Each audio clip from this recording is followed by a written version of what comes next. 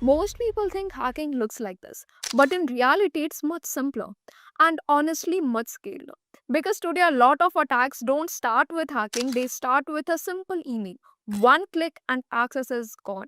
In fact, over 3.4 billion phishing emails are sent every single day, and people still fall for it.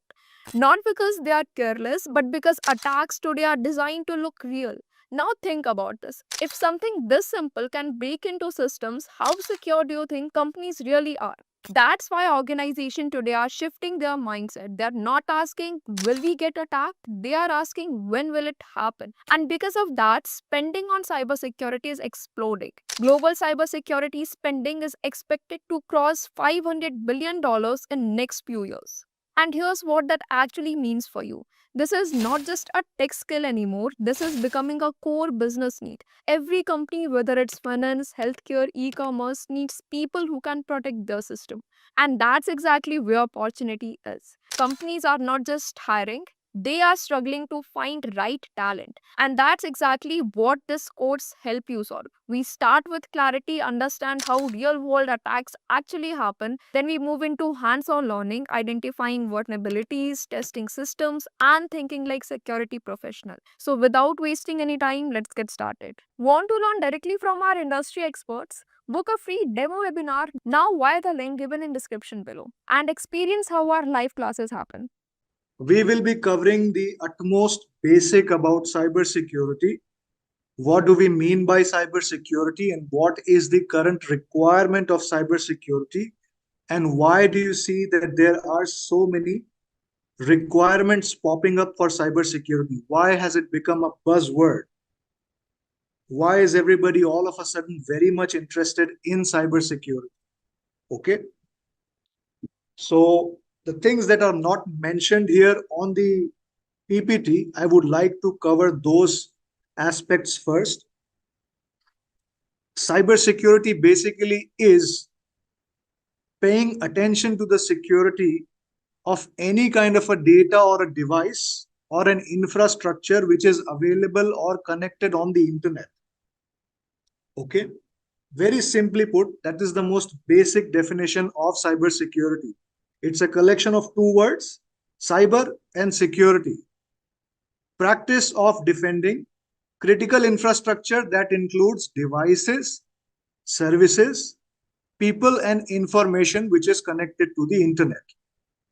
Now, through this definition itself, you would come to realize why there is so much requirement these days for cybersecurity professionals. The reason is because everything is becoming slowly, or I should say, in a much more faster pace now. Everything is becoming more digital. So businesses are going digital. All our payments are getting done digitally now. Now you've got UPI on your phones. So you don't really, I don't think a lot of people now even use cash. They just go ahead and use the UPI application, which automatically computes everything on your account, does the transaction, and makes sure that the correct amount of money is getting transferred to somebody else. And all of these systems are digital. These are systems which are interacting digitally with each other. What they are doing is they are creating connections, they are transferring information, and they are storing information also. So all of this information that is getting transferred, stored somewhere, all of these interactions that are there on the digital environment now, they need proper security, right? Like everything else in this world, there's going to be certain bad actors that are going to be troublesome and that will try to maybe steal some information or do something which is unnecessary or not required. And in those cases, security is utmost importance. Now, if people over here, I'm sure experienced people already know this, but when we talk about cybersecurity, there's three basic things that are the most important whenever it comes to securing a certain device, service, people, or information. These are also known as three pillars of security, cybersecurity. The three pillars of cybersecurity, the first one is confidentiality, the second one is integrity, and the third one is availability. Okay. These are the three pillars or three elements of cybersecurity through which cybersecurity of a certain element is judged, or cybersecurity of a certain infrastructure or device or service or people is judged. So let me give you one example of each of these so that it becomes a little bit more understandable for you. Okay. This is also known as CIA triad. CIA is basically the first terms of these elements taken together: confidentiality, integrity, and availability. So, what is confidentiality? Confidentiality is that the correct person is able to see the correct information that is associated with that person. This is a basic definition of confidentiality. What does that mean? Very easy example is if you want to log into your Gmail account, you put in certain information and the system authenticates you, which means it checks your credentials. What is credentials? Credentials is something that you put to get yourself authenticated. So basically a username and a password. So you put your username and a password, the system authenticates you, basically checks that information whether it is correct or not, and then you are able to see your own inbox. Are you able to see somebody else's inbox? No. Are you able to see somebody else's information when you log in through your credentials? No. So this is what confidentiality means. Confidentiality means that you are able to see only the things that is associated and should be visible for you. It also means that there is a correct way of authenticating each person to their resources. So for example, when I talk about Gmail, the things that we have used here is a username and a password, right? So you can say that password and a username are two phrases that are being authenticated to provide me the confidentiality for the access to my mailbox. Now, there's not just passwords, but in today's world, we have many forms of authentication. So if you are familiar with biometric devices, you would know that that is also a form of authentication. What is biometric device? If you've got a phone, a smartphone, you have a fingerprint reader on there. So you have to register yourself through the fingerprint, right? And then when you are operating the phone, you just have to push your fingers on the fingerprint reader and the phone knows that it is you. So again, this is maintaining confidentiality of your device. So this is one more way of providing confidentiality. Now there's also some more developed progressed forms of biometrics. So uh, there's also something known as an iris scan, which basically scans the iris of your eye, and then it allows you to probably access some resource. And these are more specialized ways of authentication that are used to focus on confidentiality of the data. Okay. Next, we move on to integrity. Now, integrity states that the transfer of data from one place to another should be in the truest form. What does this mean? So what that means is that data from point A, when it is leaving in one state, it should always be exactly the same when it reaches point B. So for example, if I am sending a message from point A, let's say I want to send a message saying, I am at location X, and I send this message and it has to be received by B.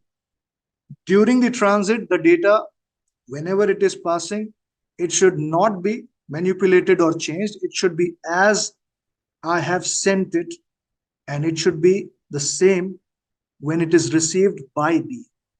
So the message that I send is I am at location X. The same message should be visible to B when it reaches there. Okay.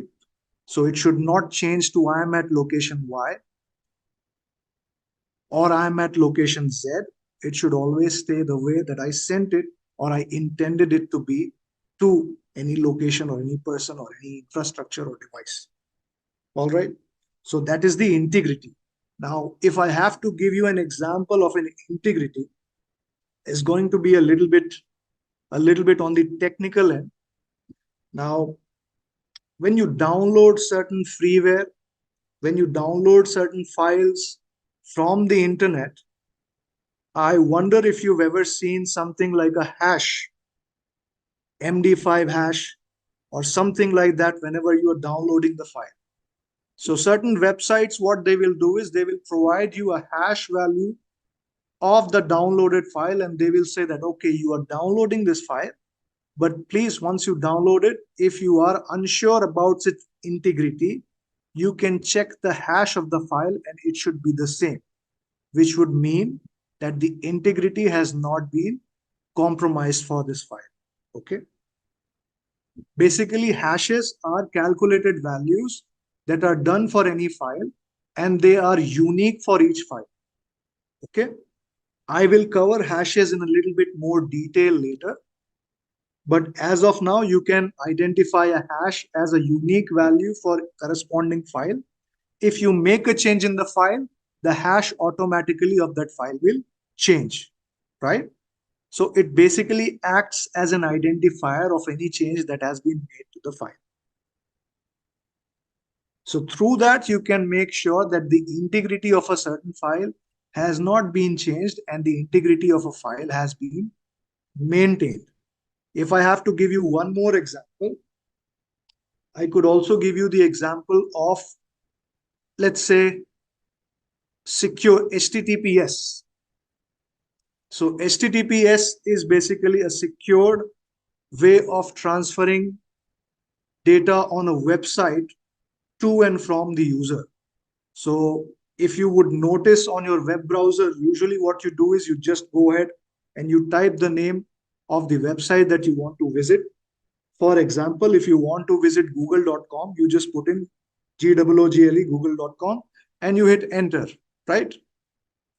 And sometimes automatically you would notice that the HTTPS appears there. In a lot of websites, what happens is when you log in, or even when you are logging in, you would see that the HTTPS comes up on the browser. So what is that? That is something known as SSL. SSL is something that was introduced on the web to do two things: to make sure that the data which is passing from point A to point B is not being manipulated, and to make sure that the confidentiality of the user who's sending the data is maintained.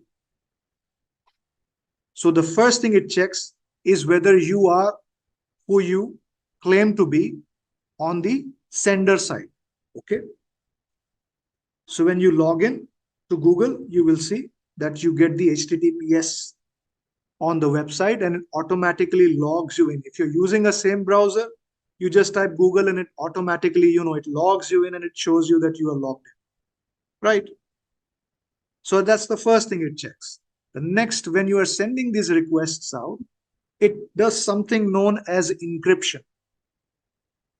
Encryption is basically encapsulating your data along with certain headers and footers. You can think of these two as heading and ending, that is attached to a packet of data and sent to the receiver. This heading and footing information is used to make sure that the data which is received on the second party is integrate. Okay, it's not been messed with. So these are two examples that you can associate with integrity. We have covered confidentiality and we have covered integrity. Now we need to cover availability. Availability states that a certain service on the internet should be available to the intended audience at all times or when required. So what does this mean now? In easy language, it means that whenever you want to access a service on the internet, you should be able to access it. For example, let's say you are doing a project for your college and you want to pull up some information from, okay, let's make it even more practical. Let's say you want to use ChatGPT to build something, build a resume or something. So what you're basically doing is you are accessing a service on the internet, right? You want a service done, you want to go to a website, you want to access ChatGPT, you just tell a ChatGPT, okay, create my resume. And that's basically a service that you're taking out of the internet. Let's say for some reason, the website does not open for you. Let's say for some reason, you're not able to access ChatGPT. What does that mean? That means that the availability of ChatGPT has gone down for you.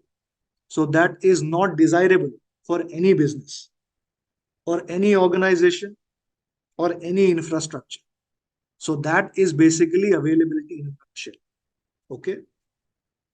Now, these three elements of cybersecurity, confidentiality, integrity, and availability, all of these three combined together make the CIA triad of cybersecurity. These are elements which are extremely important when we are considering cybersecurity.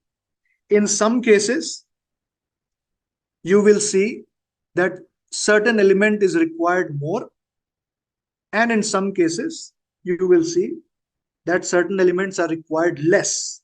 So, for example, if I have to give you a real world example, you can say that when you want to call 100, 100 is the emergency number for police, right?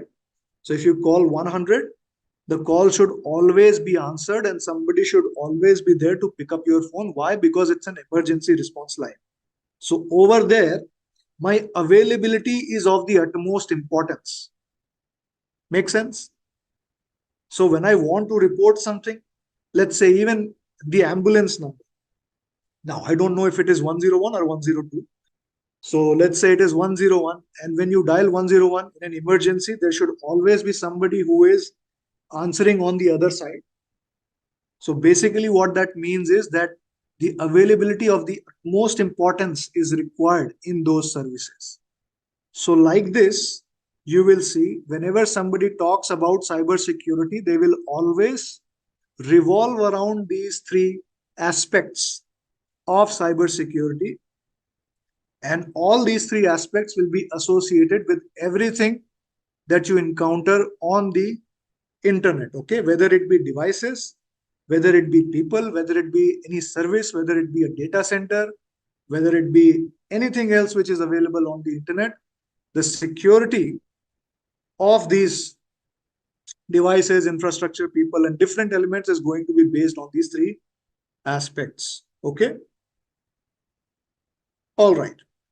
Now there is extremely huge and vast amount of devices on the internet. There is a vast number of people on the internet. There is a vast number of businesses on the internet. And there is also a very big number of critical infrastructure on the internet. Okay, now when I say critical infrastructure, what does that mean? Critical infrastructure is basically infrastructure that is associated with a certain state body. What is a state body? State body is a government. Any infrastructure which belongs to the government or anything which is of the most critical nature for the state or for the nation becomes critical infrastructure. Why is this necessary for all of us to know? Because this is also something which is turning out to be an extremely huge requirement for all countries. If you look at the current scenario of the world, if you follow geopolitics, you will know that there are a lot of wars going on in the world right. Okay. First of all, there is Russia, Ukraine that is going on. Then, of course, there is Israel involved with a lot of Arab states and Palestine. And in those wars, the attack is not only on the physical infrastructure, but also on the digital infrastructure. Okay. Please understand, this is of great importance because this is also one of the use cases why cybersecurity should be necessary as a training for everybody. Okay. Whenever these kind of wars break out, usually what happens is each of the stakeholders or these countries start attacking each other's digital infrastructure also. Whatever is present on the internet, it will start to get attacked. Same thing happens with India also. So even in India, we see a lot of attacks that come from various other countries. You can only trace them, but you cannot touch certain people involved with them, of course, because they are sponsored by the state actors. Okay. Now, what kind of infrastructure does the nation or the states own? And why are they so critical? These devices or this infrastructure that the governments own, they can be normal systems like laptops, desktops, data centers, servers, all those things are, of course, always there. For example, you log into the railways website, the web server which is serving you that website belongs to the government, right? But there's also critical infrastructure associated with these governments. Now, this critical infrastructure is something which is on the lines of power generation, okay, energy sector. So let's say there are extremely huge plants for hydropower generation, for solar power generation, for wind generation. There are also a lot of critical infrastructure that is connected when we talk about sewage disposal plants, when we talk about water treatment plants. All of these are also systems that can connect to the internet, that are also on a grid somewhere, that also have some IP address attached to it. And these basically are termed as critical infrastructure. Okay. Why are they critical? Because the absolute size, the nature of these systems, and a change or a hijack in these systems, it can be a catastrophe if somebody is able to hijack these systems. For example, if you think of, let's say, a hydroelectric power plant, okay, in certain hydroelectric power plants, the dam gates are controlled by a certain command that is sent to a server electronically. Okay. So if those servers were compromised, and if somebody with a malicious intent was to send that signal or command to the main control center and was to open one dam gate all of a sudden, you can imagine the kind of repercussions it would have for that country. Now, this is not just an example, but these are certain live cases that you can read about even in the Russia Ukraine war. There's been a lot of skirmishes there with each other's energy and manufacturing sector there. Whatever is present online, this is being attacked. Even in case of Israel and Palestine, it's the same thing if you notice. So, as a student of cybersecurity and as somebody who is interested in cybersecurity, this is something that you all should know. Okay. Of course, you should also be careful about things in your daily life. So I don't know if you guys know this or not, but there's been a lot of scams that run on WhatsApp. There's been a lot of scams that run on the emails also. You probably receive a ton of emails. But I think the general population is intelligent enough to realize that there is a certain scam, or I do not have to download certain files. Otherwise, my devices will get compromised. Okay. All right. So, what are the other things that we need to protect or need to identify when we talk about cybersecurity? Network security is also one of the aspects that we will cover. Network security, which can be wired as well as Wi-Fi networks. We use a lot of Wi-Fi these days. So Wi-Fi also is something that should be covered under the umbrella of cybersecurity. Same goes for wired connection also, or something which is running on a wired network. What else is covered in cybersecurity, or what other aspect needs to be checked when we talk about cybersecurity? We also need to talk about application security. Now, what is application security?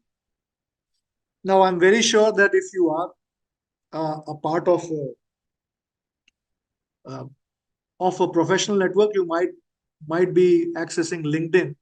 So you see a lot of posts by bug bounty hunters and everybody finding bugs in their applications. Bugs basically are loopholes in an application through which an attacker can access certain information or can do certain changes to your devices. Okay, and this is being done through application access. That is the reason why application security is also required. What is an application? Application is any software that you are using either on your mobile phones or on your desktops. We see that a lot of attackers have shifted their focus to mobile applications, because usually what people do is they just download certain applications through Google Store, and basically they don't check a lot of things apart from that. Once the application is downloaded, it stays there until the use of that application is complete, or maybe sometimes they stay there even longer. But these applications in the background, what are they doing? What kind of code are they loading? What kind of loopholes are there on these applications? These are unknown to end users. So it is for cybersecurity professionals to make sure that these applications are without any loopholes or without any bugs and come with up-to-date security when it is being presented for installation to the users. Okay, whether it be laptops or whether it be your mobile devices. All right. What else should be covered in cybersecurity? Cloud security. A lot of businesses have moved to the cloud. Many businesses have moved to the cloud. They do not want to have an on-prem setting, and they want to move their infrastructure on a cloud. What is cloud? Cloud is basically a service that is provided to you by a service provider on its own network, on its own risk. Okay. So for example, I have a laptop here right now with me. Okay. Now I've purchased this laptop and I know that there are certain limitations with this laptop. Okay. So it has 4 GB RAM, which is very less. And I want to do, let's say, a little bit more computation, and I want to get more RAM, and I want to get more hard disk space, and I want to have more computational power. I want 4-core CPU. This one is only 2. So what will I do? Now I'm a smart person, I'm a tech savvy person. So what I'll do is, I know buying a new laptop is going to be extremely costly. And I know that this requirement is only temporary for me, maybe 3 or 4 days. So what I'll do is I'll get an instance on the cloud with the same features. What is getting an instance on the cloud? I am basically renting that hardware from a cloud service provider so that I can use that machine as if it was my own for a certain period of time. So if you have used cloud products like AWS, Linode, or any other products that are available on the cloud, they provide you these services at a cost, of course, for a certain need, because of the scalability associated with it. What is scalability? Scalability is basically how quickly you can change certain features of your requirement. Okay, this is very useful for organizations. Now, it might get a little technical here, so I will try not to delve too deep into this. If you want to cover it a little bit more in detail, I can cover it, but as of now, this information should suffice. Okay. What next is covered in cybersecurity? Information security. So privacy and end user protection is also becoming an extremely big aspect when we talk about cybersecurity. If you have heard about GDPR, that is basically the result of privacy and end user protection demands from end users. Who is the end user? End user is people like us who basically use the internet for their own personal usage. And of course, our information is also there on the internet. But since privacy and protection is the basic rights of every individual, this also has to be extended to the internet. So for example, there should be nobody stealing your identity on the internet and creating a Facebook profile on your name. So these cases should not be there. So this is why privacy and end user protection is also required and is also a part of cybersecurity, things to protect when we talk about Cybersecurity. We see a lot of these cases these days because of the advent of social media. You will see that a lot of fake user profiles are created and a lot of identity theft is also being done. All right. So this also becomes one integral part of things that should matter when we talk about cybersecurity. Of course, there's a number of threats that you see today, and the number has only multiplied. If you know anything about threats, I will just read it out from the slide. There are multiple number of bad actors. People are usually doing these criminal activities for their own benefit, as a part of a bigger nexus, as a part of an activity or a crime to earn money through a business, or they are simply state actors, which I gave you the example. In case of wars, they are paid mercenaries who will take money and they will start attacking other countries. Okay. So what are threats? Threats are basically anything bad that comes to your devices, infrastructure, services, or people. It can be a malware, it can be a Trojan, it can be ransomware, it can be a phishing attack, it can also be an insider threat in case of organizations. Okay. So what is a ransomware? What is insider threat? What is phishing? Or let me see. I think it will be better if I give you a basic example right now because we still have some. So that's good. Okay, so what is malware? The first term here is malware. Malware is any piece of code that is designed to do a malicious activity. What is malicious activity? Malicious activity is something which is not normal behavior and something which is hampering the CIA of your service, people, devices, or infrastructure. What is CIA? I already told you. Confidentiality, integrity, and availability. If any of these three are getting hampered through any software, that basically becomes a malware. Okay, malware is very straightforward. People use antivirus to protect themselves from malware. Now the antivirus also has evolved into EDRs, XDRs, and MDRs. Okay. Now what is a Trojan? A Trojan is a program or an application that appears as a friendly or a useful program, but in the background, it is also doing all kinds of activities without you knowing about them. So, to give you a very small example, I know people have downloaded torrents since a very long time. If you do not know about torrents, people download torrents so that they don't have to pay money for licensed software. Okay, I have also done this in my student days. I had no money and I wanted to try certain software. So what I did was I downloaded a torrent file, and you have to have a torrent client through which you can open that torrent file and you can download that file free of cost.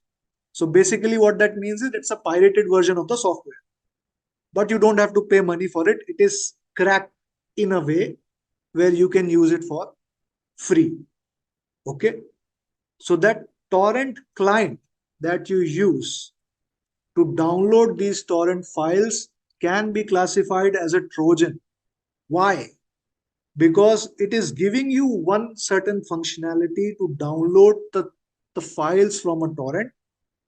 But behind your back, what it is doing is it is also creating a connection from your laptop to, let's say, another laptop which is of malicious intent. And basically, it is creating a backdoor for that person to come inside your laptop. Okay, that's something known as a backdoor. It is a small application. What it does is it runs on your system without you knowing, and it allows a certain external entity to connect to your computer and execute commands or do whatever he wants to do. It's also called as a reverse shell in red teaming. Okay. Next is the most famous flavor of the town, talk of the town, which is ransomware. Now, ransomware had started out somewhere in 2016, 2017, where there were groups, attacker groups, that had created a software that would encrypt all your files. And then what it will do is it will take the key. So basically, what encryption means is that it locks all the files and then it creates one key to unlock these files, and that key it sends to the attackers. Okay. So now what the attackers do is they wait. When you know that all your files are encrypted, you cannot access any of your files. There's only one file that is accessible, that is a notepad file. If you open that notepad file, in that notepad file, it says that all your files have been encrypted. I am this group, that group. This is a part of a ransomware attack. Now, if you want to access your files ever again in your life, you must pay us this much bitcoins. And only after your payment, we will give you the key to your files. So this was a ransomware attack. What does a ransomware attack do? It comes on your system and it encrypts your files and then creates a decryption key that is handed over to the attacker. Then the attacker blackmails you saying that you cannot access your files because I have encrypted them. And now if you want to decrypt them, I will take some money from you and only then I will give you this key that you can use and you can get all your files back. That is what a ransomware means. It is the most famous type of attack, and a lot of organizations have been victim of ransomware attacks. Most of the ransomware attack groups or actors, people who perform ransomware attacks, have been traced back to Russia as well as North Korea. If you know a little bit of history about ransomware, or if you've been a concerned citizen, you would know that in 2019, around that time, we had something called as WannaCry. A lot of systems were infected by WannaCry. WannaCry was also a ransomware variant. Okay. So that is also one type of threat which has become extremely active. A lot of threat actors have now started to provide these services on rent.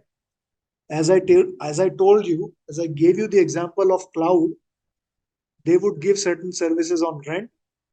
If you go on the dark web, there are a lot of groups, criminal groups, who give the ransomware as a service, which means that even if you don't know anything, if you just have a criminal mindset, you can buy that ransomware as a service dashboard and basically just click on things like you do on Excel or Word, and it will deploy a ransomware campaign for you. And then if the company that you infected decides to pay you, you will keep 60% of that money and 40% will go to the person who has rented this ransomware platform to you. This is one of the reasons why we are seeing these attacks growing more and more, because these are now being offered as a service to a lot of people on the dark web. Okay. Next is insider threats. Now, insider threats is a little bit more trivial. So let's say you are a part of a company, okay, and unfortunately, you've got the worst manager of your life. Okay, this guy is basically just after you. He just wants to suck your blood. He just wants to make your life miserable.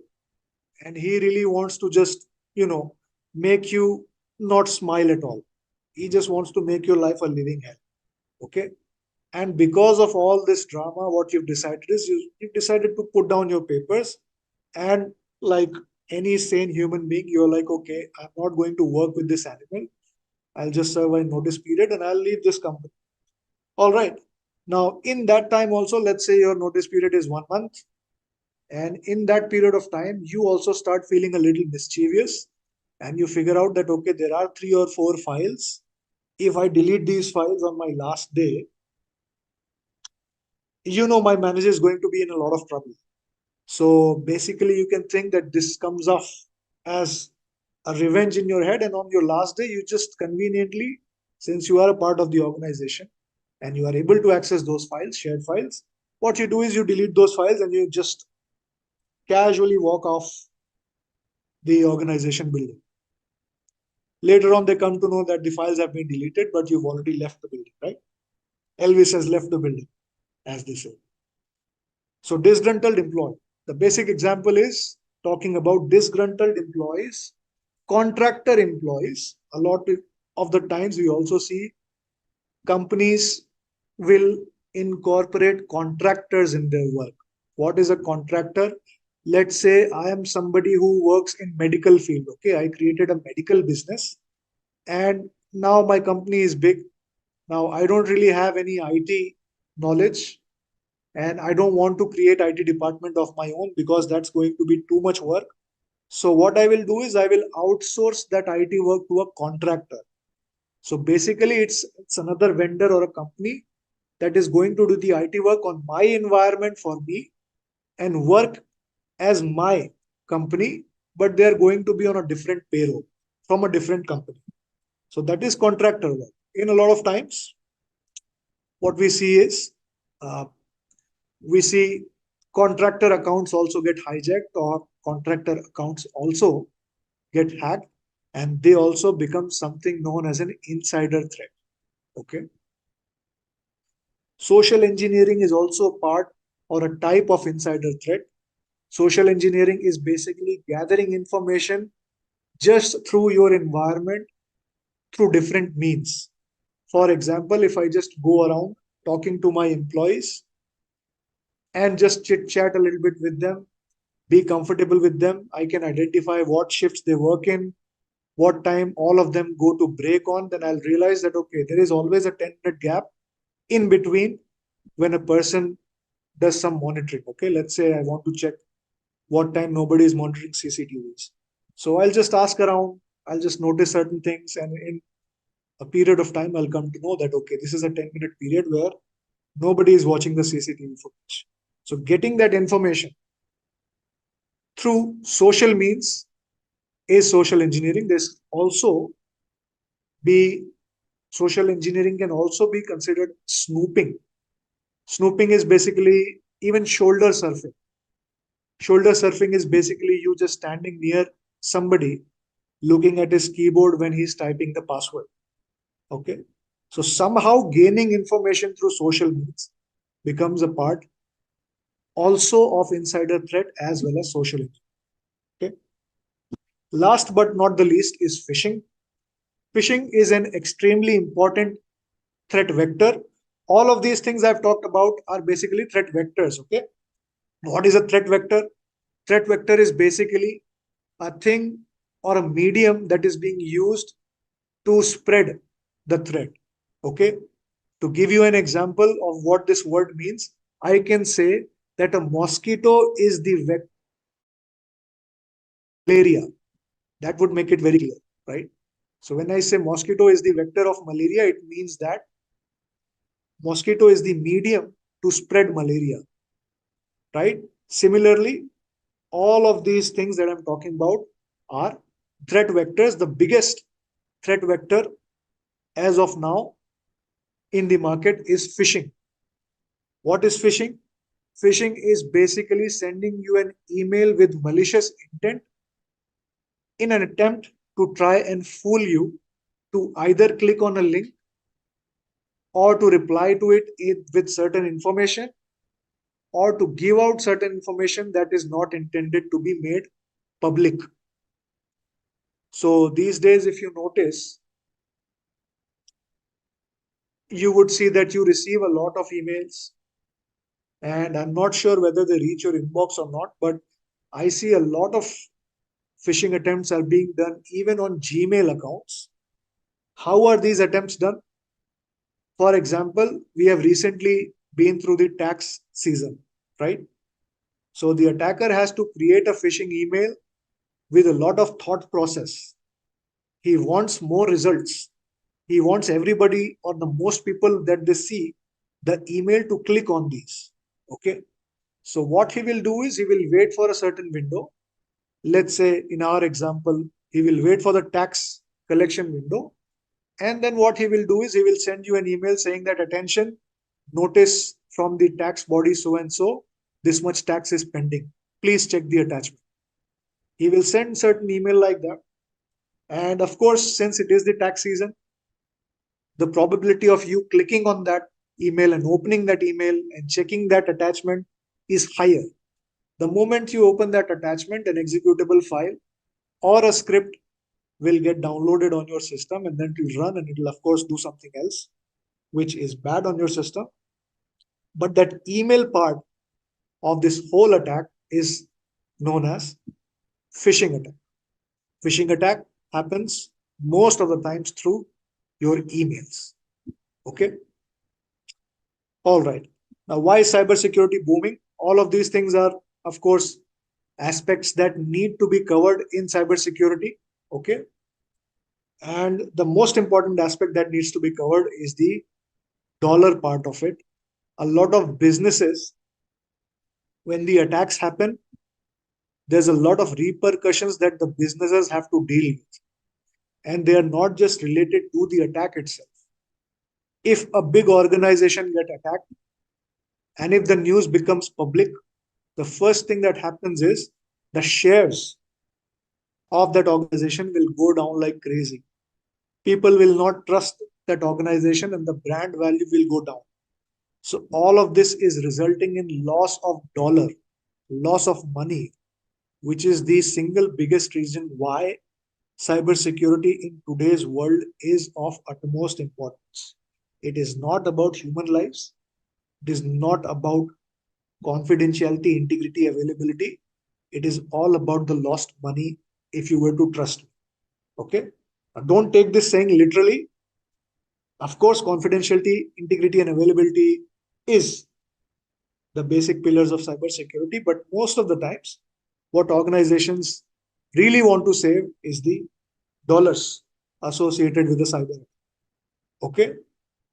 So this is the introduction to cybersecurity, a basic definition, the aspects that are covered in cybersecurity, and systems, infrastructure, devices, and all kinds of things available on the internet that should be covered in cybersecurity.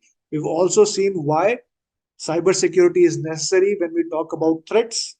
And of course, in the end, we've also looked at the dollar, the loss of dollar, which is why cybersecurity is becoming quite famous these days, right? Okay, so let's move forward to slide. The requirement, of course, is growing and it will continue to grow for the next 20 years. If I have to give you a very simple figure, and this is not me, you can Google it and you can check it out. You can see about 50 lakh jobs are available for cybersecurity. Right now, I think the new number is 3.4 million, which is 34 lakhs of jobs which are available for cybersecurity, but there's nobody to fill those jobs. Worldwide, 34 or 3.4 million jobs vacant for cybersecurity professionals, but there's nobody to fill that job. Why? Because that that skill is not yet developed, or they're not able to find those people to fill up those jobs. Okay. And there is such a huge requirement for cybersecurity right now, be it offensive security or defensive security. Both of those fields are extremely on the rise. Anybody associated with these domains, definitely no troubles in finding jobs is something that I can tell you from my own personal experience. Okay. Okay, why this has happened? Four major reasons. Digital footprint, everybody is on the internet, everybody is on LinkedIn, everybody is on Instagram. Digital footprint of everybody has increased. All businesses want to be on the internet, all businesses want to cater to a worldwide audience. All business want to have their payment portals on the internet so that it is hassle free for the customer to buy and sell. Also, it results in more profits and sales to a larger audience, right? A rise in the number of threats. We have seen already the number of threats, which has increased drastically. And now, since these threats are also now being started to provided as a service to even the most not so technically savvy person, the number has increased drastically. State sponsored actors and terrorism is also one of the reasons why even governments are now hiring cybersecurity professionals. All right. So, all of these reasons have contributed to the rise in cybersecurity requirements. Okay, just to give you a gist, you can just check this slide and absorb it, and you will come to know why everybody wants cybersecurity to be a part of their organization, right? You see, there is so many data breaches. Data breaches, what is data breach? A data breach is where confidential information is stolen from a certain business. So, for example, if I was to hack UIDAI, I will get everybody's Aadhaar card. I will get everybody's fingerprints also, right? Because they are being stored in a database. If I was to hack that database, I'll get all of that information. That is basically a data breach. So you see, there are certain businesses shown there that have been affected by data breach. Okay. You also see data compromises. Every year it is increasing. 2021, 2022, 2023, it is almost doubled, right? If you look at the extreme right hand side top corner, again, it says by 2025 increasing by 15% annually. Cybercrime is globally estimated to cost $10.5 trillion. And as I told you, it is all about dollars. So of course that requirement is going to probably go even higher. All right. And then you also see that no industry is being spared right now. A lot of people earlier used to think that, we are in manufacturing business or we are in medical business, we will not get attacked. Most of the times, people in technology sectors, people who have an extremely huge presence in tech, only those people will get attacked. But if you look at that number there, you will see that there's a lot of variety of companies being attacked in those segments also. So there's people who have been in manufacturing that have been attacked, educational institutions also getting attacked, healthcare has been one of the biggest victims that have been attacked, financial and banking also are getting more and more attacked. So what has happened because of this is that even if you are in medical business, even if you are in any business, earlier you only used to have an IT team. Okay, because of course you have infrastructure, you have people logging in from remote, you still need some IT infrastructure. Even if you are in medical or anywhere else, you still need IT infrastructure, so you will probably only need IT team. So every business used to have an IT team. But now, because of all these things which have happened in the past 3-4 years, every business also want to have a cyber security team. Every business also wants to have a SOC team, security operation center team, defensive security team. Okay, application security team. Requirement has increased, attacks have increased, and of course, as you see, no industry is being spared by the attackers. All right. Okay, so let's move forward from this slide to the next. Now we're talking about types of cybersecurity or the domains of cybersecurity. Two primary domains of cybersecurity we are going to talk about here in today's session. One of them is focused on defensive security, which is blue teaming, and the other one is focused towards offensive security or attacking security, which is known as red teaming activity. So two primary streams of cybersecurity. One of them is defensive security, also known as blue teaming, which is focused on defensive approach. What is defensive approach? Defensive approach is identifying possible attacks, threats, vulnerabilities, or chinks in the armor of an organization, reporting them and remediating them. All of these tasks come under blue teaming. Okay. What is red teaming? Red teaming is basically when a person goes into the shoes of a hacker putting yourself into the shoes of a hacker and trying to attack an organization with the intention of finding those chinks in the armor of any organization is red teaming. So basically, you can say that red teaming is the ethical hacking which an organization pays an individual and tells them that, okay, please, you are a well known security expert. So please get into the shoes of a hacker and perform some activities against our environment. And please let us know if you are able to get into our organization. So, ethical hacking or ethical penetration testing, something that is associated with offensive security or red teaming. Now, both of these streams are different from each other. They are both, you can say, siblings, or the parent cybersecurity is the same, but these two are very distinctive and different from each other. How are they different? They are different, first of all, through the tools that is used for each of this activity. Okay. So the tools that you use for blue teaming or defensive security are completely different. The tools that you use for red teaming or offensive security is completely different. Okay. Second thing, how they are different. The job roles and titles associated and included in blue teaming, defensive security, very different. The job roles and titles associated with offensive security or red teaming, very different. Okay, two things, how they are different. Third thing, how they are different.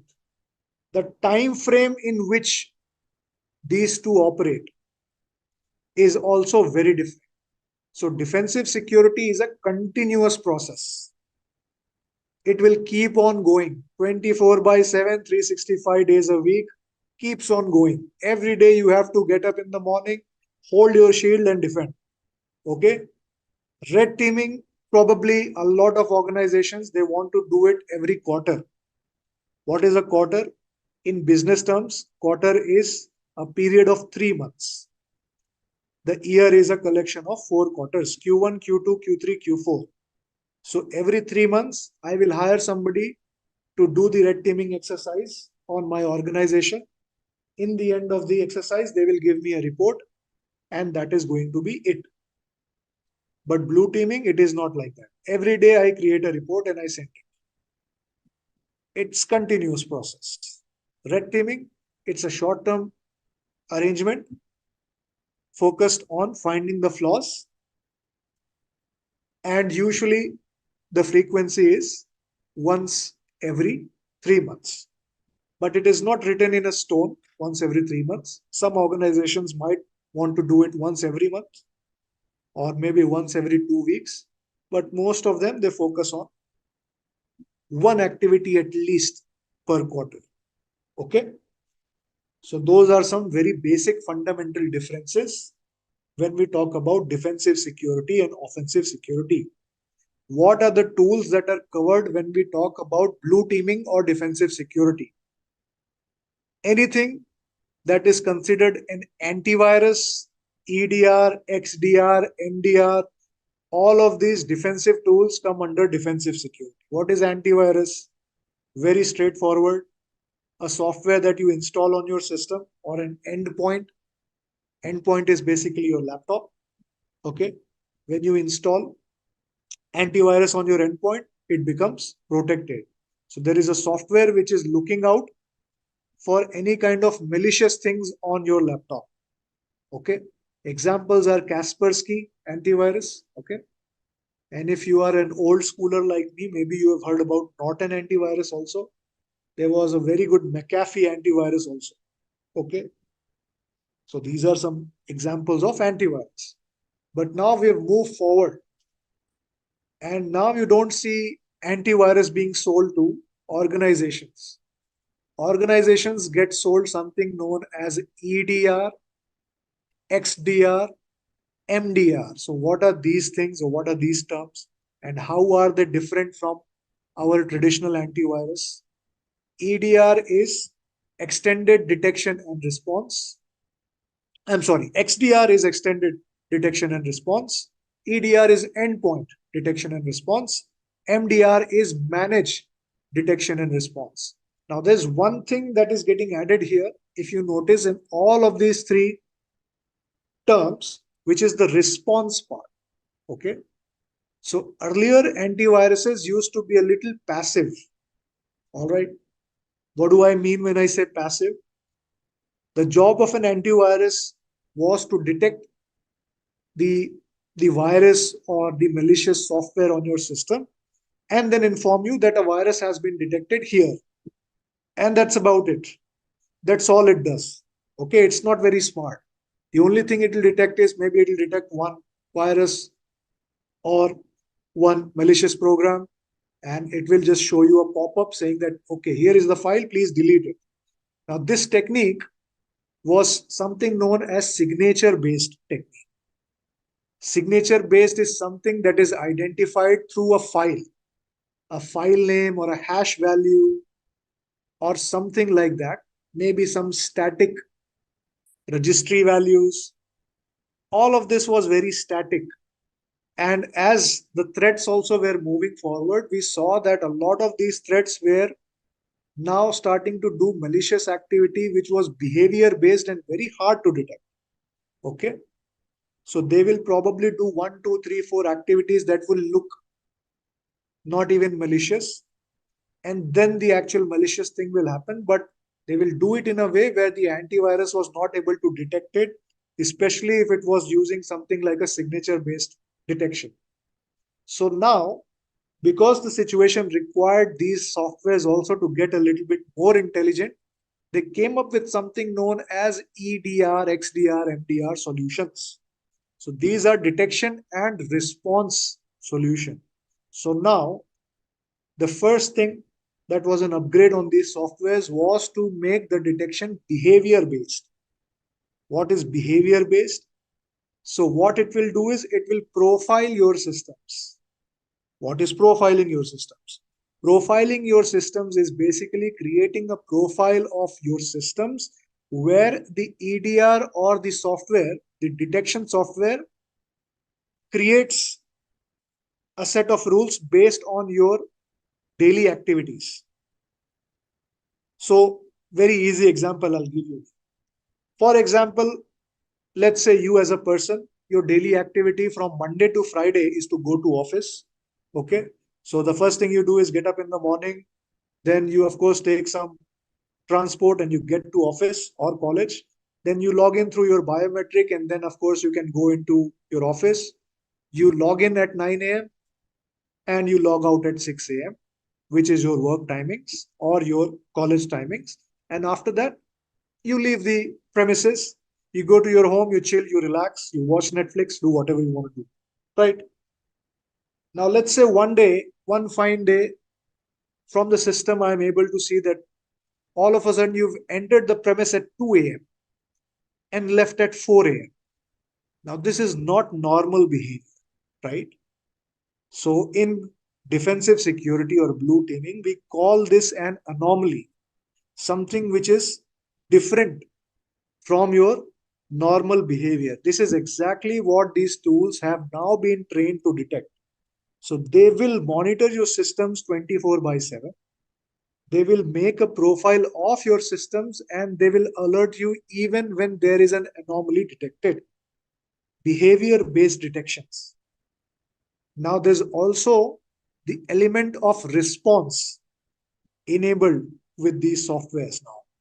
What that means is that they will not wait for you to make a response. They will stop that file, they will quarantine that file. If there is a network connection that has been established by this certain executable or file, that connection also will be cut off and everything will be moved into the quarantine where you can later check it out. Okay. So what that means is that it has not only made the detection, first of all, detection is made behavior based. Next is it is also able to provide you a response without any human intervention. So this is where the antivirus, traditional antivirus turned into EDR, XDR. MDR. What is the difference between EDR, XDR, MDR? EDR was the first installment or the first upgrade that happened to the antivirus. So response was added, behavior-based detection was added. XDR was extended detection and response, so it was able to handle even more data. There is something known as telemetry data, which is basically system's own digital diary. You can think of it as logs. So it was able to use that data also in the detections. MDR is managed detection and response. So MDR basically an outsourced third party, which is usually the vendor of the software. They provide their own expert people to deal with the antivirus or the EDR or the software. So they are the ones who will put all the configurations. They are the ones who will deal with all the detections. All of this, of course, has now become cloud-based. So if you were to look up some vendors who provide these services, a very popular one is CrowdStrike. CrowdStrike is also an EDR, XDR, endpoint detection and response software provider. A very big incident very recently has happened with CrowdStrike also. So if you are aware of that, it's really good. But if you're not aware of that, please read about it, because if you wish to be associated with cybersecurity, I would 100% recommend that please stay up to date. Okay. So if you're not doing anything, just read a little bit about cybersecurity in the general news, or just go to Google or any website and read about what's happening in cybersecurity. Okay. All right. Coming back to topic here. Next, tools used for blue teaming: firewalls, IDS, IPS devices. Firewall is basically a guard.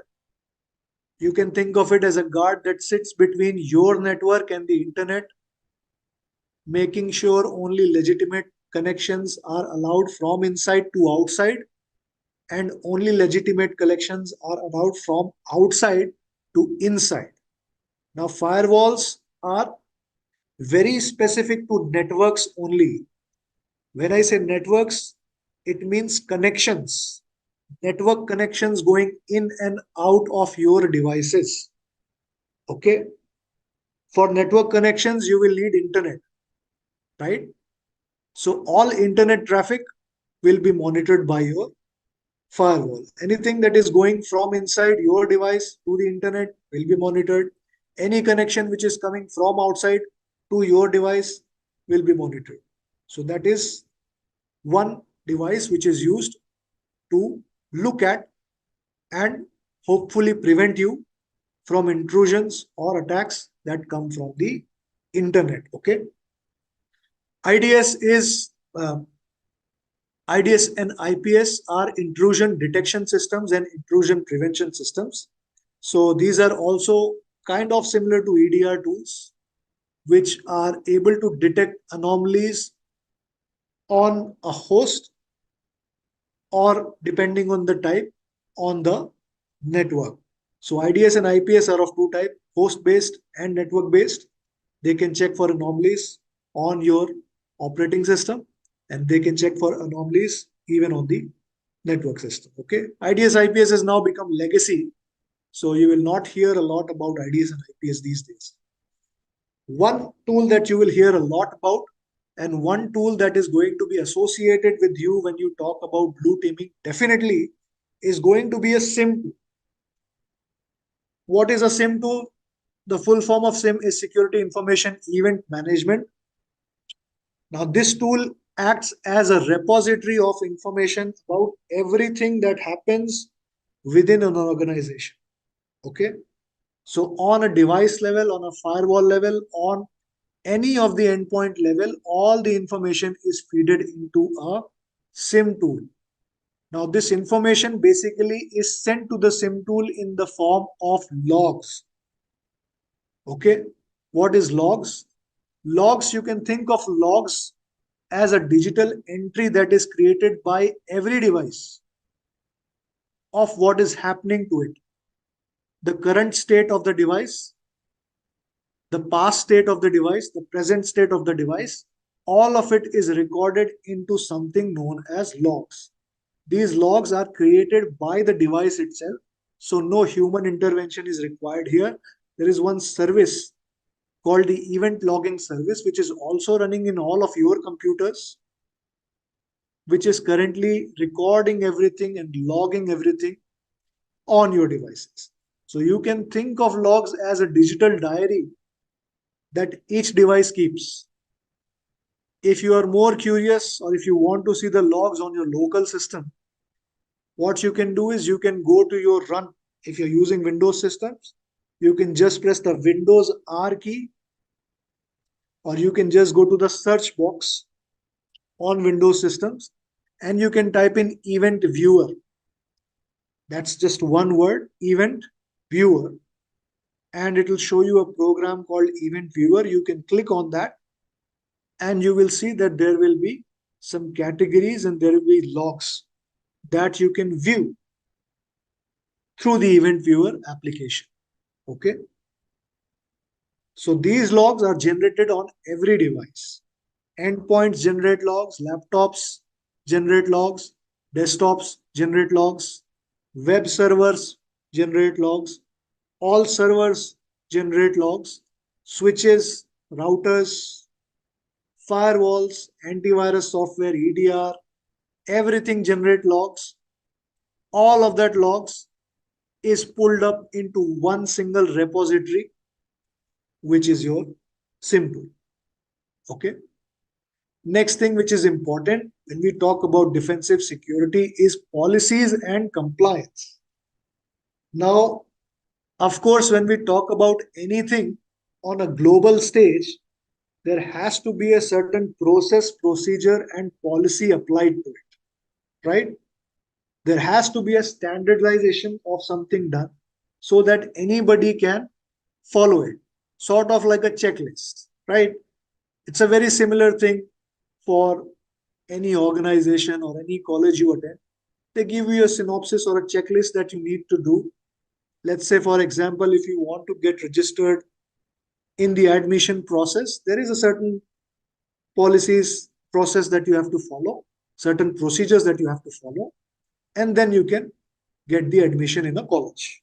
Similarly, for an organization, you have to give interviews, you have to clear those interviews, then you have to submit your documents, and then, of course, you get the offer letter, and then you are hired by the company. So there's a process and a set of events that happen, which are already predefined to make sure that there is a standardization. I got that word. Standardization that is followed. Okay. So similarly, we have compliances, policies, and procedures. When we talk about cybersecurity also, there are governing bodies that create these policies and procedures, and all organizations, when they want to operate on the internet, when they want to do their business on the internet, they must get certified by these bodies, and once they successfully complete the policy procedure implementation on their environment, they get a certification. Okay. And if you are aware, I know some of my friends are from IT, of course, they would know. Compliance people also, they will know that there are bodies that conduct an audit before giving you this certification. So they will come to your workplace, they will check everything, whether everything is done properly or not, whether all the things are done according to the standardization or not. And once the audit is complete, once you are thoroughly been checked, once the auditor is satisfied, only then the certification will be provided to your organization.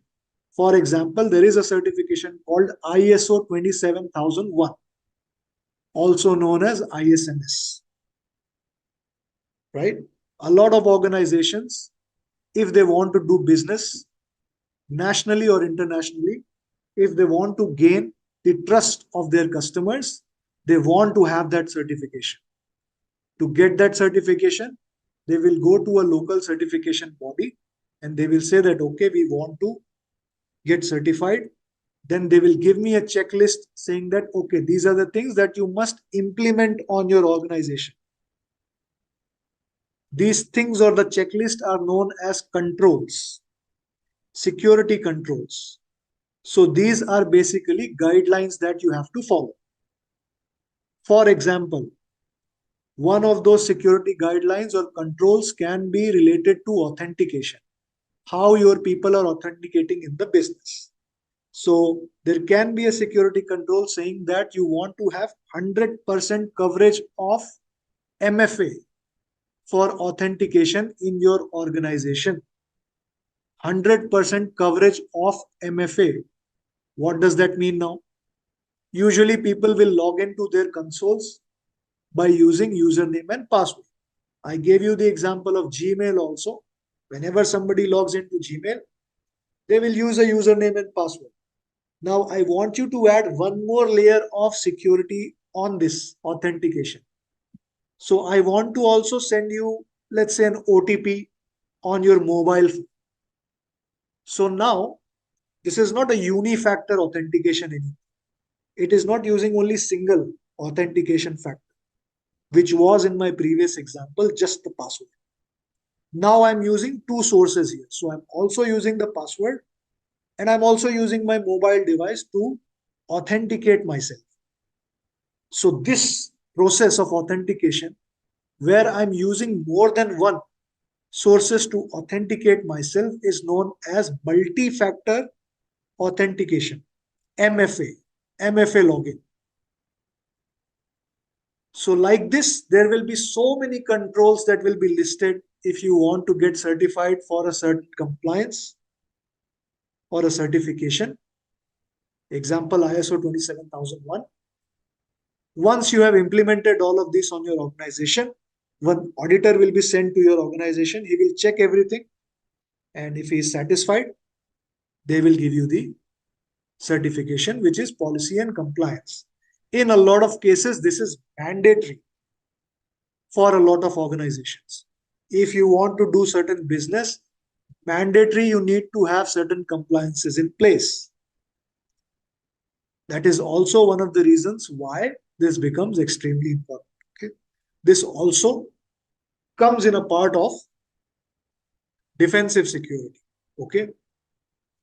SOC is by far the biggest part of defensive security or blue teaming.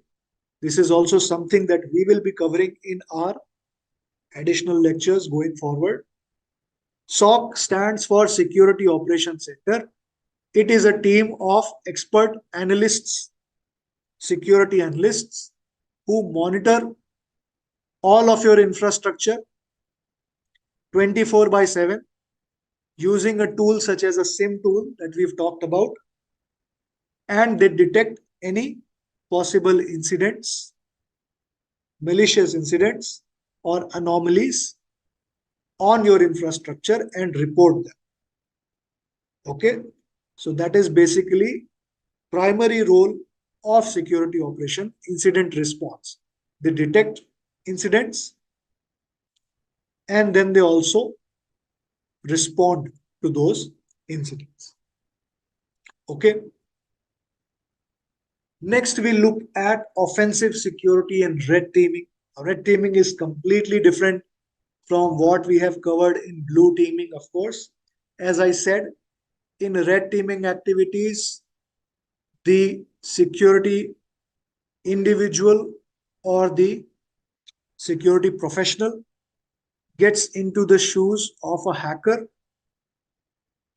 and then he tries to attack a certain business the same way a hacker will do, and he tries to find faults or chinks in the armor that he can exploit and get into the system.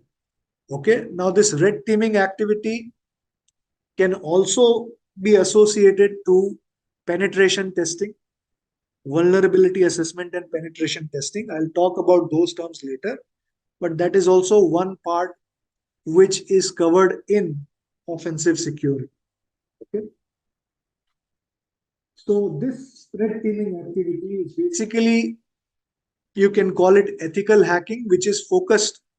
Of course, the first thing is that the permission is given by the organization to conduct red teaming first. It is not like anybody who feels like okay, I won't, maybe, I should test some organization. If you do that, you'll end up in jail. So please don't do that. It has to be a specific permission that is given to a team of individuals, and only after securing that permission, they can initiate this red teaming activity. And once they start doing it, the focus is on securing the organization through attacks. Okay. Now, there are a lot of tools that red teaming uses, and they get upgraded uh, very soon. The primary tool that is being used in red teaming as of now today is Kali Linux. That is one flavor of Linux.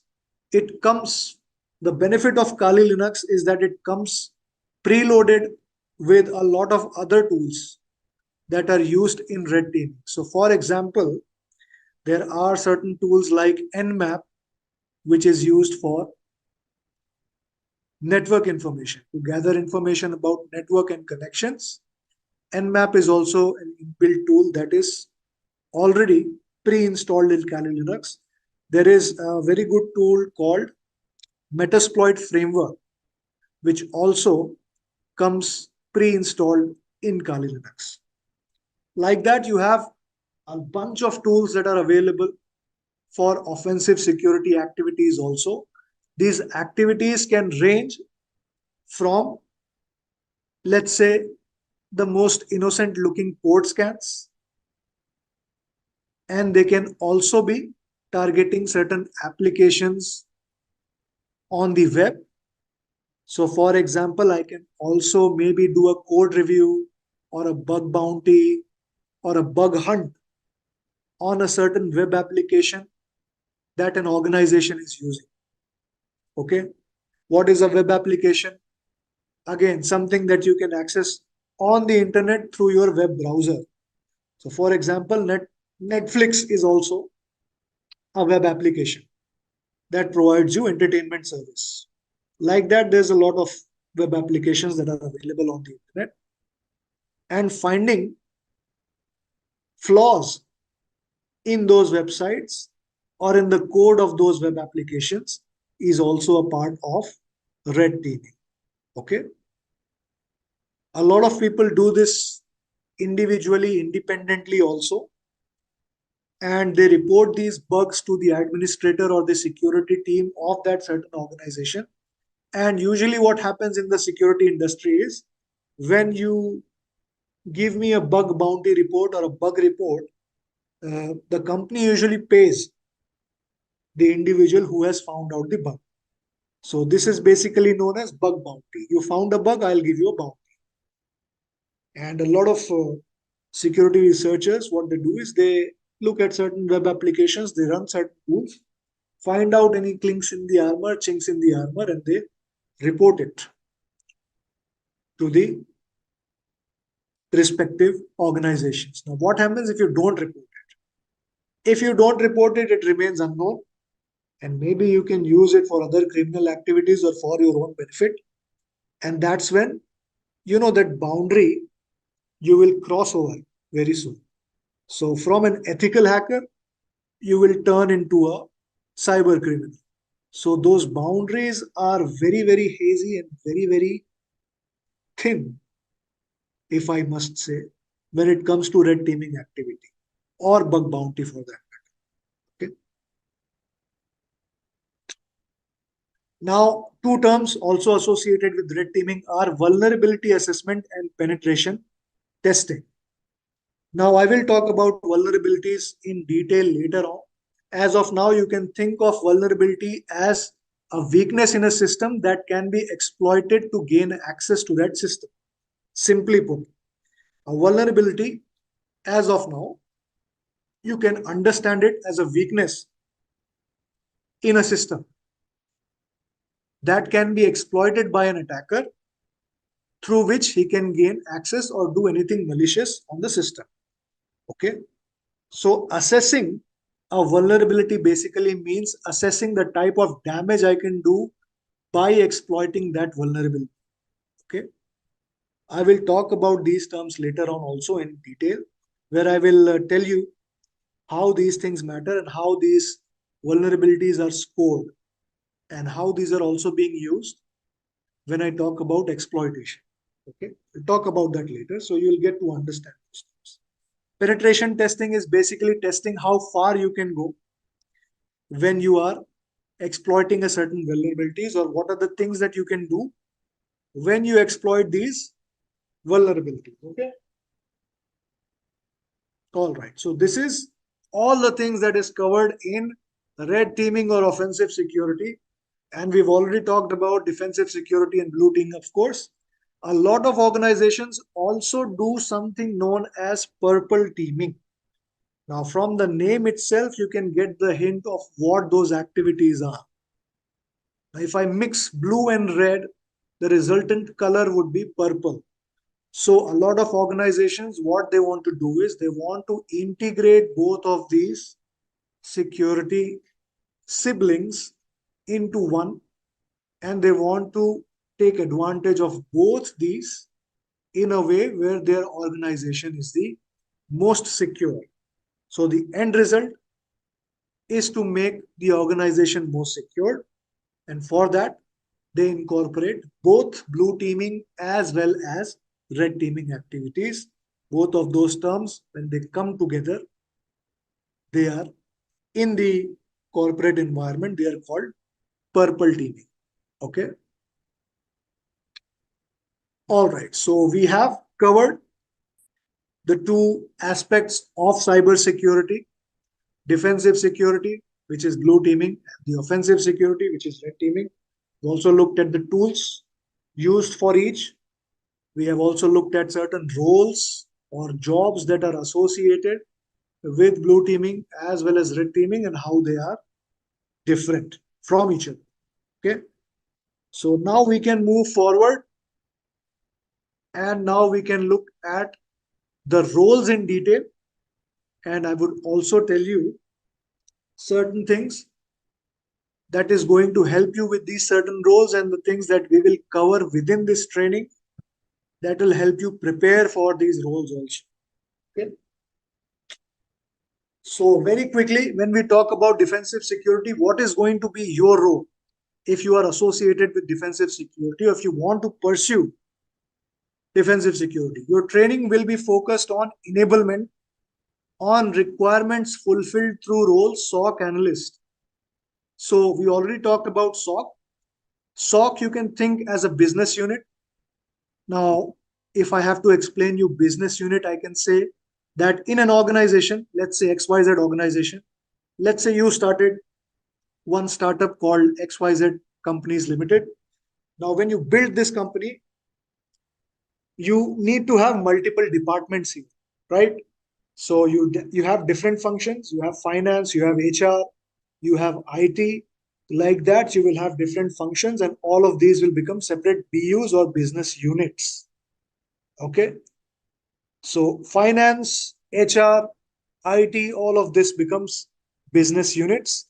And there will be one more business unit that you would need to add, which is the defensive security business unit, which is your SOC, or Security Operations Center. The people who get employed in the Security Operations Center are known as SOC Analyst. Okay. Now, what is the job of SOC Analyst? The job of a SOC Analyst is monitoring and analysis of events through logs and the SIEM. Okay. SOC Analyst will make use of a tool called SIEM. We have already covered what a SIEM is. The SIEM is basically a repository of all the information of your organization collected in the form of logs. Then on the SIEM, you can build certain logical use cases to detect anomalies or detect something malicious, and then you can trigger alerts based on those detections. Now, when these alerts pop up or show up, the person who is going to interact with these alerts is going to be your SOC analyst. Okay. Somebody who works in the security operation. SOC analyst is the level 1 role when it comes to SOC, or when we talk about SOC. Okay. So you start your journey in defensive security through this role. I have also started my journey being a SOC analyst for 2 years in my experience. Okay. SOC analysts are also responsible to run daily operations in a SOC. They are also responsible for reporting all of these incidents, creating an incident report, and notifying certain different departments that need to be involved in order to remediate these alerts. Okay. You should also be technologically well versed with threats because your job is going to be that of identifying threats through the logs. You also need to work with various security tools like XDR, IPS, maybe even a proxy, a ZTNA, a SASE, or other tools that you can think of, which fall under the defensive security perimeter. Okay. So these are basically things that get associated with a role in case you wish to pursue defensive security, or if you wish to apply for defensive security, the JD probably at an entry level is going to look like this. These are the things that is expected of you. Okay. All right. Moving ahead. Now we'll also throw a little bit of light into this BU and what basically Security Operations Center means. Who are the people who work here? What is the process like, and what is the technology that is followed when we talk about Security Operations Center? Now, all right. So let me show you what the logs look like. So logs that I'm talking about, you can do this too. You can go to your own machines and you can write event viewer on the run box like so. And when you click OK, a new program opens up here. Okay.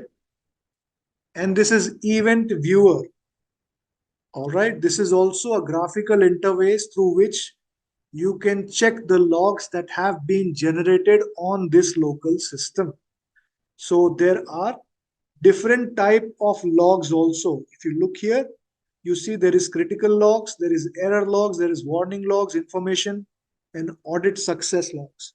So if I wish to check any error logs, I can see what errors have happened on my device. So if I click on this, you will see that I'm taken to a page where information regarding this error is shown. So you can see it has some information here in the description saying session cloud files diagnostic event listener failed to start with the following error. So here is a code and it says that there is a certain service that has started, that has failed to start, and for that reason the error log is created. So all of this information is extremely useful to identify what is happening to your device in real time. In past tense also and in present tense also, all of this information is very much necessary. I will give you one example. Okay. So for every login, one log is generated. Okay. And there is a specific number that is associated with that event. Okay. All of these logs are also known as events and they have their own unique event ID also. Okay. If I have to show you here, so if I have to show you, you see there is an event ID mentioned here. Yes, where my cursor is. So all of these are generated events. All of these are generated for certain activities that have happened on this device. In our example, let's say when somebody logs into this device, for that also one log will be created. That log will be created with an event ID of 4624. Okay. For every successful login, a 4624 event ID will be created, and that log will contain all information: who has logged in, what time he has logged in, which device he has logged in. All of that information will be there. Okay. And if somebody has failed login, there will be one more log that is generated, that will be 4625, with the event ID 4625. Okay, that will say that this person has failed login. It will mention the reason, it will mention the time, all the details will be mentioned same way like you can see it here. Okay, so this is extremely useful information. If you are working in defensive security, it is very much required for you to be able to understand these events or logs that happen on each and every system. Okay, now these are Windows logs. Okay, so there is a specific format to these logs which is only relatable to Windows logs. Like this, you will be receiving logs from firewalls also. Like this, you will be receiving logs from a lot of multiple devices also. But you understand the concept here, right? From the logs, you will get the information of what is happening at what time. All the information will be there in the logs. This also is very useful when you are presenting evidence. In DFIR is basically another subset of defensive security, incident response and forensics.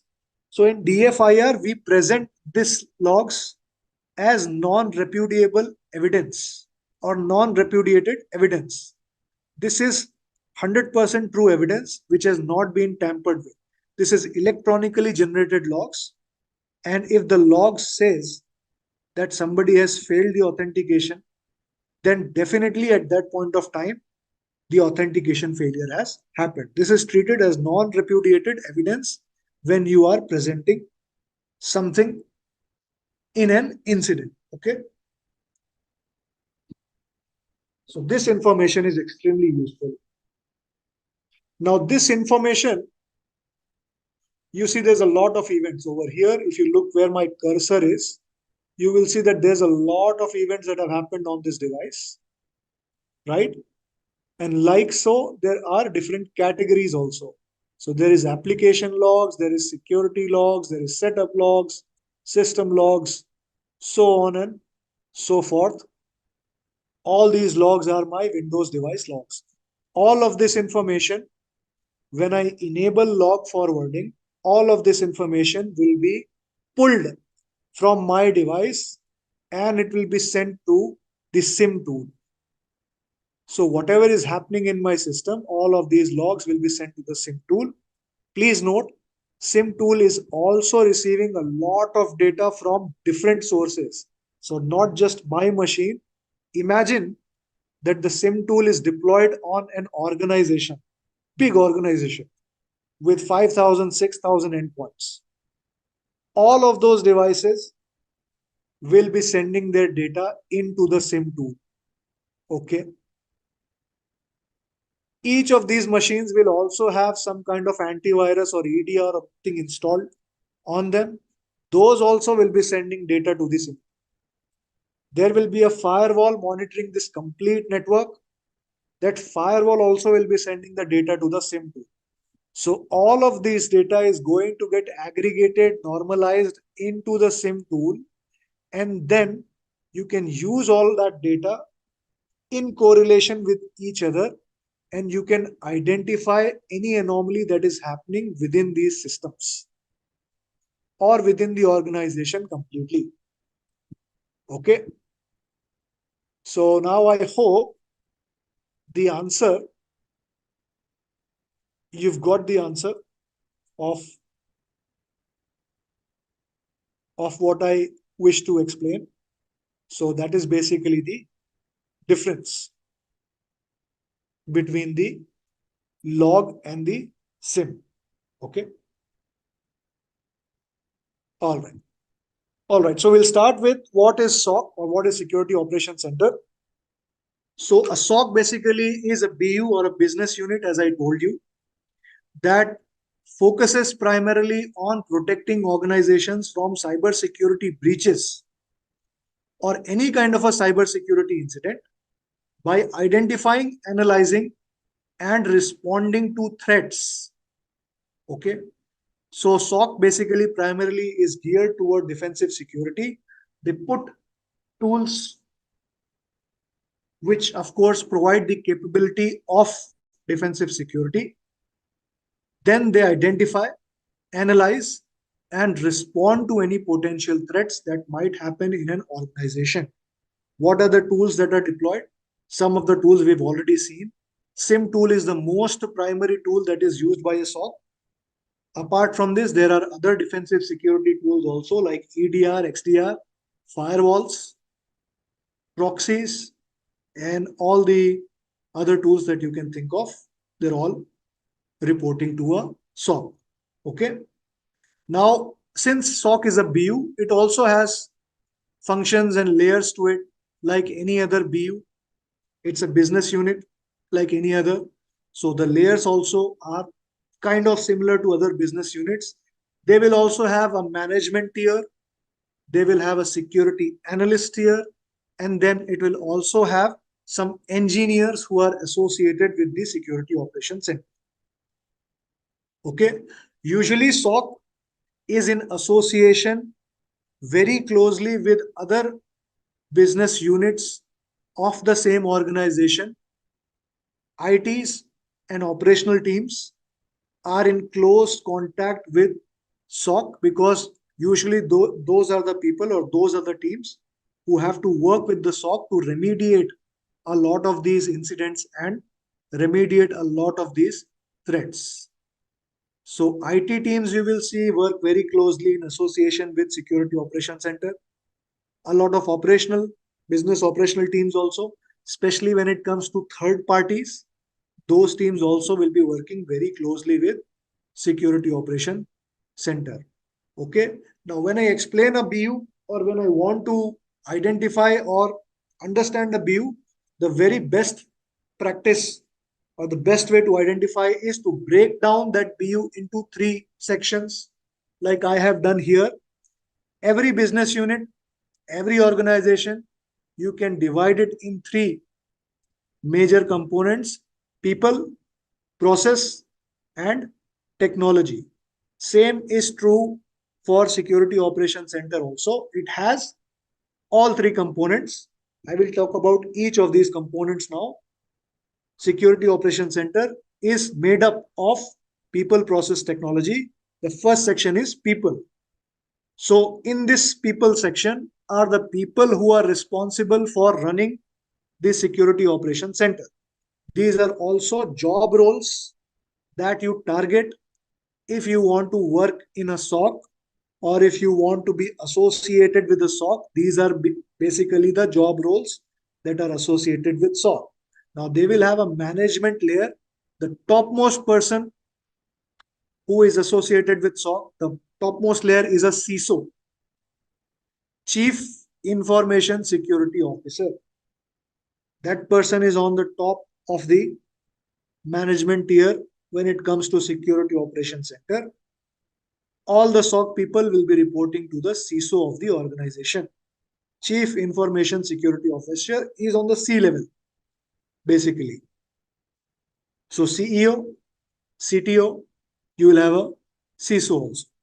Now, under the CISO, you will have a SOC senior manager or a director.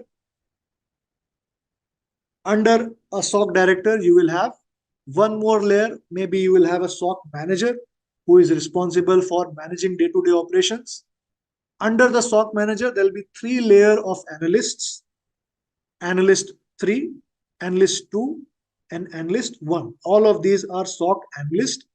Their primary role is to work with the tools that are provided to the Security Operations Center. Which are those tools? Those tools are most of the times SIM tools, SIEM. They can also be certain other tools like a ticketing tool that they use to create incidents and record all their findings into that. Okay. It can also be tools like EDR and XDR. So even EDR, XDR, they will have one single command center console or the admin access through which you can see all of the EDR, XDR detections. So that console also usually is a part of either IT team or a SOC team. Okay. And then there will be a reporting tool that will be used for creating reports, daily reports, and then they'll be sending these reports to the top management or the CISO every day. Okay. So this is basically the primary architecture of people who work with Security Operations Center. There are different departments even within the SOC also. So there can be one more offshoot of Security Operations Center, which is responsible for threat intelligence and threat hunting. Now, these are also terms that are associated with SOC these days. Threat intelligence is basically collecting information about all the bad actors and using that with your SOC, integrating that with your SOC. Threat hunting is one step further, identifying those bad actors that are targeting your business. Okay. Now there's one more department for automation that is associated with SOC. So there will be engineers working in all of these offshoots also. There will be one engineer that will be associated with the SIM tool also. So he will be responsible for setting up the SIM tool, maintaining the SIM tool, doing the daily activities to make sure the SIM tool itself is working properly. There will be other engineers who will be working with other different tools also, making sure that the analysts are able to use these tools and those tools are functioning properly. So all of these people, engineering team, monitoring team, or the analyst team, as well as the management team, all of these together form the people component of the Security Operations Center. Okay. Now we come to the process part. Now, what are the processes that a SOC has to follow? A SOC has to be very strict with its processes. And like I said, it also has to have some kind of a standardization or a framework that it must follow in its day-to-day activities. Okay. So, for example, a huge part of SOC is to do incident response or IR. Incident response is basically if something critical happens, if something high priority or critical priority is detected, the SOC team has to respond to that incident, and there is a process of how that response will be. It's basically a step by step guide or an SOP that the SOC has to follow and make sure that it is being followed when they are doing the incident response. Like this, there will be many duties associated with SOC. Incident response is one of them. All of this has to be standardized and done into a documentation format. This has to be in a documentation.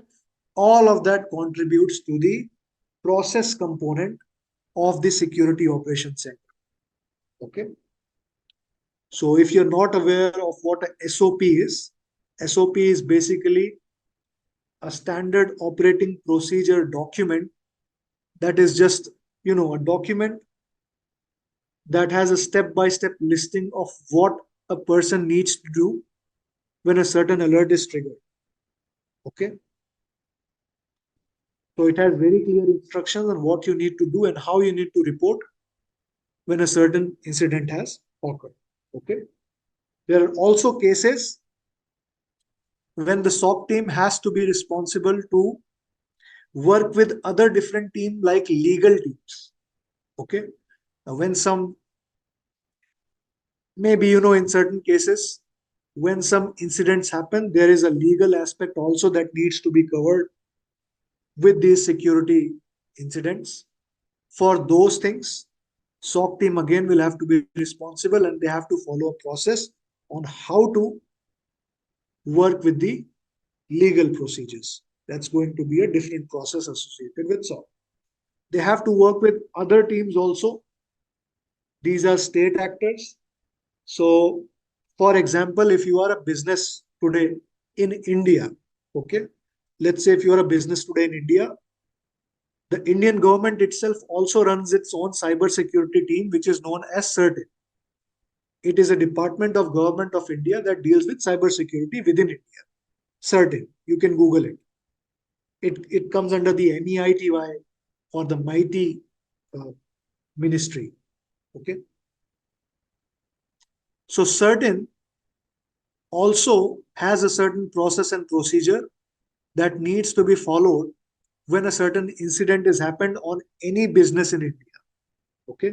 So let's say, for example, you run a business, and if a ransomware has attacked your business, if a ransomware attack has happened, there is a certain procedure that you need to follow, and you need to report that incident to certain also.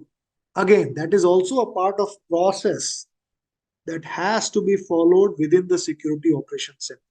So all the things that a SOC needs to follow, all the things that need to be standardized within the SOC, all of those elements are covered in the process component of the security operations center. Okay.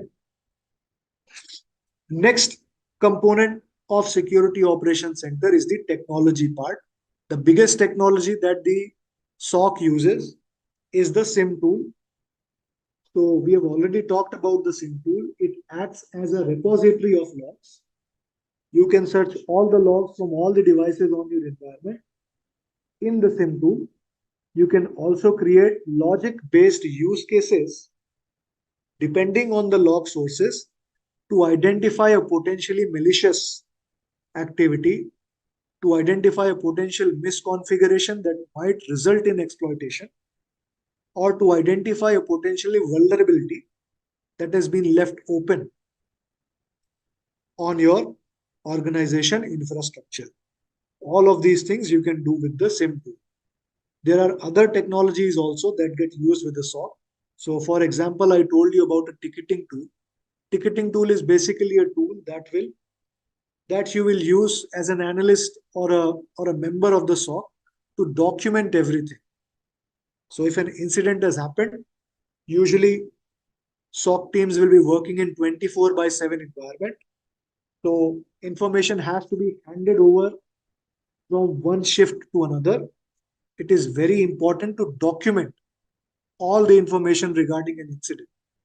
So all of that documentation is done in a ticketing tool, and it is stored on the basis of each incident, so that all the information from multiple teams or multiple analysts is stored in a way where it is understandable for everyone in the team.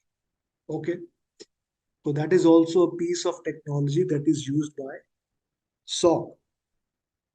Now, certain updated security operations or certain upgraded SOCs also use something known as SOAR.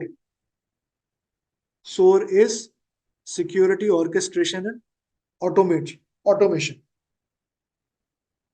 So over there, they have certain automation that is enabled on their tools, through which their workload for the analyst is reduced. Certain SOC also have enrichment capabilities. So what that means basically is that they use the threat intelligence data and integrate into their SIM tools so that it becomes easier for them to identify bad actors. So let me give you an example to make this more clear. Let's say a certain domain. Okay, what's a domain? Domain is basically a website. So the thing that you type on the browser, for example, when you want to visit Google, you type google.com. So that google.com is the domain of Google that you need to mention on the browser, so you will be taken to the Google website. Okay. So domain is also one kind of a threat intelligence. How and why? So a lot of cases you will see that domains are used for phishing. For example, let's say there is one domain called, okay, let's make it less complicated. Let's say there is one domain called google.com. Now you know the spelling of Google is google.com. Okay. Now if I want to fool somebody, and if I want to maybe make them a victim of a phishing attack, what I will do is I will just add one more O to that Google domain, and I'll buy that domain and I'll put a phishing page there. Okay. So I will register one domain called google.com, and anybody that goes on that domain, I will present them with a Gmail login page, which is of course going to be a fake page. The moment you put your details there and when you click on submit, instead of logging into Gmail, your data will be sent to me. That is basically how phishing works. I will present you with a very similar looking domain, a very similar looking thing that might be able to fool you and then capture the details that are only going to be specific for you. Okay. So that domain, in case if somebody registered that kind of domain, and in case if security vendors have noticed it, or somebody, end user like us, has already fallen victim to it and reported it, what happens is there is a reputation that gets calculated for things like domains, IP addresses, and all these things. Okay. So in our case, we are talking about domains. If somebody gets fooled by such a domain, he reports it, and then after reporting, the reputation of that domain will change. Now, this reputation score is nothing but threat intelligence. Okay.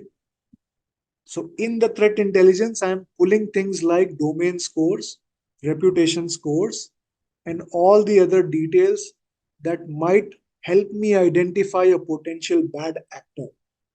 Then what I do is I integrate that information along with all the logs in my SIEM tool. So now what happens is, for example, I can identify certain bad actors just by the information that I've got from the threat intelligence.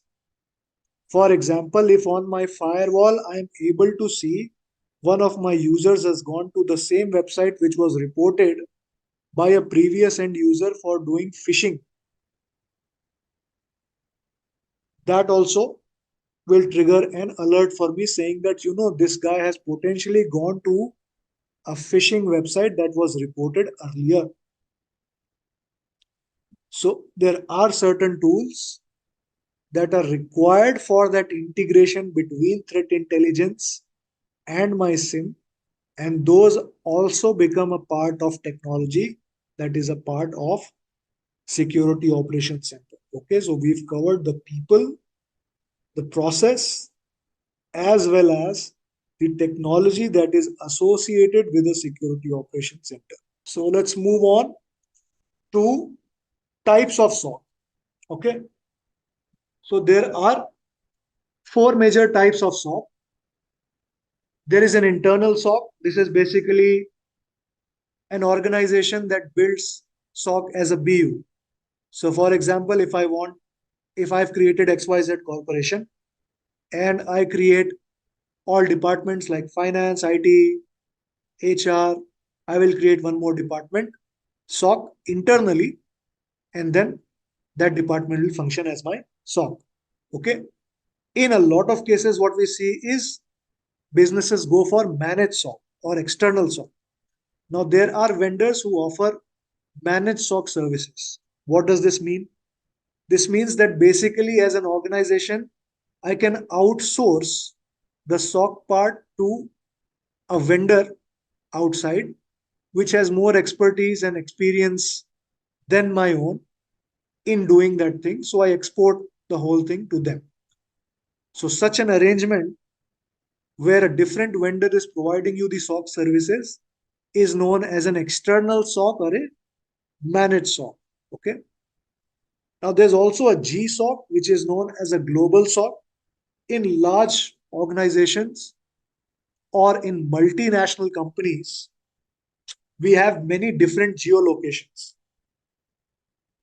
The term multinational itself means that the company is operating from various regions. Okay. So, usually, what these organizations or companies do is they have a separate SOC for each geolocation. Now, you might ask why it is like this. Because there are different set of legal rules and compliances for each geographic location. So in India, the SOC might have to deal with something like DPDP, which is a local law. Okay. DPDP is a privacy protection bill that has been passed by the government of India. So let's say if I'm a big multinational company that is dealing or that has offices in India as well as Europe as well as America, I have to serve three different governments and I have to serve different laws also. So in order to make things a little bit less complicated, I will have a regional SOC for India, I will have a regional SOC for Europe, and I will have a regional SOC for America. And then all of these three security operations will be reporting to one final major command center, which will be my global SOC. So the GSOC will get reporting from all of these regional entities, and I will have people working there also. That entity basically is known as a GSOC. Okay. The next thing is CSERT or a CERT, which is Computer Incident Response Team or Computer Emergency Response Team. These are basically state actors. So every nation state will have their own CERT teams. In India, I already told you that we've got certain. Like that, each nation has their own cybersecurity team, both defensive as well as offensive. Usually they go by the CSERT tag, and then the name of the nation comes after that. Okay, so we'll move ahead from this slide. Now, this is basically a slide that explains to you the functions of a security operations center. What are the things that are expected out of a SOC? If I am setting up a SOC, if I've got people working in a SOC, what are the functions or what are the deliverables that I'm expecting the SOCs to deliver? What are the things that I get out of a security operations center? Here is a list of things that is expected out of a security operations center. The first thing that is expected is incident management. Okay, let me just go to the previous slide here. Incident management is basically identifying incidents. What is an incident?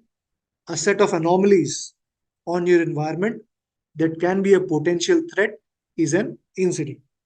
So for example, if you see that a certain user has failed logins, 400 failed logins, and after those 400 failed logins, all of a sudden, one login is successful right after those 400 failed logins. This can mean that it can be a suspicious activity, right? It can be a part of a brute force attack. What is a brute force attack? A brute force attack is where an attacker tries to use many passwords for a single username until he lands up with the correct password. Okay. So if I am an attacker and if I'm trying to attack your Gmail ID, what I will do is I will just use your Gmail ID and I will use a list of passwords. You can get a password list from the dark web, or you can get a password list from a lot of offensive security tools also. There's one tool called JTR, John the Ripper. That's basically a brute force and password cracking tool. They also provide you with a password list that you can use in a brute force attack. So I'll use those passwords, and what happens is this is an automated activity. So I just have to put your username and I just have to instruct that tool that, okay, now keep on trying the password until you succeed. What happens is after that, I just hit run. The tool starts running, and for that one username, the tool will keep on trying a list of passwords, maybe thousands of passwords, until something is successful. Usually, there should be no successful hits if you are good with defense, but in some cases, the attacker gets your password and then is able to log in. Now, what happens in such a case is you get a lot of failed password attempts. Similar thing can be observed here also. Such a thing becomes an incident for you, and that incident again gets triggered for the SOC to take a look at and manage. So those incidents, triggering those incidents, investigating those incidents, as well as remediating those incidents, all of these are going to be the primary function of a security operations center. Okay. So incident acknowledgement, alerting, triaging. Triaging is basically investigating. So triaging an alert is saying the same as I'm investigating. Okay. Remediation, of course, there should be a remediation also in case such an activity is detected. And then the lesson learned also needs to be figured out. Okay. Next thing is sensor and tool management. So incident management basically is something that is associated with SOC analyst. Now SOC engineers are responsible for sensor and tool management. So any tools that work with security operations, all of those tools, whether they are working fine or not, whether they're working to their optimal condition or not, is the job of the SOC engineers. They'll be always looking at SIM, the health of a SIM tool. They'll always be monitoring how the SIM tool is performing. They'll always be looking at EDR, XDR, always be looking at firewall and making sure that all those devices are up and running. Okay. That is also a function that is expected from the security operations team. Next, threat intelligence is also an added functionality that is expected of SOC. Threat intelligence, basically, you can think of it very similar to criminal intelligence, like how police station keeps a record of every NC or every bad activity that has ever been reported. That is similarly true for cyber also. So there are certain vendors and certain bodies that give you this information. CISA is one of those bodies, that is basically the government of the United States sponsored entity. You can download the information in a form and you can integrate it with your SIM. Okay. Threat intelligence integration. Threat intelligence feed is basically information that is being provided to you. CTI stands for Cyber Threat Intelligence, and there are multiple sources that provide you with this information. Okay. This is also an expected function of a SOC. Next, the SOC is also responsible for forensics. In case if an incident has happened, you must also provide the log sources, the log evidence, as well as any other artifacts that you find in your analysis whenever there is a legal aspect or a legal team or a legal requirement for such a case when an incident happens. Okay. So forensics basically is done after an incident is already reported. Forensics also deals with root cause analysis. So anything where there is a requirement of legal entities being involved, anything where there is a requirement of government entities being involved, forensics is called into action. And basically the job of the forensics is to gather evidence based on past activities. They will look at past logs. They will ask for certain things like backups. If you are working in an AWS cloud environment, they will ask for something known as AMIs. So all of those data, collection, triage, and submission of all of that data comes under forensics. That is also something which is expected from a security operations center. Okay.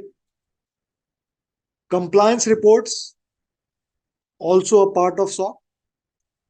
SOAR is basically automation of SOC, which is a newly wedded term into SOC. That is also one of the functions of SOC. Vulnerability management and patch management are also functions of SOC. All right. So we will start with the first term here, that is the asset. So what is an asset? In cybersecurity terms, an asset can be a device, it can be a service, it can be a platform, it can be a software that belongs to an organization. Okay, simply you can say that it is either a device, which is known as asset, it can be a person, which can be known as an identity also. All of the things that are associated, these devices, services, platform, software, all of this gets associated belonging to an organization, becomes an asset for them. Okay. So that will always be termed as asset in cybersecurity. Now, these assets are subject to the rest of the terms that are mentioned here: vulnerabilities, threat, and risk. Okay. So assets are basically something that we are bound to protect within an organization. For example, if I have an XYZ company, I have, let's say, 4 or 5 servers, 200 endpoints, some 400 people working there. All of those things would become an asset for me that need protection. Now, the severity or the criticality of these assets might be different from low, medium, high, critical.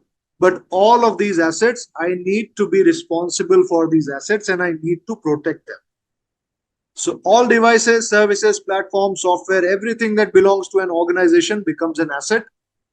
The responsibility lies with the organization to provide protection to all of these assets. Okay.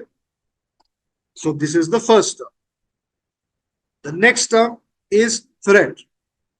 So what are we protecting these assets against? A threat, basically.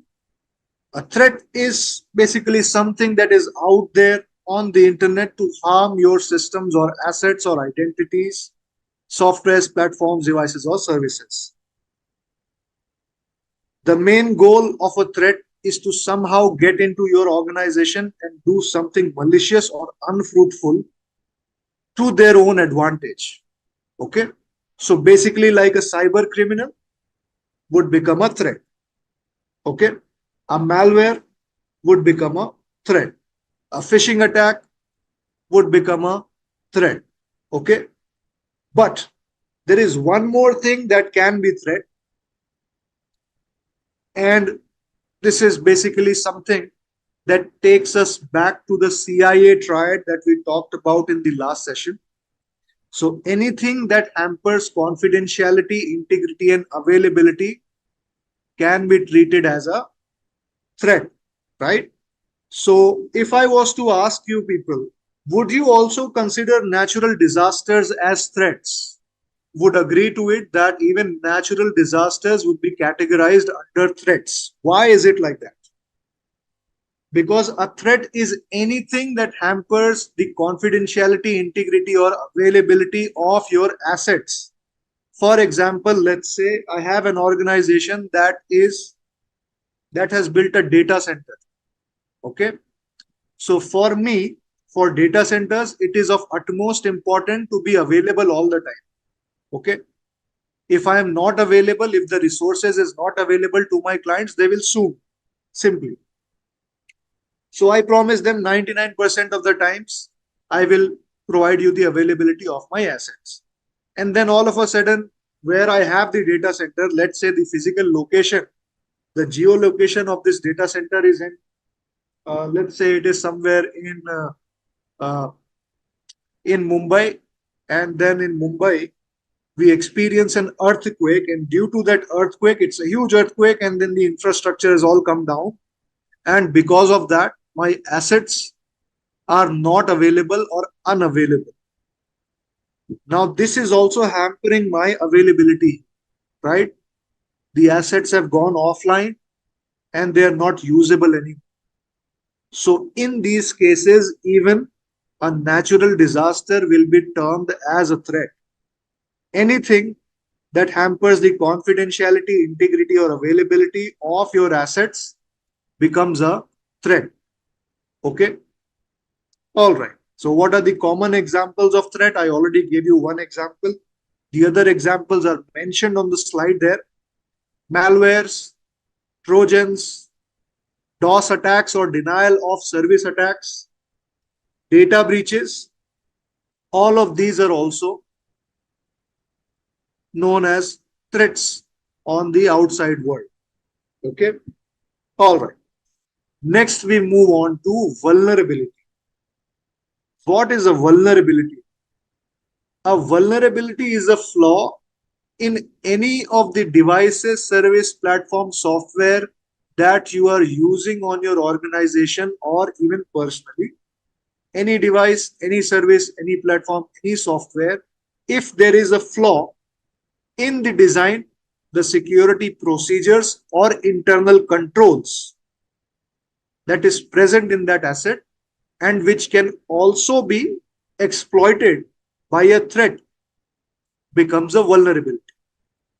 So if I was to give you an example of a vulnerability, you can think we talked about bugs in a website or bug bounty hunters reporting application code bugs to the authors of the application and telling them that, hey, there is something wrong with the application. This thing can be used by some person to, exploit this application. So that is also a kind of vulnerability that is getting reported. Okay. A lot of security researchers, what they do is they dedicate their time to finding these vulnerabilities. These vulnerabilities can be in the operating system.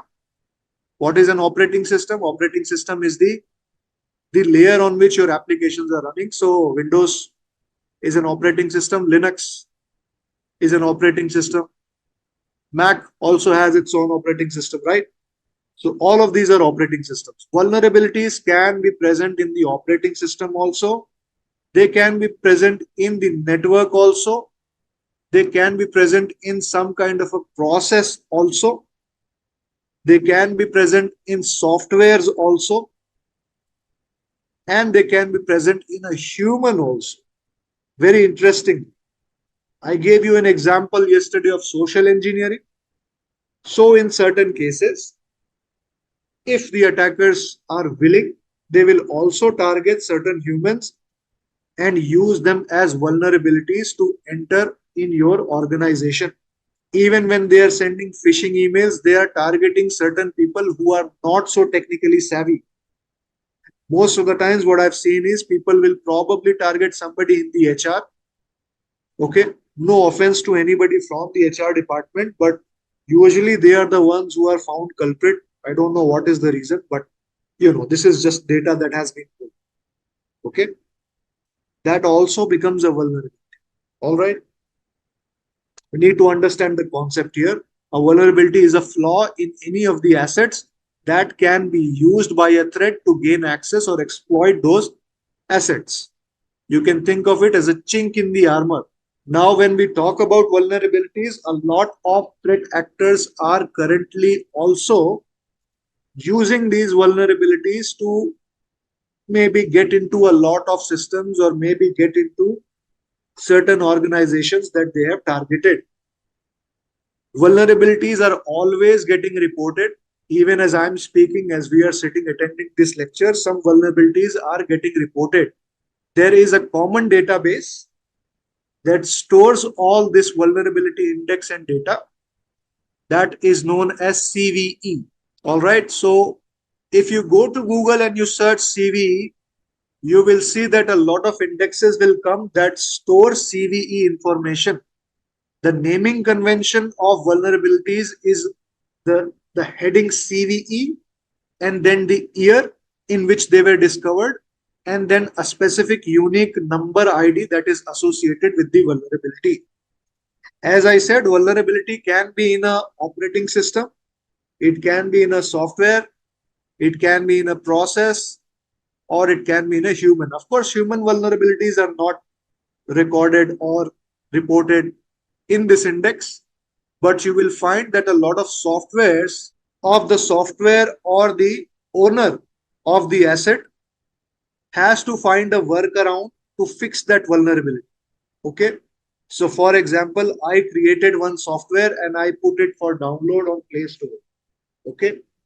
And then somebody reported a vulnerability saying that, you know what, in your application, there is a problem. And if I copy paste a password, that password appears in plain text.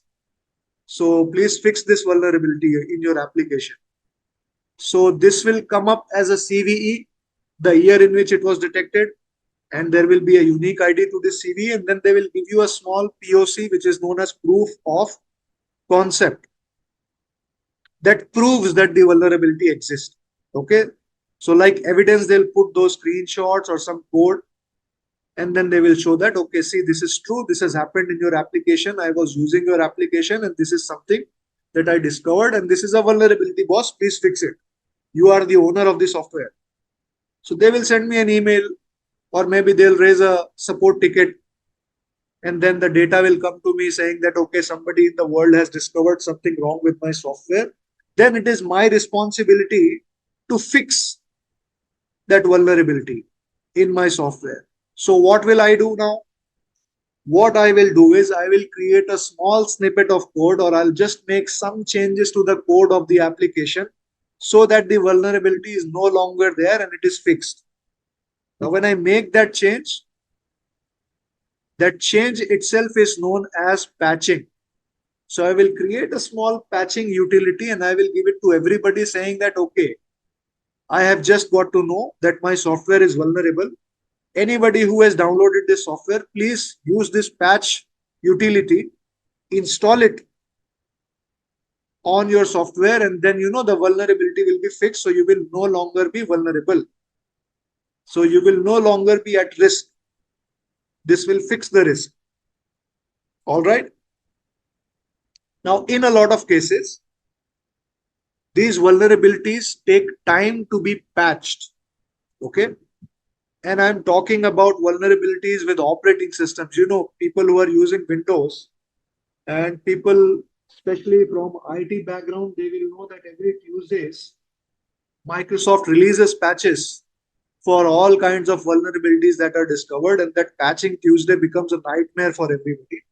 Any which ways, a lot of software vendors have been regularly providing patches on all of the vulnerabilities that are discovered or reported all around the world by normal endpoint users, security researchers, or even in some cases white hat or gray hat hackers. All of this is getting fixed. CVEs come, as I told you, in the format. You can check Google and you can see what CVEs are there. They also come with a severity score. So a vulnerability basically has a severity score which defines the level of damage that somebody can do based on that vulnerability. So if I was a threat, I was an attacker, and if I have disclosed a vulnerability and it is extremely serious, let's say I can get into the system and I can execute something using this vulnerability, the score of that vulnerability will be high. Okay. Sometimes even critical, or mostly it is high. A score is presented to each vulnerability, even in the index that I told you about, the CVE. When these CVEs are getting listed, when these vulnerabilities are getting listed, based on the kind of damage that can happen to one, a score is assigned, and that score is known as the severity of that vulnerability. Okay. The highest score that is assigned is 10, which means it is a very critical vulnerability and it needs to be fixed. The lowest score is 1, which is basically saying that nobody can do much. Even if they were to exploit the vulnerability, it will not result in a lot of damage for you. It's okay. It's fine. Okay. So generally, when a vulnerability is reported with a high or a critical severity, all the vendors and the owners of softwares or operating systems or other security controls, they rush to patch it. They release the patch as soon as possible. But in a lot of cases, we see that, when a vulnerability is disclosed, there is always some time gap before a patch is released for general population. And in that time period only, a lot of people, a lot of threats, what they do is they attack the systems and somehow they are able to put some kind of a malware or things on systems that are found with a vulnerability. Okay. So this is the reason why vulnerabilities are extremely important topic when it comes to cyber security. A lot of threat actors, a lot of bad guys, a lot of cyber criminals, they make use of the vulnerabilities. Most of the times, they will target a software that is being run on an organization, or most of the times they will target the operating systems, and they will find those vulnerabilities within the operating system or the softwares, and then they will attack these organizations through those vulnerabilities. Okay. All right. Now, what happens if a vulnerability is not disclosed to anybody? So let's say instead of the user that reported these things to me, in my previous example, when I said that I have created a software and I put it on Google Play Store, somebody downloaded it and they figured out that, okay, you know what, if somebody was to put their password in the password field and copy and paste it in a notepad, they will be able to see plain text. But instead of reporting, they they didn't report this. What they did was they started using it in their own way and they started creating some malicious things through which they can use this vulnerability to their advantage. So what happens then? Such cases are known as zero-day vulnerabilities. A zero-day vulnerability has never been reported. Okay?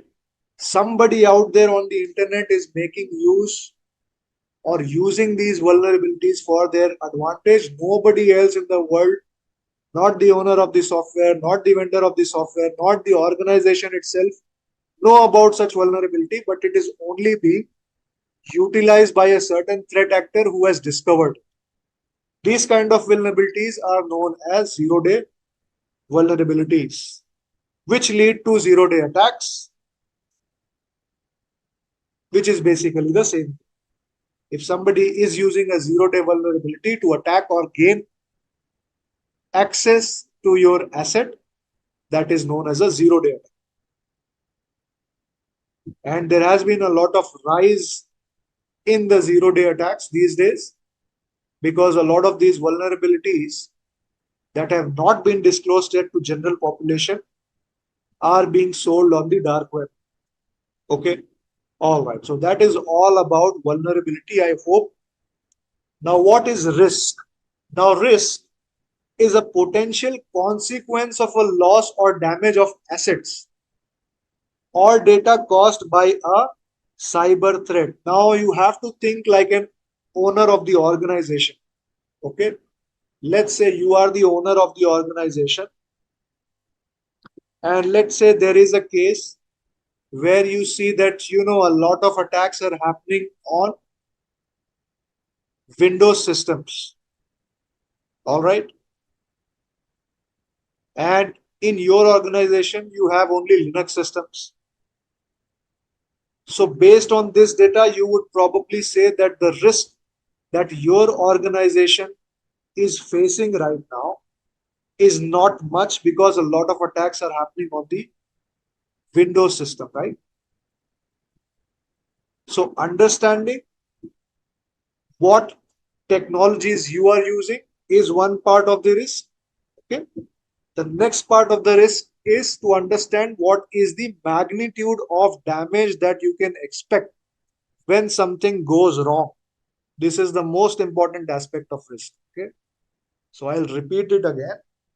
What is the magnitude of damage that you can expect when something goes wrong or when a vulnerability is exploited by a threat to try and gain access to one of your assets? For example, let me give you an example so you understand it better. For example, let's say you have a business which is e-retail business. Okay. So basically what that means is that you are just like Amazon. So what you have is you have a set of things that you want to sell on the internet and you have a website like Amazon.com and you are doing business on that website and you are selling products on that website. Okay. Now, in order for the customer to be able to see the website, you have to host that website on a web server. Okay. So there is one server known as web server that provides a service which is a website. So customer is the requester or the client. Your web server is the service provider. So you will have one web server in your organization and all the requests from outside will come to that web server and the web server is where your website is hosted. So from there, the customer is able to see that, okay, this is the website, this is what I have to buy, check in, check out, then pay the money, your transaction is done. Now let's say you only have one web server. Now, if the attacker was able to gain access to that one web server, what would that mean for your business? That would mean that your business is completely shut off because you don't have any other backups, right? You don't have 2 or 3 web servers. You're not operating from multiple geolocations. You don't have a backup server. You only have one web server. And all of your business is put on a website which is running from that same web server. If somebody has compromised that web server, means your business is completely gone. Zero. Website is not visible. So that is extremely critical risk for your organization, right? That asset itself becomes an extremely critical asset for you. So risk is basically calculation of the severity for each of your security controls and assets. Through risk, you are able to understand what in your organization needs more protection and what in your organization maybe requires less attention when it comes to cybersecurity. That calculation basically is risk. How is it calculated? A very basic formula that is given for risk usually is the product of threat and vulnerability. The amount of threat which is out there and the product of the vulnerabilities that are present on your environment will give you the total risk that you face on the organization. Okay, there is something known as a risk register which is created that lists down all possible scenarios where something can go wrong, and it also lists down certain remediation measures that you can take when something goes wrong. A lot of organizations have this risk register, and they also do risk analysis to make sure that their organizations, in case of exemplary risk, also are able to function. Okay. All right. Now, all these 4 concepts are done. All threats cannot be mitigated, but all risks can be mitigated. Is this true or false? You cannot mitigate all the threats because threats is going to be ever present on the outside. You get it? Threats are always going to be there. Even in case of a natural disaster, you cannot mitigate it, right? Maybe you can take out a certain precaution where you are able to create a backup policy for a certain threat, but you cannot mitigate them completely. Whereas risks can be mitigated. Usually, it is very hard to mitigate all the risks, but it is achievable. Okay. If you have zero vulnerabilities, your risk would become zero. If you have a strategy for every threat that you seem to be facing, you can say that all the risks can be mitigated. But not all the threats can be mitigated in any case because that is an external entity and you have no control on it. Okay, so these are 4 terms here: asset, vulnerability, threat, and risk. All right, so we will move forward now. And let me move this slide just one slide ahead so that I can also explain to you a little bit about how enterprises are spread out when they are built up on an infrastructure level. Okay. Now, if you want to be a defender or if you want to be an attacker, you must know what is it that you are dealing with, right? So, what is the objective of a defender? The objective of a defender is to defend the assets or the infrastructure of an organization. What is the objective of an attacker? The objective of an attacker is to compromise a certain asset or an infrastructure of an organization to do something malicious.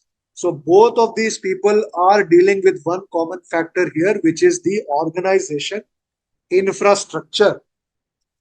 So in both the cases, when it comes to cyber security, it becomes very much important for both these people to know what they're dealing with. What is it that they are dealing with, or what is it that both the sides are dealing with? They are dealing with the infrastructure that is present on the organization. When I say infrastructure, it includes physical as well as logical infrastructure of an organization.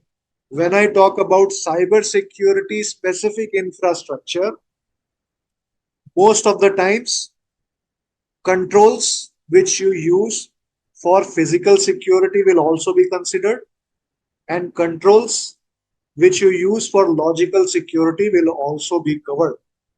So, what are controls that are used for physical security? Any biometric system, any CCTV cameras, anything that makes or controls the access to physical systems or physically providing an access to any infrastructure would become a physical security control. Okay. Easy examples are biometric and CCTV cameras. All organizations have this. Okay. And when I talk about logical infrastructure, there is going to be a huge list of logical infrastructure here. So most of this is covered in IT infrastructure. Okay. So what is IT infrastructure? IT infrastructure starts from each laptop that is assigned to every identity. From laptop, it can graduate to a desktop, which is being used by the organization. It can also be something known as a thick client or a thin client. These are also type of computing devices. It can also be certain instances that you run on cloud. So let's say there is an organization that has some production in cloud environment because they have a lot of people who are remote working, work from home candidates. So what they've done is they've put their production on a cloud. Anybody with an internet connection can access it. So all that infrastructure on cloud also becomes the logical infrastructure. Security controls that are used to protect this infrastructure also are put in the same basket. So what are those? Those can be firewalls. Those can be something known as a WAF, web application filter. Those can be something known as EDR, XDR tools. Those can be something known as VPN, or those can also be something like a policy known as a DMZ that an organization puts in place to protect its logical infrastructure. So I just want to give you a little brief about each layer of this infrastructure and how all of this together forms all the moving parts of an organization, so that you know that what you are protecting or what you are planning to attack. Okay. So let's say we have created our own company. Let's say we have created our own organization called, uh, this organization is called Mobile to Go. Okay. And what I do with Mobile to Go is that I provide uh, instant news to all mobile users who are my customers, whoever downloads my app. We provide instant news, like pop-up news about weather, okay, to all of the customers wherever they are using it. They will get a pop-up saying that, okay, there is rain that is going to happen in your city, so please be prepared. Something like that, okay. So now let's say I've got an office in Bangalore, okay. This is where all of my teams are sitting. Okay, I've got an office in Bangalore. This is my C-level people sit. Who are C-level people? C-level people are the people who are at the topmost layer of the organization: CEOs, CTOs, CXOs, anybody in that category. Okay. They are using some infrastructure also. They've got their own laptops. They are using a shared Wi-Fi, okay, in the office.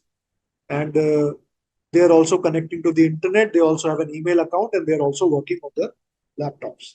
Like that, I also have different departments in my organization. I have the HR department, I have the finance department, I have the IT department, I have the development or dev department also, people who are developing my application.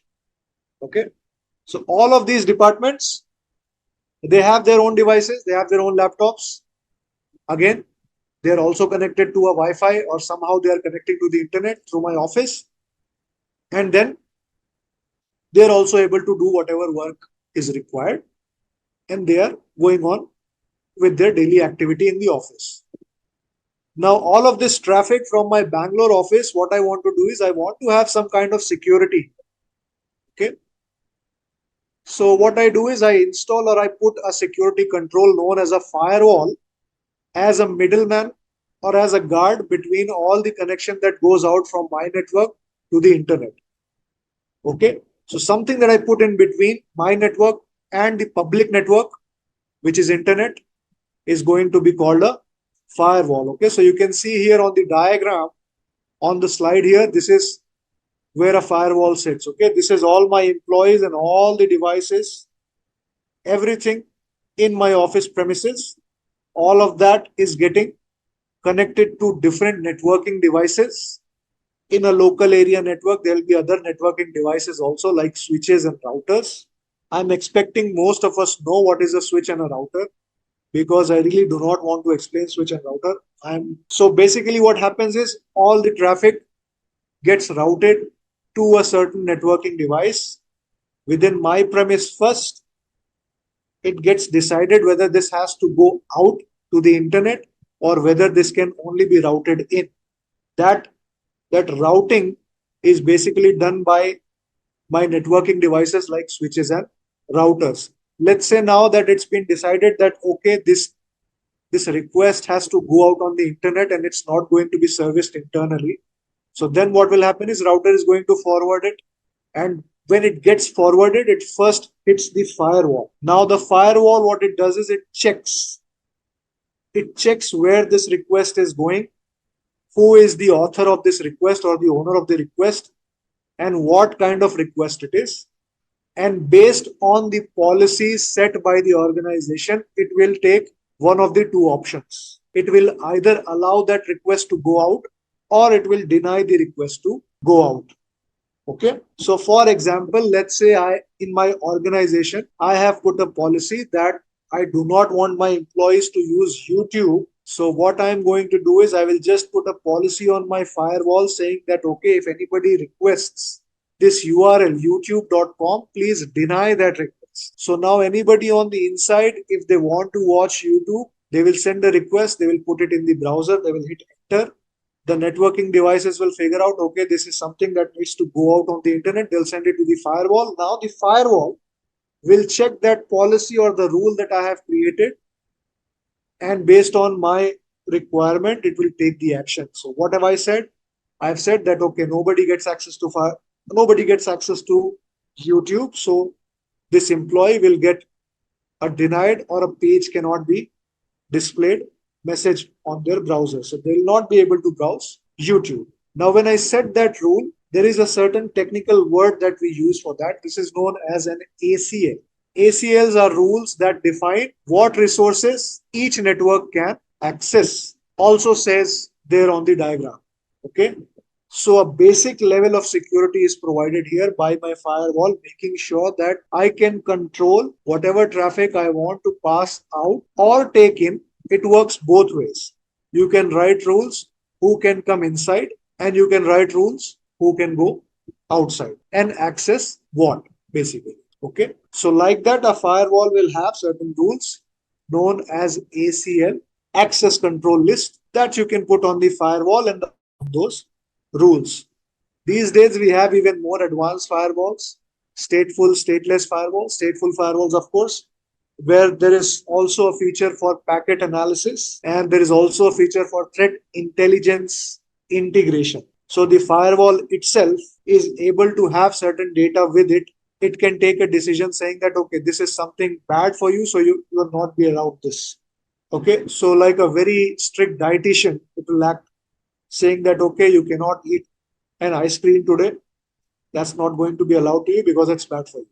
Similarly, if there's a website that has been declared as a phishing website, the firewall will connect to its servers and it will come to know that, okay, there is something website which has been found out doing bad stuff. So anybody in my organization, if he goes out to that website, the firewall will stop it.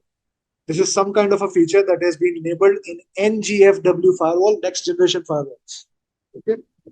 All right. Now from the firewall, it will go outside to the internet. Sometimes you will have remote employees. So you would use a technology called VPN. What is a VPN? VPN is also known as virtual private network. The job of a VPN is to give you an environment of a private network on a public line. Again, I'll repeat that statement. The job of a VPN is to give you the environment of a private network on a public line. Okay. So basically what a VPN does is it encrypts all traffic that passes between it. It creates a tunnel from point A to B on a public network like internet. So basically what, okay, how to explain this?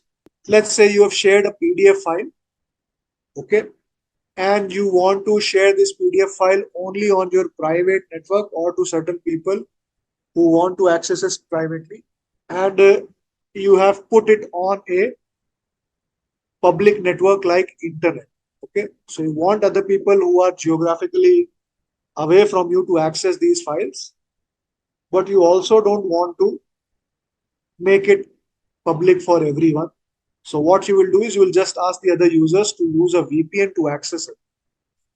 You will put a shared folder and you will put a rule there saying that if anybody who is only accessing through VPN can access this file, then you'll give VPN access to all these users that you want the file to be shared with. They will first connect to the VPN and become a part of your private network.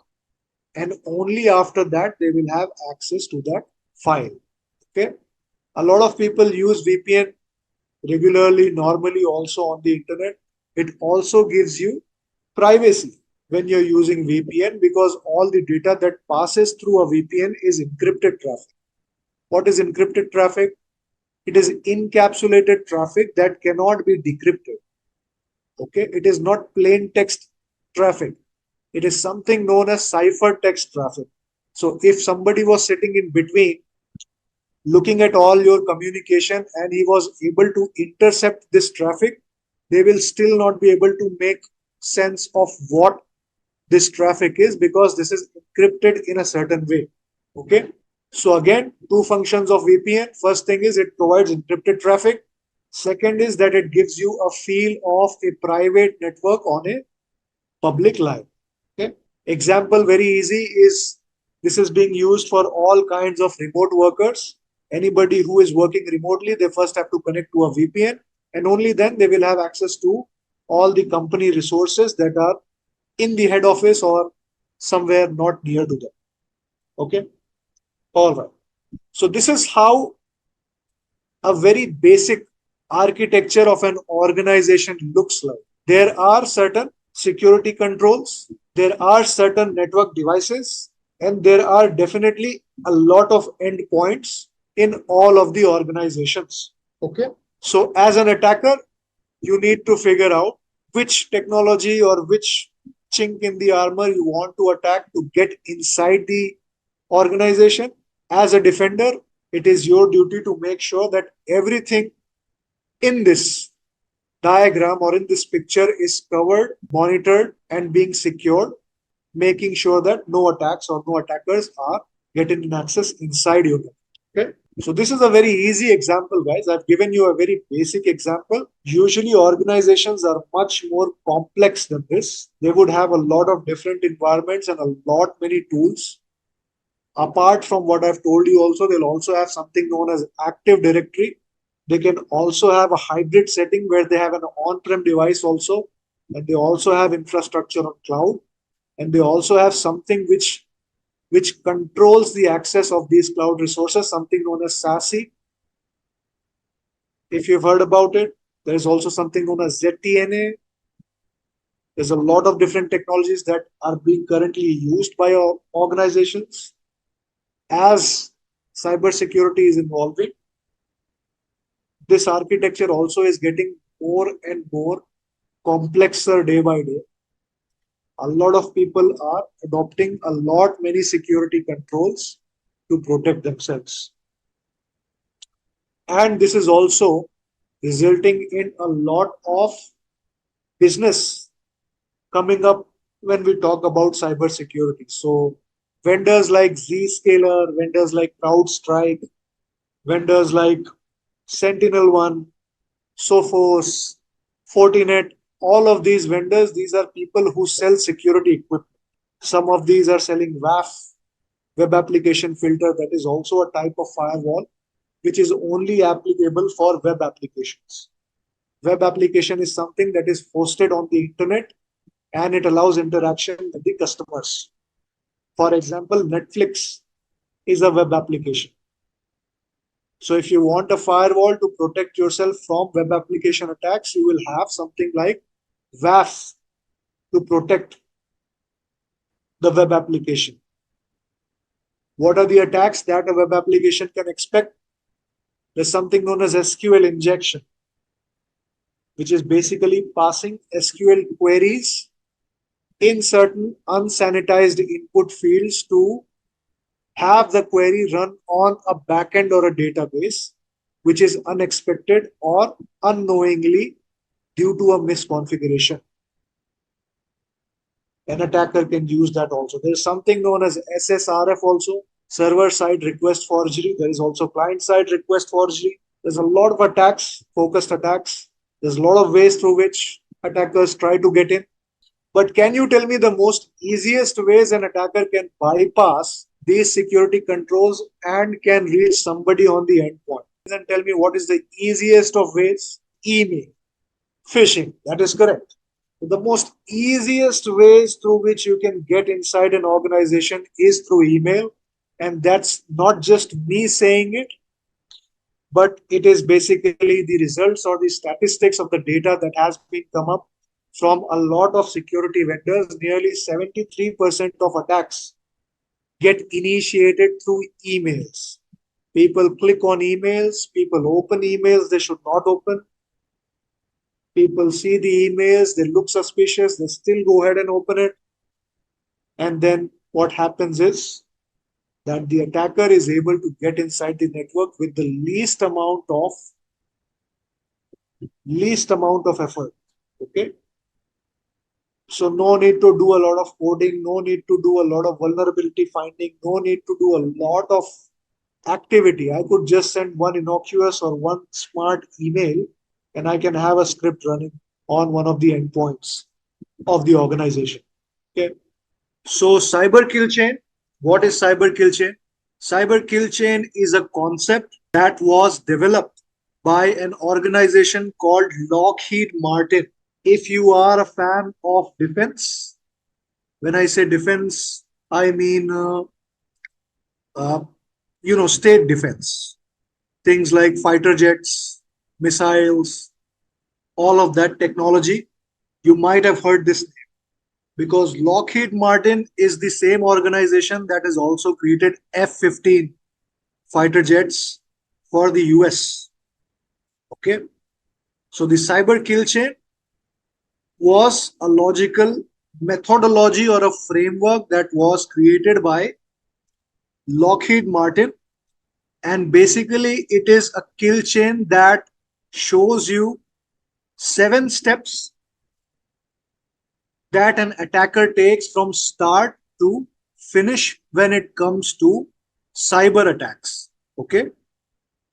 So this is basically a step-by-step methodology of how an attack is constructed, how an attack is created, how the delivery of that attack happens, how the whole exploitation happens, and what happens once the attack is complete.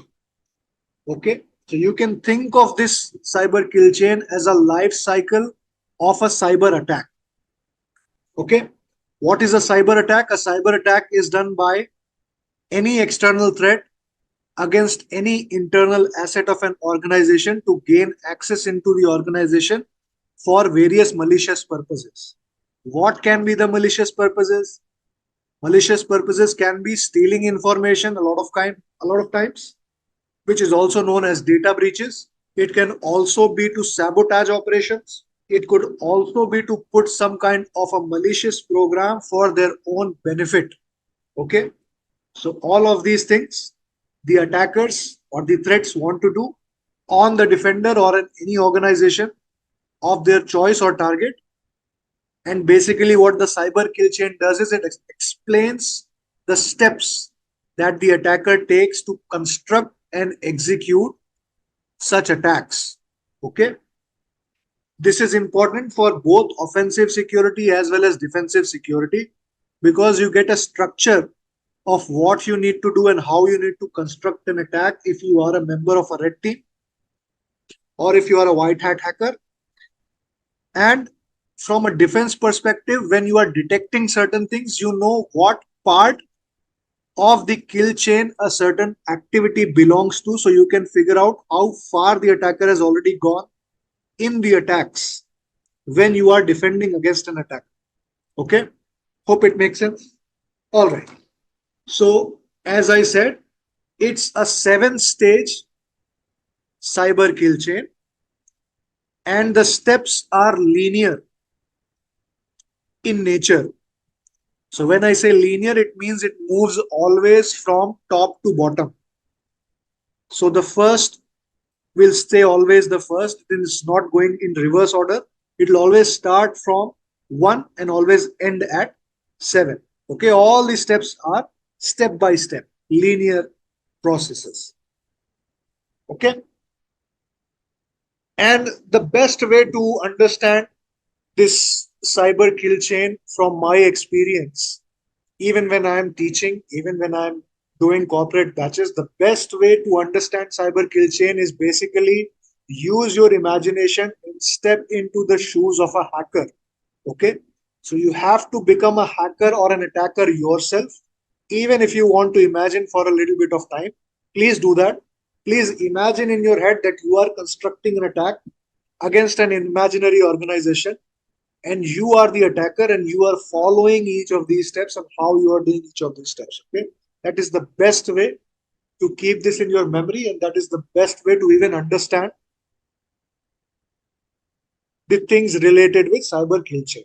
Okay, so now I want each one of you to start pumping up your imagination and get into the shoes of a hacker or an attacker. Okay, once you are an attacker, you will follow the cyber kill chain from step 1 to step 7. So what is the first thing that the attacker does? The first step is known as reconnaissance, basically also known as scouting. So in this stage, what you do is you collect a lot of information and you decide who to attack. Second stage is known as weaponization. In this stage, what you do is you use the data that you have collected in the previous stage and you create a weapon that you are going to use against an organization. Okay. Next thing is that you want to get the weapon delivered to the organization. So the next stage is known as delivery. So somehow the weapon has to reach its end goal and it has to reach an end point so that it can be used as a weapon. So the attacker also thinks about delivery. Next is the exploitation phase. Over here, the delivery is complete, the weapon has exploded, and now you are able to do certain things on the endpoint. Next stage is installation, where your code or whatever weapon you used has installed some more applications or has installed some more tools, has also made sure that it will stay on that endpoint, and basically it has completely created an ecosystem on that endpoint so that it is stable and it is comfortable within the endpoint. Next step or the sixth phase is the command and control. In this stage, you are able to connect to this endpoint now as an attacker because your weapon has been delivered, exploitation and installation has been done. Now you can send the commands from outside to inside to this endpoint. And when you send those commands, that stage is known as command and control. Okay. And the seventh, the last step is basically actions on objectives. in which you do whatever is required and then you do a cleanup on that endpoint so that nobody is able to detect you. Okay, so these are 7 stages of cyber kill chain, and I will explain each of this in detail in the next slides, starting from 1 to 7. Please again think of yourself as an attacker and think of yourself as preparing for an attack on an imaginary business when you go through all of these life cycles. Okay. All right. So the first thing you will do as an attacker, let's say you want to become a hacker now, you are okay. Let's say you are already a successful hacker and now you are looking for your next target. So the first thing you want to do is you want to put your time, invest your time in reconnaissance. This is where you will search for targets. What does it mean when I say searching for targets? You cannot attack anyone, right? You can't just decide one random name that came in your head and then say next day that, okay, now, yes, I'm going to go and attack these people and I'm just going to get inside their organization and break hell like anything. It doesn't work like that. You have to be meticulously planning and executing that planning, collecting a lot of information, making sure that whatever you're planning has a high chance of success.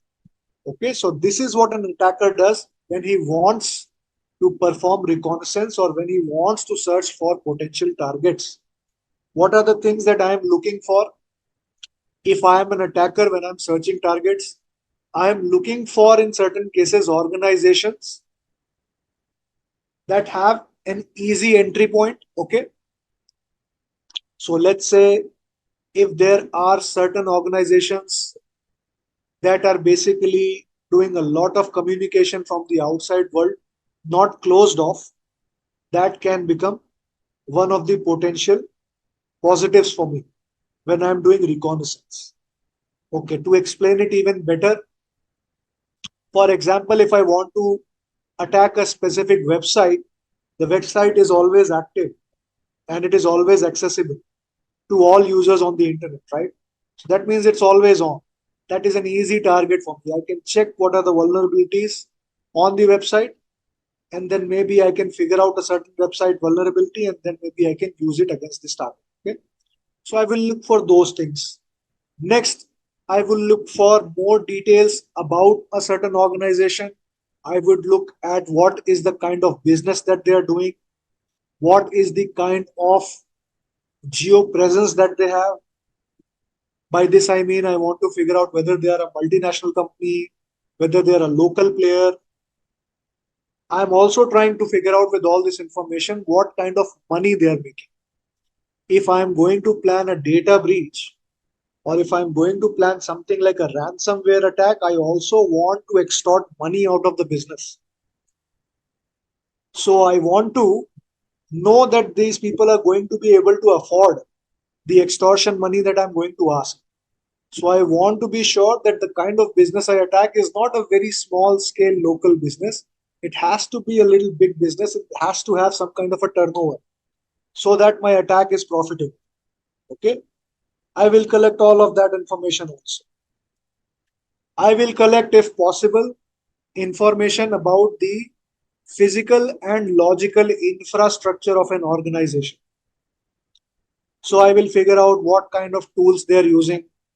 I will try and figure out where are their servers, what technologies they are using. Very important, what people work in these organizations. Okay, what people work in these organizations, what are their email addresses, what are their telephone numbers, if possible, what is their geolocation also. All of this data I will collect when I am planning an attack on a certain organization. Okay. So now there's two things here that you can do. You can do an external reconnaissance also. There are certain things that can fetch you information from the internet. So if you just Google the name of an organization that you wish to attack, you can Google it and it will give you basically a website and some information about that business or the organization. And that information again gets put into your reconnaissance catalog. Okay. Now, there is one search called a whois search. Now, what is a whois search? A whois search is basically a search that gives information about a specific domain. Okay, what is a domain? It is just basically the human readable name of a website. So, for example, google.com is a domain. So, that google.com is basically a domain. Each business will have their own unique domains. For example, amazon.in will be a domain for Amazon, correct? Flipkart.com is going to be again a domain associated with Flipkart business. Okay. Ola.com, Uber.com, all of these domains are going to be registered to those specific businesses. Okay. Now, these domains, a certain organization, when they want to be present on the internet, when they want to create a website, they have to buy these domains from a governing authority called ICANN. ICANN. That is basically the governing body on all the domains. They are the ones who provide you the domain names. Okay. So when I want to purchase a domain for my business, I will go to ICANN. I can also go to a broker like GoDaddy or BigRock or Public Domain Registry or Radix, and I can use those services to buy a domain for myself. So when I want to buy, I will give them a name, basically something similar to my business. Maybe I will say, okay, mobile2go.com, whether it is available or not. This is the name of my business. So I want to buy this domain. I'll put that domain name in GoDaddy and it will tell me that, okay, you can buy this domain. You will have to pay this much amount of money. And this some documents will also be required. So please submit these documents, some data, some forms, and then your ownership will be created on that domain. So when you buy this domain, you give out this certain information, right? Who is purchasing it? What is the address? What is the payment method? All of this data. So all of this data gets stored in ICANN's public database. Okay.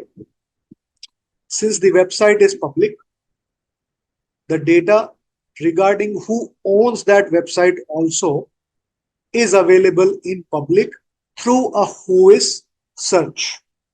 So if you want to know when was a certain domain bought or registered, when will it expire, who is the owner of the domain, who has registered the domain, what are some contacts associated with this domain name, what is their phone number, what is their email address, these things you can find out through a whois search. So if you are using Google right now, you can type in Google whois, just type in whois search, and then a lot of portals will come up that will provide you this service. Okay. So in reconnaissance, attackers also gain information about domains that can potentially be useful, like phone numbers, email IDs, when was the domain registered, until when is it going to stay registered, what is the address through which the domain was registered, all of these details you can find through a whois search on a specific domain. Okay. Next thing you do is a port scan. What is a port scan? Every service that is being provided on the internet, okay, every service that is provided on the internet is being requested through a specific logical number known as port. Okay. Each service has its own corresponding port number. For example, let me give you example so that you understand this better. When I say I want to use the HTTP service, what is HTTP service? HTTP service is basically you browsing a website, right? http.google.com. You are accessing the HTTP service, Hypertext Transfer Protocol service. Okay. The port that is associated with that service is port number 8080. Okay. This is plain text HTTP, not encrypted. You just type in HTTP and then you type in the name of the domain, you hit enter, you are presented with a website. So you're requesting the HTTP service. The logical port number that is assigned to this service is port number 80. Like this, a lot of services are present on the internet that you can request, that have their own functionalities and their own users. And there is a specific port number that is assigned to that service. For example, there is a service called FTP, File Transfer Protocol, which is only specially used for file transfers. So that service has a port number which is associated with it. The port number is 21. Like that, there is also one more service which is known as SSH, which is very useful for Linux terminals because it provides remote access to those Linux terminals. Secure Shell. The port number associated with SSH is 22. Like that, when you do remote desktop connections to your Windows machines, the service name is RDP, Remote Desktop Protocol, and the port number associated with that service is 3389. These are default port numbers that are associated with each service. Okay. Now, when I am an attacker, it is very much important for me to understand what are the services that are being offered by a victim organization, because I want to attack and I want to get in, right? So I want to know what public services they are providing that I can act as an innocent public bystander and maybe use a vulnerability and get in. These services are provided by servers.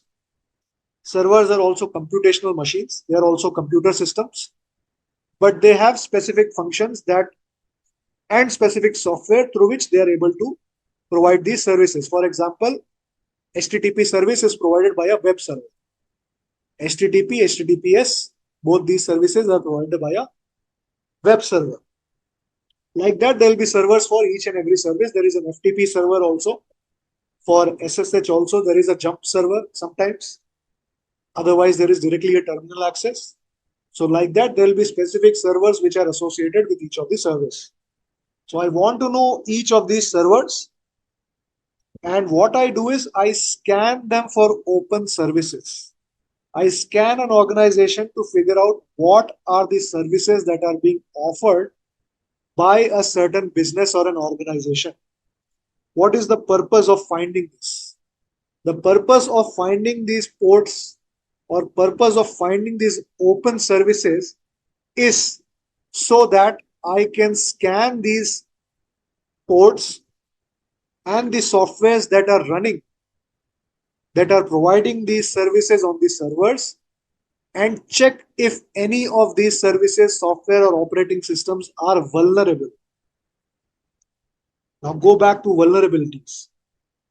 Vulnerabilities are a chink in the armor.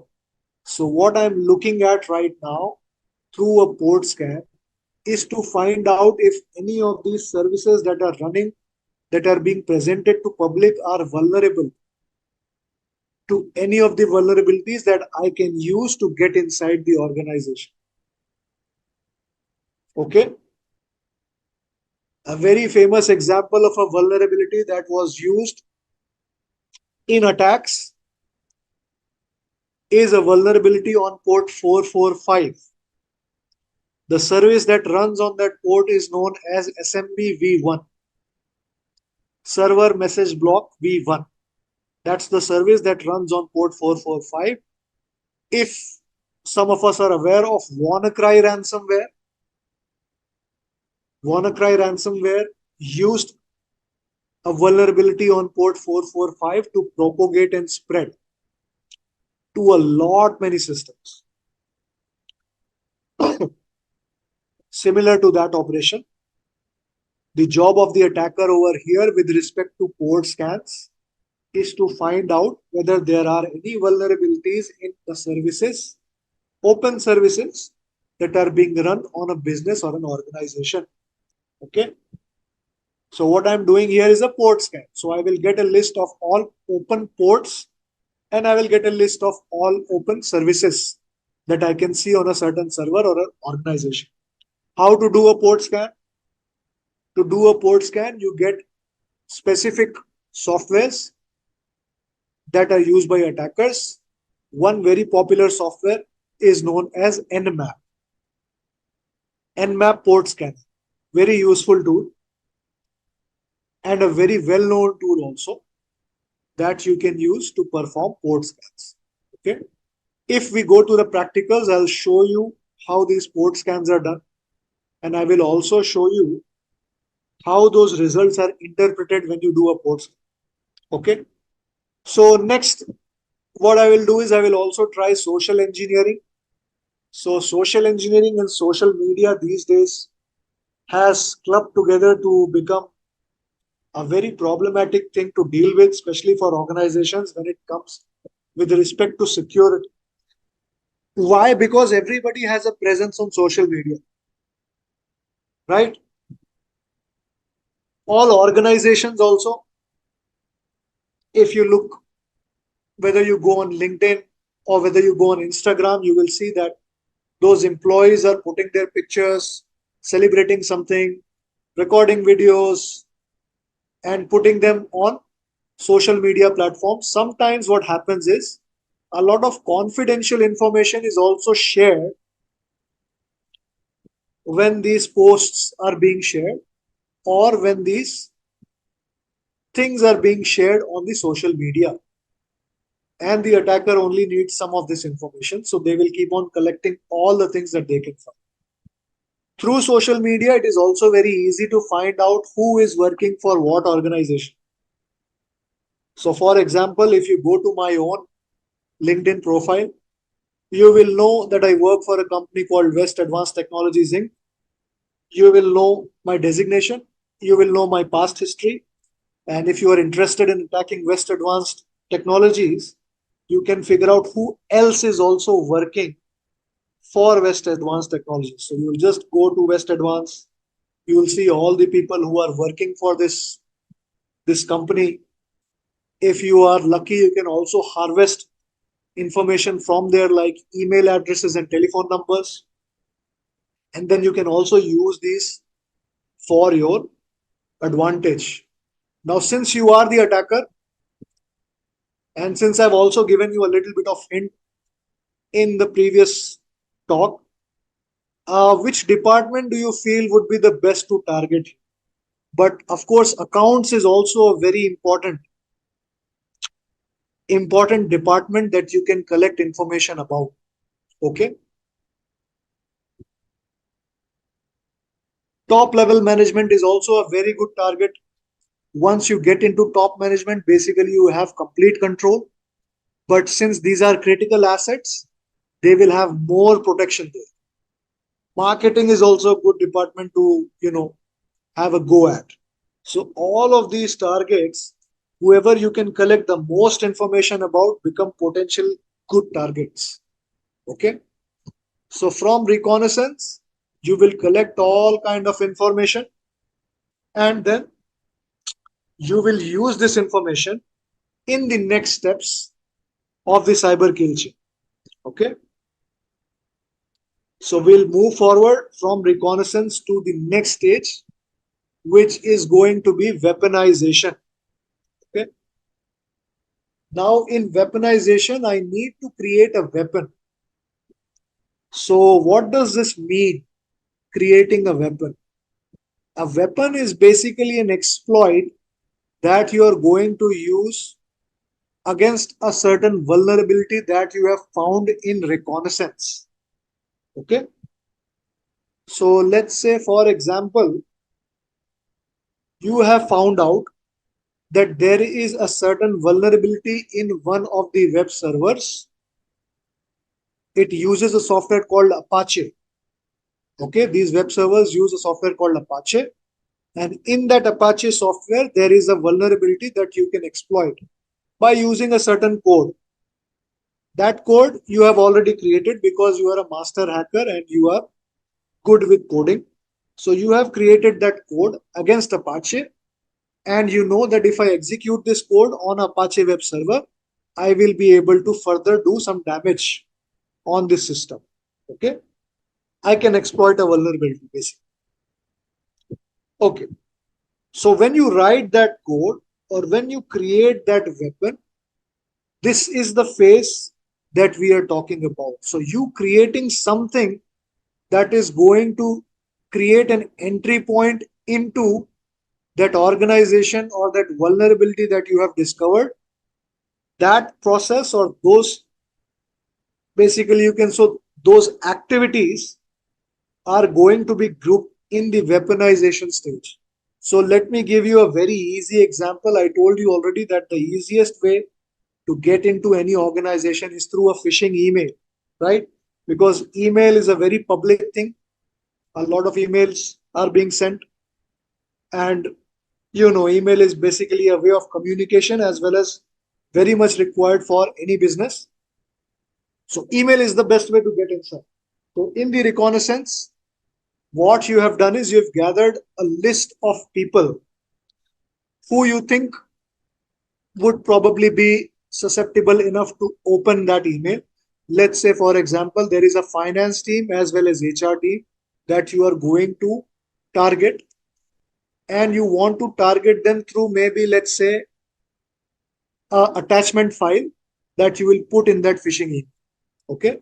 So let's say you want to put a Word file attachment or you want to put an Excel file attachment. And the moment they open the Excel file, there will be some script that will run. So the only thing you require from the user is to open the email and click on that Excel file or the Word. Then your things will start running. So when you are creating that macro on an Excel file, or when you are creating that macro or a DOM, maybe you can say DOM object exploitation code on a Word, when you're doing that activity, basically you are creating a weapon that is going to explode once it is triggered. This is what weaponization deals or talks about. Okay. So whenever you are creating an exploit for a known vulnerability specific to a target, that is your weaponization stage. Okay. We talked about zero-day vulnerabilities. So this zero-day vulnerability is the most harmful and the most hardest to stop when it comes to cybersecurity, because nobody knows. There is no public knowledge about a zero-day vulnerability.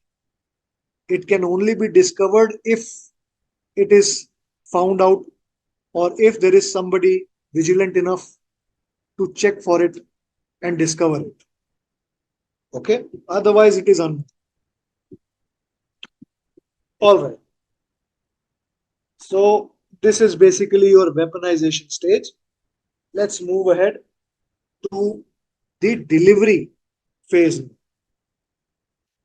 So delivery is basically how your weapon is going to reach your target audience. So over here, we have already talked about how we are going to send this. So staying with the same example, what I'm going to do is I'm going to put this doc file, or let's say for ease of discussion, let's say it's an Excel file, and I have created a macro, a malicious macro. In the weaponization stage, I've created a malicious macro in the Excel file, and I want to put this as an attachment and send it via an email to the HR department or the finance department of the organization that I want to target. So that medium through which I am sending becomes active in the delivery phase. Okay. So as of now, as an attacker, what are the things that I've done? I have collected all the information about a specific organization that I want to attack. I have harvested the list of employees of that business. I have made a list of possible targets with their email addresses. And now I've created a weapon, which is an Excel file. that has a malicious macro that will execute a certain script. Let's say it will execute a PowerShell script. So once the person clicks on my Excel, it will execute a PowerShell script and it will do something malicious after that. I want to deliver my weapon to the target through an email. So I will send them an email and I will just cross my fingers and hope that somebody is stupid enough to click on that Excel file. Okay. Now attackers have to be very mindful and very clever when they are doing these activities. Okay. So there are certain cases where I have seen that the attackers have waited for a special time window, a specific time window in 3 months or 4 months to send their emails to maximize the possibility of somebody clicking on that email. So for example, let's say that I want to target the finance department. Now finance department is extremely active at the end of the quarters. Why? Because all the invoices get paid and all the invoices get delivered to these finance people at two times. Once at the start of the quarter and once at the end of the quarter. Okay. Quarter is a 3-month window. Every business has 4 quarters, some also have 3 quarters, but this is a 3-month window which has basically decides the output that the company has given based on each quarter. Okay. Some deals are yearly, some deals are quarterly. Based on that, these people in the finance and accounts, these people will get the emails from partners or other vendors, which will mostly be in Excel form. If I have to give you one more example, I can say that as an attacker, what I'll do is I will check for all the HRs on LinkedIn in my recon stage. I will harvest their email address. Okay. And then I will wait to send my email until there is a possible hiring. Okay, so when I see that one of the HR has posted something like we are hiring for SOC analyst, that is the time when I will send that email. That is the time when there is an extremely huge possibility that one HR is going to click. I will say, this is my CV. Please consider me for the role. And in that Word file, I will have that macro. Okay. So like this, the attacker also has to be very mindful when constructing an attack. This is why the reconnaissance stage becomes extremely important, deciding all these things later. So this is how I am getting my weapon delivered to the target or the chosen victim of my choice. Okay. So in the delivery phase, I am either looking for misconfigurations, I am looking for a lack in security policies, I am looking for a human error. So phishing emails, compromised RDP servers, compromised FTP servers, all of these I can use as my method of communication or the channel to get my weapon delivered. Okay. So now let's move forward to the next slide where exploitation will start happening. So now the weapon has reached, and assuming that one of the people from the accounts team has opened my email, it says invoice, please find the invoice, and it's an Excel file. It has a PowerShell code. So let's say the accounts member opens it and he opens the Excel file also. And as soon as he opens the Excel file, my code starts running on his system. So when my code starts running on his system, that basically means that now the weapon has been delivered and the weapon has executed on the target environment. Over here, there are certain things that the attacker must keep in his mind when these things are happening. Whenever this code generates or runs or executes, this has to be silent. Okay. First thing is that it has to be silent. So if the person from the accounts team clicked on Excel, and if he saw one window pop up in front of him, and if he sees that, okay, some code is running, of course he'll get suspicion. He'll say, this is not supposed to happen. So maybe I need to consult with someone. So that should not happen. They should not get aware of what's happening. This has to be silent or done in the background. That's number one. Number two is that they will also have some kind of antivirus or EDR tools installed on their devices. So your code has to be written in a way where you have already tested it out on some EDR or antivirus, making sure that it's not getting detected.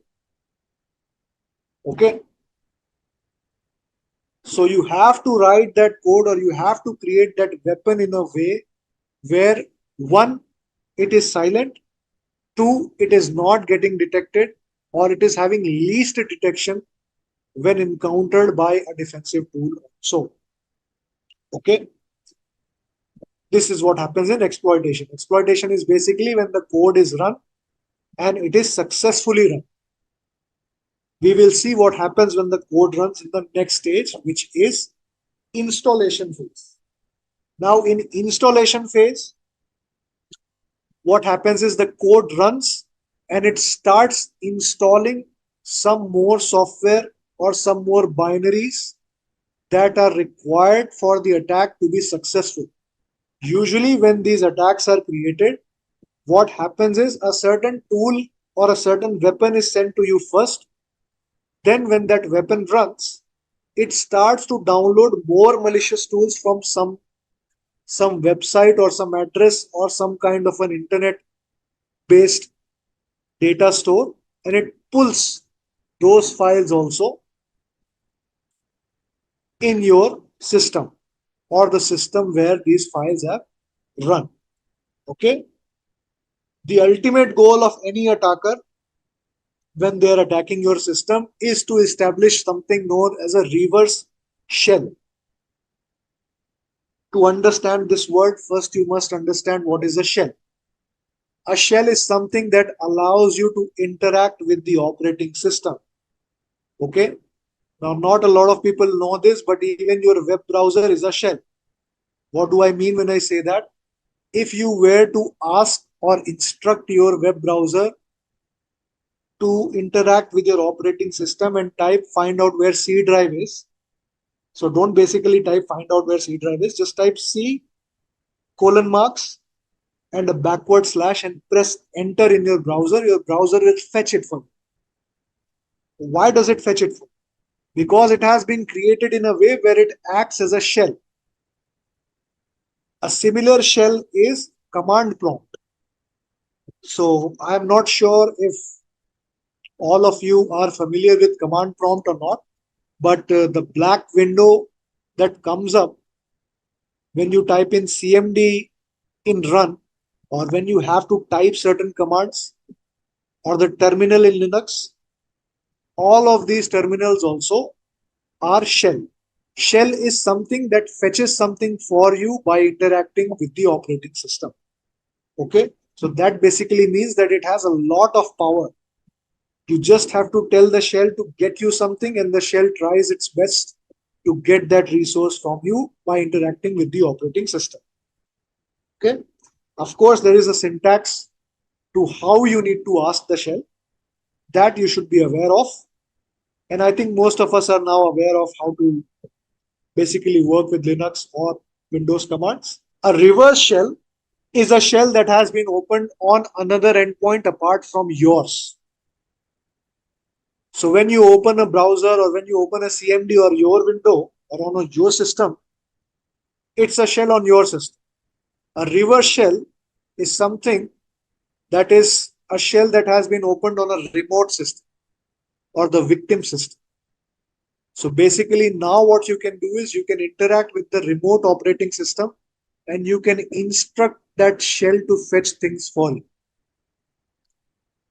Okay, or do things for you. So this is the ultimate goal of any hacker when they want to attack your system. What they want to do is they want to have a reverse shell. Okay. Now there are some other things also that need to be done in the installation phase. There is something known as persistence that also must be done in order to make sure that your exploit or your malicious program is always stuck to that computer and not gone away when the computer is restarted. Okay. So making persistence means creating copy of itself and storing it on the hard drive, creating certain registry entries if you are attacking a Windows system, creating certain registry entries that make sure that the program is always started when the computer starts itself. So, ever heard of anything like startup entries? There are, if you look at your systems also, if you're using Windows systems, if you look at your systems, you will look that there are certain applications that always start when you start your computer, right? Every time you start your system, there will be some applications running and they will keep popping up on the lower right hand side of the screen. There'll always be some icons there. So those are applications that have startup entries. How are they able to start every time you start your computer? Because there is a startup entry created by those programs on something known as registry. There is a path in the registry where you can create a startup entry through which you can tell the operating system that, okay, every time the operating system restarts or starts, you have to start this program also along with the system.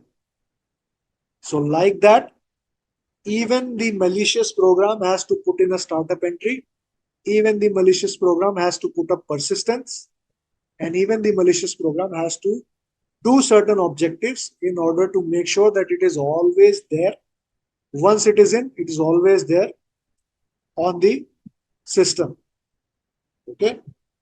So this is basically what happens in the installation phase of the cyber kill chain. All right. Okay. So now moving forward to command and control. Now this is where the hacker finally can interact with the victim system. So now that the person, the account team member has clicked on the Excel, my code has executed. Now it's also become persistent and it has also downloaded some more software on the victim system so that now I can communicate with it. Basically, now what it means is now I have a reverse shell on the victim system. What that means is that they are now ready to do my bidding. They are ready to do as I command their system to do. I now have access to their system. So what I can do is I can do a lot of things. Based on the privilege that the user has, I can run commands. I can see what is being shared on their internal network. I can check what is the traffic that is passing from this device to other devices. I can also sniff passwords. I can also dump certain files like lsass.exe to get passwords or to decrypt passwords. I can do a lot of things from there. Okay. So CNC is basically the stage where the attacker already has access to your machine and now he is communicating with your machine to do certain things. Okay. Usually you will see that CNC connections are created using Tor. Tor is another piece of technology that provides you with anonymous connections. You can use Tor to become anonymous on the internet, and that is basically the same technology that is also being used by attackers to hide themselves when they are connecting to these victim systems. Of course, they will not connect directly from their own systems. They will use a Tor relay and they will basically use another machine and a proxy, and then they will connect to this victim system. So even if there was somebody who was smart enough to do some forensics and trace it back, they will still have to do a lot of work and still not be able to find the attack. Okay.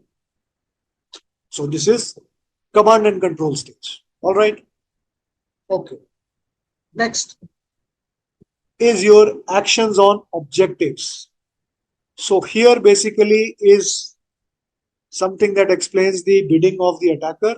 So whatever the attacker wants to do after he has established a reverse shell is the possibilities are endless. Okay.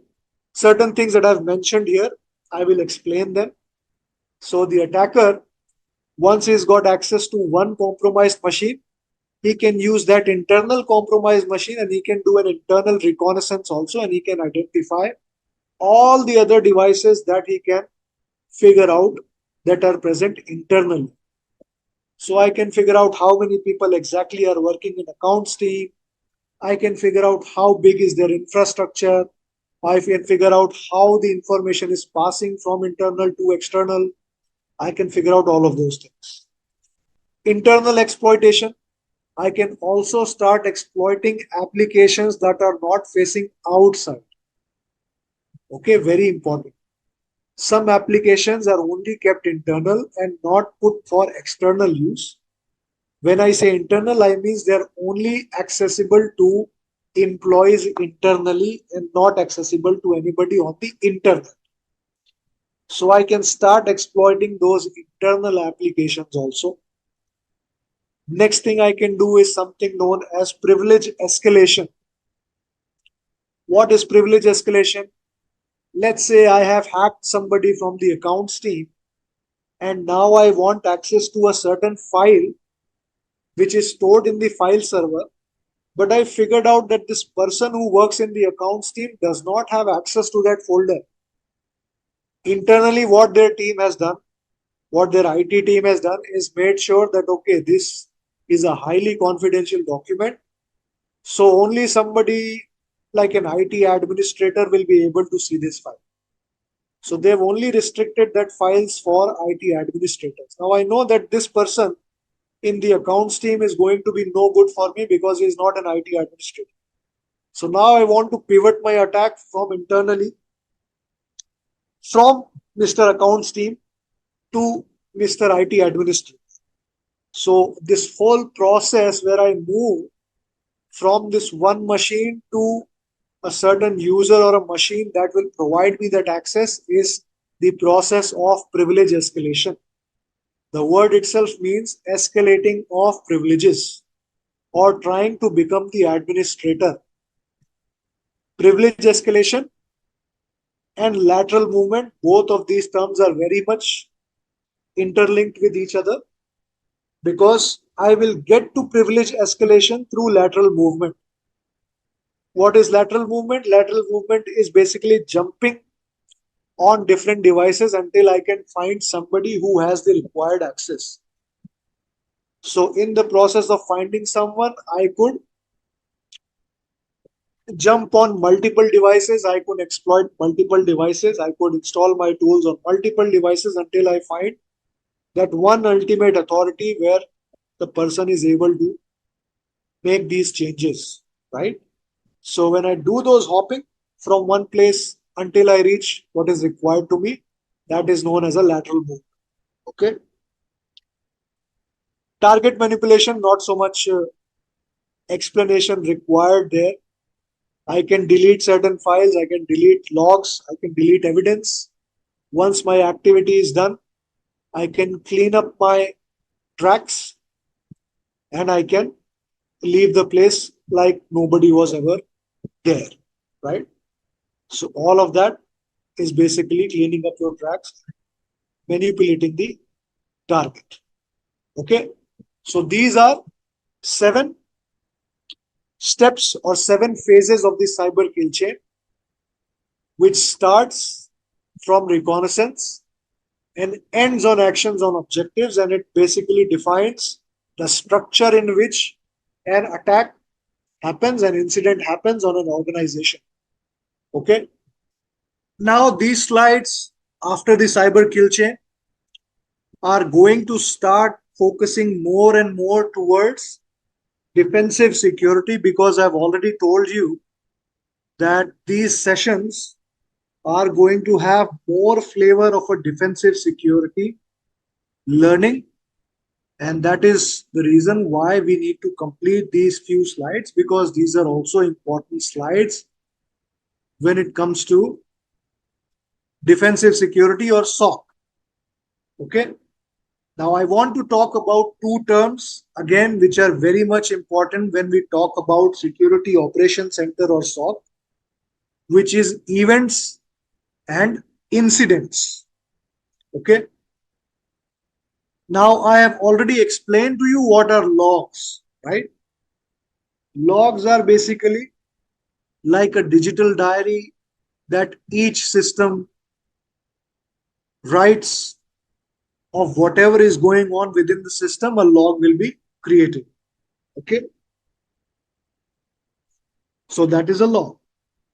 Now these logs are showing some kind of activity that is happening on the system. Now all of those activities together are called events. Anything that the log showcases saying that, okay, this is an event which is happening, all of those activities will be termed as an event. So all actions that occur on systems are called events. And all of these events are recorded as logs. Okay. Now what's an incident?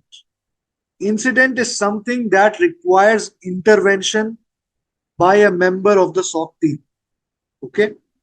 So incident is something which has happened anomalous, and incident is something which is triggered, and somebody needs to take some kind of an action because an incident has happened. So what is an incident? When a chain of events is identified as malicious or anomalous, then that activity gets classified as an incident. Okay. So in order for an event to be termed as an incident, there has to be sufficient confidence to make sure that it is an incident. So there has to be a chain of events in a specific time set that show that certain events are now getting grouped or classified as an incident. This is something anomalous. This is not normal behavior. This is something which is malicious in nature. Hence, it is getting defined as an incident. Okay. So all of these incidents are triggered on the SIEM tool. So the SIEM tool is basically the tool which is used for monitoring all of these logs. We have already looked at what a SIEM tool is. A tool that is going to act as a repository for all the log sources. It will collect log from all your sources, like your firewalls, your endpoints, your desktops, your laptops, your servers, your EDR tools, your proxy, everything. All of these tools are going to report their logs to a SIEM tool, and then that information is being used by the SOC team to check for potential incidents. Okay. Now this is going to be based on behavior or the kind of log that are being triggered on the environment. Okay. So the SOC team interacts with the SIEM tool, and they create certain use cases or scenarios that get triggered when a certain log is generated. Okay. So you can think of these scenarios as a runbook that gets triggered as soon as the conditions for that runbook are met. So for example, if I am detecting a lot of failed logon for some user, and I'm detecting a very large amount of failed logons in a very short window. For example, I'm detecting 400, 500 logon failures for one specific user in, let's say, 1 minute period. Do you think that it is possible for a human being to be able to log in that quickly or put his credentials so many times in the system? No, it is going to be an automated script. It is also possible that it can be a malicious script, which is trying a brute force attack by trying a lot many passwords and just trying different passwords until it succeeds with one of those passwords. So such kind of behavior, I will detect that behavior through the logs, and I will create a runbook on the SIM tool. So I will instruct the SIM tool that whenever you detect this kind of behavior through the logs, you please alert, or you please trigger an alert, so that the SOC team members can take a look at this alert. They can start investigating. Okay. So the logic behind creation of these alerts, or the creation of these alerts, basically is called use cases. All right. Now the monitoring, response, investigation and remediation of these incidents, the whole process is known as incident response, or IR. This is one of the biggest deliverables that is expected of a SOC, which is basically to detect incidents and in a timely manner respond to those incidents and make sure that they are remediated also. Okay, now is also a very good time to talk about something known as an SLA. Most of us are familiar regarding what a service level agreement is. So just for people who are silent or have not put it out on chat, I'll just take some time to explain what an SLA is. So an SLA stands for service level agreement. What that basically means is it promises a certain time frame for the delivery of a specified service. Okay. So let's say if there is a deal between two businesses, both the businesses will come to a mutual agreement regarding a certain SLA, with an agreement saying that, okay, this is the service that is going to be offered and this is the timeline in which the service is going to be offered. When we talk about security operations center, the SLA is basically how fast the response is going to be for these incidents or use cases that get triggered on the SIM tools. Okay. One of the reasons why SLA is extremely important when it comes to SOC, because this is a very critical business unit. Okay. If you delay the response of a very critical finding in SOC, that will result in loss of production. It will result in a loss of dollar value, and a lot of dollar value at that. So organizations don't want to have that. Example SLAs that are set for SOC are based on severity and the time it is taken by the SOC team to report a certain incident back to the stakeholders or whoever is the responsible party. How is this SLA set? These use cases, when they are also created with a priority or a severity. So severity can be in 4 levels, which is critical, high, medium, and low. Okay. So if I feel like there is an activity or there is an incident that is extremely critical in nature, which is affecting extremely critical assets of my organizations, I will create a use case that, when triggered, will trigger with a critical priority. Okay. And usually the SLA time frame in which the SOC team can respond once this alert triggers is extremely small time frame. Okay. So the higher the priority, the higher the severity of the use case, the lower the time in which the SOC has to respond back to the stakeholders. So you need to be responding fast when the problem is serious. So if I was to give you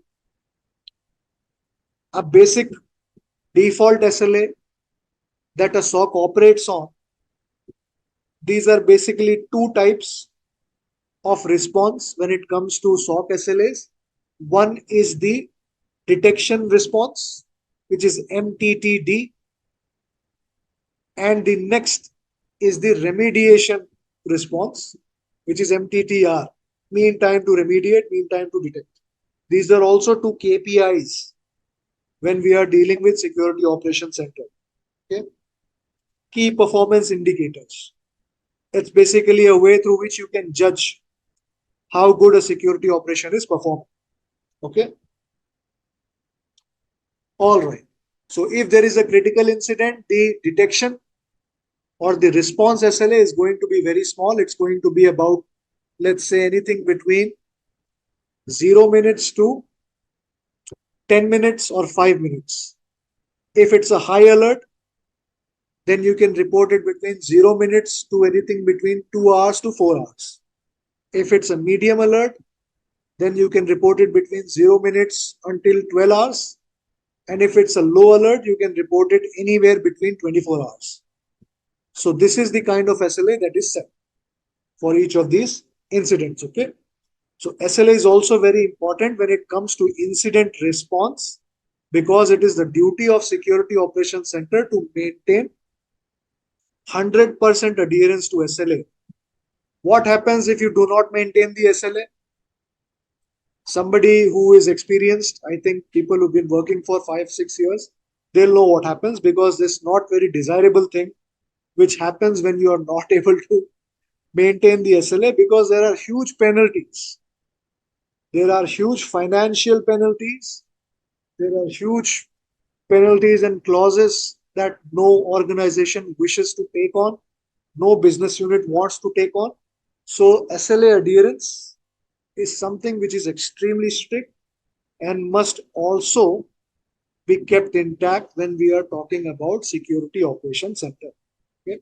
All right. So let's move on to the next slide now. When these incidents are detected, it's not always going to be the case that you detect true incidents. Okay. Not everything is going to be malicious in nature. Some of them might also be some kind of a misconfiguration or an innocuous user doing some activity, and maybe some script that has been put by a legitimate user, and because of that the incidents have happened. Okay. So there are 4 cases that you can classify these incidents in when they are triggered.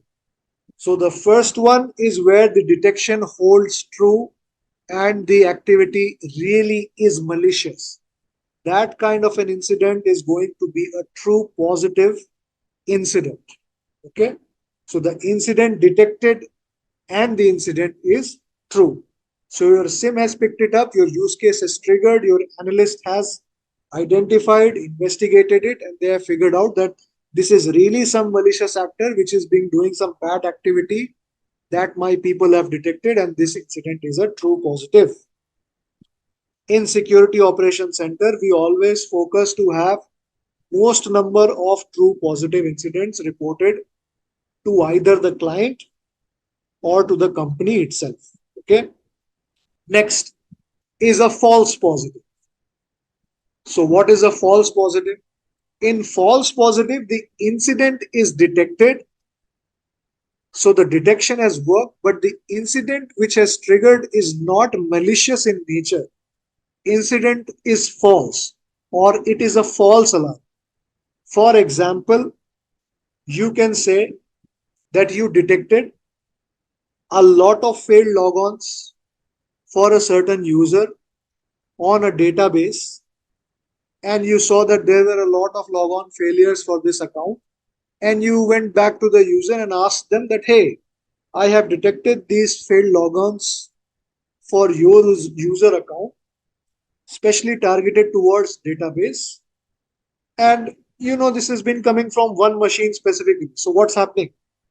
Then the person would probably tell you that he is the database administrator, and to automate certain things, what he has done is he has created a script that automatically logs him in from a certain system, and it basically logs him into the database on multiple systems from a single system, and he has recently changed his password and he's not made the changes to the script.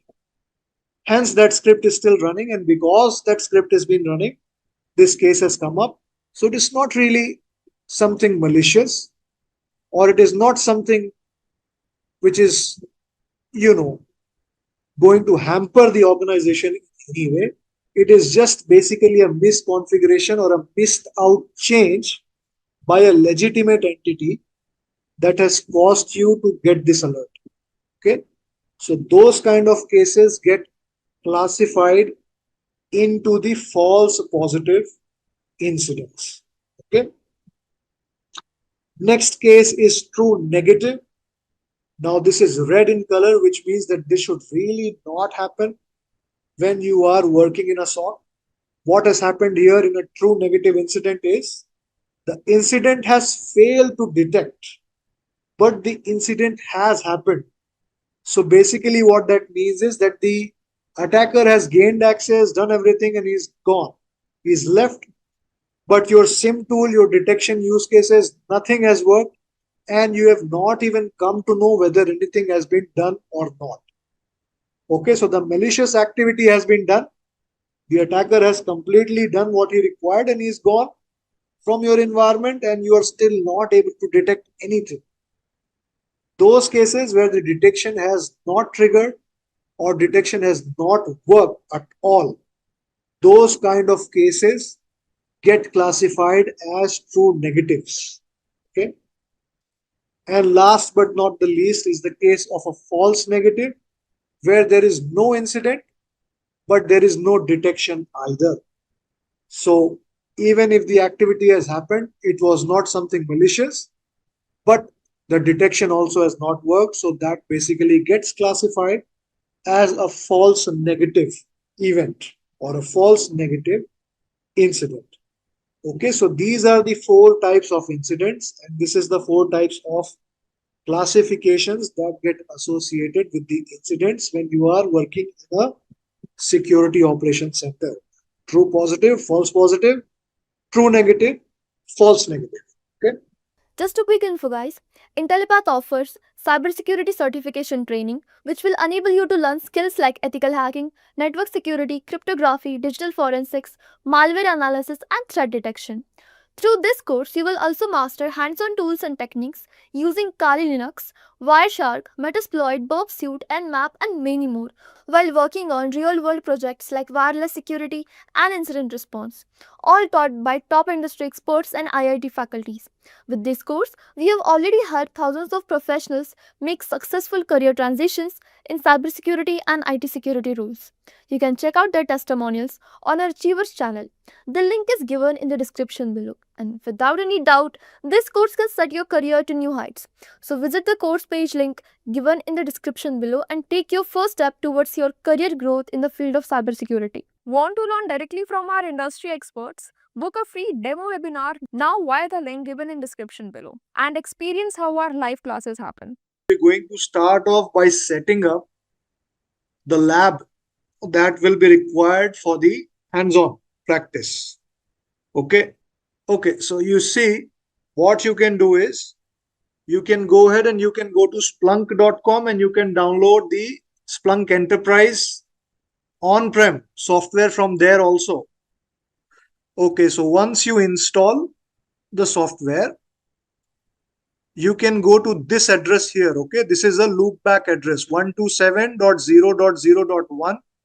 Then put a colon mark and then use the port 8000 because Splunk service runs on a web server on port 8000. Okay, so now how Splunk works is basically it takes in data.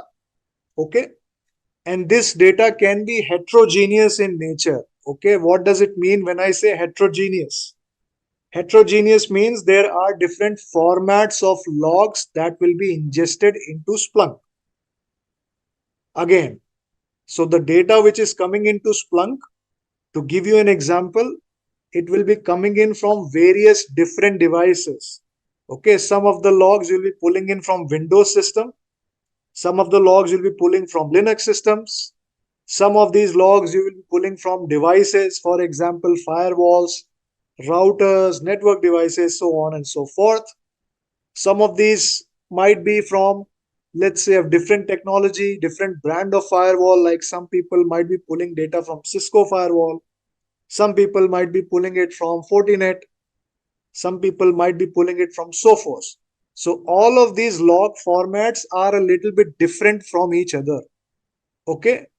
So in order for Splunk to understand that format of log, the requirement for the admin or the requirement for the user of Splunk is to install the corresponding app for that log type. Okay, very easy to install. So if you want to be dealing with Cisco devices, you need to download an app on Splunk. Okay, this is a platform. Think of Splunk like a platform. And in order to integrate something into this platform, you also need to install a small app on top of this platform so you can read the data. Okay, that bit is clear. Now, where to find these apps? There is a website called Splunk Base. Splunk Base, if you put it on Google, you will be taken to a Splunk supported website that has applications developed for all kinds of vendors, right from AWS to your GCP to your Azure to your Cisco's to your Fortinet. All the vendors have put their applications on that one website called Splunk Base. So here also, you need to understand why we are doing this activity, and you need to understand what is the significance of the things we are doing. I can just blindly give you the instructions and you will install it also, but you will not understand, means you've not learned anything. So this is the reason I'm explaining. Okay, Splunk Enterprise is going to work like a platform. On top of it, based on the logs that you are ingesting into Splunk, you will put on different applications so that Splunk is able to understand what you are ingesting in. Okay, every log has a different format and Splunk has to pull out data from these logs and show you. So in order for it to parse those logs, in order for it to understand those different logs, these apps need to be installed. Okay, now from the add-ons folder, all of you have downloaded the apps. Okay, those are apps which are required for our data set to work. Okay, now we need to install all of those apps into our Splunk Enterprise. All right. So how to install it now? I will show you how to install it. First, be on this screen. This is the home screen of Splunk. The most used application on Splunk that we are going to make use of is going to be search and reporting. We'll come back to that later. Right now, you want to install the add-ons that we have downloaded from that shared folder on my Google Drive. Okay, so how to install it? You see this apps option here. Click on this apps drop down. When you click on it, you will get some options here. For you, there will be only one or two options. Don't worry, don't panic, it's okay. Click on this manage apps option here. When you click on it, it will take you to another page which will show you all the installed applications on your Splunk platform. Okay, let me show that once again for everyone. We need to install all the add-ons that you have downloaded from the Google Drive. To install them, first be on this screen, click on apps, click on manage applications here, second last option. When you click here, a new window like so will open up.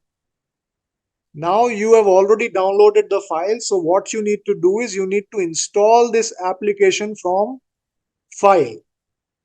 So you click on install application from file and then you choose the file. So when you click on choose, you have to browse to the location where you have downloaded those add-ons.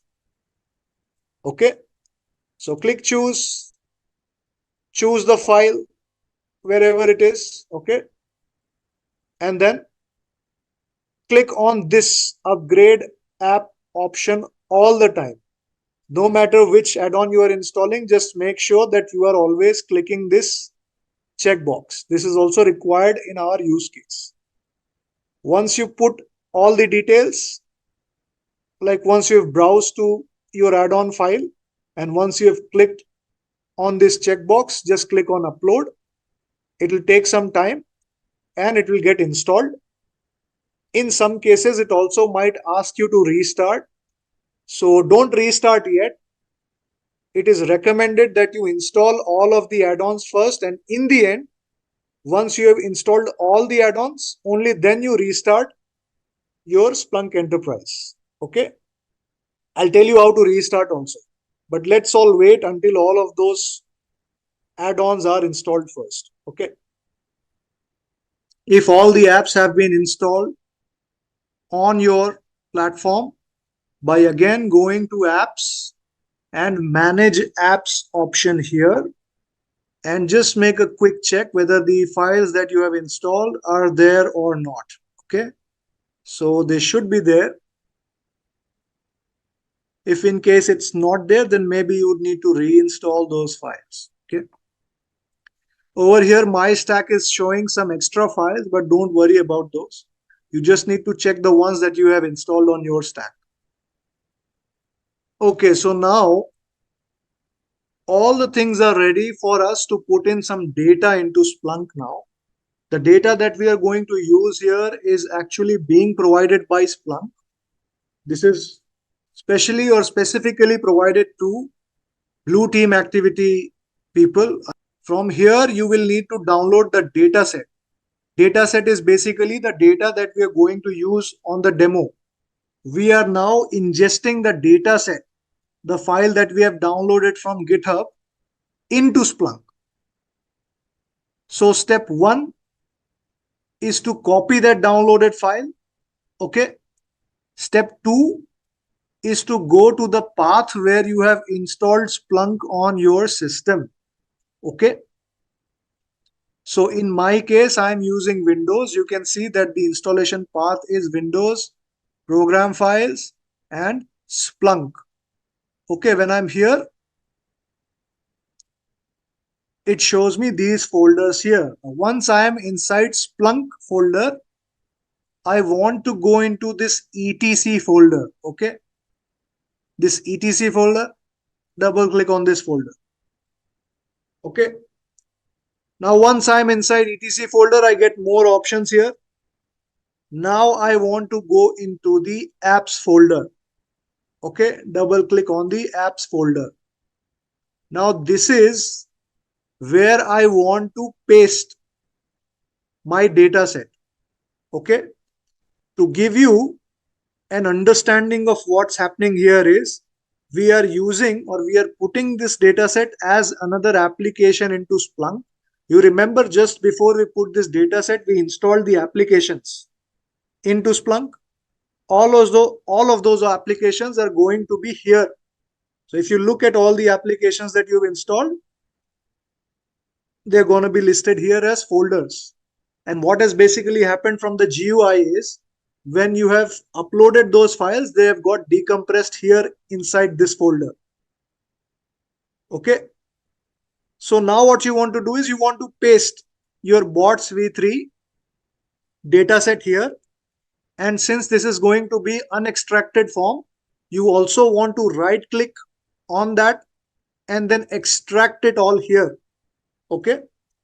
Please make sure after your attraction, you should have a folder like this that says bots v3 dataset inside your apps. Inside your apps folder. Okay. One thing or one mistake that I've seen in previous batches also is that once you see this folder here, this folder should open to something like this. Okay. There should not be another bots v3 folder inside this, and inside that there should not be these files. It has to be one single bots v3 dataset folder here, and once I double click, I should be able to see all these files here. Okay. So no multiple folder inside folder. That will not work. It has to be in this same format. Okay, once you complete all of that, once you restart Splunk, you will be again come into the home page. You will be greeted with the home page here like so. So you can over here, you can choose search and reporting, and then you'll be taken to the search and reporting page like this. Okay. So when you are here, now it is time to check whether Splunk is reading the data that we have put inside it or not. How to check that? You need to use this search box here. Just on this search box, you need to type in index is equals to what's v3, and make sure that you are changing this to all time, and then you search, and then you will see all these events popping up. That means the data is being read.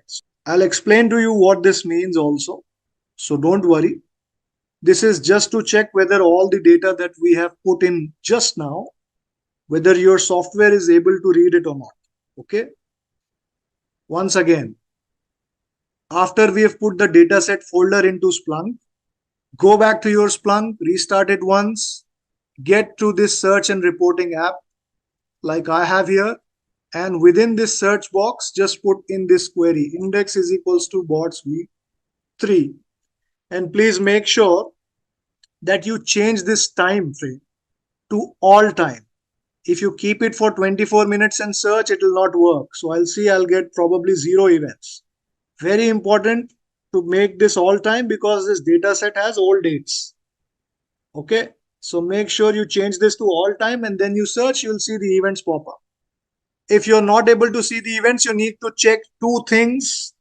The first thing is, please go back into the Splunk folder and check if there are multiple folders created in the extraction of that bots v3 folder. That is the first thing to check. Next thing to check is when you are searching, make sure that all of the query that I've put here is all the similar, extremely similar to the one that I've used here. So if you are getting 0 events, check these 2 things. Check if you are searching all time and the query does not have any caps lock or anything in caps. It has to be same as the one that I have written here. Okay. If you are still not able to see the events, that means that the data set is not configured properly. So what you need to do is you need to go back to that folder which I showed you. Okay. Let me show you one more time.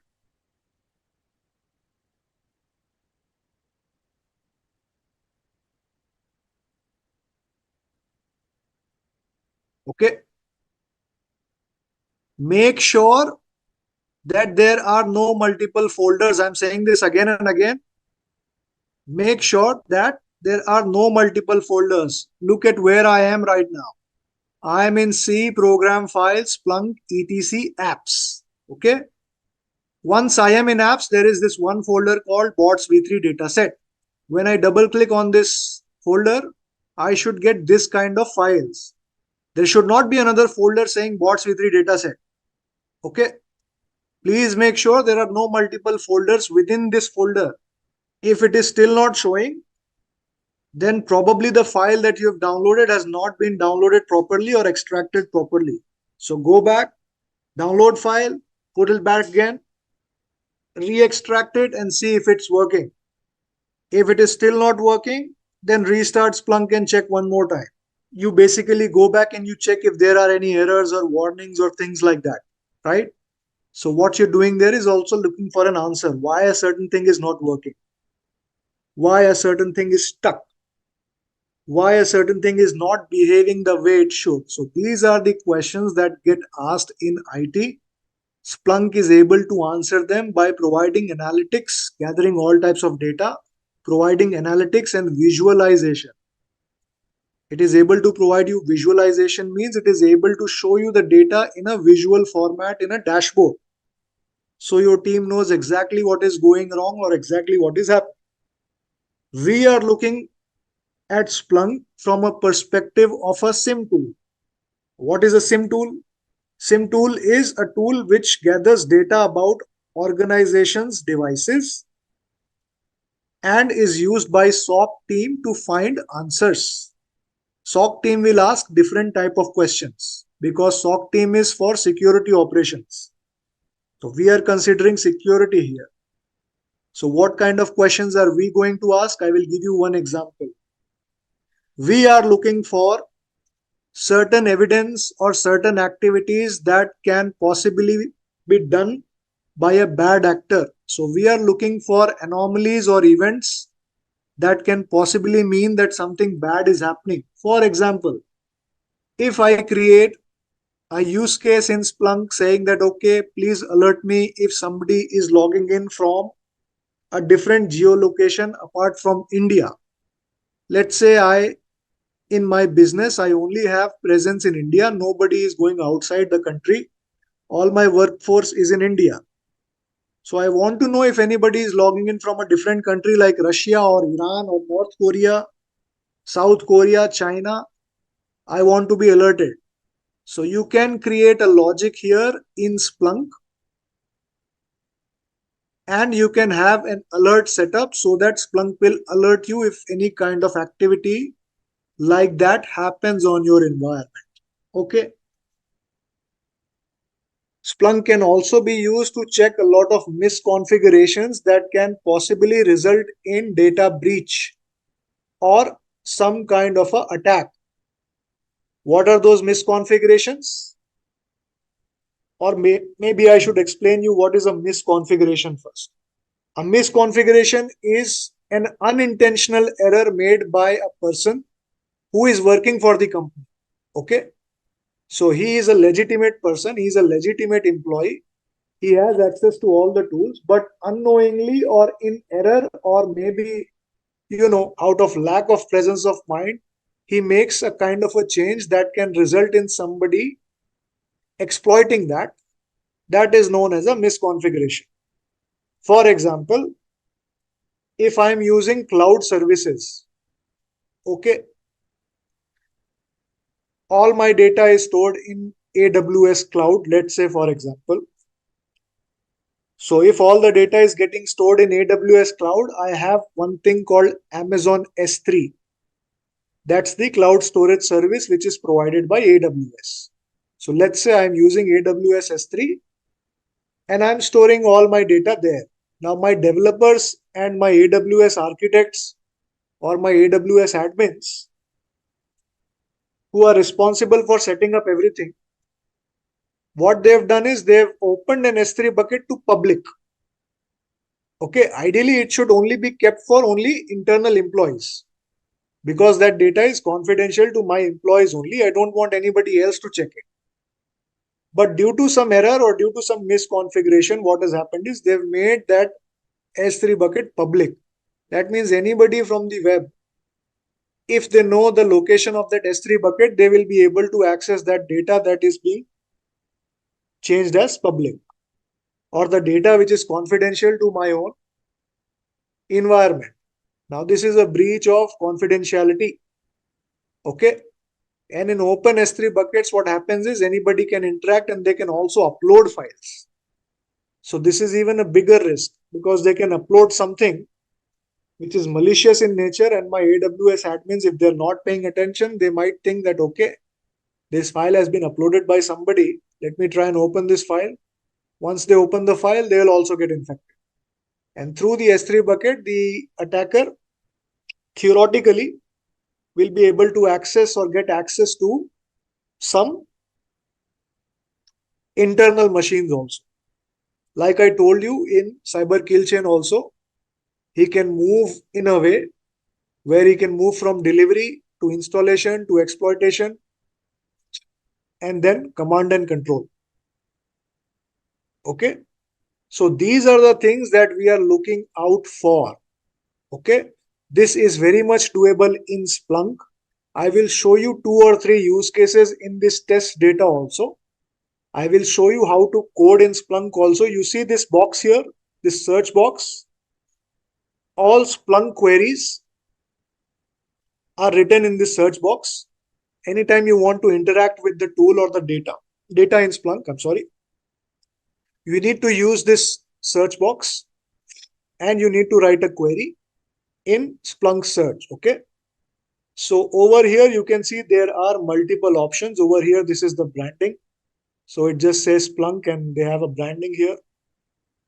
Then there is the apps section, which I've already shown you. This will list you all the other applications that you've installed on your Splunk platform. We have seen the manage apps option also, which shows you all the apps that you have installed on Splunk. So you can enable or disable these apps also from here. If you do not require any apps, you can disable them from here. You can enable them in case if you require them also. Okay. Search and reporting is an inbuilt app in all instances of Splunk. Then you have this option called messages here.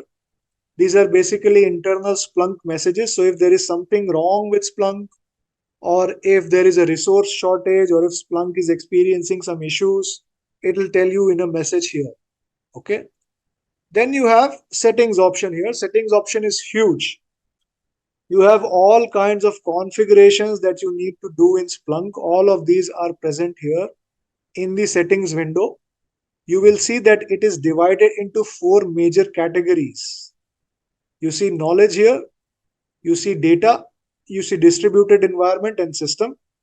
Now, all of this in detail will not be covered. It's not in scope of these lectures. So don't worry about these. As of now, you just think of this as options presented in Splunk to you. Okay. Then you have the activity tab and the help tab, which shows you or has a URL link to all of these other resources on Splunk. Okay. Then you have the search box here.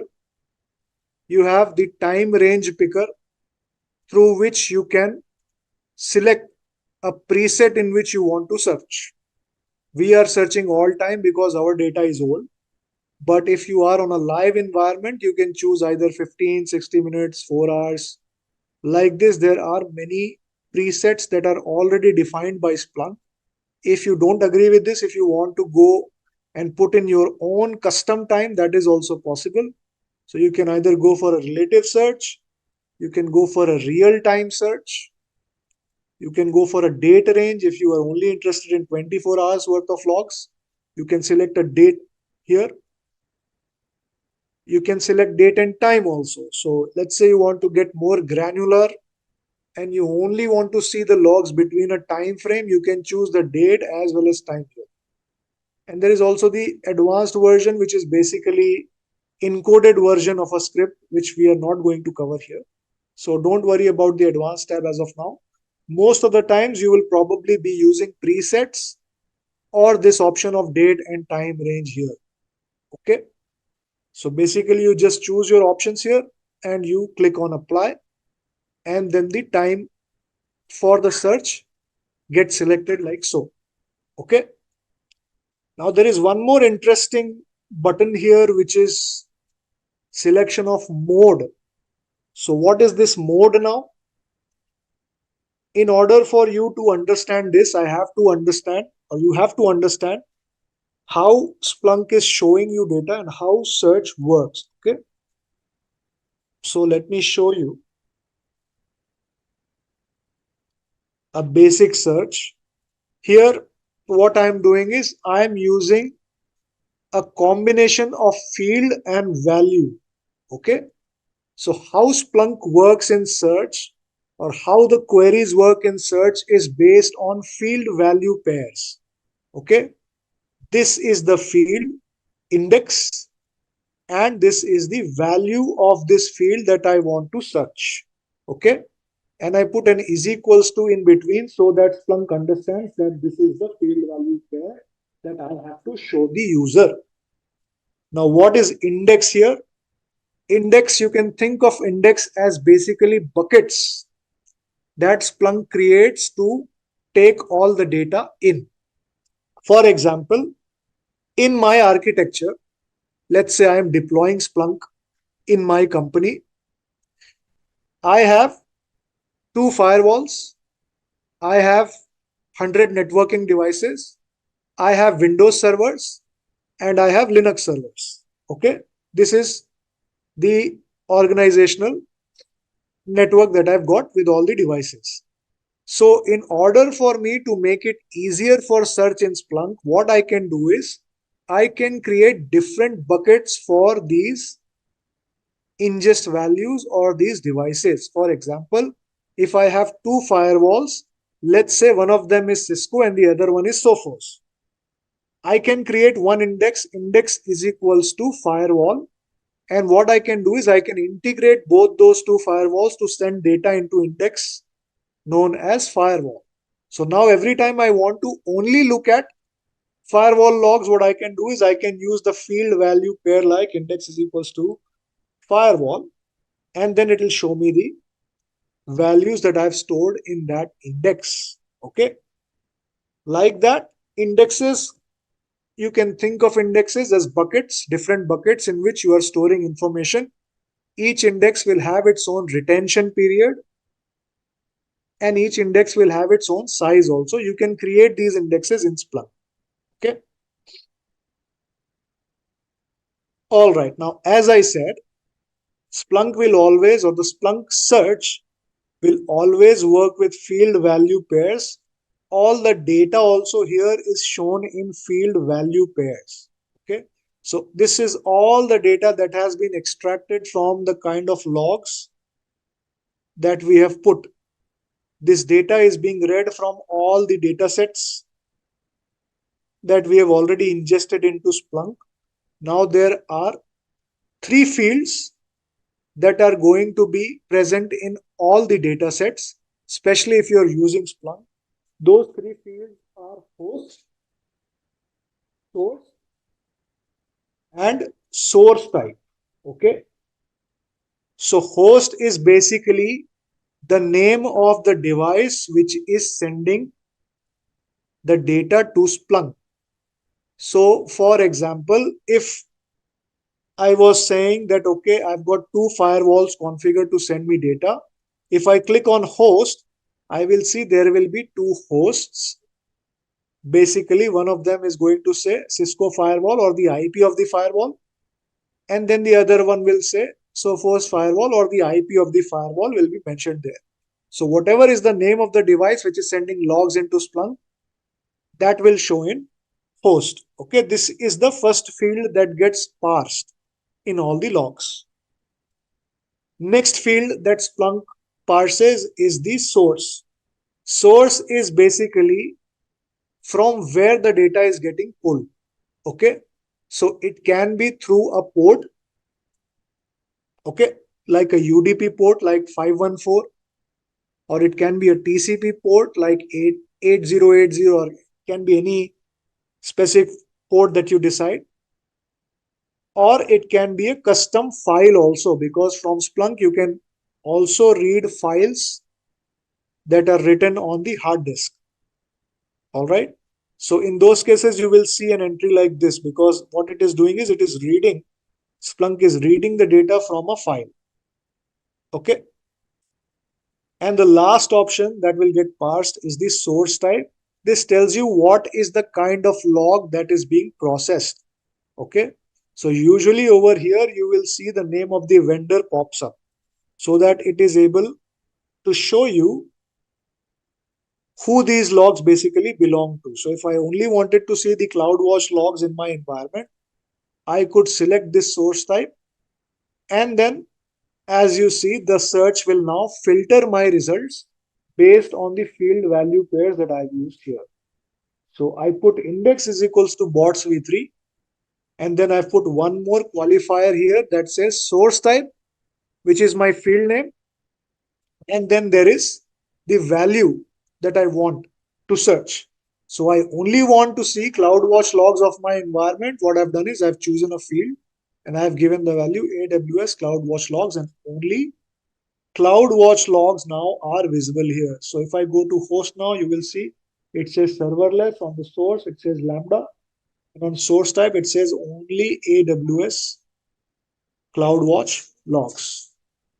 So when we are doing iterations or when we are creating searches, this is how we will structure our searches based on field value pairs. Okay.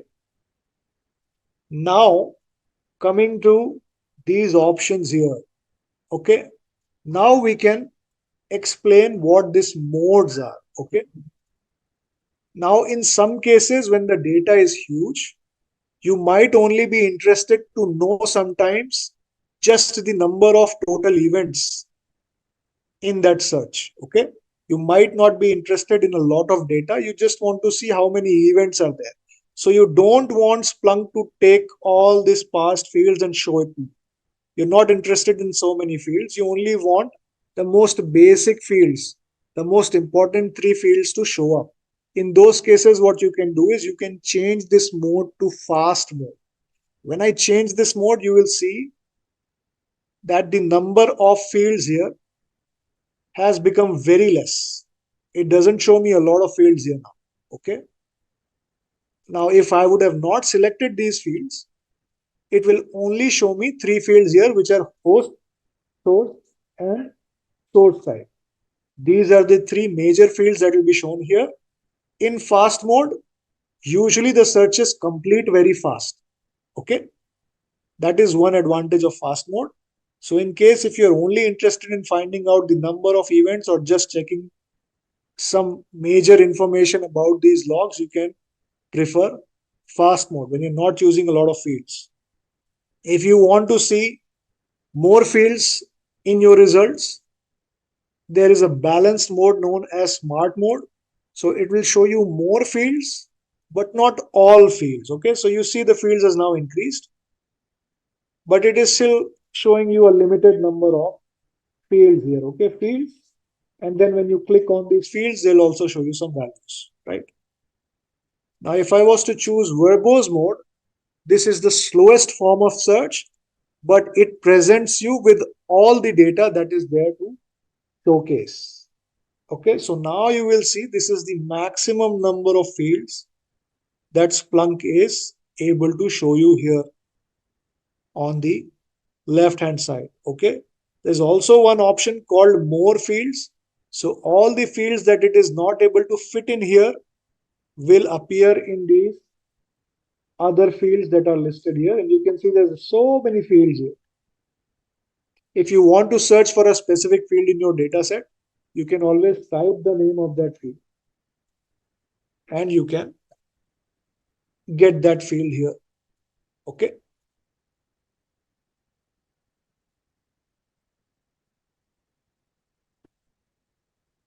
All right. This blue line basically is the current status of your search. So if this blue line stops appearing, means your search is complete. But if it is still visible, means Splunk is still working on fetching all the data that you have requested. So over here, you can see that the blue line is persisting, and that's because the data set is pretty big and my machine unfortunately does not have a lot of resources. So it takes time to complete. You can stop these searches also. If you feel like you've got what you needed, you have this option of stopping your search here. So you can always click on stop. And then you can see that Splunk tells you that it is finalizing the job. And now you don't see that blue line here anymore, right? The search has stopped, but these are partial results because you have stopped the search midway. You have stopped the search manually. Okay. So now we'll just look at some basic commands and how you can integrate them in search so that you can make your searches more useful. Okay. So again, the first thing that we are going to write in this query is going to be the specification of the index. So first we need to tell Splunk that we want to look into this specific index. Again, the field value pair is at work here. I have used the field name as index, and then I've used bots v3 as my desired value. And then I search for data. Okay.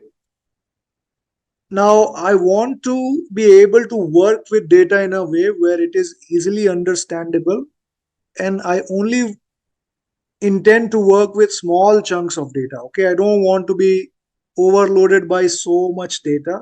I know exactly what I want to look for, so I can select those values based on what I am looking for. Okay, so one way of doing it is by filtering it by using multiple field value pairs. So like in the last example, what we've done is we have chosen one of the source type or chosen one of the technologies. So for example, we will just choose which one looks promising here. Let's say we want to check for AWS Cloud Watch Logs, okay, like the last time. So either I can type in the whole thing manually, for example, like this, is equals to, and then the value is going to be in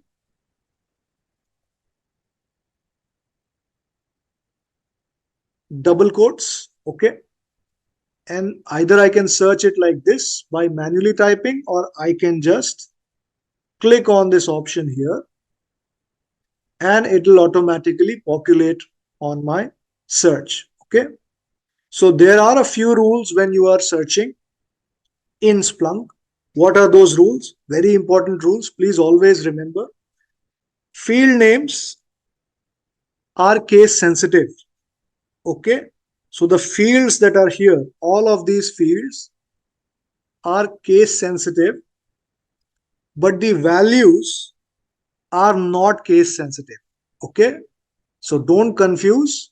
Field names are always going to be case sensitive, but values you can change. You can use caps or you can not use caps. It's all right. But the field names are always going to be case sensitive. So if I had to show you an example, this is the value and this is the field. Okay. So if I am to change this to caps and then search, you will see that Splunk will not find any events. Why? Because what I've done is I've replaced the field name with a caps alphabet. So always take care that field names are always going to be case sensitive, but that's not true for the values. So if I change this to caps AWS and then search this, you will still get the logs, right? So you still see that the search works, and even if this is in small letters, I'm able to pull these results. Okay. So that is one rule to remember. All right. Now, whenever I am passing values, the values have to be passed as string values. Okay. So whenever I'm passing string values, you see I'm enclosing these values in these double quotes. Now you will ask, why, sir, you have not enclosed this bots v3, but you have enclosed this value here in double quotes? Because this value is using a special character. You see this colon mark here? So in case if the values have got some kind of a special character or a space or a semicolon or whatever, you will have to pass those values as string in the search. How to pass those values as string is basically enclosing them between these two double quotes. Okay. Fields will never have the double quotes. Field will be as it is, case sensitive.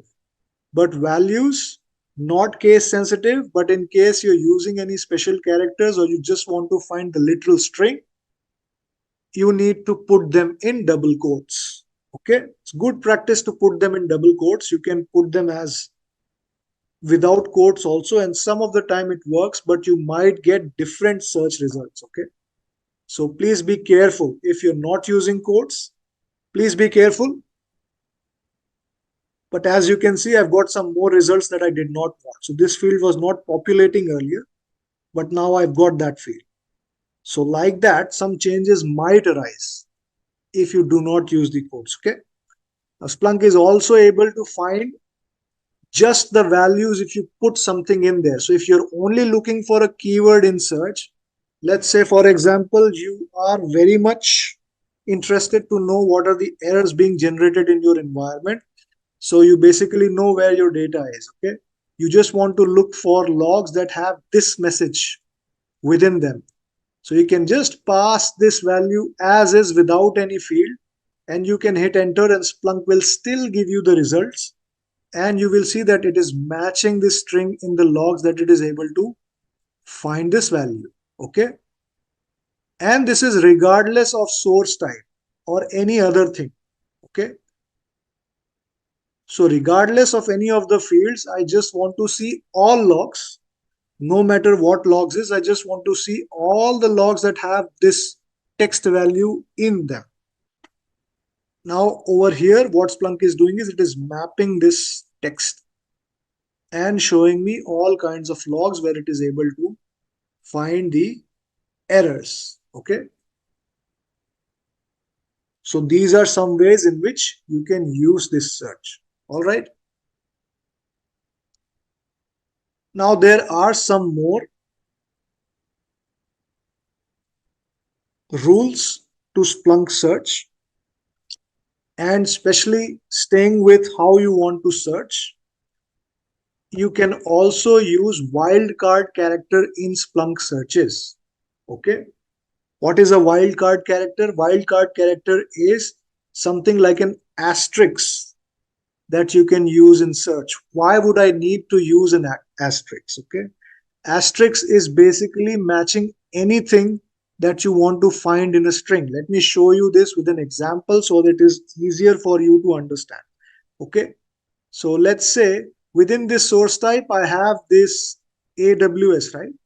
So earlier I showed you that we went into the logs for AWS CloudWatch, but there's multiple different source types that I want to see, and they all start with AWS, but the rest of the string is changed. Okay. So in those cases, what can I do?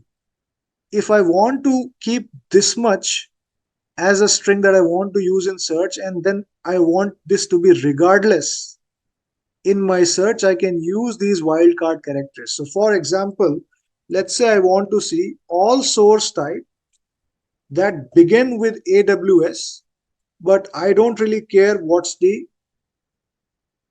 next part of it. So I can use this wildcard asterisk character here and then hit enter.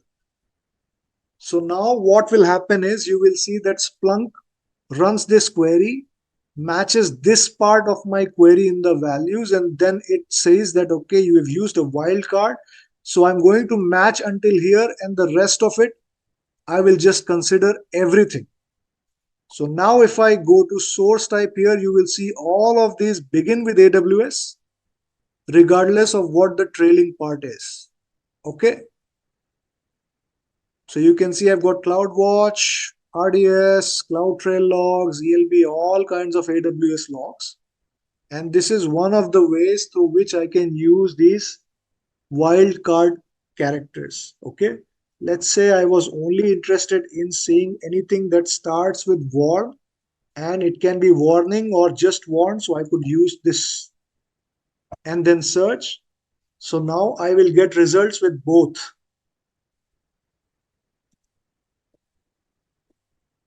So I get warning also. In some of the logs, I can get warn also, and like that, I can make use intelligently of these wildcard searchable characters, and this will match all the strings that get preceded by these characters that I've mentioned here. Okay. Now this is only true for values. Okay. Field, again, as I told you, these are case sensitive, and you cannot really search fields like putting those values here in the search box. They are already populated for you here. Okay. So you can choose any of these fields. From here, you can just write the field name, and then you can maybe go into the values and decide those values also. So this is my field name, and then of course I'll check the values that are there that I can mention like so, and then I can search. Okay. Now the wildcard character is very useful in case you want to see all the values in a field. Okay. These field value pairs are very important aspect of logs because this is where all the information regarding your environment is. Okay. It also takes a little bit of time to get familiar with these field names and the values that they hold. So don't get overwhelmed. I recommend that you spend some time with these logs, see what kind of values these fields are holding, and get familiar with them. Okay. All of this is basically some kind of information that is being pulled from your environment or the logs. Okay. For example, I can show you one interesting field here. The field is called Cisco ASA action. Now, if people are unaware, let me tell you that this kind of data is being pulled from firewall. Okay, Cisco ASA is a type of firewall. And basically, what this field means is that it is telling you the action that Cisco has taken or the firewall has taken on these logs. So you can see that some of the communication has been blocked, some of it has been allowed, some new rules in the firewall have been added, some have been terminated, they started, and then there is failed options also here. Okay. So like that, there will be different fields and there will be different field value pairs that you can check out. Anything that catches your interest, you can read about it or you can go into detail about it. Okay.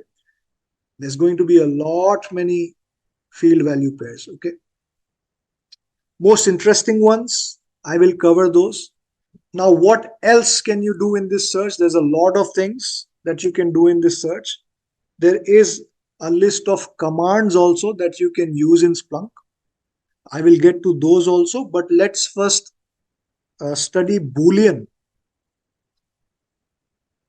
values that you can use or Boolean commands that you can use in your Splunk search. Okay. So for example, let's say I want to see all the action that has been blocked. Or let's say, for example, in this Cisco ASA. Let me take an easy example. Okay? Let me make this easier for you guys. So this data set should be easy to understand, and we can get a lot of examples also in this data set. Okay, so now I am pulling logs from a data set called or a source type called access combined. Okay, from my experience, guys, I know that this data set or this source type is pulled from web servers. All right. So all these logs that you see, all this information that you see is being pulled from all of your web servers. All the web servers that are reporting to Splunk are sending the logs to Splunk, getting stored in this source type here. Okay, access combined. If you look at the fields, you will see that there are different fields that show you a host of field value pairs. For example, there is a field called client IP here. If you click on this field, you will see that there are multiple list of IP. So anybody who is accessing your web server, their IP is getting recorded in the logs and that is being showed here. Okay. You can see both IPs here. You can see internal IPs also, and you can see some external IPs also here. How to understand whether an IP is internal or external? This is networking basics. So you just look at the front suffixes of the IP, and I will tell you in very easy language. If you see they start with 192.168, it basically means that it is an internal IP. If they start anything with 172 dot something, basically means that it's an internal IP. If anything you see that starts with 10 dot something, again that's going to be an internal IP in most of the cases. Okay, these are internal subnets. 172 dot something, 192.168 dot something, 10 dot something, all of these are internal subnets. All right. Now again, we'll get back to the fields that are listed here. So just to explain you some more fields, there is a field called method also. Okay. So whenever somebody is requesting something from a website, so for example, when I type in my browser google.com, I am requesting a page from the web server, right?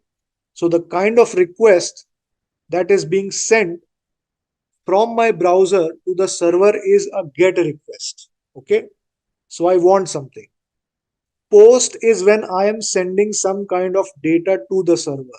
So if I am filling up a form or if I am proactively putting in some information that I'm sending the server again, those appear as post requests. Okay, these are two methods that get used on websites or web servers. This is only for easy understanding. Okay, if you want more details, you can read about them also, but this is for basic understanding that I'm telling you this information. Okay, There's one more very important field in this data set.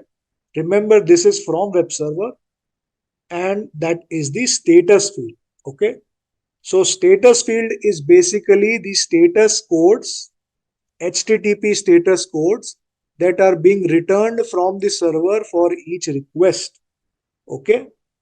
Whenever there is a communication between a server and a client, whenever they are making communication, these codes, status codes are generated. Each of these codes are known as HTTP status codes. These are numbers here. Can you see them? 200, 304, 404, 400, 301, 302. Each of these numbers mean different things. So what you can do is you can search Google for HTTP status codes. You will get a complete list of codes and what those numbers mean. For example, whenever 200 code is recorded, that means that everything is okay and the requested resource has been provided to the client. So for example, if I type http.google.com,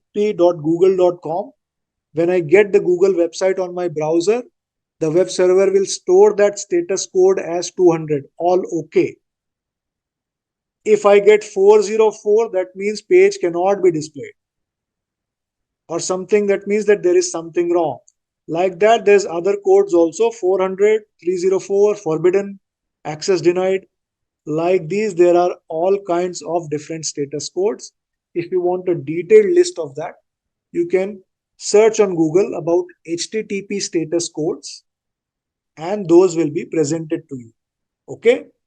Now assume that you want to work on this data set and you want to check from which client IPs these 404 status codes are being generated.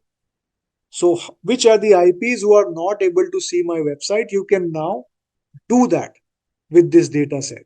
So for that, what you need to do is, first thing is you need to choose the fields that you're going to use. The question is, again, we are trying to answer a question here. Okay. So the question is, how many people on the outside are not able to access some resources on my web server? When a resource is not available, it will give you all these codes apart from 200. Okay. So let's first see these two codes. Okay. 404 and 400. Let's take these two codes. So let me say I want to check for all logs where status is equals to 404. Then I'll be presented with some more data here. And again, if I go to this field, I will see that it is filtered as 404. But over here, I want to access one more field within the one more value within the same field. So how to do that now? There are ways through which you can do that also, and that is through Boolean operations. Okay. So what are Boolean operations? Most of you are engineers would probably know that Boolean operations are and, or, not, XOR. Most of the primary ones are those. All those Booleans can be used here.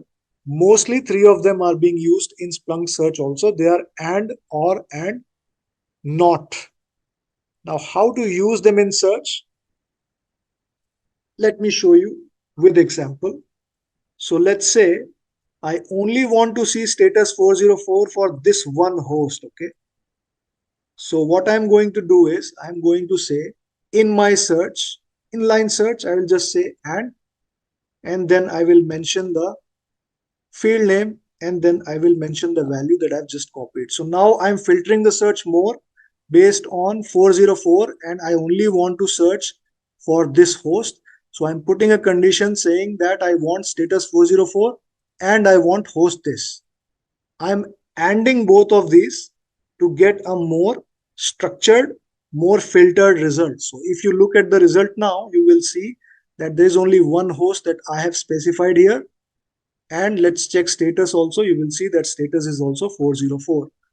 So I have used this query with and I'm able to see these filtered result, I can also use this as and when required, and I can continue with my search queries. Okay. Now, one more thing to add here is that by default, Splunk will always treat your searches with an and in between. So you see all of these things that we have mentioned here. By default, Splunk has already assumed that there is an and in between all of these searches. Okay. Whether you put it or not, whether you specify it or not, by default, Splunk will assume that you have put the and operator in between, and it will produce your search results like so. Okay. All right. Now let's say I don't want to use and I want to use a different operator like or. Okay. So for example, let's say in our earlier case, we wanted to see two status values, not just one.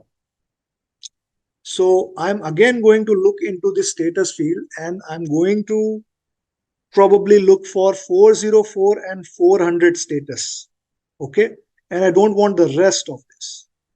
So what I can do here now is I can either do an and, that will also work. So I can either say this, but I hope that you understand the logic behind how this search is working. Okay. When I'm using the and, you must in your head know that I am saying to Splunk that both of these values have to be true. All right. I am not saying either or. I am basically saying that both of these values have to be true in my search results. In some of the cases, it might not work. Clearly, to understand, this is basically telling Splunk that both these conditions have to be true in order to be displayed. Okay. Even if one of them is false, Splunk will not display you the results. Okay. The case completely turns around when you use or. Okay. And you notice how I am mentioning these Boolean operators. I'm always mentioning them in capital letters. Okay. So if I was to mention this as lowercase, it is not going to work. You see, there is also a change of color when I type it in capital letters. That means that Splunk has realized that you are using a Boolean operator between your search query. Okay. Always has to be in caps. Okay. And some of them feel like you would get both the status messages. So now, if I click on status, you see both of them are shown here. Now, why do you think this has happened? Why do you think that there is no difference in both of those queries that we have just used? We have used and also, and we have used or also. And the results for both of these are shown the same amount of logs, I'm assuming. So here you have 43 events. And if I was to change this to and, you get 0 results. Why do you think this is happening?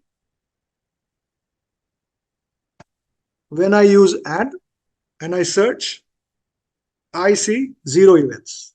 When I say or, I see 43 events, or both the values in status.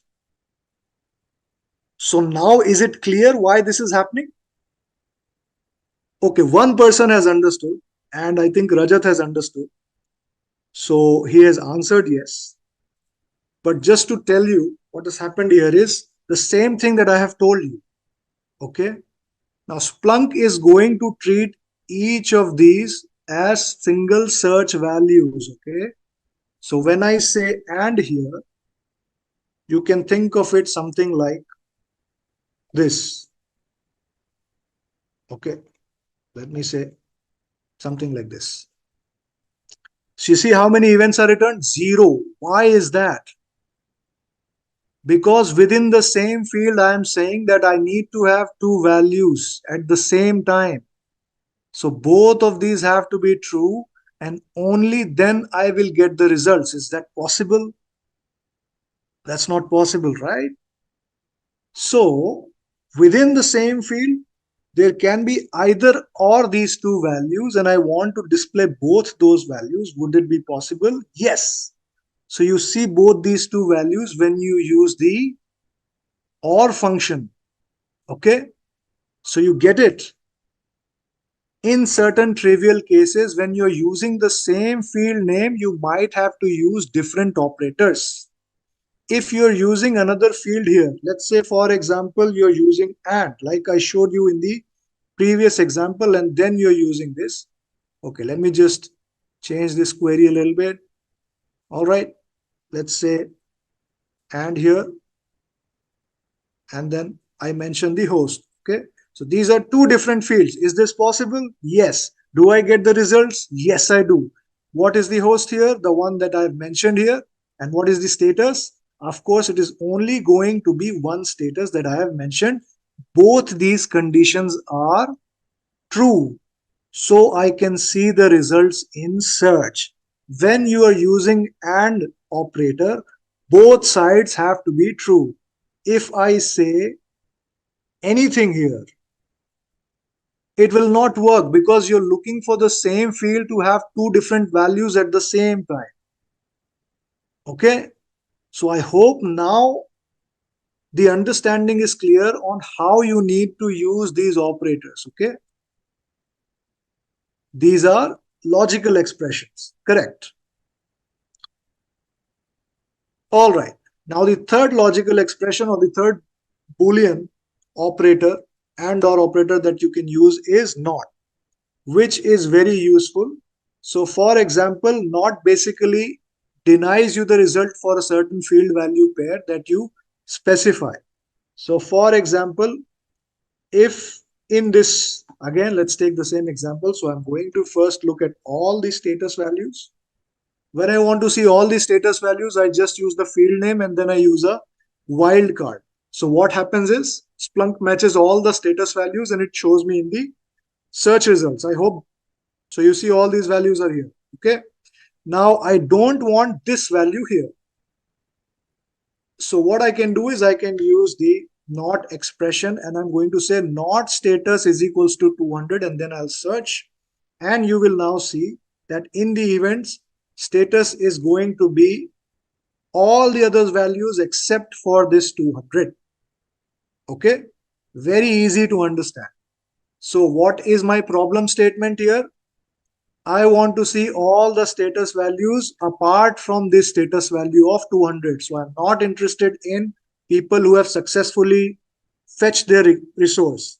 I'm only interested to see who is not able to fetch it. So what I've done is I've excluded this all OK HTTP status code, and then I am left with all the other status codes apart from 200.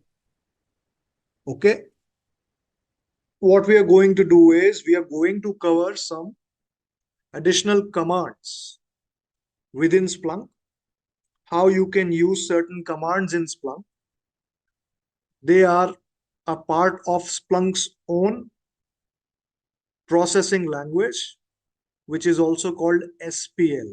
Okay, search processing language, that is only useful in Splunk. On Splunk, you can write certain queries by using these commands, and you can manipulate or design the data in a way that is required for you, or that is maybe just an answer for the use case that you are answering. Okay, I have to tell you about this special character that is used in Splunk search, and you are going to use it quite frequently if you're going to work with Splunk. This is the pipe symbol. Okay, can you see that over here? When I press on my keyboard the pipe symbol, Splunk automatically gives me a drop down and it shows me all the commands that I can use which are inbuilt in Splunk, and they are supposed to perform a certain function. Okay. And like all the commands that you might have gone through in operating systems or any other programming languages, all of these commands also have their own syntax and they have their own parameters also. Okay. Very good documentation is provided by Splunk themselves also, in case if you wish to read about what those parameters are and what all syntax, apart from the basic usage, you can use within these commands. If you wish to explore more, you can always refer to the Splunk documentation for each command and you can get some more information from there, because some of these commands are going to have a huge list of parameters and the way that you can use them. All of that is not going to be covered here. The basic commands as well as the commands that will be required in order for you to present this information in a report format and to present the information in dashboard format, okay, in a visual format, as well as dashboards. Now, I feel like the licenses on our Splunk instances would not allow you, yeah. So the licenses that you've got would not allow you to create an alert. But what I'll do is I'll hop on to a production environment that I've got access to, and I'll show you how those alerts are also created. Okay. So this way you can look at reports, alerts, and dashboards, all of them. Okay. What I'm going to do here with my query is very straightforward. The first two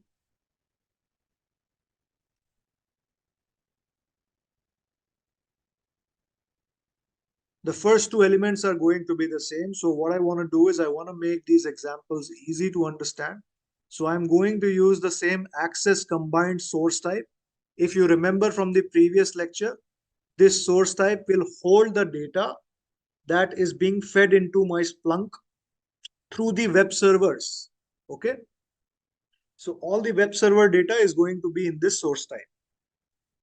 All right. Now, when I wish to use a command, I always have to use this pipe symbol. Okay. Before I use any command, it is mandatory in Splunk to use this pipe symbol. Now, if you are familiar with Linux, you also would be familiar with the meaning of this pipe symbol. Basically, what this pipe symbol means in Linux as well as in Splunk is that the output of this query, okay, the preceding query becomes the input to the query that I'm about to write here. Okay. So the output of the preceding query becomes the input for my command or becomes the input for another search criteria that I'm about to introduce. All right. So the first two commands are going to be very straightforward and very easy to understand. So let me show you first how this search result is going to look like. Okay, let me change this to all time and then you should see those events start popping up, right? Okay, so this is how my search is looking like without any commands. Okay, the first command that we're going to look at is going to be the head command. So very straightforward, very simple, and very easy to use. Just type in head and the number of search results you want. Basically, what this command is going to do is it is going to pull the first 100 results of your search criteria that you have entered here. Okay. So here in this case, if I want to see the most latest 100 logs from my web servers, I will use this command. I will just pipe the output of this search to my head command here. How to do it? Just use the pipe symbol, type in the command head, and then type in an integer value. It has to be an integer value. Please don't paste a float value there because otherwise you'll start getting some errors. It has to be an integer value based on the number of search results that you want to see. The first 100 results would be displayed. Now you see the event count is 100 here, and based on timestamp, you will be able to figure out that, okay, these are the most latest logs that are being shown to me. So if you look at the timestamp here, you would see that it says 28/2018, 8:47 p.m. If I move on to page number 2, you will see that the time changes to 8:38. So what does that mean? That means that all the older logs are going to be on the next pages and all the latest logs are going to be shown to you here when you use this head command. Okay. Now exactly the opposite thing is going to happen if you use the tail command here. Okay. So if you want to see the last 100 logs for any search query or any source type, you can use the tail command. So the syntax remains the same. This is my search query and I want to see the last 100 logs on this search. So I just pipe the search results to the command tail and then I type in the integer value or the number of events I want to see. So I can type in 200 here also, and that is also going to work. And you see that the search results are now only showing me the last 200 events here. Okay. Very straightforward, very easy to understand, right? All right. So after head and tail, you will also be interested to find out top as well as rare values for each of the fields or each of the searches. All right. Now there's two ways you can do that. Since we are all using this GUI version, if you click on any of the fields here, you will see that it will show you certain values that are there within that field. So action is the field, and then you have these values within the action field, which has get as an action, profile as an action, register as an action, and all these fields representing action. Okay. It also shows you the count of each of these values that are shown to you here. And you can see the same kind of pattern in all the fields. Okay. Again, to understand this better, these fields are showing me certain things that I can search, and the values are showing me the values that are being held in that field. So if I want to see, for example, since these are web server logs, if I want to see who all have visited my web server, there is a field called client IP. When I click on that field, it will show me that it's got total of 22 values. Can you see that? It's here. And it will also show you the top 10 values out of that 22 over here, along with a count as well as their percentage. Okay. So when I say top values, it means I want to look at the values that are sitting on top. Okay. So if I wanted to see the top values through search on the same field, what I could do is I could just use again a pipe here and then type top and then mention the field name and then hit enter. And then Splunk gives me the result of all the values starting from the most present client IP. So this one has the highest count. Since we are using top command here, it is going to show the highest first. Descending to ascending, it also shows you a percentage. All right.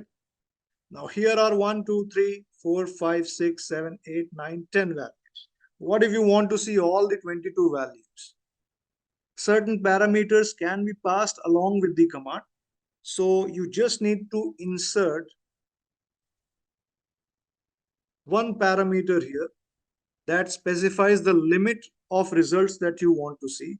So if I was to put in a limit like this and then search again, you see that now the statistics column is showing me 22 results here. So I get all the results. Okay. Now this was not possible just by looking at this option here, because it is only going to show me the top 10 values.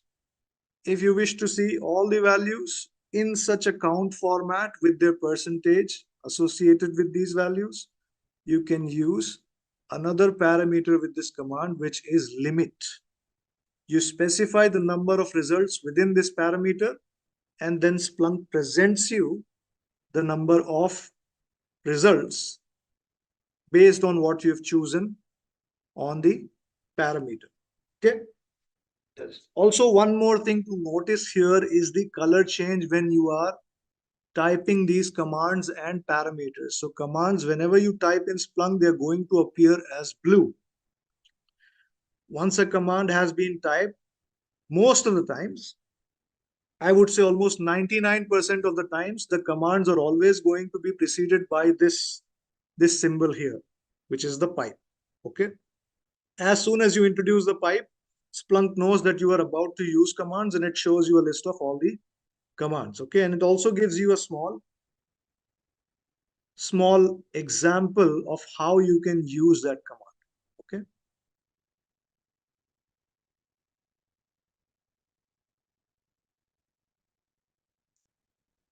All right. So in this way, you can look at the top values. Now, what if you want to see the rare values? You just change this top command into rare, and then you search again.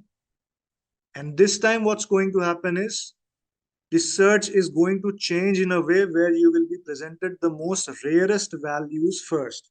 So earlier when we used top, how the search was presented was from descending to ascending.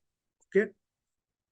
So the count that was highest was being shown first when you mentioned the top command. Exactly the opposite has happened when you have used the rare command. So rare command is going to give you the least values first. So you can see that it is showing you that all of these IPs here are associated with one count, which is going to be the least percentage of all the client IPs that have been recorded on the web server. Okay. So these are first two commands. Again, the parameters, you can either not mention it at all. In case if you do not mention it, it is going to show you the first 10 results by default. So you see there's going to be 10 results here as shown in this parenthesis.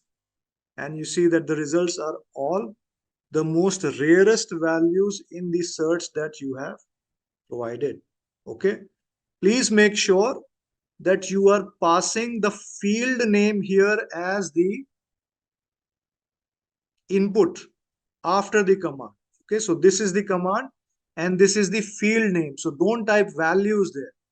Because you want to see the number of values with the help of the command, you will always use field names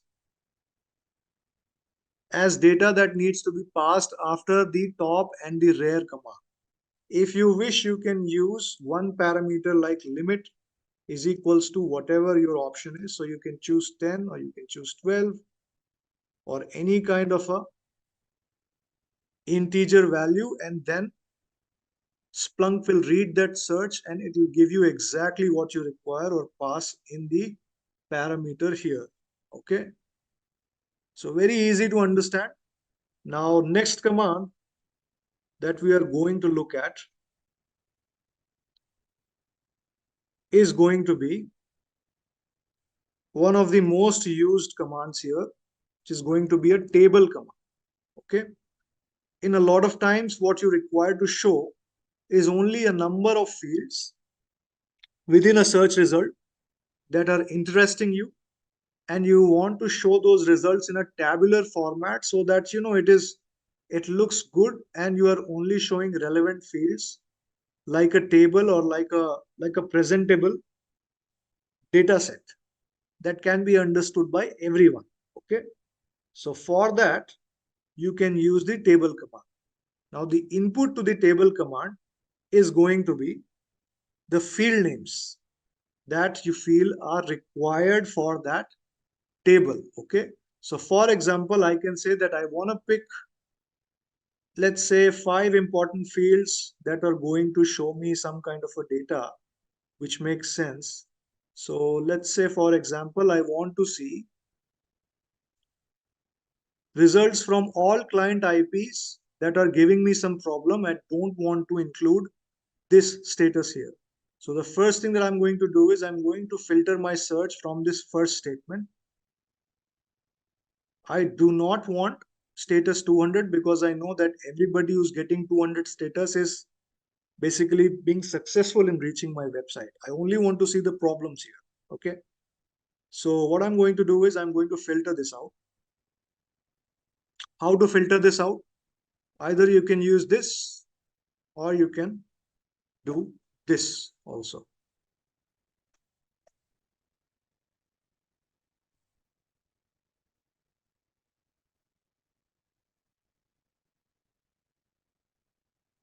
So I'm going to remove this here just to show you the result first.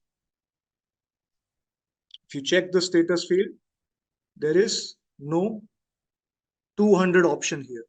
So two ways through which you can filter out the result. This is the shortcut way, which means does not equal to. This is basically an exclamation mark that I use before the equal to sign. Okay, so this also tells Splunk to filter out this field. All right, I can either do this or I can use the logical operator like so and also get the same results. So again, if I was to show you, there are only 5 status messages here. 200 has been filtered out. Okay, so now my search is filtered out. And now I wish to present a table where I want to show,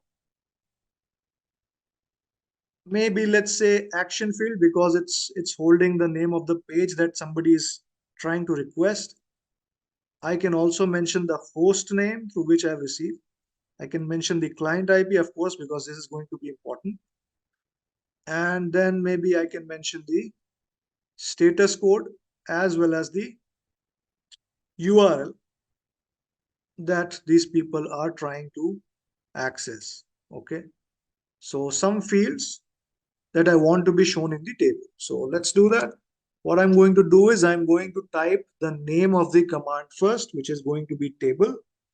And then I will start typing the name of the fields that I want in this table. The manner in which I write the names of the table, same way it is going to appear in the table. So if I write host here first, that's going to be the first column of my table. Okay. Next, I want to pull a field called action. Next, maybe I can pull a field called client IP. Next, I want the status field, of course. And then maybe I can use this field here that says URI.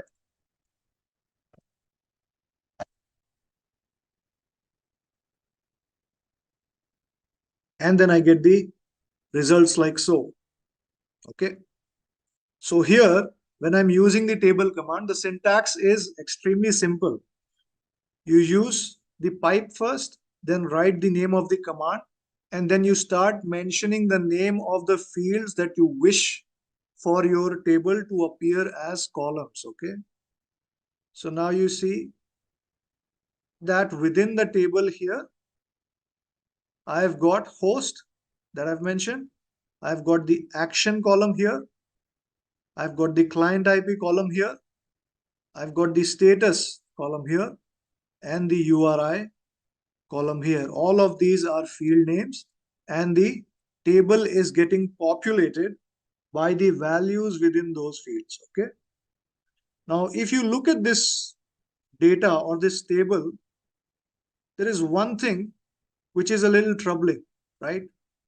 You see, a lot of the times I get 404 requests from a certain IP and there's a lot many entries with the same IP.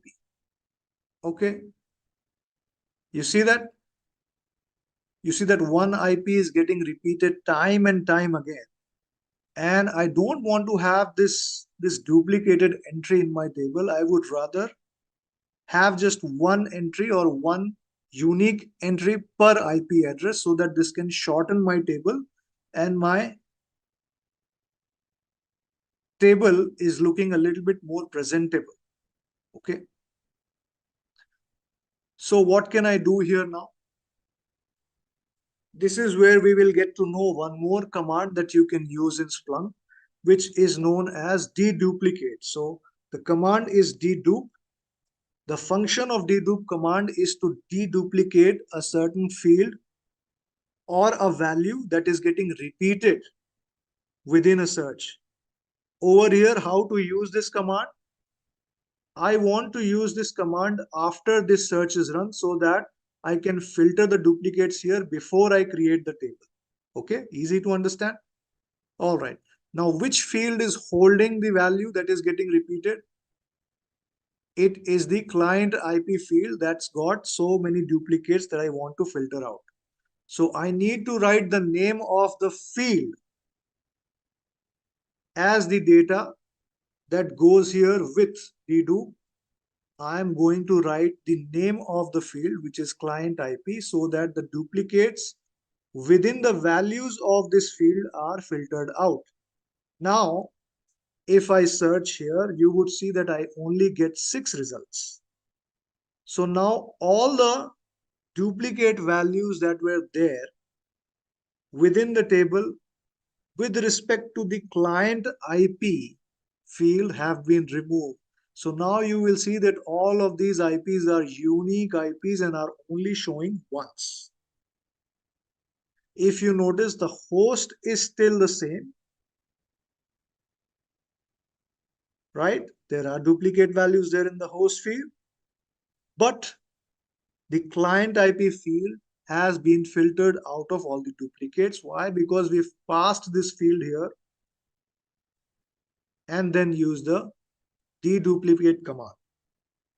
Okay.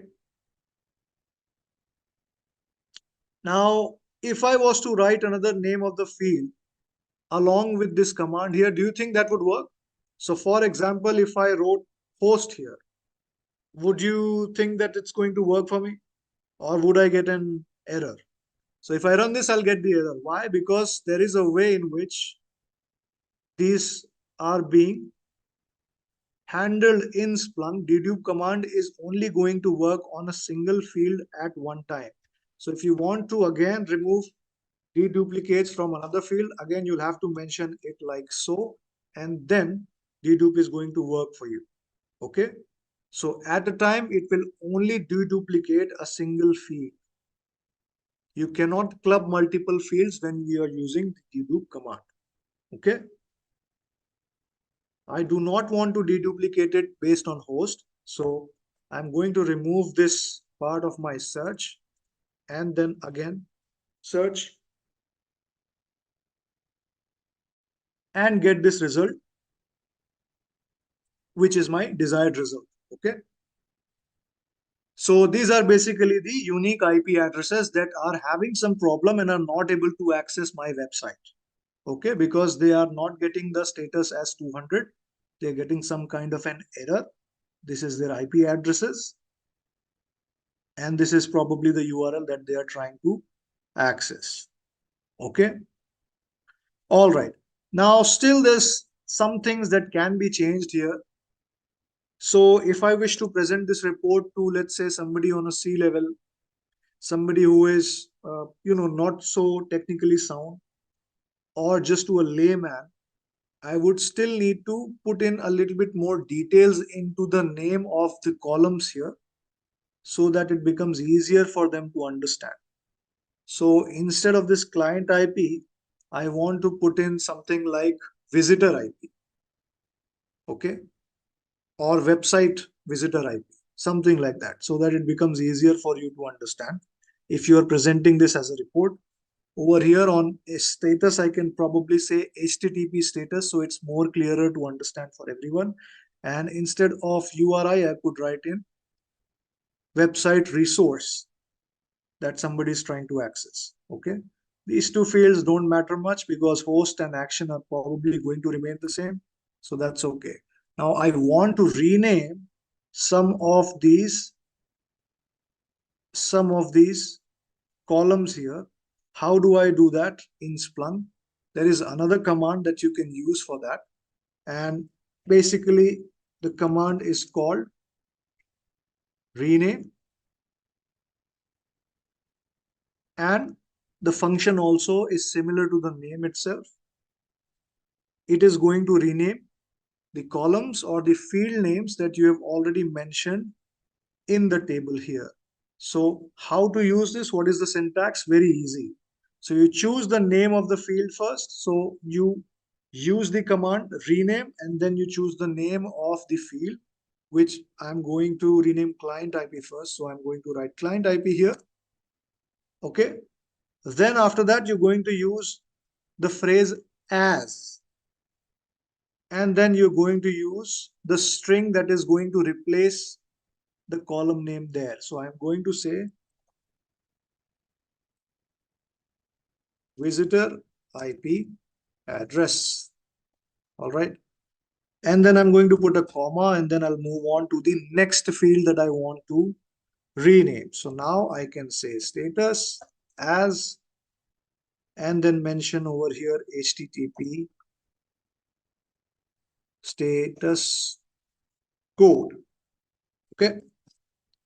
Then I'm going to change this URI field as resource that was requested. Okay.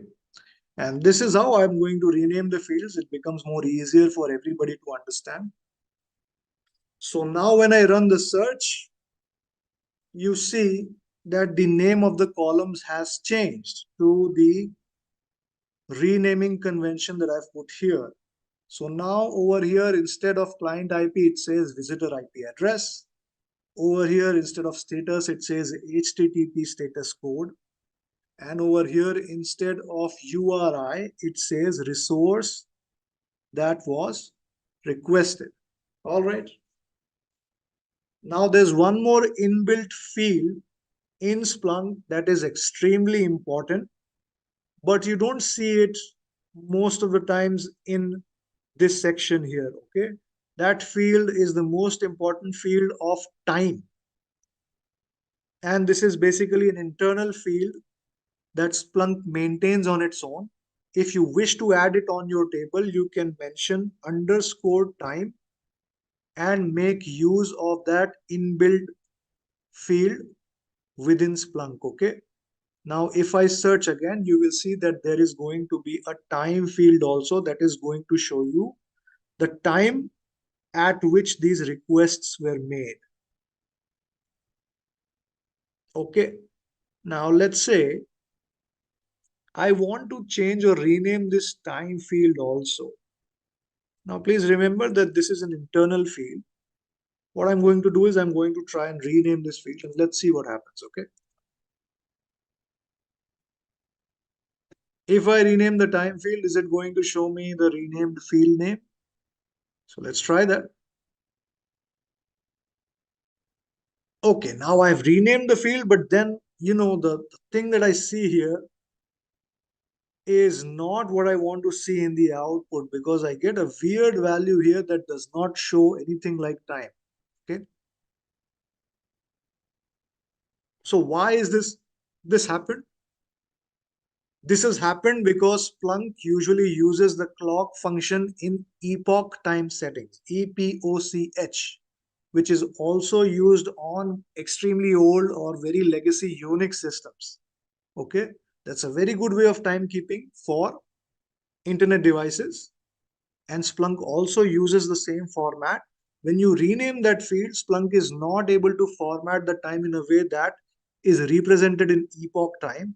That is the reason you get these values. So you can either keep this without renaming, that's perfectly fine. But if you still feel that OCD of changing that field name, you can do it. But for that, you're going to require something known as eval command. Okay. I'll give you a hint that eval command can be used for a lot of things. Most of the times eval command is used for creating variables, temporary variables within search that can be used to store certain values that run through a function. Very similar to how a programming language is going to work. Okay. We'll not go into the details of eval, but you can read about it in your own free time because it's a very useful function or command that you can use in Splunk. Okay. So if you are wishing for the time to be shown here, and if you don't want to get into the nitty-gritties of changing epoch time values into hours, minutes, and seconds, you can just keep this name of the column as underscore time, which is the default way in which time is stored in Splunk. Okay. So within this example itself, I think we have covered some of the commands that are important here. One of them is the table command. Other one is the dedupe command. And the third command that we've looked at is the rename command that you can use here along with your search results. Okay. Now what I want to do is I want to take you into a use case scenario where you will be creating certain rules, use cases for security issues. Since these told you about open S3 buckets. Okay. What is an open S3 bucket? An open S3 bucket is a storage medium that is provided by AWS. And when I say open S3 bucket, it means that it is kept open to the public. Now, this can result in a lot of problems for any organization because this could have been done as a misconfiguration or a human error or somebody with legitimate access themselves changing it to open without their knowledge. But what that basically means is that that storage medium or that drive has become accessible to anyone on public networks. If they have the link or if they're scanning your networks for active S3 links, they will be able to access the resource without any problem. Okay. So over here, as a security analyst, we are going to create a rule in Splunk to figure out or to find out any open S3 buckets in our environment. Okay. So get this problem statement right again. You have to get into the shoes of a security analyst. The tool that you are using is Splunk. And what your manager has told you is to go ahead and create a rule in Splunk that shows any open S3 buckets on the environment. Okay. So the first thing that you're going to do is to figure out where those S3 logs are going to be stored. Okay. Okay, this is going to be the AWS source type. So what I'm going to do here is I'm going to say AWS, and there's a bunch of different source type that are supported by AWS, but I know that the thing that I'm looking for most probably is going to be in the CloudTrail source type. So what I'm going to do is I'm going to choose the AWS CloudTrail source type, and then I'm going to search for the logs. Okay.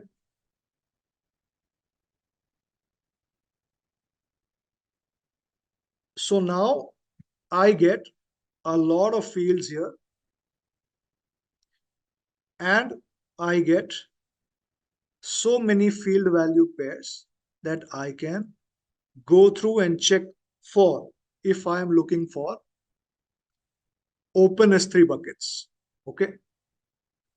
Now, over here in our data set, especially if you're working with AWS, there is a field called event name that is going to store all kinds of events that are happening within your AWS logs. Now over here, what I'm going to do is I'm going to be a little bit smart and I'm going to use this field name. And then since I know all events are going to be there, what I'm going to do is I'm going to use a string value and say star bucket star. Please find me all event names that have bucket within them to check what kind of events I've got. Even with that, I've got about 15 events here, right? The ones that are very interesting for me are going to be get bucket ACL and get bucket policy. So now I only want to have these two values to be shown in my search. So how am I going to do that? I want these two event names to show up in my search now. So what should I change in my query? Okay, so if I want both these options to be present or both these values to be present, what I'm going to use here in my search is an OR query because I want both the values to be there. Okay. So what I'm going to do is I'm going to use the name of the value here, pass this like so, and then I'm going to say next value here like so, and then basically put this in a parenthesis. So this is being done every time the search runs as an independent criteria. So now if I look at the events, I have two events here that say get bucket ACL and get bucket policy. All right. This is the search that I wanted to show up. Now, if you look at the logs over here, you will see that these are JSON logs. Okay. JSON is a format in which logs are forwarded, and these are all enclosed within brackets.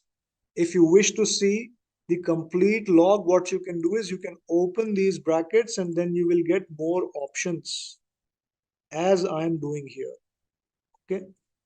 It always helps to take a look at a raw log like this so that you get to understand the log better. Over here, this is a raw log that you have received from AWS Cloud. Okay. Over here, it is giving you all kinds of information in field value pairs. Okay. So it's telling you which region this server belongs to. There is an error code that has generated. There is also an error message that has generated. There's an event ID, event name, source, so on and so forth. There's also a source IP address, and then it gives you a list of other details also. Now, the interesting field for me here is going to be the policy field here. Okay. So I'm going to look for any fields that are going to show me the values here. Here is one. So when I click on it, there is nothing that I can see. So maybe I can check for all the fields and find out something of interest. Okay. You can use this option here to check all the fields that are present in your data set. Okay. So over here, you just need to change the coverage to all fields. You can filter out some important fields just by typing in the name here. Okay. And you can see these fields here also. Or you can just take a look at all the fields. If you're not sure about the values, what you can do is you can always expand them, and you can also take a look at what the values are there. All right. So this is basically how you can filter out certain things that you wish to search for. It might look a little bit complicated as of now, but once you practice, you can understand and you can work with the logs in a better way. Okay. But it is extremely important to be familiar with these logs first. Over here, if you look at this data set, the information that you require is regarding ACL, but that is not populated. Why? Because you're using the get bucket ACL. The user is trying to fetch the ACLs here, not actually giving a command to put those ACLs. What you really need to search here is going to be in the put bucket field values. Okay. You want to know whoever has put a certain value, and you want to look at those events where somebody has put the ACL. Okay. So over here with this data set, are you able to now find the field? So we were looking at get bucket ACL events. Now in get bucket ACL, the word get means that somebody is requesting access to a resource, not giving the access to a resource. Okay. So the event name that we really should be looking for is somewhere when somebody is putting the access instead of getting. Okay. Please understand that is the reason why I have changed the event names to put bucket ACL and put bucket policy. Okay. Now over here, I am getting a list of users that have actually put some permissions on S3 buckets. Anybody who has created an S3 bucket need to put some permissions for access within that S3 bucket. All right. So this log or this data set now will hold the information that I'm looking for. Again, the question here was to find out if there are any open S3 buckets. All right. So now if you check for these fields, you will probably find out the field that we are looking for. The field that we are looking for here is going to be the grant permission field, because now somebody is granting permission to a certain S3 bucket based on the kind of value shown here.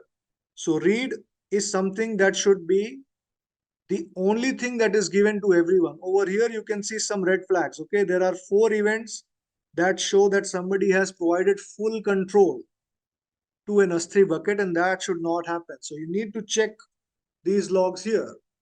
What you're going to do is you're just going to click on that value here, and then these logs come up here. Just go through these logs once and see what has happened here. That will give you the complete picture. Okay, what has happened here is, to explain it in a way which is time friendly for all of us, if you open this JSON log, you will find out that there is an access control that has been granted. The log also gives you evidence of who has granted this access. There is a user called bstol who has granted this access. What is the access? The permission level is given as full control. Okay. All kinds of permissions have been given over here. Who is the owner of the bucket? It's the same person bstol. The bucket name is this, and the IP address of that bucket is this. Okay. So through the log, now you are able to see that a person or a user called bstol has created a bucket called frothly web code, and unfortunately what he's done is he's provided full control permissions to the buckets to everybody on the internet. So what does full control means? Everybody has read and write access to these buckets. Okay. So over here, what we've done is we've already filtered out what was requested or what was required from us. Now we are in the process of creating a report out of these details or information so that this can be submitted or shown to other users or people who need this communication. Okay. So now what we're going to do is we are going to use the table command here. So if you notice, I've got my search running here, and then I've got a pipe symbol right here, and just after the pipe symbol I have mentioned the name of the command, which is table command.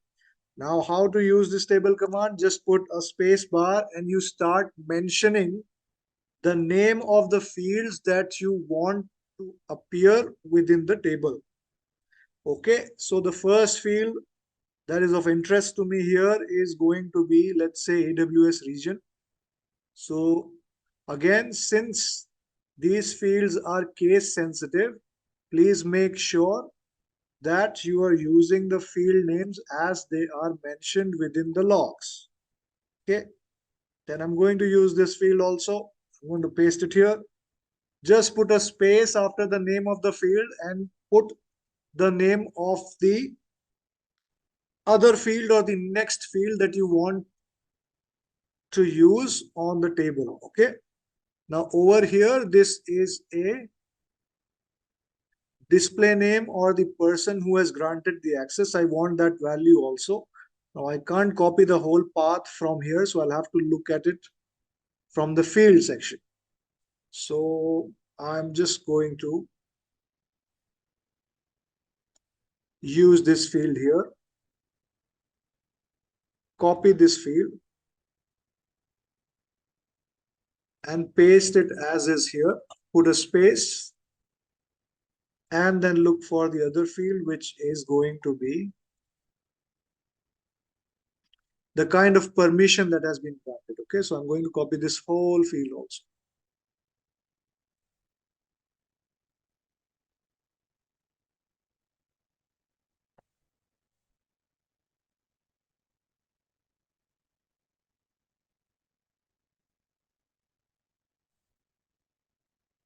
Okay,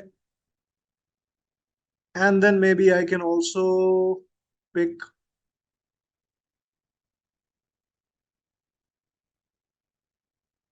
this field here, which will show me the name of the bucket for which the permissions have been granted. Okay, very important field to mention here is also the time in which this activity was done. And I feel like I've got all the required fields that are important and necessary. So now I can search or I can execute this table command, and you will see that now I've got both the events where Mr. B.S. Stoll has given full control towards his bucket, Frothly web code. Okay, so this has happened 2 times here. First, full control access was granted at 6:31, and then again at 7:27. You see there was an ACL change and the full control access was given to this bucket here. Okay, so this is your table that shows the time, the AWS region, the event name which has happened, the name of the person who has done this, what kind of permission was given. Since you are only looking for open to public S3 buckets, you want to see any buckets that have full control or write access enabled for them. And then you also identify which bucket has been given this kind of a permission. Okay. One more thing that I need to do here is to rename the fields and do a little bit of cleanup, because these fields are excessively long and they might not make any sense if I was to present these fields to somebody who wants to understand it. Okay, so I'm going to use the rename command here. Okay, first field I want to rename is going to be this one here. I'm going to copy this, and the same way, the syntax that I've shown you earlier, it's going to remain the same. So as the name of the field that you wish for the column to have, so this can be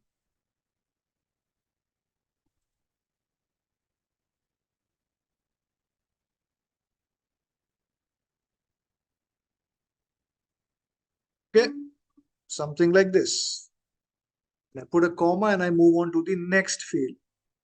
Copy this whole thing here, paste it here, use the same syntax.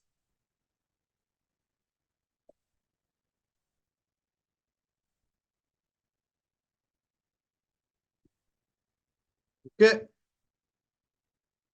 move here and use a comma, put the name, use the syntax, and then mention the name of the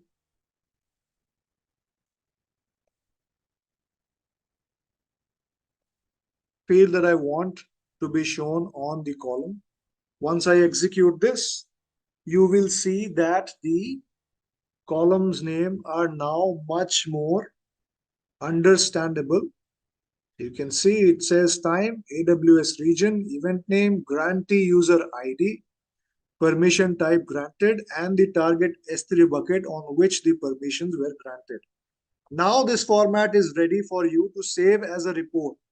Okay, so every time you run this report, no matter when the events are generated, you will be able to pull up those events. Okay, So the values will change, but the field names will remain there. And this report will show you every time whenever such an event happens, you'll be able to pull up the information regarding it. So how to save this as a report?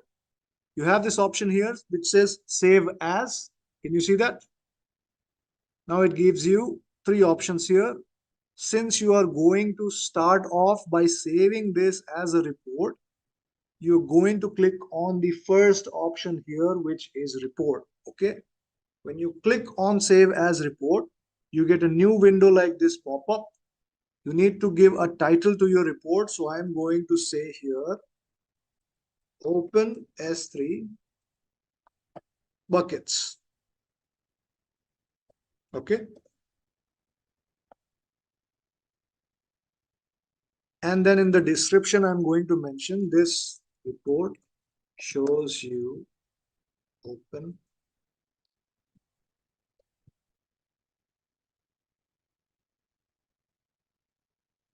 okay, small description of what this report is going to be. Do I need a time range picker for this? I'm going to say yes. It is going to be a statistics table. So statistics is basically this here. Okay. The same way that the table is presented here, same way it is going to be shared in the report also. And I click save. So now the report has been saved to the reports section of Splunk. Once I have created it, I can view it also. So if I click on view, I will be directly taken to this report. So you can see the report name is mentioned here that says open S3 buckets. There is a time range picker for me. I said yes when I created the report. So you get this option here. It shows you the results. And this is basically something that is presented in a report format. Okay, you can download this report also as a CSV, as a PDF, as an XML or a JSON. Most of the times, usually what people do is they do a PDF extension and they include all results. If you wish to include all results, you just keep this blank and you click on export. Okay. Over here, since I've got just two results, I'm going to mention 10 here and export. And then it will basically download the report. Okay. And that's going to be in a PDF format. You can see here now. So this is how you can create reports in Splunk that are able to give you information, targeted information that you require, which needs to be searched from your data set. Okay. All right. Now, one very good feature about Splunk is also the permissions that you can set for the reports. All right. So over here, we are only assuming that you are the only user here that is going to take a look at these reports. But in a live environment, there's a lot of different departments and a lot of different users who will have access of different kinds.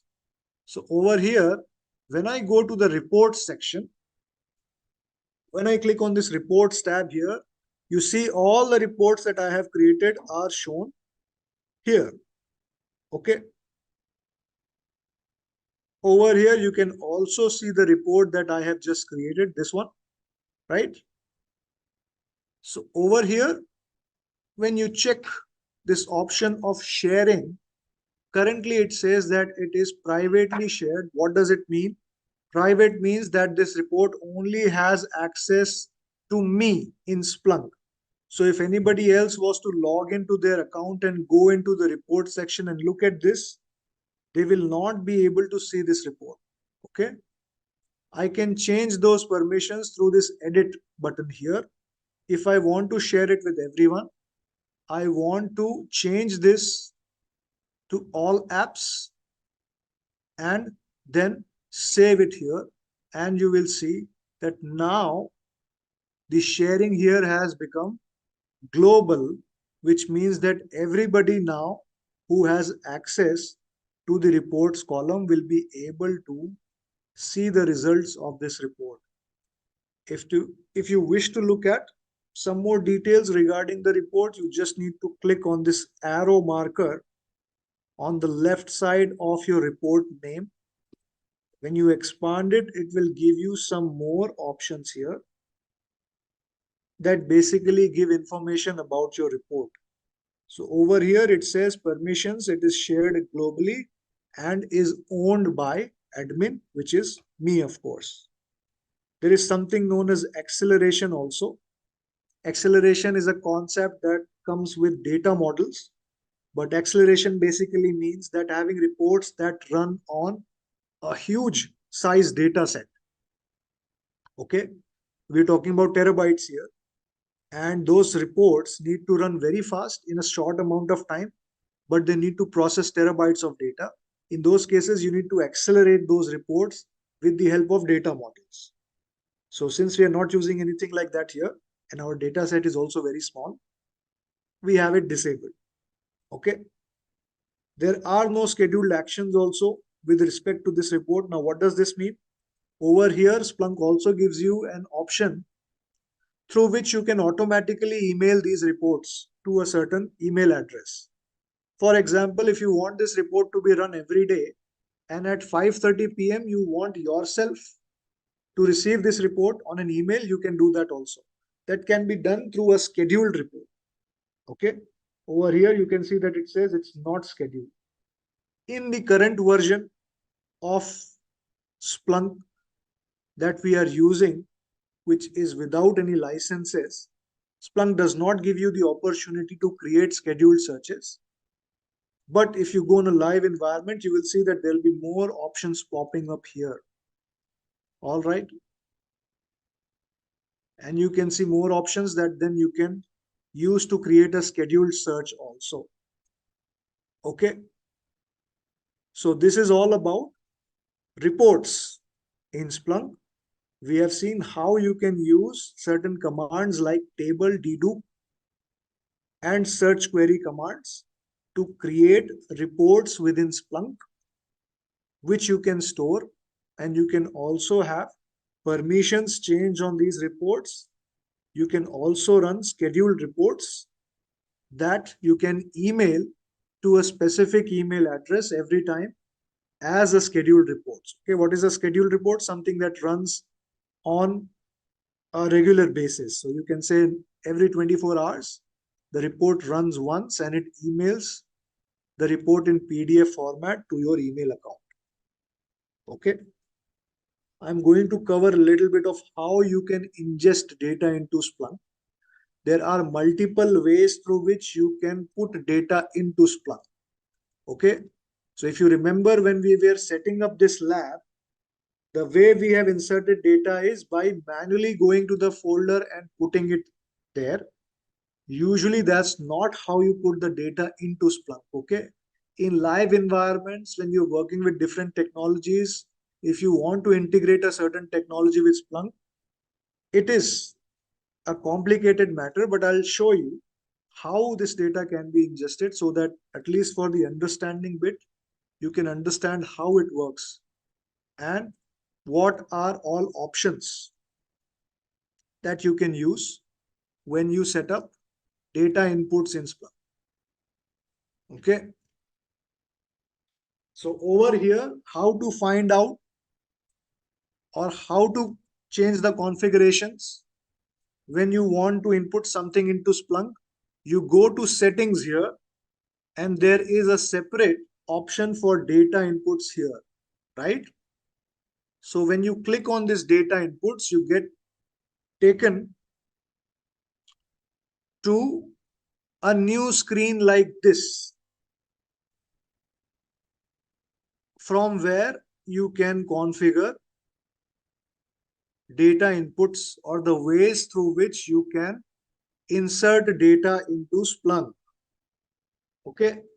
So I will explain to you some of these options that you see here. I'm not going to explain all of them because it's not going to be possible for me. So most important ones I will explain to you and how you can use them in order to ingest data or take data into Splunk. Now, one of the most easiest ways to insert data into Splunk is through monitoring files and directories. Okay. So over here, when you click on files and directories, Splunk is able to pull data from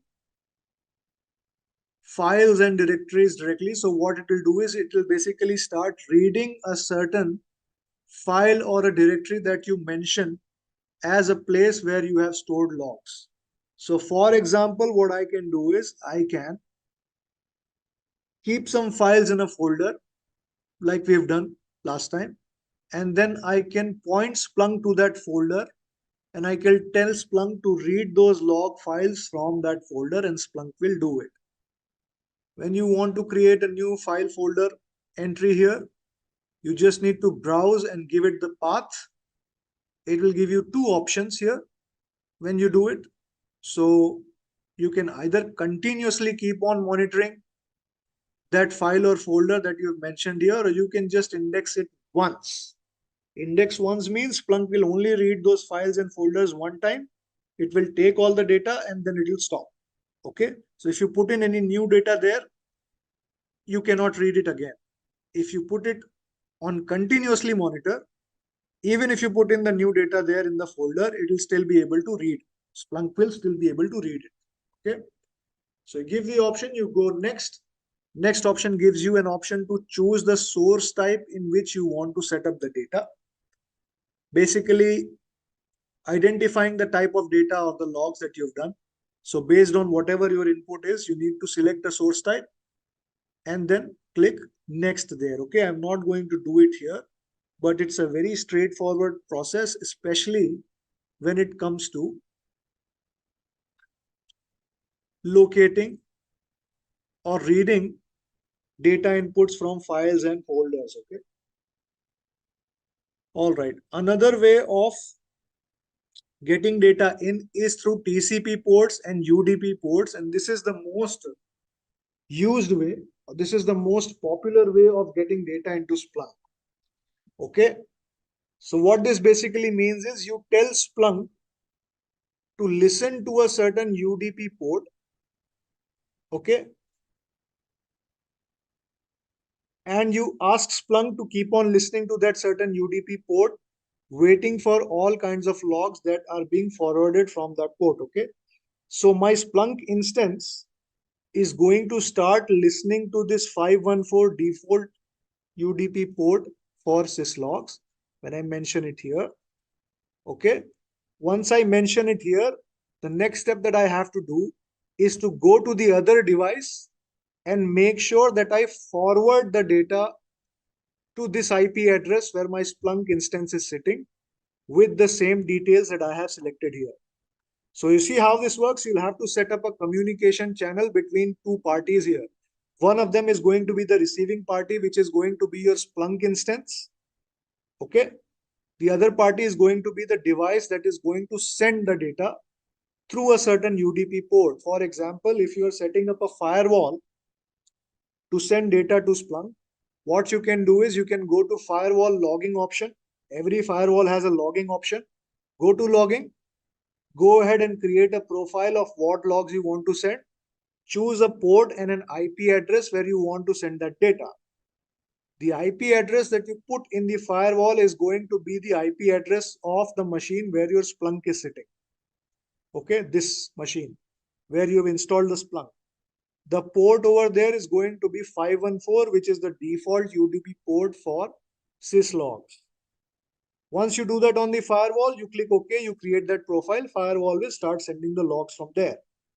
Again, you come back to Splunk, you tell Splunk that, okay, you are going to receive data through UDP on the same port, and then you just go ahead and go through these settings where you select a source type. Over here, maybe you can say it is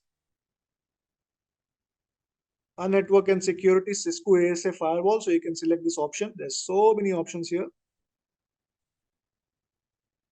Select one of those. Of course, host method most of the times is kept IP. You can select a default index in which the logs are going to go.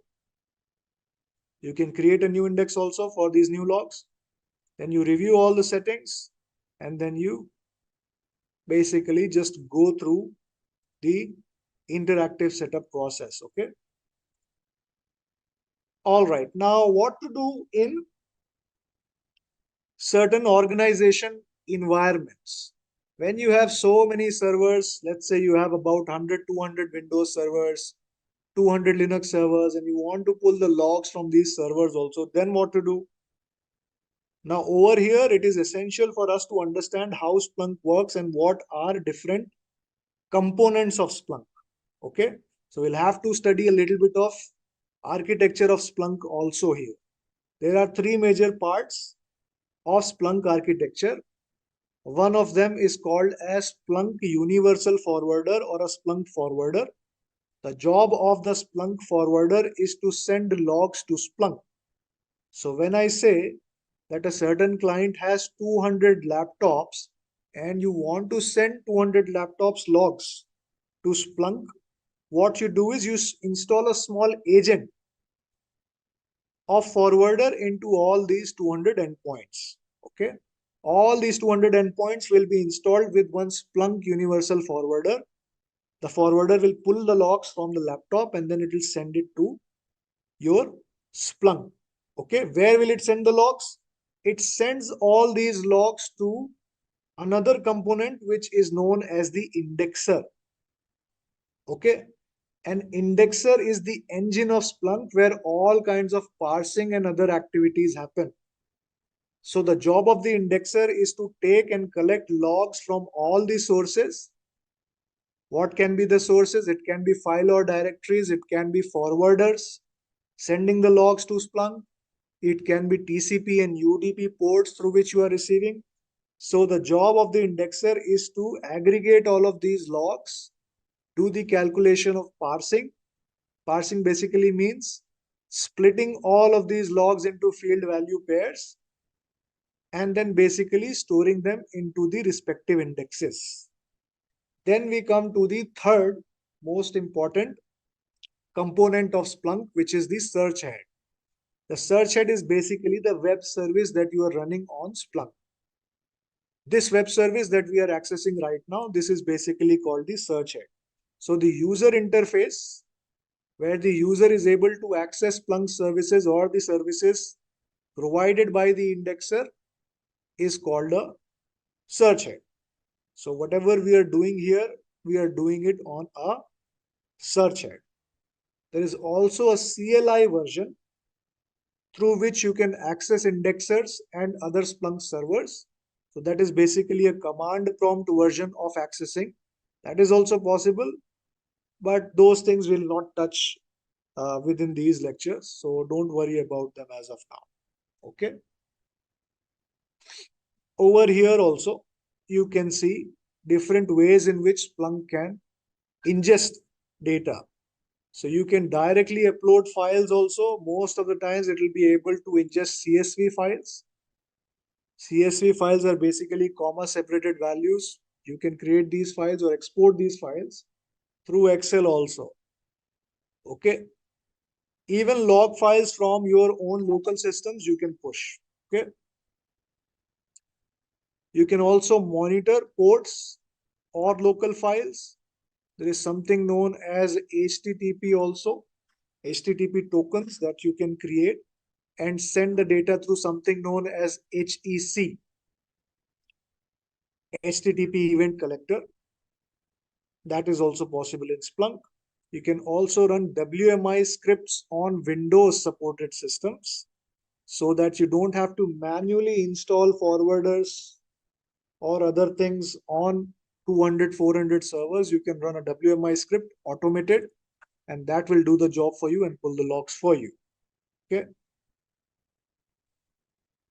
Of course, you can also use indexers in very large environments as heavy forwarders and use them to forward data into one big master server where you want to store information. Okay.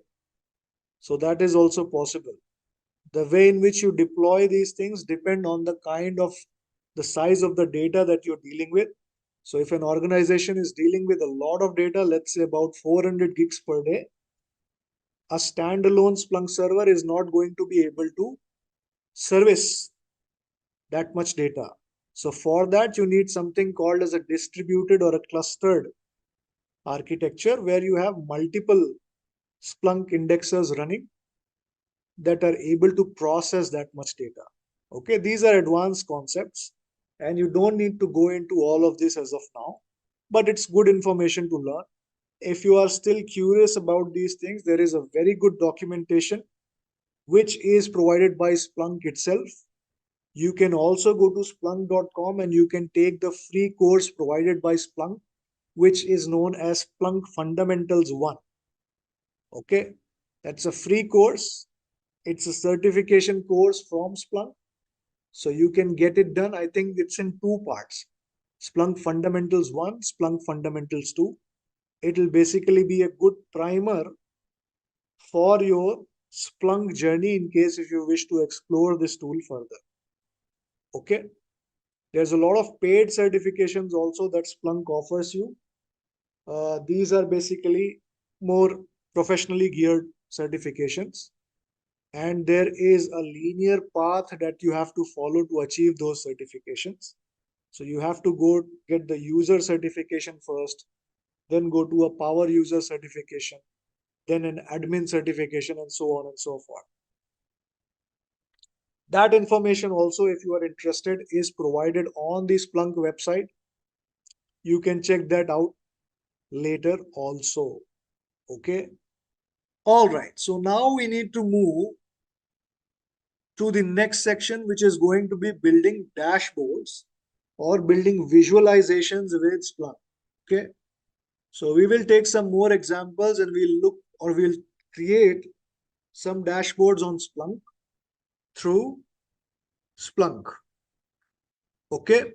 So it is possible through Splunk.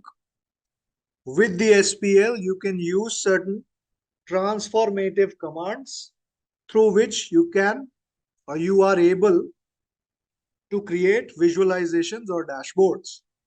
So let me start off with one of the commands, very important command and very useful command in Splunk. Let me just write in a query here real fast. And let's say I want to write in source type as, okay.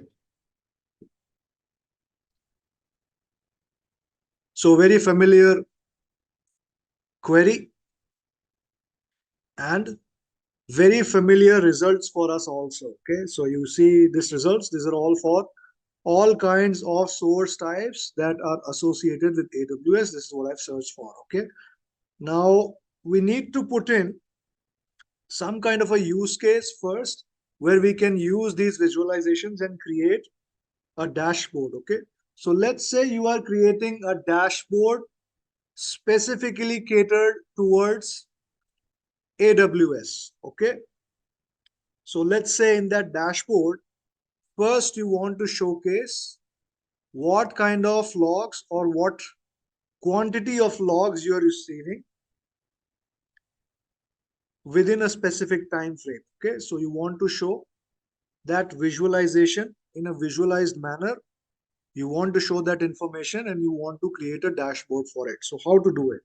For that, we need to introduce one more very important command of Splunk, which is known as the stats command. Okay, so the function of stats command is to basically provide you with statistical functions that you can use in your Splunk queries. Okay, so what are those statistical functions? Some very useful functions like count, average, sum.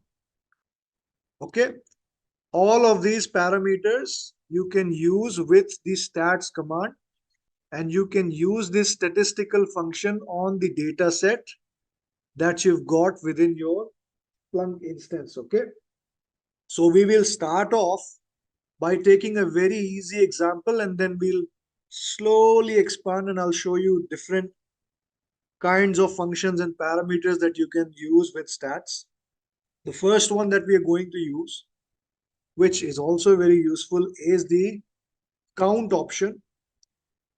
or the count parameter that goes along with the stats command. So the first function that we're going to look at is the count function. And then we say stats count, and then we use the clause by, and we mention a field name to have the count done by any of the field that we request. So for example, what I'm going to do here is my goal is to find out the number of events, and I want to count the number of events based on all different source types that I see here. Okay. So what I'm going to do is I'm going to use a field like this. And you see Splunk moves into the statistics function. And then what it does is it gives me a count based on the field that I have specified in my stats count command. Okay. Over here, my base search query is this.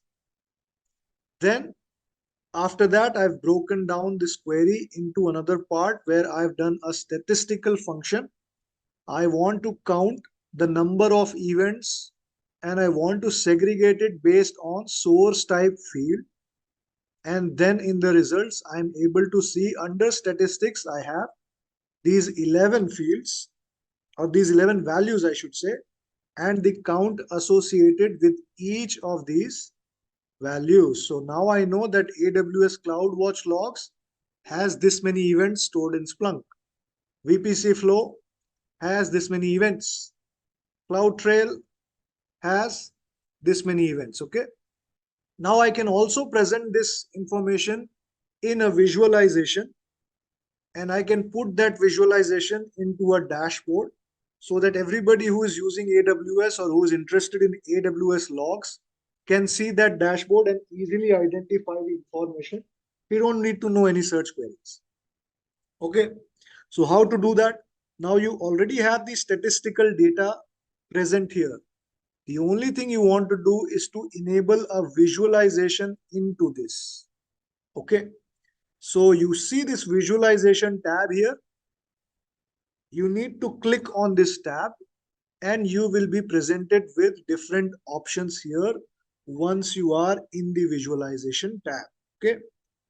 The first option that you see here is the selection of the kind of visualization that you want in your data set. Over here, right now, by default, it is selected as line chart, but I don't think this data set would be represented the best in a line chart. The best way to represent this is going to be in a pie chart so that we know what kind of AWS technology is sending me the most logs. So now you can see CloudWatch logs is the biggest share of data that I am receiving from my cloud instances. Okay, so you see this is AWS CloudWatch. This is my second option here, which is VPC. And like that, you have within this pie chart demonstrated all the different values showcased in a pie chart kind of a visualization. Okay, now there are ways through which you can also change the format in which this is actually being shown. And this format is going to change based on the type of visualization that you select. So for example, if I was to use, let's say, a bar chart here, the kind of formatting I can do on a bar chart is of course going to be different from what it is going to be on a pie chart. Okay. Trellis, no need to worry about that option as of now. We don't need to look much into this trellis option. As of now, you just look at these basic ways of visualization of data. Okay, now my first panel is ready and I want to put this in a new dashboard. I want to create a dashboard and then I want to add this panel into that dashboard. So how to do that now? Over here again, we go to this option that has the save as drop down. You click on the save as drop down and you select a new dashboard because you are creating a new AWS dashboard. So you just say new dashboard here. Now Splunk will ask you, what do you want the dashboard title to be? So you can write that this dashboard is going to be dedicated to AWS logging dashboard. Okay. And then you give a little bit of a description about this dashboard will show you all kinds of things. Okay. Then you can also select the kind of permission you want. So I want it to be shared to everybody. So I'm going to share it within Splunk. Okay. Dashboard Studio is a new way of creating dashboard that has also been enabled by Splunk. We will not look at how we can use Dashboard Studio because it's a little bit complicated. We'll look at how we are creating classic dashboard. So you can select classic dashboard here. Okay. Now it asks you for the panel title. So the visualization we've just created will go as a single panel on a dashboard known as AWS logging dashboard. Okay. So for this panel, I want to say segregated logging count based on source type. I want to be saved as a pie chart, and then I'm going to save this to dashboard. Okay. Once you save this as a panel, this goes to the dashboard, and then Splunk gives you an option where you can go ahead and you can visit the dashboard and check the panel. So if I go to the dashboard now, I will see that one panel of visualization has been added to my Splunk dashboard here. This is the panel title that I put, and this is the visualization that I have chosen. Okay, now let's put in some more panels also in our dashboard. So let's say I also want to put this data set or this chart just below my visualization so that I'm able to showcase even the tables that is being shown there. So what I need to do is I can save this as a report here, and I'll say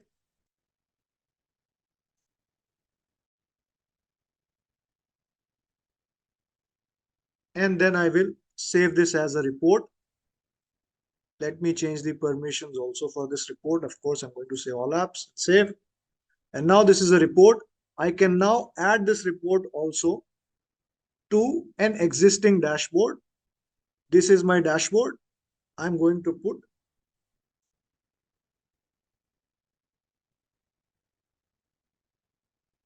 this panel title and save it to my dashboard. If I go to view dashboard now, you will see that now I've got two elements added to my dashboard here. One of them is showing me a GUI version of the data, and the other one is showing me the table for the same data. I can also edit where these panels can be placed on the dashboard. So I can edit this format of the dashboard also. I can click here to edit, and then I can move these panels around so that I can place them according to my requirement. So I like it in this way. I'm going to save it. And now you see that, okay, these are now arranged one after the other how I wanted them to be. Okay. So now you can go ahead and add some more data or dashboards into your search. So let's say we want to add something which can be represented as a line. So let's do this.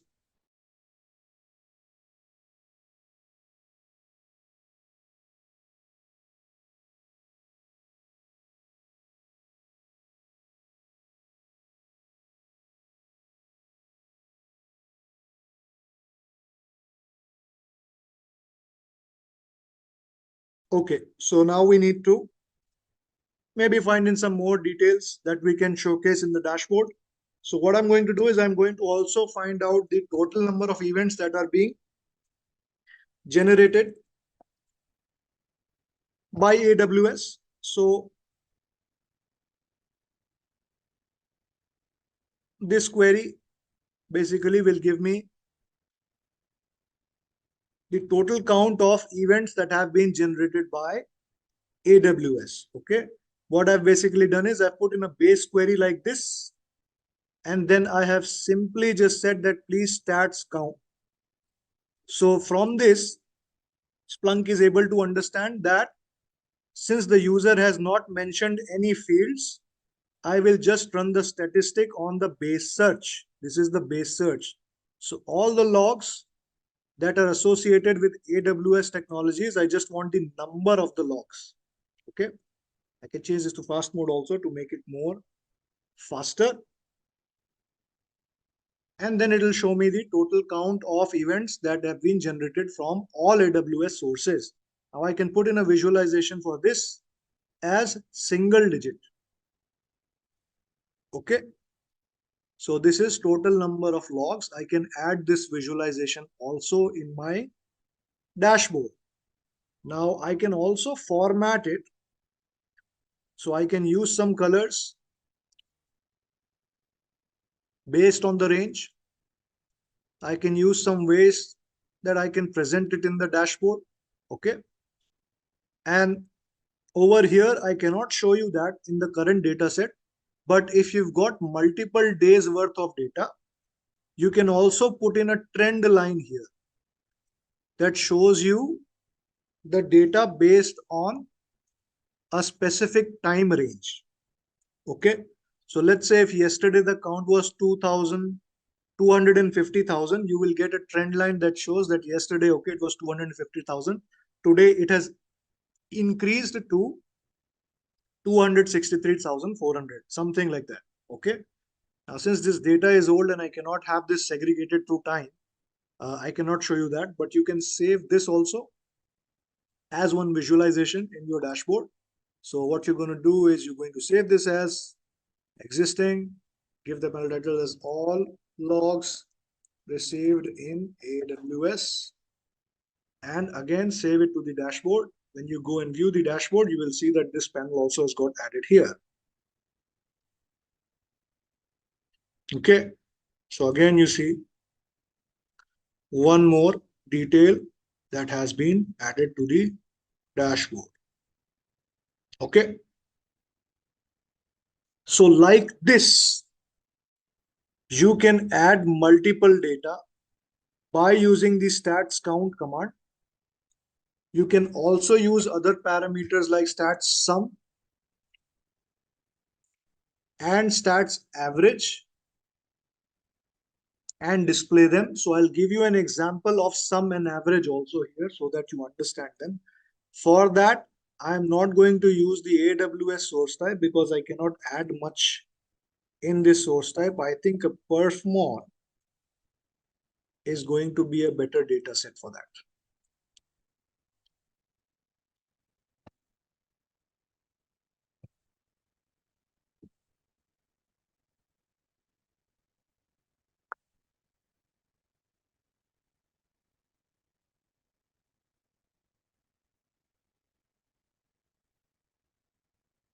Okay, now over here I'm using a different source type, guys. This source type is basically a source type which is rich in numbers, and I wanted to use numbers because I wanted to showcase two different functions of the stats command that you can also use on data sets, given that you wish to calculate the sum of a certain field or the average of a certain field. Okay, so what this data set basically is showing you is the percent of processor that each user is using. Okay, so you see the fields have privilege time, processor time, the number of read operations, write operations, and the fields basically contain details about how the performance of a certain system is going on. Okay, just check all of these fields and check the data and check the field names. This is all performance data. Whose performance? A device's performance. This is performance logs being pulled from the devices so that it can be showcased here within Splunk. Okay, So now let's say you want to see what kind of processor usage is there on a certain device. You can use a query like, pipe this of course to stats. Last time we had used count, but this time since we want to calculate the average usage of CPU on a certain machine, what we are going to do is we are going to use the function avg, and the syntax of this function is to have avg and then within the parenthesis mention the field name that you want the function to run on. Okay, so what is the average that I require here? It is the processor time whose average I require. So I am going to copy the name of this field here. Okay, I'm going to mention it like this, and then I'm going to run this by clause, and I want to find out which machine has had the average processor time, or by machine I want this average to be run. So the name of the machine is there in this field called host. Okay, so for this machine I want to find the average CPU usage, and then I can use this function here like so to have this detail shown to me run by the average function that I can use with the stats command. Okay, so now I know that the average processor that is being used on this device is about 1.48, which is very low actually in terms of computing. So I know that this device has a lot of free CPU. I can maybe install some more applications on this, or I can use the computing power in other different devices rather than this one. Okay, so this is how you can use the average function to calculate the average of a certain field based on all the values.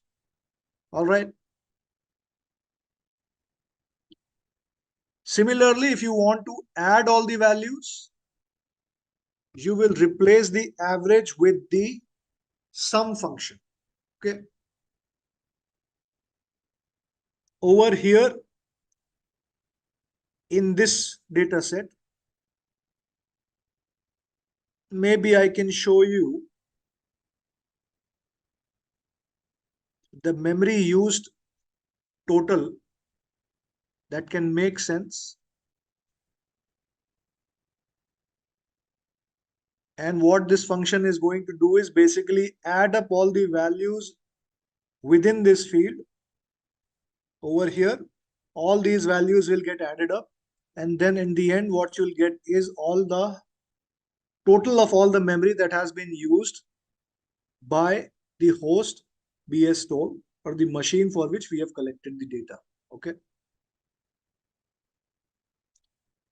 now over here you must remember that this is bytes.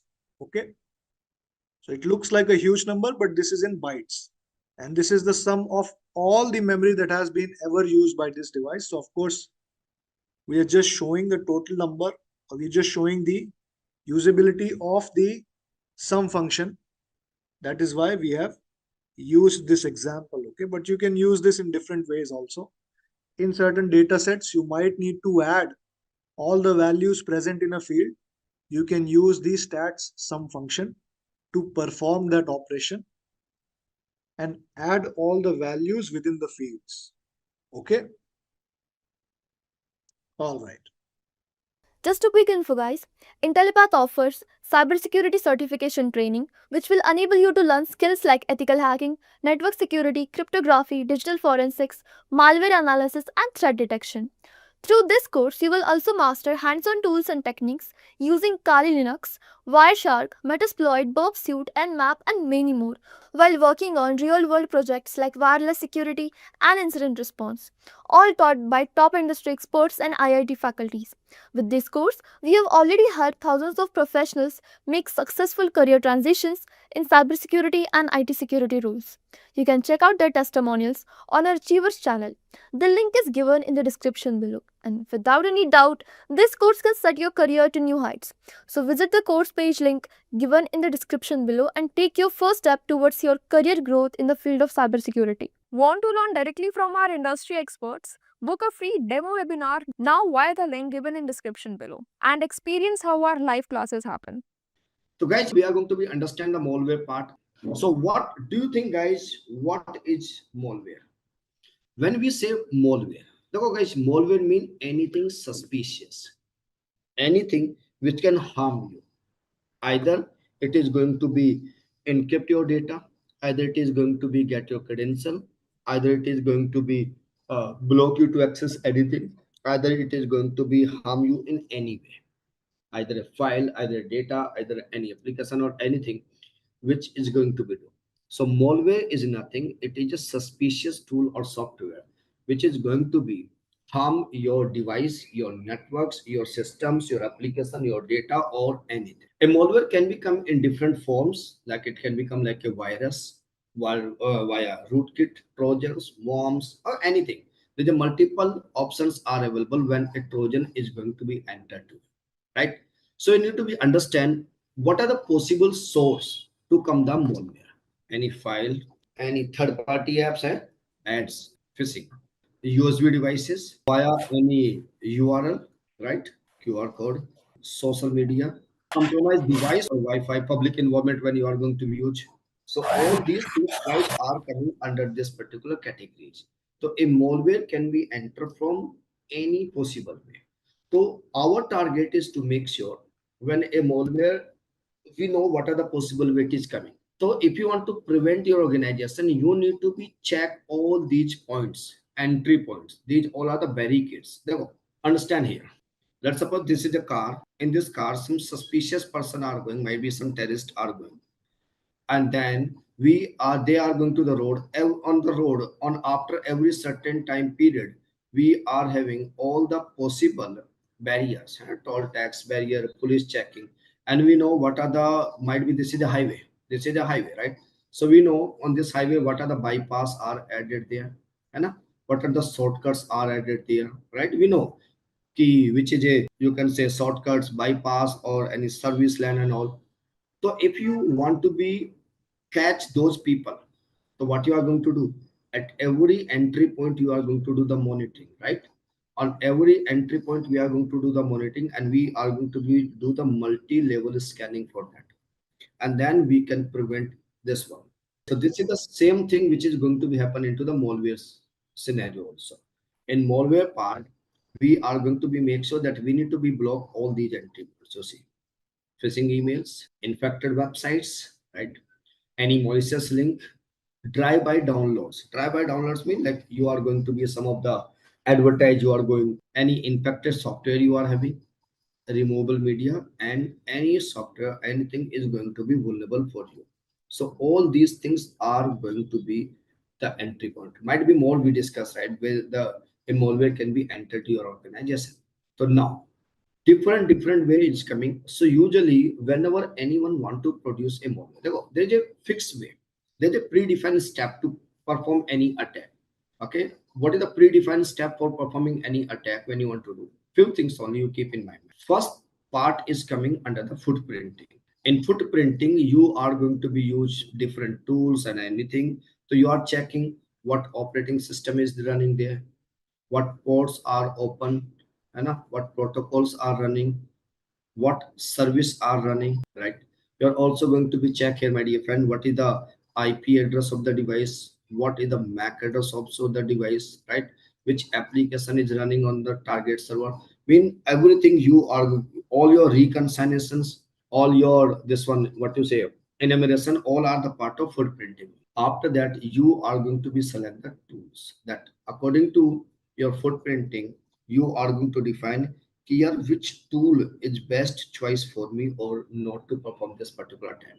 You are going to make a list of the tools, and then guys you are going to be perform the attack. After performing the attack, next step you are going to be do. Okay, this we called execution, this part. Then my dear friend, you are going to be make sure that you are going to be keep the access persistence. Mean I want the access should be there anytime I can check. And then you are going to clear your log, mean you are going to be clear your footprint. So this is the predefined step for any attack. In any attack, these are the predefined steps are coming here, which are going to be performed, right? So in that scenario, if you need to be put the malware in any system, what you will be do, guys? Which are the steps you are going to be follow there? My question, I told you how we perform any attack. What are the steps we do? The same way we are performing a malware attack to any target system. So what you think, how you are going to be start? How you identify the target and you are going to be, which tool you will be prefer and how you are going to be keep the malware there. First, you will be find out what are the target system, what are the vulnerabilities are available there. You are going to be get all that information, right? In next step, you are going to be select the what are the tools. Mean if you I find that user is using email, so you will be might be use email based to send the attack, or you check all the footprinting accordingly. You will be check either I'm going to send via email or either I'm going to be send via URL. I need to be do any campaign for that one, or I'm going to be do this one via any, you can say AdWords or anyway we are going to do, right? And then you will be start performing the attack. What is the malware? What purpose you are having?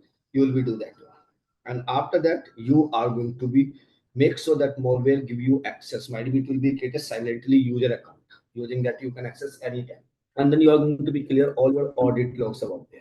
This is the way we are going to be perform. So what is the RTF injection? RTF is a format which we are going to be used to send the malware. RTF is a format, okay, which we are going to be perform the malware, okay, which we call RTF injection. Now, what are the components can be coming to the malware? So you see any code, polymorphic code. Either you see either it can be a ransomware based attack, either it is a dropper, either it's a payload. Payload means predefined scripts, and then finally you are going to be exploit over there. So first you are running the code, then you are defining what kind of the malware you want to be perform attack over there. Okay. And after that, my dear friend, you are going to be select which kind of the attack you are sending, and then finally we are going to be exploited. Okay. Now, what are the components are to the malware? I always say any spyware tool you can do complete rootkit. What is rootkit, guys? The rootkit means this is a series of the multiple code or script which we are going to be run. Okay, there's a multiple, there's a series of this rootkit, a complete kit over there. Okay, multiple steps are there included over there into performing the attack, and the same worms, trojans, and backdoor entry you can do in any device, right? What is adware? This is a good topic. What do you think, guys? What is adware attack? Look, adware is nowadays the biggest. What is the biggest scam right now, guys? You think nowadays biggest scam is trading, right? 2 lakh do 2 crore lo. Second, it's a mystery box. Have you heard about the mystery box scam nowadays? Have you heard about this mystery box part? Mystery box scam is nowadays very famous. Nowadays, many of the big YouTuber and influencer are going to be promote this one. So here they what they are going to do, they are allowing you that you purchase mystery box, okay, and in that one you will be get some of the surprise things and all, and you are going to be pay a certain amount. Okay, it is like a gambling. Example, you do this one, and you do this one. What you say? कि भाई I purchase in 1 lakh rupees, so you might be get more than that one. वो होता था ना, if you remember when we were kid into the school, we go and we purchase a churran, remember, and we scratch and we wait कि यार will we get something. This is the similar kind of the scam. Lottery scam is coming over there. It is recently, it's very popular nowadays. Many of the big YouTuber are going to do, you see, mystery box promotion by influencers. So many influencers are going to be do this nowadays. See, they are doing, many influencers are going to be promote this one. You see all these. Okay, this is happening nowadays. Second is you are seeing this one, what you call your crypto, yeah, crypto and trading. These are the very big scam nowadays is happening into the organizations. They are happening a lot nowadays. So this is adware. You see, they are showing you so many ad for that one. And one more, Adivasi oil. How many people are aware about this one? Adivasi oil in India. You see, everyone, all the you notice here, all the top brand celebrities are going to be promote this one. You see, every influencer is going to be everyone. Many top filmmaker, film producers, actors, influencer, they all are going to be promote this one. As per me, it is the biggest scam is going to be happen in future. I'll be give you a example of trading scam, guys. Okay, there is a in my company we got a customer. Okay, example, we got a customer and that customer asked me, "Ki sir, we want to make a website where we want to do online classes." Okay, and that guy was looking like a villager guy and normally. So I just say, "Ki will be charge 1.5 lakh rupees for this website and LMS will be create for you." He said, "Okay," and he give me 1 lakh rupees cash in advance. He said, "Will be give you entire money in cash." I was very surprised. It was the biggest deal of our company into the web design. Otherwise, in India, 10, 15, 20,000 maximum we go. So then we say, okay, we'll prepare their website and all. Then I say, ki you need to purchase the Zoom license. A don't ask anything. Whatever you say, mean totally 5 to 6 lakh rupees we take from him. And we prepare this everything. And they start online classes. And then the amount was coming to via our portal only. So we notice even the website was not ready. In 1 week, they are having 10 CR guys in Indian currency in 10 crore rupees, right? That what you say money they got in their account because they were charging 50,000 per student, and in per batch they were having 100 of the students. And after that, after 2 or 3 months, they earn more than 30, 40 crore rupees. And one day he called me, "Arun, please delete our all the websites. We are not going to be continue and delete our business from everywhere." I'll be sorry, the biggest, you see, he was having a YouTube channel also, SV Real Trader. Biggest scammer. You see, you go to their YouTube channel, and I don't find anything. You see, they delete everything. And I don't find anything good in this YouTube channel. No video. That a stupid guy sitting into the car and talking about, okay, you can earn money and all. And for that one, we create this website, realguruji.com. You see, this website is no more available. Acha, it's working. We deleted this website, but still it is working. You see, and this was the guys. Very honestly, this was the guys. And I'm not managing this website. No, I'm not managing this website. This is not managed with us now. Someone else is managing this website. Let me check, because this is not with us nowadays. Okay, and you see, no, this is not with us. Someone else is managing, and this was the guys. Okay, and they make this huge amount, and then suddenly they shut down everything. Suddenly they shut down everything. You see, they were all were the owner and all, and suddenly they shut down everything. Biggest scam, 30, 40 CR guys. Can you imagine if I start I'm doing so much hard work, and I am teaching from morning 7 o'clock till 11 o'clock. I'll be teaching. Somehow I'm earning 1 CR in a year. So you understand this?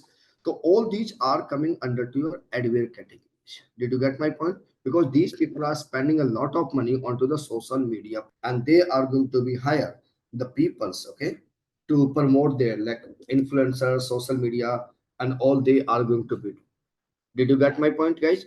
And these adware are going to be do purposely. If you open the Facebook nowadays onto the Facebook, maximum you are going to be get these only. You will be get many of the related to that only you are getting. Okay, you see. मेरे में कम मिलेगा because I don't believe all these things. Okay, I prefer to onto the technology only. But again, you see, many you are going to be get. And you see, the biggest scam is also there. What you call this one? And one other scam is going to be happen a lot, which we call this one, yeah, top 10 scams in India 2024. And you see the list which are coming. Top 10 scam, you see. UPI, which is the biggest scam nowadays. And credit card and bank all are there. QR code scam, they are there, right? And you see, online training is top. Online training is top. Can you notice, right? And impersonations, they are going to be, their family members. They are going family members telling, "Yeah, I joined." You say, many pyramid schemes are coming there, right? Ponzi schemes. They call Ponzi scheme. Get pay 1,000 rupees, you'll get 2,000 rupees, and you see investment.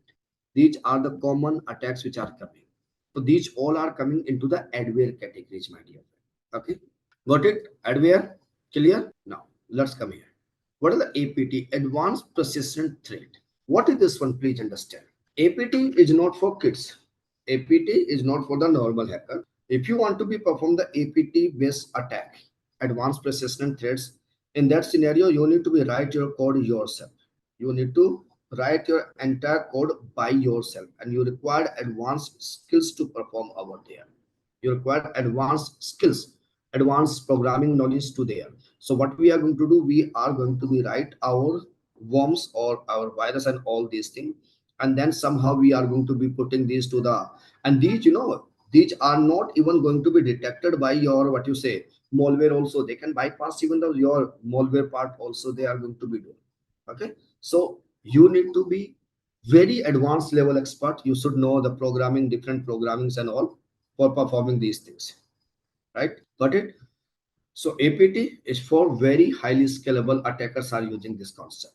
Now advanced threat trait. What is traits? Trait mean basically an entire process which I told you that we are going to be used to perform these attacks and over there. Okay, it is a complete process. Okay, so please understand here what is this complete process. You see, first you are identify a target. Acha, recently one more scam is happening in India, digital arrest. Have you heard about the digital arrest? This is the biggest malware scam nowadays. You see, don't know digital arrest. Okay, be aware. You see how many news are coming digital arrest. What they are going to do in that one, I'll be tell you in digital arrest. What they are going to do. Let's suppose I call to the Charan and I say, Charan, I'm calling from the cyber crime.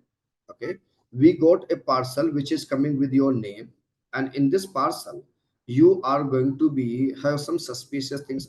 Okay, so in that scenario, what is going to be happen? Key, they will be call you. Okay, they find drugs or something to you, and they said I'm calling, and they after that one they are going to be keep a video call to you, and they say you cannot move from here, and onto the video call onto the back side they are having a complete like a DSP office or SP office or DM office they are showing you, and one person is sitting and he will be starts calling you that you'll be go to the jail and all these things. Okay, or might be you got money from Pakistan, this fine, and after that, my dear friend, they are going to be ask you to transfer the money onto the given link. They are sending you some malware and they are asking to download a tool in your system. Okay, all these things are going to be there, and they are going to be perform the entire money they are going to be take from your system over there. Entire money they are going to be take. Oh, sorry, I was speaking on mute here. Sorry, by mistake. I'm telling you, they are sending a malware to you or a phishing.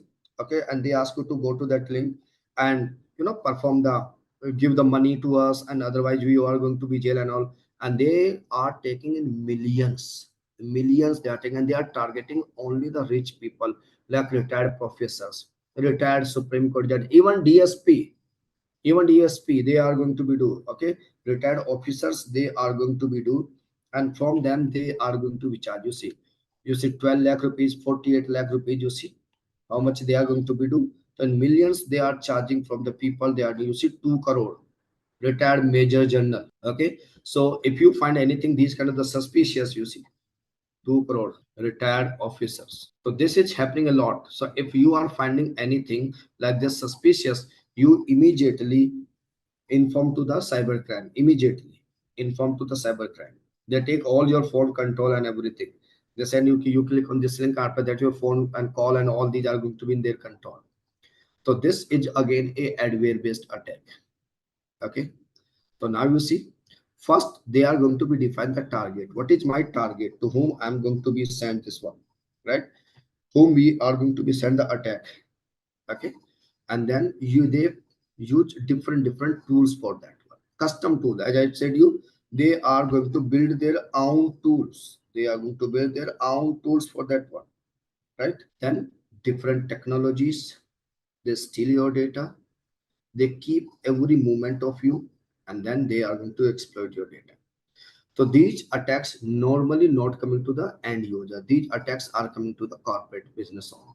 When someone is going to be planning, let's suppose government institutes and government organizations, defense organizations, okay, research organizations, okay, these are the major target for ATP, because simply a lot of the amount is going to be spent and top hackers are going to become, okay, over there.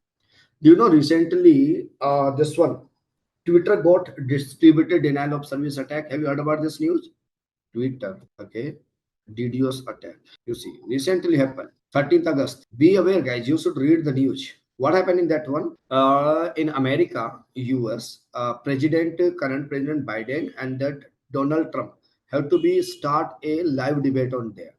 And someone sent an attack, and they said, Twitter said this attack come from Russia, and this entire Twitter was down. DDoS attack come there. So these attackers are very advanced. Okay. So how they are going to do? First, they are going to do your footprinting, reconnaissance. The complete they are going to be do. Then they are going to be compromised on initial level, and then they are making a bridge to enter in your system anytime. Okay, and then they are going to be create a user which can be have the admin level privilege. Okay, and after that they are searching inside your device what you are having inside the device, which we call internal reconcile. And on behalf of that one, a attacker is going to define what data he needs and what data he doesn't need from that. This is the life cycle. As I told you, they keep lateral movement, mean every activity they are going to be monitored.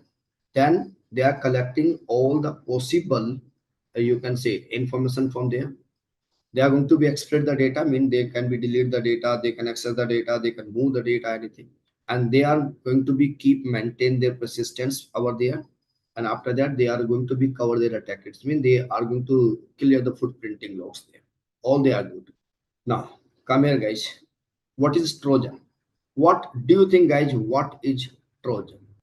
You know very well this Trojan. I saw you many time also, right? Trojan horse. The first Trojan attack come into the Greek, na? Ancient Greek. You see Trojan? Let's come here. So Trojan mean, my dear friends, simply it is we are sending via we are hiding a malware inside a file. What we can do, you see, if you are getting a image, okay. So you see in this one Trojan inside a image, we are going to be add some suspicious malware we can club with this one, and that we are going to be sent to someone, and when he is going to be click, he is going to be get installed, right? It can be an image, it can be a video, it can be a like PDF file, right? Very nice answer given there. It can be any other files which is coming there, any other way they are going to be send you this, right? So simply it is a payload is running into the backend, it distribute to you, and then it enter your systems, and then so for that on how you can do, always perform the content scanning. If any attachment is coming, make sure it is going to be scanned. And also we are going to be do the URL rewriting, mean if any URL is there, it is going to be scan that URL also. Okay, it is going to be URL we are going to be do over there, right? And URL scanning is going to be defined here. Okay, that how it is going to be come. So you need to be prevent all these things. Now what are the port? This is very important. Now these are the port, common port from a malware can be enter. CH exam give this one. We are having questions from there. These all are the common ports where the a malware can be entered, a Trojan can be entered to. Okay, let's move to the next page here. What are the different kind of the Trojan? Yes, this is important. The remote access. What do you think, guys? What is the remote access Trojan? What is the remote access Trojan? What do you think? It is allow you to access any system remotely. Okay, it is allowed to access any user remotely. Backdoor, which we are going to be called backdoor entry, right? We are going to do. Botnet Trojans mean these are the automatically generated by using AI or anything. We are going to do that one. Then rootkits, a complete process, multiple scripting and all we are going to be run over there, right? E-banking, this is phishing kind of that one. Point of sale, you see many of the sale item you notice, right? You are getting adverse over there. And defacement Trojans means some other kind of the Trojans we are going to be do there, right? So it's mean multiple kind of the Trojans are available, and you need to be select as per your business need, which you are going to be defined over there, right? Let's come here. Different, you see, we can send onto the mobile devices. Distributed denial of service attack we can send while using the Trojan also, that is possible, right? IoT device can be compromised by using that one. Okay, destructive mean they are going to distract you from your current environment. We can do command base, you can do the some scripting and you can do. And my dear friend, on a particular service, on a particular port number of protocol, we are going to be perform this. Okay, so it is going to be different kind of the Trojan for different kind of the environment. We are going to be send the Trojans attack. Now, Trojan system infection. Please understand here how we are doing. So therefore, simply, we are first the process always to create the code, but before that one, you are going to do the complete footprinting. Okay, and after that, you are going to be somehow you are going to be deploying this one into that one. You are wrapping with something, and then you are going to deploy, and then finally we are going to be exploit that particular attack. We are going to be perform the exploit, and we are going to be run those particular Trojan or any virus into the system. Okay, gain access to a target system using Trojan. Will be show you virus and worm. Guys, what is the difference between virus and a worm? So all are the same things, but they are in different way and different job they are going to do. But end of the day, they all are having a single target, that they are going to be get access of your systems and going to be harm your system, right? These all are the stage coming into the virus. First stage, my dear friend, we are going to be create this virus. Then simply we are going to be trigger mean we are going to be run this one. A virus is replicating their copy to the multiple systems, and then after that one you will be start monitoring where it is going to be do that one, and then finally it will be start infecting to the devices. So a virus, first a virus is going to be create, then you run this virus, then start replica, and then it is going to be execute the attack, and then finally it will be start the infecting to the all the devices, all the systems was scope which you define, it is going to do there, right? Now, here you see same thing. You create a payload, right? You propagate, can be detect if you are having any malwares or any anti-good antivirus, they can remove. And after that, post-infection stage mean you are going to be rescan everything. You are going to be rescan everything into the environment. And this different kind of the virus which can become to you. Either boot sector virus they can become, either some other kind of the virus, file-based virus, macro Excel sheet virus. Cluster virus is going to be run into the highly clustered and HA-based environment. Stealth virus, which are going to steal your information, which are going to be encrypt you, and which is going to be infect you in any other way. So viruses are different, and they can perform the different things over there. Now let's understand this practically. Now you know this website, virus total. Open this malware bazaar also.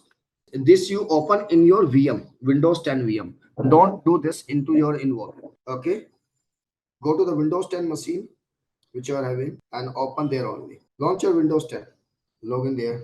Make sure you are having internet connection on your VM. Open this websites.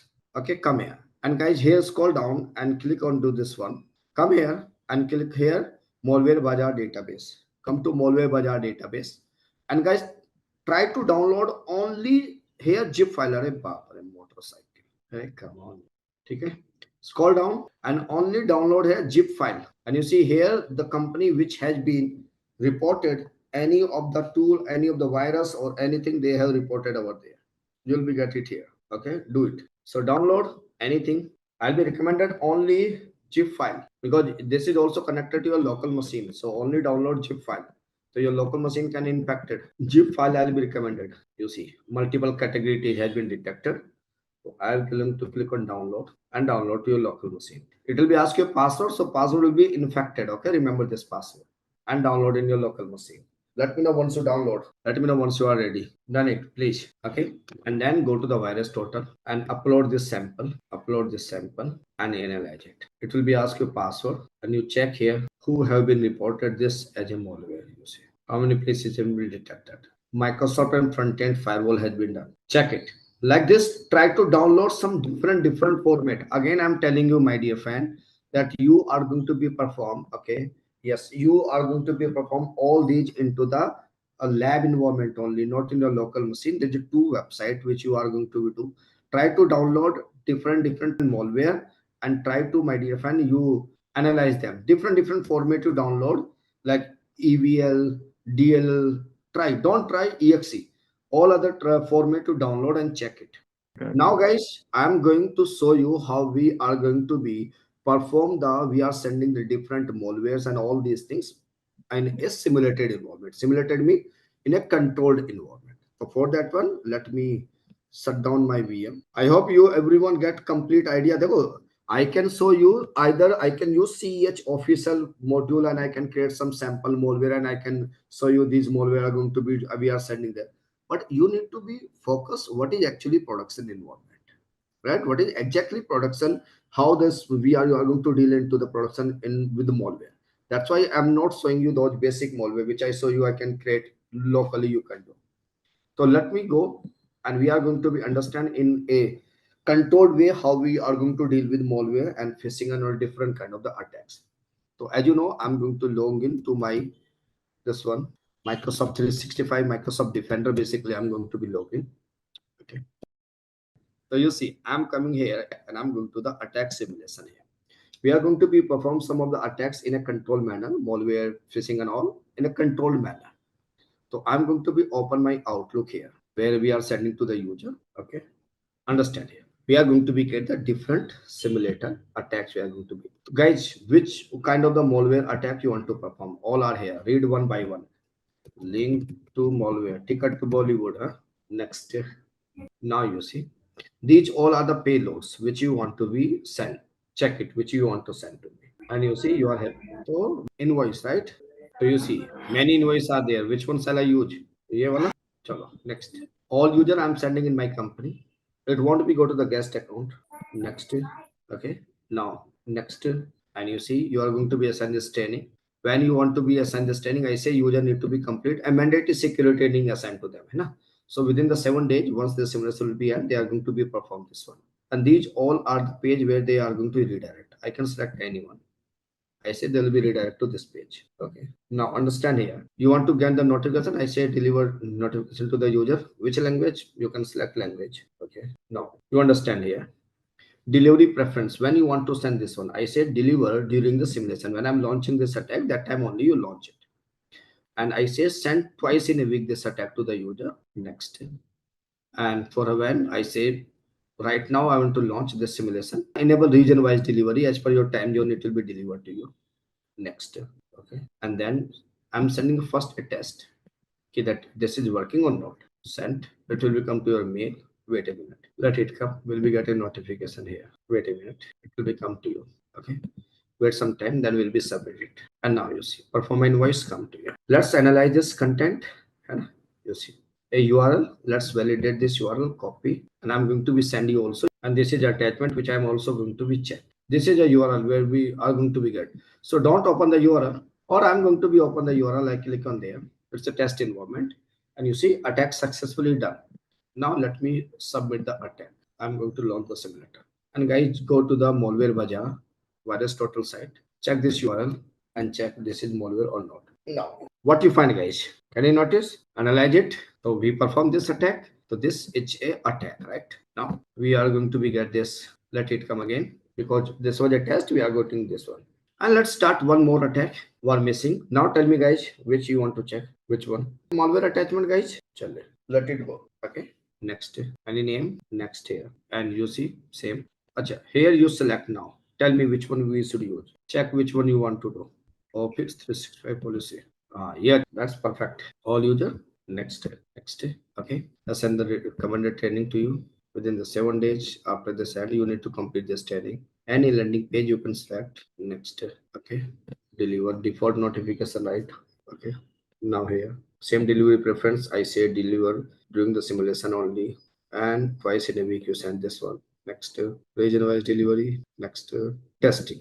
You see, I got the previous attack also. Now it takes time. So I send testing and I'm going to be submitted. Let it do the attack. Let it do. Let it come here. We'll be wait. Got it? Okay. Chale. So you see, open this email and my dear friend. Wow. Pura India भेज दिया. Oh, wow. I think this is blocked by my company only. Huh? It is blocked at my side only. Yeah, it is blocked. It is blocked by my Microsoft Defender. Acha, this is coming. This is one. Yeah, because it is having this one. Right? So download it. I'm going to download it. Policy settings. Okay. And go to the malware here, uploading it and scan it. This has not been reported yet, guys. This has not been reported till now. You see, undetected mean it was not reported previously. Okay, you see, it was not reported previously. These all are attacker coming to you. Let me check again this one here. URL I'm going to be check. Let's check if the malware has been detected. because here you will be find out only noun, not unknown, which are not reported. And you see it is safe because it is going to my SharePoint only. Unfoundly, you see here, it is going to my SharePoint only. So it is a safe attachment. That's why it was not reported anywhere. So you got it, guys? So we will start with security and risk management. All right. So is security really an overhead? Because usually companies just want to do business. They are least bothered about security, right? Security will be something that they will not be paying too much attention to unless there is a breach. The moment there is a breach, then they will start talking about antiviruses, firewalls, all these things. But if there is no breach, then companies would mostly be focusing on business. And this has happened in the past also. A lot of companies, they have basically, continued doing business until there was a breach and until they were fined heavily by the government authorities. So there are three pillars of security. One is C, another one is I, the third one is A. C stands for confidentiality, means keeping things under the wraps. Don't reveal anything if they don't have the necessary requirements to know about it. Second is integrity. Integrity means keeping things as they are, not changing them, making sure that their value remains the same. And lastly, availability means ensuring that those items are made available to the resources who need that. For example, if a website is there and if that website goes down, then it is a breach of security. Why? Because it is breaching the availability aspect of security. So confidentiality, integrity, and availability, three aspects of security are there. We will continue using them a lot in our entire CISSP journey. Now, the CIA priority depends. For banks or for military, for example, confidentiality will be very important. Whereas for banks, integrity will be most important. Not to say that for banks, confidentiality is not important. It is. But again, it is a use case. And for, let's say, companies like Prime Video or Hotstar or Netflix, availability is very important. So different companies have different priorities when it comes to CIA. For some companies, C is important. So for some companies, I is important, whereas for other companies, A is important. Now, before we go further in our journey for CISSP, let's get familiar with certain security terms. Vulnerability, it is a weakness in a system. So whenever there is a hole in a system, that is called a vulnerability. Okay? A weakness or a hole in a system, right? Threat is the potential danger that whatever vulnerability is there, that will be exploited. That is a threat. And whoever is going to execute that threat will be a threat agent. So if it is a human, then the human will be threat agent. If it is a machine, then the machine will be threat agent. So whoever wants to exploit the vulnerability will be the threat agent. Okay. Risk is the likelihood of the threat becoming real. The risk is there is a threat, potential of exploitation of a vulnerability, that is a threat. What is the likelihood of that threat becoming real? Probability of that threat becoming real is the risk. So risk can be measured in terms of percentage, like 10% chances that some hacker will come, means threat agent will come and will hack this website because there is a XYZ vulnerability in this website. Exposure is the loss that happens after a vulnerability has been exploited. Then that loss is called exposure. And control or countermeasure, both are two same things. These two items are same. Control or countermeasure means things which are put in place to reduce or remove this risk. Controls, they work on the risk. If you want to reduce the risk or remove the risk, you have controls or countermeasures. So there are different types of security controls. There can be an administrative control, like for example, policies or training, security training, or asking people to go for certain exams. That is administrative. Technical or logical controls will be your firewalls, right?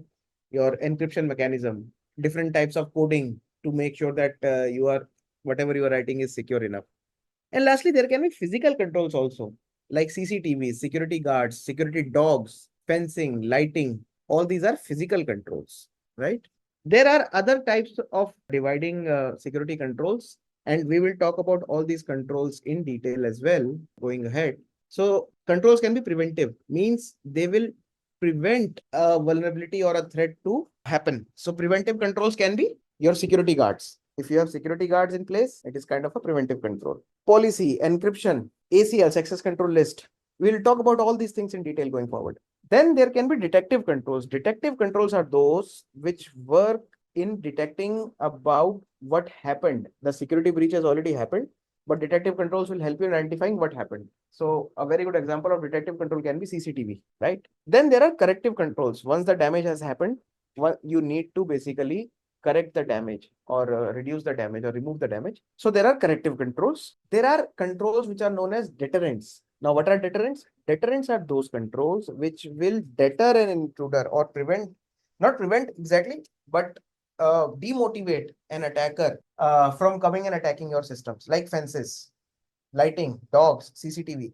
Now, CCTV can be a detective control also and a deterrent as well, both types of controls. Then there are recovery controls. The damage is done, your company is down, your website is down, you have taken corrective controls, but corrective controls work on individual items. You need to make sure that overall recovery happens. So that for that, you have disaster recovery facilities, backups, high availability systems in cloud. And lastly, compensating controls. For example, if you don't have security guards at a door, but you still want to, you know, do security of that particular door, what will you do? You will have a CCTV camera over there. That is a compensatory control in that case. No security guards, but CCTV cameras. So based on CIA, how can you divide the security controls? For confidentiality, you will have encryption and access control. For integrity, you will have hashing and availability. Availability will be done via cloud computing, load balancers, a redundant array of independent disks or read. Security controls can be classified as part of CIA triad as well. You know, you can also divide the security controls as part of the CIA triad. For every particular item, there will be a security control in place. Okay. So the next topic is defense in depth. So you must have seen when you go out of your house, you have security at multiple places. You know, the first place is your individual rooms, which you may or may not lock. Okay. Outside those individual rooms, there will be your main door, correct? Then outside of that main door, there will be a colony door, your area where you live, that main door as well. And outside of that, there will be a security guard. There may or may not be a security. So this is all known as a defense in depth strategy, right? So what happens is when you start defense in depth, you start from perimeter, from the outside only. Then you come now in perimeter, you can have honeypot, you can have secure DMZs, IDS, IPS. So all these are networking systems like honeypots. Honeypots are usually compensatory controls, you know, or honeypots can be detective controls also. Honeypots are the systems which are used as a lure to the attackers. So they are not the real systems. They are those systems which may look like real, but they have all fake data. Now, if an attacker comes, they will start attacking the honeypot thinking that this is the real system, but then they will be caught. Their IP will be blocked, right? So that is the perimeter security. Next is network level security, right? Which means all your systems, all the network is properly secured by, you know, for example, there can be a DLP, data leakage prevention, there can be a NAC, network access controller, you know, all these things are there. Then there will be endpoint security, means your device security, device on which your laptop you are working on. There will be application, individual application will be also made secured on HTTPS, for example. And lastly, there will be data security, right? So this is like an onion peel. You peel one ring, there is another ring. You peel another ring, there is another ring. So it goes like this, that even if one layer gets breached, the other layer will be there to protect. And then your mission critical assets are at the center. So an attacker will have to breach 3-4 layers before they reach your mission critical assets and data. Okay, security through obscurity. Now, you must have seen a lot of people when they go out, they put the key, main door key under the doormat, right? They think that nobody will know. Only they know that they are keeping the key over there, but nobody else will know about it. But that is not correct. You know, that is something which is known as security by obscurity. You are obscuring the view of the key by thinking that nobody would be able to identify it. This is what happens in security also. If you think that nobody will attack my system because I have a very small website or my website is all within my network, then that is wrong. right? Any website can be attacked anywhere in the world. So security by obscurity is a bad idea. You should always validate. You should always perform testing. Do not just think that nobody will be able to find this vulnerability or nobody will be hacking into my website. Okay. So there are multiple types of frameworks which are in use for in order to create security or in order to implement security within the organization. So there are multiple types of security frameworks that are available for you. Very theoretical concept. You don't have to basically understand this. All you have to do is to memorize all the frameworks that we are going to cover next. These frameworks are from multiple companies and each framework talks about almost similar things, right? Security frameworks. First type of framework is usually enterprise architecture framework. Okay, like Zachman, TOGAF, DODAF, MODAF, and SAPSA. We will cover a few from these slides. We will cover a few which are important for CISSP. The second type is ISO 27000 series. The entire series is a framework. Security controls are sometimes talked about COBIT and COSO, and NIST Special Pack 80053, special publication, sorry. And lastly, for processes, you have ITIL, Six Sigma, and CMMI. So let's talk about a few in detail, which are important for CISSP. ISO 27000 series, you can see from top to bottom, every particular standard or framework talks about one security. Like 27034 will talk about application security.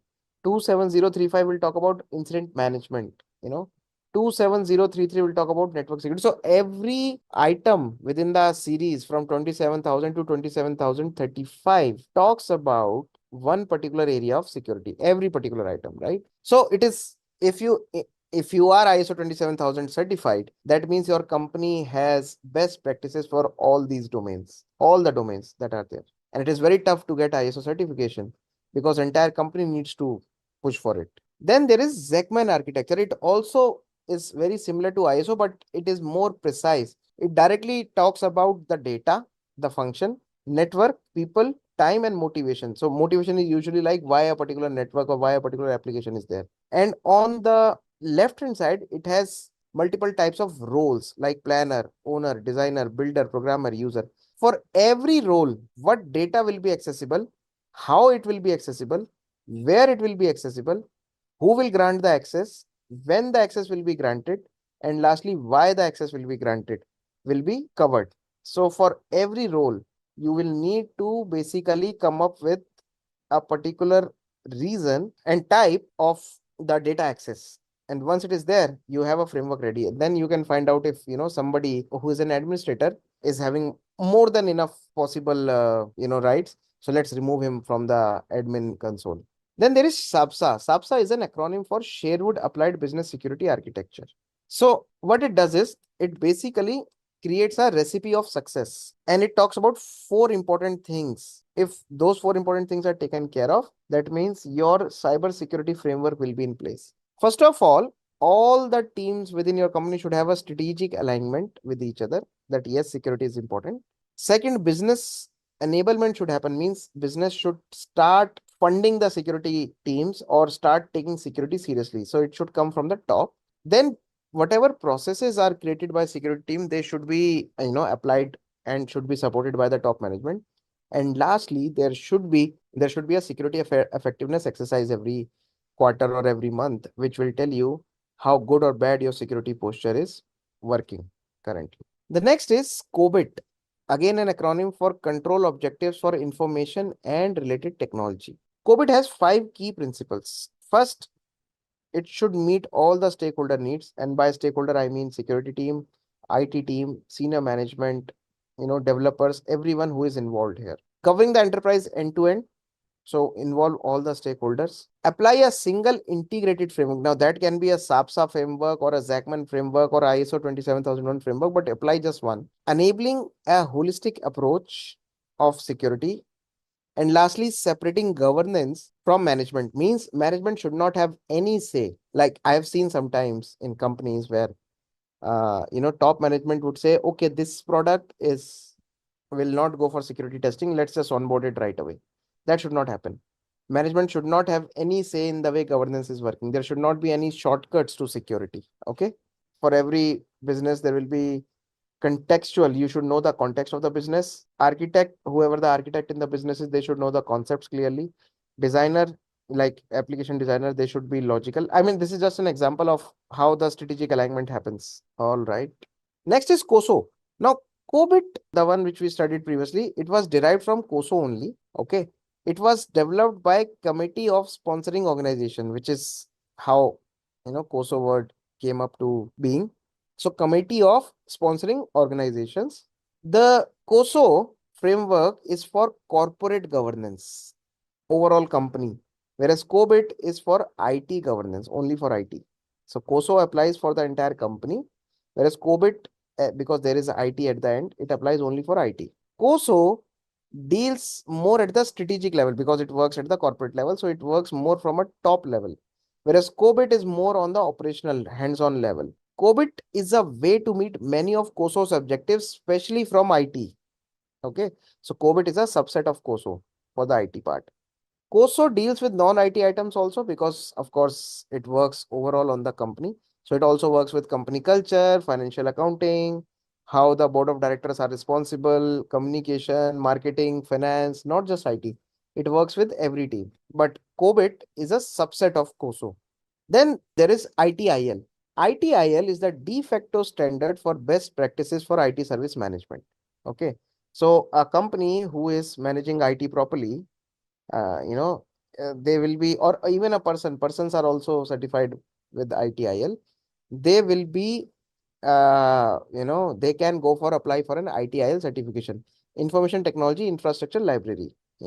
So ITIL was created because more and more companies were getting into IT, more and more companies were going digital, right? So that's why there was a framework that was needed to assess the maturity of companies in terms of their digital footprint.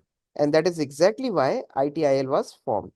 So if you see that in ITIL, there is continual process improvement. There should be SLAs that are maintained, and those SLAs must be met and in fact exceeded every time there needs to be a review happen. And at the core, it's service strategy. Like, this is what you are going to follow. Now, it can be as simple as creating a roster for your IT support people. It's very simple thing, but will go a long way in satisfying the end users that, since there is a roster, there should be a 24/7 support. And that is exactly why they will be happy, because they will have, even if they have an IT related issue on a weekend, there will be somebody to help them, right? So this is just a very small example, right? So ITIL is usually used to measure that progress, how good you are becoming in terms of your overall digital environment. CMMI. So CMMI is usually used for those companies which are into development work. Usually companies like Infosys, TCS, Wipro, HCL, Cognizant, Capgemini, these companies are usually awarded CMMI levels based on the maturity of their development life cycle.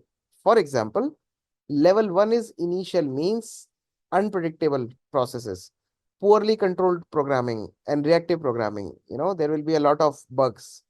Level 2 is managed, where some projects are managed. Level 3 is defined. You have clear defined ways of coding. You have clear defined ways of documenting it. Level 4, quantitatively managed, means processes are measured and controlled. Level 4 is usually good. CMMI level 4s are usually good, where processes are measured and controlled. Every developer will have a KPI, and they will have to adhere to it. And lastly, optimizing means 4 plus plus. Optimizing is something where you are already on 4 and you are constantly evolving to have more and more more and more teams within the CMMI framework. So I love this line. Security is like a brake in a car. Now you will say, how come you are comparing security with brakes? But only if you know that you have good brakes in your car, you will go faster because you will have full confidence in the brakes that you have in your car, right? So it is like brakes. You might feel you are being questioned about everything in security, but it will only give you confidence to go faster ahead. So the biggest thing, the biggest output over here is that every time your security should not be counterproductive to business needs. It should be It should always help you in moving the goals or strategies or the objectives of your business ahead. So the security should embed with business in such a way that these two are not in front of each other. Sometimes it happens in companies that they don't like security teams. They say that, oh, you are slowing us down, right? Because of you, we are not able to move forward properly. Now, that should not happen. Business should talk to security, understand the need of security, and then give them full confidence that, yes, I'll give you an example. My company, we were not ISO 27001, sorry, PCI DSS certification, which is usually used for companies which process the credit card data. So we were not a PCI DSS certified. Now, once we did this PCI DSS certification, we started getting more clients because they understood that we are taking security seriously. So those PCI was such a regression for some of the teams, but it only resulted in better and more business for our company, right? So security and business, they should go hand in hand, right? For example, if you have a PCI, as I said, in my case, in my company's case, we were doing good business. Okay. We were quite good. The moment we got a PCI DSS certification, so the moment a company gets ISO 27001, the clients will start having better comfort and they will start giving you more business because they know that you are taking your security very, very seriously. And this is exactly how you will grow. So although security may feel like brakes in a car, but it will only give you confidence to move faster. That is exactly what this quote means, right? Talking about security governance, tying all this together, there is something known as security governance. Security governance is that team which basically deals with the top management, means board of directors, your C-level employees. It deals with your security teams, managers and employees, and it also makes sure that whatever is required as far as security is concerned, policies, procedures, all these certifications, they are in place also.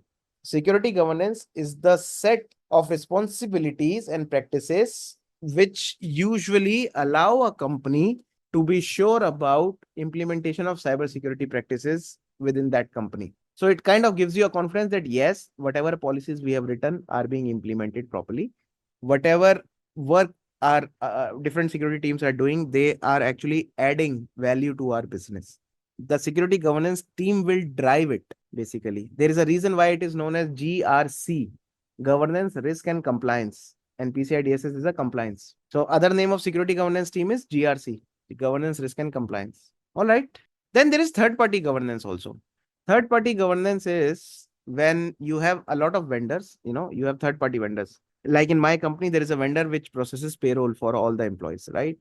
Now, we need to ensure that since they have our data, we need to ensure that they are also adhering to bare minimum security features at least, they should have some sort of security assurance. So for them, what you will do is you will do a third party security governance. So you will ask them for their security testing reports, or you will ask them for their PCI DSS certification, for example, or ISO certification, right? So you will talk to their governance team and say, hey, we see that we are doing business together. So let's make sure that we are good in terms of security. So can you please share this and this of your company? And then they will share, and this is how it will work. Okay. Documentation review. So remember, we were talking about third party security governance. Imagine you got their documents. Imagine you got their PCI DSS certification or ISO certification or whatever certification they were going through. That documentation review needs to be done by your GRC or your governance team. And if you find them okay, then good. If they are not okay, then you can even ask for a test. You can also test them if it permits, like auditors do, right? They will ask you for reports. If you have reports, good. If you don't have reports, they will test themselves and find out all the issues if there are any, right? Those are known as on-site reviews, for example. So basically, documentation review means that whatever documents are provided by the either set of companies, you need to review them. You need to make sure that those documents are sufficient, and your governance team should be happy with that, those many documents. That is what is covered under documentation review.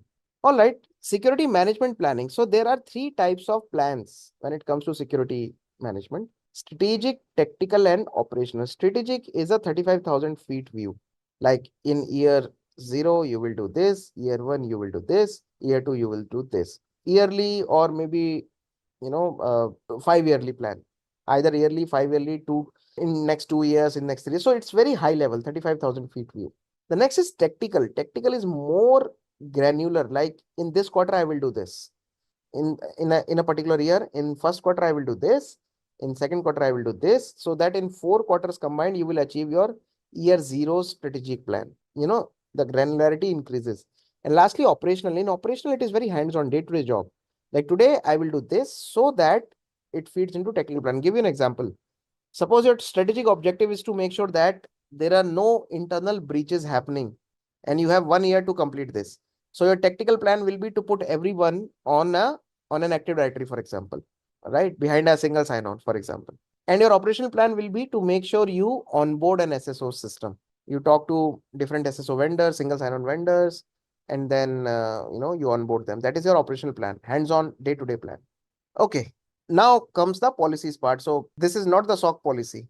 This is all about security policies, like, policies about your conduct, code of conduct, policies about using your office laptops, fair usage policy of company internet, all these things. So they should be generic. They should be non-technical in nature. They should be reviewed periodically after either, every quarter or every year at least, and it should align with business, right?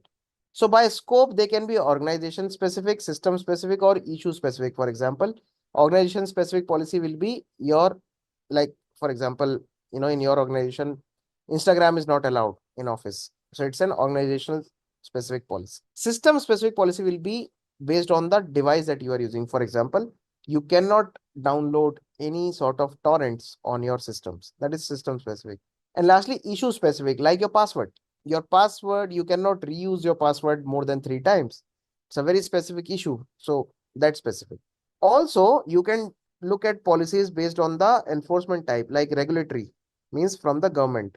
Advisory is something that is not very enforceable. It's just an advisory. Do or do not. Up to you. You don't do it. And lastly, informative means even if you don't have a policy about it, don't worry about it. It's just an information.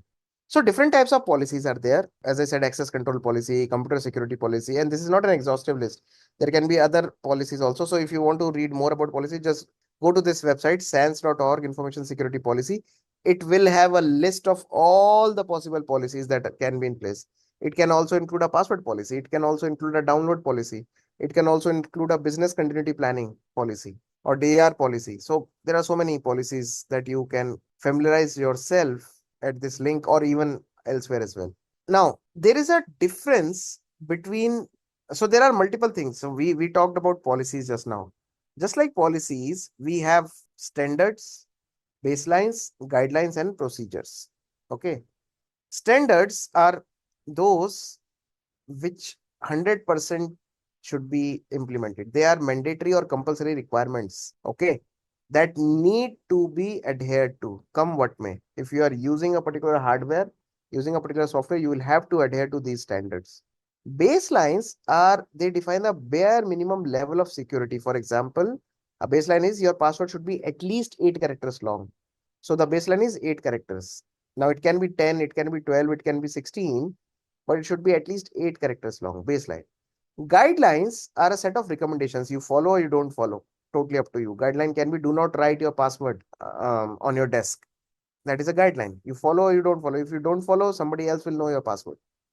And lastly, procedures. They are a detailed step-by-step processes, step-by-step guidelines or step-by-step actions that you need to do if you want to either implement standards or baselines or even guidelines.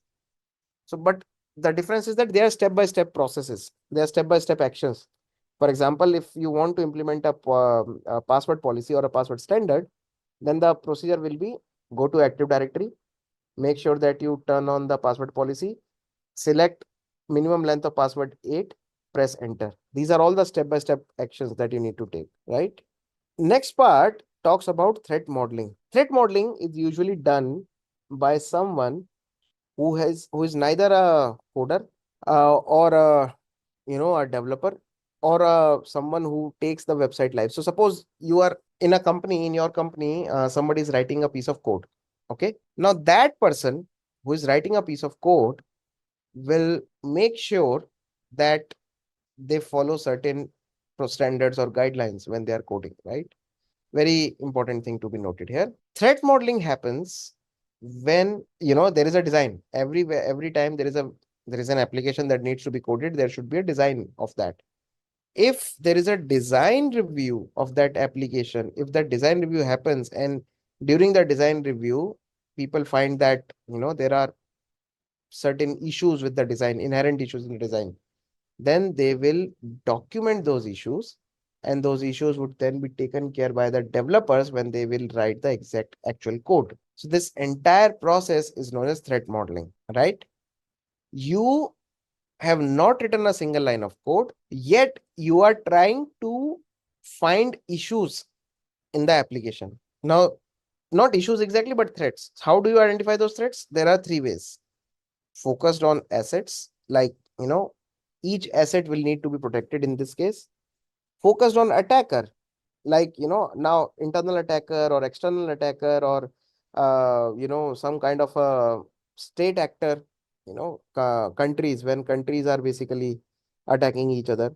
And focus on software. So if an organization is developing software, it can consider potential threats. Some example that I gave you very in the beginning of threat modeling, you are writing a code, and before you write a piece of code, there will be a threat modeling done on it so that they find out all the threats to that software.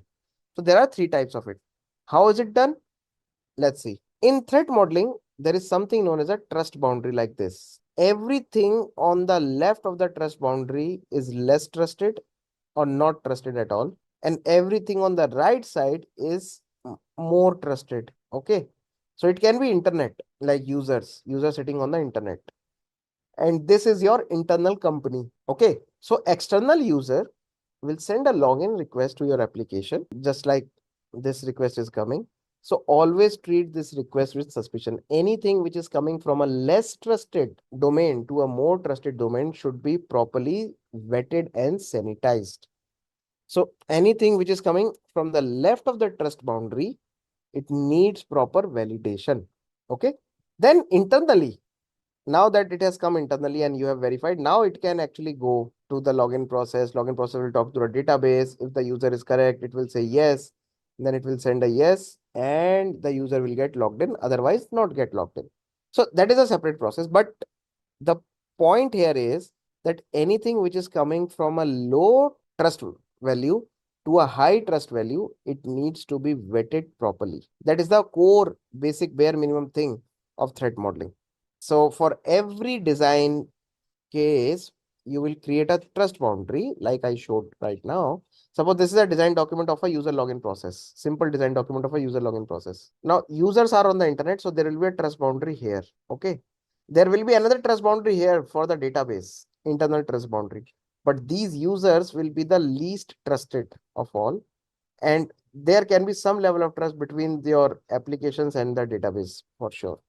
Whatever the output of threat modeling is, it is a requirement for developer. All the outputs of threat modeling will go as an input to the developers. Make sense? So how do you do threat modeling? So there is a model known as STRIDE. S stands for spoofing, T stands for tampering, R stands for repudiation, means something that you do and then later on you say you did not do. I stands for information disclosure, D for denial of service, and E for escalation of privilege. So if I go back on that slide and if I want to do a STRIDE model here, for this login request, there can be a spoofing. Somebody else may be acting as the user and sending that request. There can be a tampering also, T, because somebody can change the username and password on the fly if it is not HTTPS. Tampering. There can be a repudiation also, because if a user is trying to log in and later on they say that they did not try, if there are no logs available that user was trying logging in, then there will be full case of repudiation. Information disclosure will happen if the credentials pass over non-HTTPS. Denial of service will happen as well. If there are so many requests user is sending, so there can be a denial of service. And lastly, escalation of privilege will happen. A user can basically log in as an admin, okay, and can spoof the system. So for this particular case, all the 6 issues that we have discussed, Spoofing, tampering, reputation, information disclosure, denial of service, elevation failure will happen. And how to prevent it? As a developer, for spoofing, you need to have authentication. For tampering, you need to have integrity. For repudiation, you need to have non-repudiation by by virtue of, we will see in cryptography, by virtue of using private keys. Information disclosure, confidentiality, denial of service availability, and escalation of privilege authorization. Means as a developer, you will try to fix all of these 6 things by doing whatever is written on the right hand side of this matrix. Then this threat modeling will be done in a complete manner. Okay. Similarly, there is a, just like stride, there is a dread model also. D stands for damage potential. How bad would the attack be? So stride focuses on the attacker and application. Remember, threat modeling is done in 3 ways: based on asset, based on attacker, and based on software. So stride focuses on the asset and software, whereas dread focuses on attacker. How bad would the attack be? How easy it is to reproduce the attack, how much work it is to launch the attack, exploitability, right? How many people will be impacted? And lastly, how easy it is to discover the threat or the issue.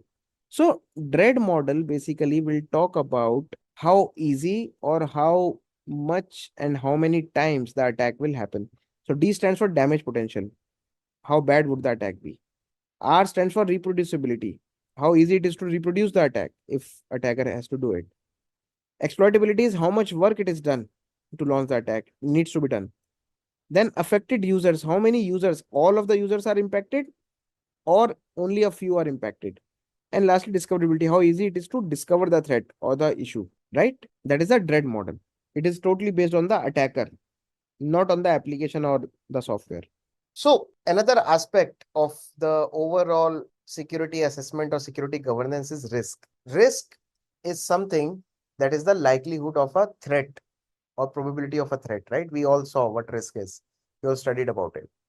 The process of managing that risk. Now, there are multiple ways of managing a risk. Once you identify a risk or the probability of a risk, you can either measure it quantitatively in numbers or qualitatively in terms of how bad or good it will be, right?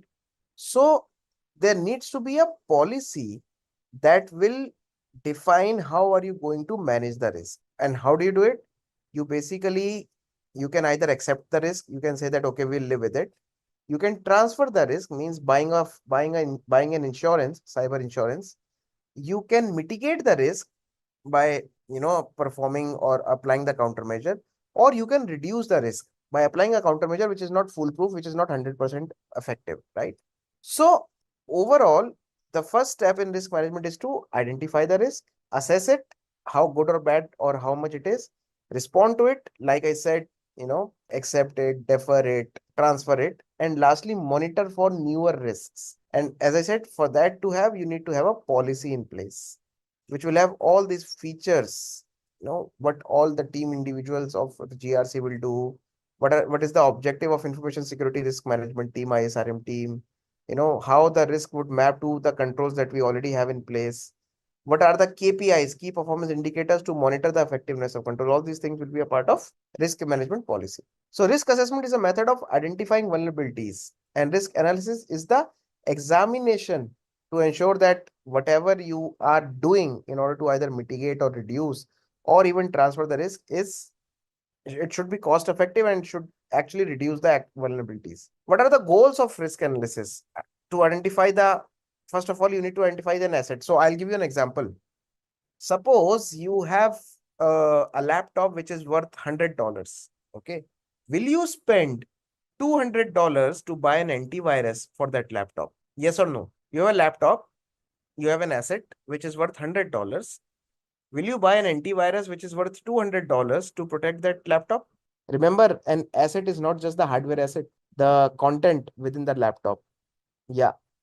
So let me rephrase this question now. Suppose you have a laptop which is worth $100. Okay. Oh, sorry, not the laptop. Let me rephrase this question, or let me change this question. Suppose you have a watch, your watch, wristwatch, which is worth $100. Will you buy a lock which is worth $200 to safeguard that watch, to put it inside that lock? So this time the statement has changed. You have a watch, wristwatch, which is, let's say, worth $100, will you keep it in a locker which is worth $200 a year or a month? Maybe no, right? So now is the correct answer no, because the asset value should not be less than the cost of the countermeasure in place, right? So identify assets and their value to organization is very important to do a proper risk analysis. Unless you know your assets that you are protecting, you will not be able to do a proper risk analysis. In this example, in case of the watch, I would rather accept the risk, but I will never buy a put it in a locker which is worth $200. Identify the likelihood that a threat will exploit a vulnerability. Of course, you need to do that. That's how you will perform the risk analysis. Business impact, and lastly, the cost benefit analysis, something that we studied in point number 1 also. Cost of the impact of the threat and cost of the countermeasure. So value of information and asset is important because, as I said, you need to know what you are protecting. Now, what is the value? So let's go back to my laptop example. It is not just the value of the hardware. It is the value or cost to maintain and protect the asset, value of the asset to the owner and users, adversaries. This is most important, cost to replace the asset if it is lost. So it will not be just the hardware cost. It will also be the software or the data cost. And lastly, operational and production activities affect if the asset was unavailable, and liability issues if the data is compromised from that asset. So all in all, just get an idea that it's not just about the hardware cost of the asset. It is also about the data that is present in that asset, data cost. All right. Now there is another term called delayed loss. Delayed loss is secondary in nature. It takes place after the vulnerability was exploited. For example, you had a laptop which had so much data in it, and that laptop is lost. The laptop may have costed you $100 only, but the data inside it was worth a lot. And then that was the initial loss. The delayed loss will be the loss of company's reputation, loss of market share, accrued late penalties, civil suits, all the privacy suits. All these things would also come into picture as part of the delayed loss. Something that you would not even think of immediately, but yes, it would come once you have different types of penalties kicking in. Now there are two types of risk analysis: quantitative and qualitative. The quantitative risk analysis will actually talk about actual value of the assets and the risk score, actual risk score, whereas qualitative will talk about the opinions. That if I'll give you an example. A qualitative risk analysis will be, suppose if my website goes down today, I'm Amazon and my website goes down today. The quantitative loss will be loss to the business, the monetary terms loss, the loss because there will not be any sales or orders and all this. The qualitative loss will be loss of reputation, loss of customer trust. You know, uh, People might not think of coming back to Amazon if there was something like that. So it is not numerical. It is more opinion or mostly scenario based. And lastly, automated, which is actually a combination of quantitative and qualitative. It just keeps happening automatically. There is no such thing as automated risk analysis for CSSP purpose. There are just two, qualitative and quantitative. Please keep these two in mind. Quantitative risk analysis, it is done by finding out the value of the asset. Exposure factor means percentage of a loss for a single time. If a threat were to happen a single time, what is the percentage of loss? And lastly, SLE, single loss expectancy, which is the multiplication of asset value and exposure factor. For example, if I have a laptop and exposure factor of a single laptop loss is somewhere around 10%. If a laptop is, if it is compromised, the exposure factor, let's say, is 0.1, 10%. So single loss expectancy will be $100 laptop asset value into 0.1 means $10.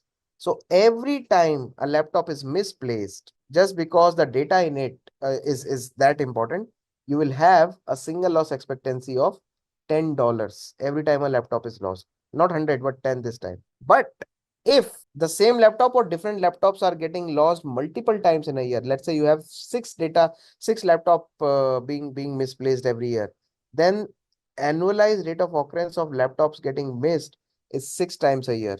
So your annual loss expectancy from laptop losing the laptops will be SLE into ARO, means 10 into 6 equal to 60. So you will be essentially using $60 for the data part mostly. I mean, if the laptop is loaded with data, the exposure factor will not be 10%. It will be more than 100% any which ways. But just for the sake of example, I was telling you, if the laptop has data in it, of course, the exposure factor will be more than 100%, because you will lose 100% of the laptop value plus the data cost, plus the cost to replenish or repurchase the laptop, etc., etc. But just to give an example, asset value multiplied by exposure factor, and for the CISSP exam, you will get questions on this. Definitely, you will get a question on this in the exam. You will get this value, you will get this value, and you will get this value, ARO. Then you will need to find ALE. So exposure factor into asset value will be SLE. And if you multiply SLE with the ARO, you will get ALE, annualized loss expectancy. So this is an example. Scenario, risk of hurricane. If a hurricane were to happen to a company's data center, so let's say a company data center is worth $1 million. Okay. The exposure factor is 20%, means every time a hurricane comes, there is a 20% loss to the data center. And annualized rate of occurrence is once in 10 years, means 0.1. So SLE will be 1 million into 20%, means every time a hurricane will come, there will be a loss of 200,000 to the company. But that is every time, not every year. Every time a hurricane comes, there will be a loss of 200,000. But how many times hurricane comes per year? 0.1 times, because it comes once in 10 years. So every year you will have to purchase an insurance at least worth 20,000 US dollars in order to safeguard yourself against risk from hurricane destroying your data centers. Okay, so this is a clear example of how questions will come in CISSP also in the exam. This is exactly how questions will come. You will have the data, and then you will have to identify the or put it in the formula to come to a number. Okay. The other way of doing risk analysis is qualitative. In case of qualitative risk analysis, there are no numbers associated, right? What you do is you will take inputs based on expert opinions or judgment or best practices, intuition, experience. So there are no actual numbers. So this will be different for different set of people, right? Now, there are multiple techniques which are used in case of qualitative risk analysis. For example, Delphi, brainstorming, storyboarding, surveys, questionnaire, checklist, interviews.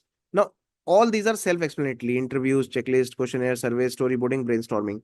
You will ask, you will send a few questions to a group of people, and you will, based on their inputs, you will say that, okay, this is how bad or good this particular risk looks like. What is Delphi? Delphi is a feedback which is an anonymously which is anonymously collected by the moderator. So, for example, if let's say you are attending a seminar, and after the seminar there is a link for you to submit your feedback, that anonymous feedback is known as Delphi technique. It is collected or collated, summarized, and then it is converted into a final answer. Like 50% people think that this is a high risk, 20% people think that this is a medium risk, right? So this is how qualitative risk analysis happens. There is no fixed answer. Like in case of quantitative, there will always be a fixed answer, right? In case of qualitative, there will not be any fixed answer. This is a very good example of qualitative risk analysis. On the y-axis, you have probability, and on the x-axis, you have impact. So if the impact is less and probability is rare, then you can see it is minor. The risk is minor. At the same side, if you look at, or in fact, on the contrary, if you look at the impact to be very high and probability to be highly probable for a risk, then it will be severe. So anything can fall between minor to severe based on the inputs of the users. So you will ask users to rate a particular risk from 0 to 5 in case of impact and 0 to 5 in case of probability, and then based on the output, you will create this matrix. What are the pros and cons for each approach? Quantitative is basically, since there are numbers, it is expressed in monetary terms. So you will get better numbers to deal with. Whereas in case of qualitative, calculations are simple and you don't have to worry too much about numbers, right? Cons of quantitative are calculations are complex, and of course, you need a lot of information to come to that conclusion. Whereas in case of qualitative, all these assessments and results are subjective. They will change every time you send that, that feedback form. Cost benefit analysis you cannot do, and it will not, since there are no numbers involved, so it will not help you in security budgeting. Okay. So how do you identify, or how do you get a security control? So the value of the control should be equal to annual loss expectancy before the control.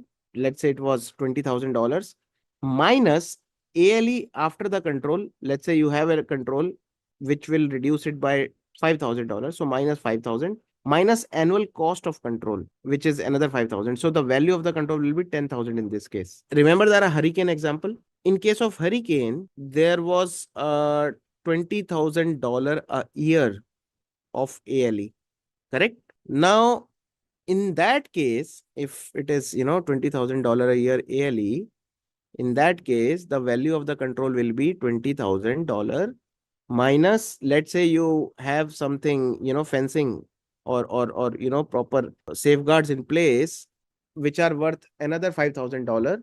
ALE after control will be $5,000, and the annual cost of control, which is another $5,000, for example. So the value of the control here will be 20,000 minus 5, which is equal to $10,000. That is the actual value you are getting out of control by spending the money on the control. So please remember this formula. This will also come handy, And what are the costs? If you look at the annual cost of control, the cost is not just about the cost of the control. It is also about the implementation cost, environment modification that you have to do, maintenance requirements, affect productivity, and lastly, monitoring that is needed for that control. All these are part of costs. And what features you should look for controls? It should be modular, means it can be plugged into any of the system at will. It should have a uniform protection across systems. It should default to least privilege, means, it should start not as an administrator. It should be interactive. It should need minimum human intervention. And lastly, most importantly, it should have an audit functionality in place. Now, what is residual risk? Total risk minus countermeasure or total risk into control gap will be residual risk. For example, so don't confuse it with the value of control. Value of control deals with ALE. Residual risk deals with total risk. So total risk of hurricane was, remember anyone, 200,000. That was a 200,000 risk, and minus countermeasures. You have applied a few countermeasures which are worth $5,000. So residual risk will, in that case, will be $200,000 minus the cost of countermeasure, which is 10,000 or $5,000, whatever. So that is the residual risk that is still there. Even after applying the countermeasure, you still have a residual risk available, because nothing is 100% secure, right? So you'll always have some part of risk that is still available that you will still need to manage. Now you can reduce it even further, or you can say that, okay, this is bare minimum and I can live with it. No worries at all, right? So that is residual risk. And continuous improvement is the process of reducing the value of this residual risk, So continue doing assessments and continue to push this residual risk down, either by decreasing the total risk or by increasing the countermeasure value. So this is what I said when I started risk. You can either mitigate the risk or you can reduce the risk. You mitigate or reduce, same thing. Will be considered same for this particular slide. You can transfer the risk, purchasing insurance. You can accept the risk. You can say that, okay, fine, this watch is $100. I'm not gonna buy a $200 lock for this. So do nothing. Or avoid the risk, means don't buy the watch in the first place. Don't do that in the first place. So avoid it in total, right? So most of the times, there is either a risk mitigation or a risk transference. A lot of companies have now started buying insurance, cyber insurance for risk, right? So either of the two will happen most of the times. All right. Risk management framework. So NIST is an organization which actually has an RMF, or a risk management framework, which outlines a six-step process of applying the RMF. First is categorize the information system into different categories: high, medium, low. Select security controls for each, implement them, assess them if they are working properly. Then authorize information systems, means make sure that those information systems are all, monitored properly. Authorize for monitoring, to be very precise. And lastly, monitor security controls, means make sure that you are continuously monitoring and making sure that no control is failing. That is a part of risk management framework. No, NIST is not for finance domain company, it's for everyone. So there are three frameworks from NIST. One is Octave, operationally critical threat assess and vulnerability evaluation. FAIR, factor analysis of information. And lastly, threat agent risk assessment. There are the three major types of risk assessment frameworks or risk management frameworks from NIST. If you want to know more about the details of these, please feel free to research about them on your own. Octave, FAIR, and Tara. But please make sure that you understand these 6-step process properly. Coming to supply chain risk management. So all the companies have upstream and downstream suppliers. Okay. So for example, if you are a manufacturing company, you manufacture, let's say, spare parts of a car. Your upstream suppliers will be, let's say, component manufacturers or manufacturers who would supply you with steel or metal. And your downstream suppliers will be your distributors or the car companies, right? So every company will need to make sure that whatever upstream suppliers you have, they adhere to some sort of commonly satisfied or commonly signed service level agreement. I'll give you an example. We have bought cloud environment from AWS, right? Now AWS is our upstream supplier, okay? Because we rely on AWS, it supplies us with cloud environment. Now, the SLA or the service level agreement that we have with AWS is that AWS will be up for 99.99%. That is their SLA.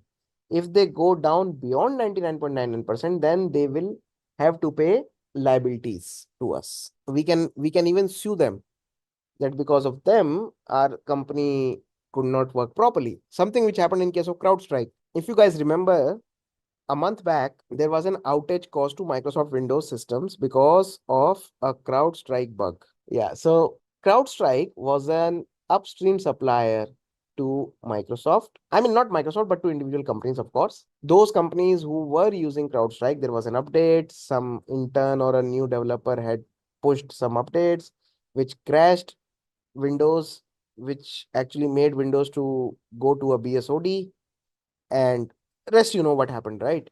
So it is very important. And now the companies which were downstream to Windows, like Delta Airlines or many other hospitals, they are suing Microsoft now. They are saying because of you, we could not work properly that day. I'm not sure if Microsoft is planning to sue CrowdStrike, but they cannot ideally because Microsoft had no direct correlation with CrowdStrike. It was the companies which had bought CrowdStrike and were using it on Microsoft Windows, right? So that is where SLA comes into picture, service level agreement, which says that this is the bare minimum time that I will be up and running or will provide you with services. Okay, moving to personal security. So it is often said that people are the weakest link in security and they account for 95% of security breaches. And what does it take to train people? You need to basically ask them to undergo security training, ask them to find out or go through the quizzes, security. That's exactly why security has every yearly basis security quizzes or SAQ, security awareness questionnaire for people because they are the weakest link. Now, how to make sure that all these things are taken care of in a proper way? So there are certain measures that you can take in order to do proper personal security. First is separation of duties, means no critical task should be allowed to be done by one person alone. There should be a separation of duties, means if let's say the code has to go live, the developer alone should not be allowed to take that code live.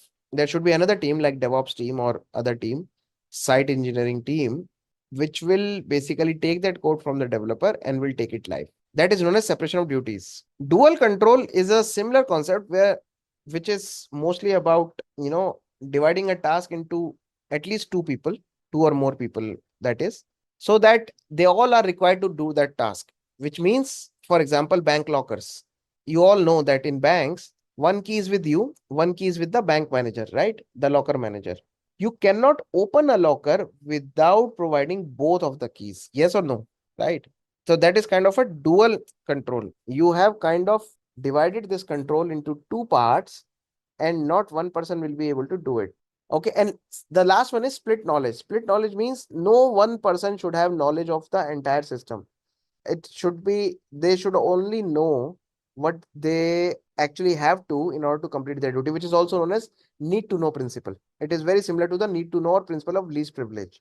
They're all connected. Split knowledge, principle of least privilege, need to know basis, they are all connected. Yeah. Job rotation. It happens a lot of times in banks where someone who is a teller today will become a cashier tomorrow, or maybe day after tomorrow they will become the CRM, customer relationship manager, the next day, right? So it's all about changing the job so that if the new person comes in that job, they will identify all the irregularities if there were any. And lastly, mend leaves, mandatory vacation. It happens again in banks where you are forcefully sent to vacations, and then there is someone else who comes and does your job, which is similar to job rotation. The only difference is that in this case, you are asked to go on mandatory vacations, mandatory leaves. Cool. Also, in case of hiring practices, there are certain best practices that you can follow in terms of personal security. What are those? Job description means make sure that the job description is written properly so that only relevant selected people are coming to apply for that position. Screen the candidate properly, background checks, references, education verification, very important. A lot of people fake their degree certificates. So education verification is very important. Employee agreement should make it very clear that any sort of violations to our NDA, non-disclosure agreement, may result in legal repercussions for the employee, right? So employment agreement should have all those clauses about NDAs. Employment termination. You must have seen in case of offer letters, there is a clause for employment termination also, which is like, employment termination for cause, employment termination without cause. Now, without cause can be, companies is restructuring and that's why somebody was affected. But for cause will be when somebody breaches the contract, breaches the employment agreement. And it should be very clearly written as to what is the expectation from the employee in case of employment termination. Okay. So security awareness should be there, which should actually have an awareness about what needs to be protected, what is the information that needs to be protected, and what kind of media needs to be protected, right?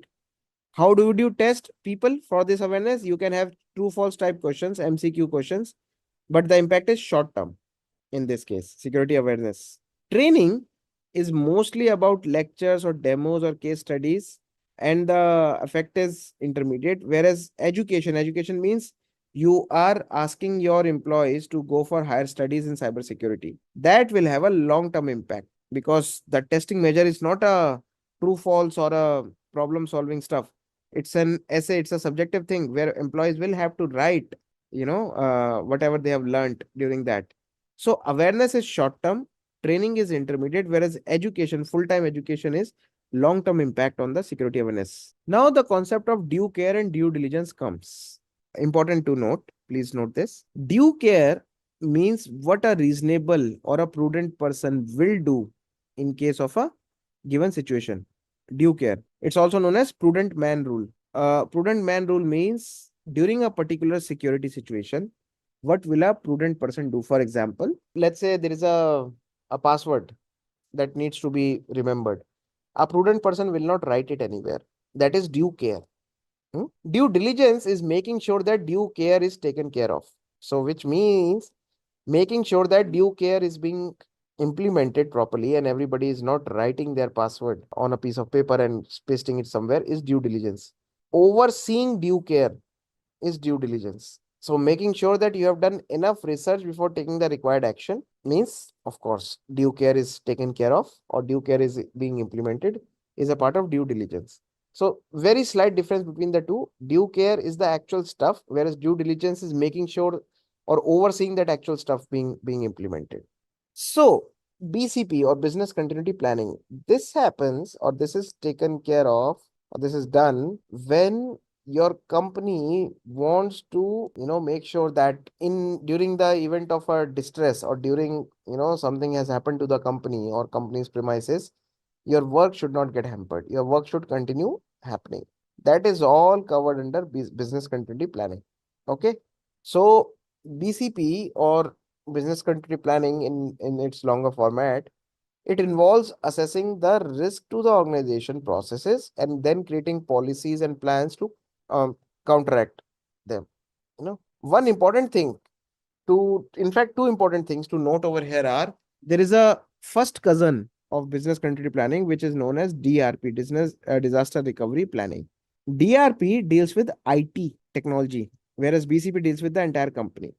So in case of an emergency, if you want to make sure that the entire company is working as it was intended to, you will invoke BCP. But if you only want the IT team to start working, then you will invoke DRP, disaster recovery planning.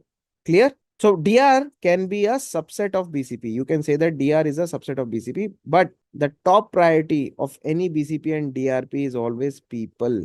Always remember this. Always, always, always. If in CISSP exam there is a question on BCP DRP and they say that what is the most important asset that you are going to protect, then you should answer it as humans, people.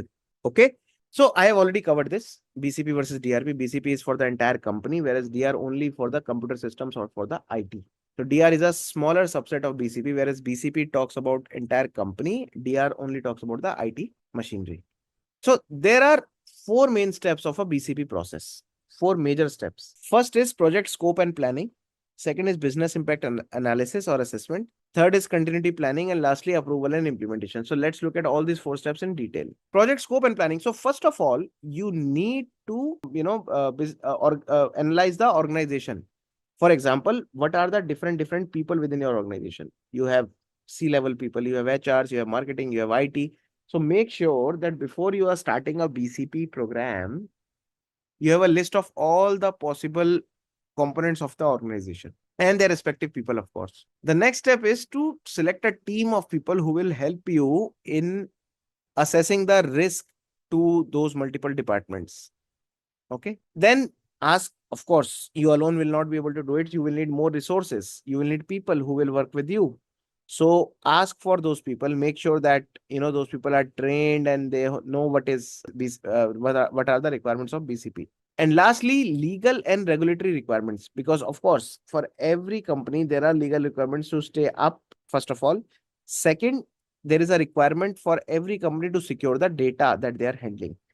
If either of these two conditions are not met, there will be heavy fines on the company. So it is very important to look at the regulatory requirements before you invite or create a team, in fact, of BCP. You need to make sure that you have full understanding about the requirements from your side as far as the legal and country specific laws are concerned. Once it is done, the next step is to do a BIA, business impact analysis. For every application, you will perform a risk analysis, same like quantitative, qualitative that we have covered previously. The risk analysis will be helpful in identifying the impact should that particular application or system were to go down. Okay. If that application or that system will not work as they intend to, what is the loss to the business in terms of monetary? Then it will be quantitative. In terms of just, high, medium, low, then it will be qualitative. The most important things to consider when you are doing BIA or a business impact assessment is, first of all, identify your priorities. Applications which are very critical for your business must be taken up first of all. Now, how will you identify that? First of all, you need to know the asset value. And remember, the asset value is all about asset value, the data, the cost to replace, and the man hours in order to replace that device. So that asset value. Okay. The second thing is MTD, maximum tolerable downtime.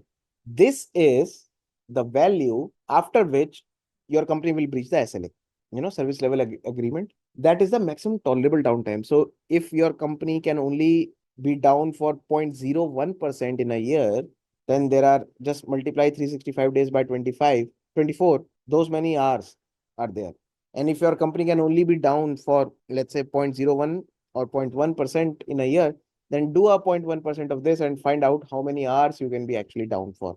That is your maximum tolerable downtime. After that, it will start causing irreparable harm to the business, either in terms of fines or in terms of reputation. And the last one is recovery time objective, means how much time it will take for the system to get recovered from the whatever has happened to the system. So always remember that your RTO, recovery time objective, should be less than MTD. Of course, if they are more than MTD, then bye-bye, right? Your company will have to bear some losses. So RTO should always be less than MTD, right? The maximum tolerable downtime. Because if your maximum tolerable downtime is lower, then of course your RTO will not meet MTDs, right? MTD is the maximum tolerable downtime. So which is like, this is the total amount of time in a year that your company can go down for without causing any harm to the business. So it is usually measured in terms of number of hours, maximum tolerable downtime. Okay. The next step is to identify risk. Now, risk can be man-made or natural. So identify the risks. What are those types? And for every risk, identify a likelihood scenario. For example, if you are living in the US, there are very high chances of catching or of encountering hurricanes. If you are living in this part of the world, like in Asia, or maybe Japan for that matter, you will find a lot of earthquakes over there. So identify risk, and for every risk, write a likelihood assessment and write a way to handle them should there be a need. Okay. The next step is actually to do impact assessment, business impact assessment, actually the formula one. So remember how you identify the exposure factor, the SLE and ELE. That is exactly how you will identify the impact. Whatever the output of SLE or ALE will be your business impact assessment. Okay. And lastly, creating a plan and then distributing it and creating strategy around it. So because see, you have a plan, you have everything in place, but what if things not go as per plan? What if there is a downtime which is more than your MTD? What will you do? So you need to come up with plan B almost immediately, and you need to deliver it, right? So that strategy should be developed for all the possible use cases. System not working, earthquake happened, hurricane came in, people are working from home, COVID struck, anything can happen, right? And also you should have policies and procedures also within the BCP document, so that, remember, policies and procedures both are enforceable, right? So that company employees can be forced to accept that and work accordingly. So all the provision and processes should be in such a way that they are applied uniformly and mandatorily throughout the company. Then that plan needs to go for top level management approval, implemented. And lastly, very important task within BCP is training and education. Very important. If you don't train your employees, if you don't distribute the copies of BCP among the employees, then it will be of no use. You definitely need to train your employees on the BCP after implementation. Suppose there is a BCP plan in work, right? And don't worry, once we go to DR, you will also appreciate how DR is also important. I think DR we will study in domain number 7, if I'm not wrong. You will appreciate how DR also helps with the IT. But right now we are talking about the entire company because we are talking about BCP, right? So it is very important for you to train your employees on the BCP. I'll give you a quick example of BCP. In one of my previous companies, which was a financial institution, right? We even had BCP offsite days. We would actually work from a different location altogether, right? It is something known as a full interruption test, where you will stop working from your regular office for a day or two, and then you will work straight from your BCP site and see how much time does it take. Are you meeting your MTDs? Are you meeting your RTAs, RTOs? So that all information needs to be educated to the users. So training is very important. And just like how training is important, documentation is important also. Very important to have a business continuity document written, approved by the C level, and it should have a version history as well, as to when it was updated. Auditors want that. Auditors love the version history, right? It also forces team members to commit their thoughts to paper, which becomes much easier for discussions. So very important for the documentation part. In documentation, there are two statements, basically: statement of importance and statement of priorities. Statement of importance reflects the criticality of the BCP to the organization. Okay. How important the BCP is for this organization. Statement of importance will basically tell you about it. Whereas statement of priorities says that during business continuity planning, which system should be brought up first. If in the business continuity plan it says that your computer systems are the most important, or database systems are more important, then you will bring them up first than any other device. That is known as statement of priorities. It should be very clearly written in BCP as to which applications or which systems are more important than others. Statement of organization responsibility is very similar to the previous statement. It only has one saying which says that so and so organization will take full care to implement business continuity planning within this organization. Another thing to be noted is that the BCP documentation should outline a vital record program for the organization. Means all the critical business records, all the business related items, or all the approvals, they should be kept somewhere securely. And BCP plan should have a list of all those documents. Why? Because in case of a BCP invocation, those documents would need to be, or those records would need to be transported to a safe location. So BCP should also mention the details of the vital records, whatever vital records are available in the company, right? In BCP, there is emergency response guidelines. So in BCP only, there should be a guideline which will basically activate something known as a calling tree. So in an organization, the moment BCP is invoked, your internal systems may or may not work. For example, if there is a hurricane or if there is a flooding scenario in your city and your city is submerged, then there will be no way of finding the business continuity plan and adhering to it, right? In such cases, there is something known as a response guideline where your first line of defense will be your own security guards, etc. The second line of defense can then be military, and the third line of defense can be, outside software or anything. So all these things, all the people who are responsible for this multi-level security should be documented somewhere, which is known as emergency response guidelines. It should activate a calling tree. The moment BCP gets activated, an automated call should go to all the relevant stakeholders that BCP has been invoked. Please make sure that you cascade this message to your internal teams. The maintenance of the BCP plan is important as well. Either do it every year or do it every 2 years, but make sure that this happens. The maintenance of the BCP plan, you need to keep on updating the BCP plan. It should not go stale, just like how other policies are. Just a quick info, guys. Intellipaat offers cybersecurity certification training, which will enable you to learn skills like ethical hacking, network security, cryptography, digital forensics, malware analysis, and threat detection. Through this course, you will also master hands-on tools and techniques using Kali Linux, Wireshark, Metasploit, Burp Suite, Nmap, and many more, while working on real-world projects like wireless security and incident response, all taught by top industry experts and IIT faculties. With this course, we have already helped thousands of professionals make successful career transitions in cybersecurity and IT security roles. You can check out their testimonials on our Achievers channel. The link is given in the description below. And without any doubt, this course can set your career to new heights. So visit the course page link given in the description below and take your first step towards your career growth in the field of cybersecurity. Want to learn directly from our industry experts? Book a free demo webinar now via the link given in description below and experience how our live classes happen. So this is which we are going to cover. The majority of the topics will be covered here, theoretical based. So I have been explaining about now, right? You have to explain cybersecurity to other teams, even if you are working in the technical team. And since we are moved to internet-based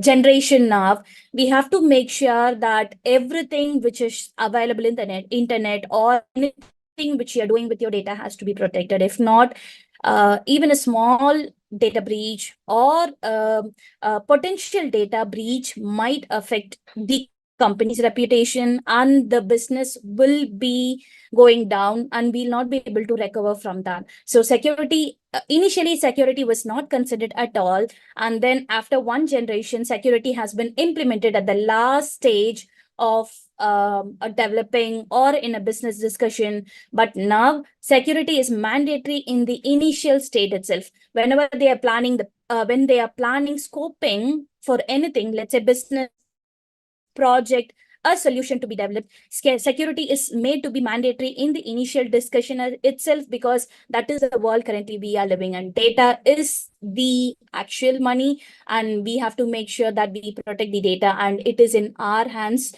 Again, you guys are also included in that. It is in our hands to make sure that we implement proper security and protect the data. So when it comes to security, we speak about a lot: protecting, enforcing some controls, doing this, doing that. But the three principles, these are this is considered as a triad of security, and it is mandatory that the security fulfills these three triads actually. And we do have other triads which are like supplementary to this, but it is mandatory. This is like the baseline of it to fulfill the confidentiality, integrity, and the availability. I will explain each of these concepts. Let me explain about the confidentiality part. So let's say I give you $1,000 to you guys individually, and I make sure that it is your dollar, it is your money, you have to keep it safe. So you do not want others to access it, you do not want others to use it, and you do not want others to know how much you have in your bank account. So there comes the confidentiality part, to make sure that something which is kept secret and only the authorized person, you are the authorized person, and you should be only able to access your money. So that fulfills the confidentiality part. And if you transfer it to me, I should be able to access it only upon your approval. You are doing some transaction and you're sending it to me, and I am becoming the authorized person to access that money. So that fulfills the confidentiality part. And when it comes to integrity, let's say you have $1,000 in your account. Again, the same example, I'm sorry for that. There are some interest which the bank might impose, or they might detect your money and it might get reduced as well. So even if it is going to be reduced or increased, you should be made aware of it, because it is your data, it is your money. So you are the owner of it. You should be authorized, you should have authorized the bank to do that. Only then they will be allowed to do it. If they're not doing it, that is the violation. Again, that fulfills the integrity part. The essence of the data, that's where the integrity term is. It should remain as such, and it should be modified only upon approval. I am storing a data in a data center. Let's say I'm hosting my data in AWS, and there are controls in place to make sure that the data is not modified. The essence of the data is not modified, and it remains the same. And only the authorized person will be able to go and modify, edit, delete the data. That is where the integrity part is. And the availability is, I'm using the same example. I have the $1,000 in the account, and whenever I need it, I should be able to withdraw that money and I should be able to utilize it. I am hosting my data in to a SaaS provider. Let's say I have my data hosted completely in AWS, and if I need it, I should be able to go and access it. If the data center is down, if there is no website and the website is showing 404 error, I will not be able to access my data, and there is no availability part fulfilled. So these are the principles of security. When we are trying to implement anything in security, the controls, the business objective, it should fulfill one, at least these three always overlap with each other, but we make sure we fulfill at least one of the principle in this. And again, as I mentioned, these three triads overlap with each other a lot, but sometimes I prefer confidentiality over integrity. It depends on the business objective. For my company, the confidentiality would be the primary essence. Let's say from the finance perspective, the banking, right? All the companies will make sure that the money remains the same. And even if someone access it, that's again another part, but the money amount which is in their bank should not be modified, and their primary focus would be integrity. And when it comes to the defense, all those stuff, they would have so many confidential data, and it should not be accessible by others. So depending on the business and their objective, the primary importance of the triad might vary, but they will be focusing on all the three triads all the time. And when we are working, again, when we are working in a security domain, we will be coming across these terms a lot. In addition to this, I will go ahead and share abbreviation sheet as well, which will cover like from A to Z, almost all the abbreviations, and you might also find it in the CISSP website. And it will be useful if you guys go ahead and look into the abbreviations. What is the definition of what term? Because that will be useful for your exam as well. It is not that you have to go ahead and read it, memorize it, just for your knowledge. Just have a look into it, and you can refer in your in the future when you're working in the cybersecurity domain. So these are like basic terms, but they have given like fancy definition for every single stuff, and that's how cybersecurity works. So if there is any weakness in the system, in a process, anything, that's considered as vulnerability. Any weak point is considered as vulnerability, and anything which can potentially damage access that vulnerability is considered as the threat. And whoever can take advantage the entity or okay, so the threat agent is something which can act upon the vulnerability using that threat. I can put up with an explanation in the upcoming slides so that it will be easy for you guys to understand. And risk is something which is the if how should I put it up to you guys in a basic term?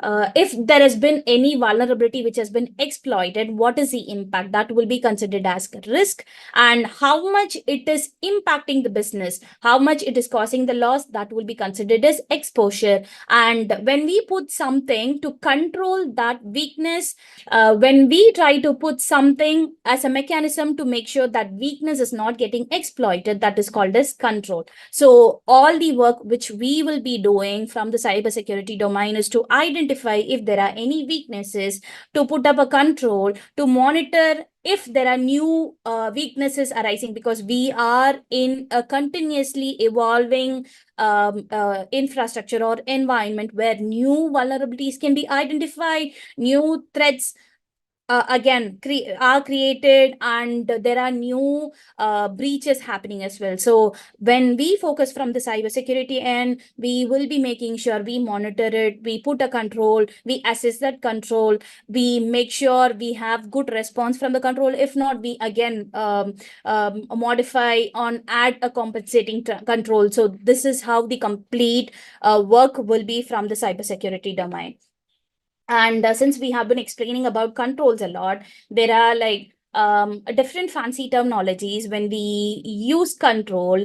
And from the admin, because when we consider a business, it is not just single team, right? It includes the top management, the executive team, and then the management team, and then the operational team, and then the end users. So it is like a hierarchy, and for each layer we have to add a separate control, because we cannot add same control on the in all the layers. And that is where this type of control is being useful. So when it comes to the administrative controls, we will be implementing from the process side. So we do have multiple process in place, because only with the proper process being implemented, we will be able to standardize everything, and we'll be able to monitor it. So administrative comes under processing, and then technical, logical, all those comes under technology side of the controls, and then physical, again, from the human perspective. We guys are the weakest chain link in the cybersecurity chain, and most of the data breach incident happens because of our negligence. So we do have multiple physical securities in place to make sure that there is no incident or even happening because of the human negligence. So if you guys can look into it, you will be able to see the security documentation, all the management, all those stuff will be management focused and process focused, will be categorized under administrative and the technical part of it, right? Encryption, access control, and then validating the firewalls, how the WAF is enabled, all those stuff will be under technical stuff. And we do have, if you guys are working in office, we will be having all those CCTV cameras, security guards, everything implemented from physical control layer. Again, it is not a single control, it will be like layerized. physical control will be there. On top of it, excuse me, data will be, and then the technical control, and then the administrative control, and then the physical control. It is a layerized process to make sure that even if one layer get failed, there is another layer to protect the data or the asset of the organization. So that's how the security control works. And then, so again, this is again a security control categorization based on the function. So the first one we did explain about the types, right? Okay, here it explains about the type of control, and it explains about the functions. We do categorize the security control based on the function, how it has been utilized, and what kind of effect we do get by implementing that. We do have multiple categorization here, right? Preventive, detective, corrective, deterrent, recovery, and compensative. It is not that one control is under preventive only. It can get overlapped with detective control, or it can get overlapped with corrective control. And based on the area of work, it gets modified. So you'll be able to see, again, I believe you guys can understand what a preventive control is. To make sure something is not happening, that's how a preventive control has been implemented, so that we do not allow someone who do not have access. And I have been explaining about the preventive controls, right? So something which we are making sure to not happen is something called as preventive. And let's say it's we cannot stop something from happening, because that is totally impossible. We can have checks in place, but somehow or the other it might happen. But we have to make sure that we have controls in place to detect that, so that we are aware when it is happening. So those comes under the detective controls. And again, as I mentioned, we cannot be 100% sure that it will not happen, because of the totally evolving infrastructure and the environment we are currently now. So we have to make sure, though we have the preventive control in place, we have to detect if it is going to happen. And we also have to make sure that we have a corrective procedure in place to make sure that we bring back it to the original state if it is happening in a hypothetical situation. Let's say it's not hypothetical, it might happen, but we have to make sure we do have plans for that. That comes under the corrective control. And deterrent is something which will restrict people from doing it. Let's say I have dogs in place in front of my office, so that people who will be afraid to enter the office itself, those are like, it will stop them from doing it. So those are like the deterrent controls. um how to relate functions with type. Yeah, I'll explain that, Lakshmana, definitely. And then the recovery will be kind of overlapping with corrective controls, but it is not completely the same. It will be overlapping. Recovery will be we do, when we look into the availability perspective, right? So that will come under the recovery perspective. And then the compensating controls are like the additional layer of controls, where we have few controls in place, but we want to add other control as well. A simple explanation example would be like, I want a DLP solution to be implemented in my infrastructure, the data loss prevention tool to be implemented in my infrastructure. Unfortunately, I do not have the budget for that, and the management did not approve for it. So what is the best thing I would be doing is, I would be finding for a compensating control. I cannot buy a DLP tool directly and implement it. And even though I do not have the tool, I have to make sure I have some checks in place to restrict the data loss prevention. If there are any data moving from my infrastructure, I have to make sure I have some detective controls in place to monitor it and to restrict it. Those are like the compensating controls. I will not be able to implement one thing, but I can add few layers on top of it to compensate that action. So that comes under the compensating controls. And I will be explaining about the other slide as well, and then I'll relate I will explain about how we can relate function with the types. So here, these are the controls specifically to fulfill these, explain to fulfill the CIA triad. So we have the primary CIA triad, confidentiality, integrity, and the availability. And how can we achieve confidentiality?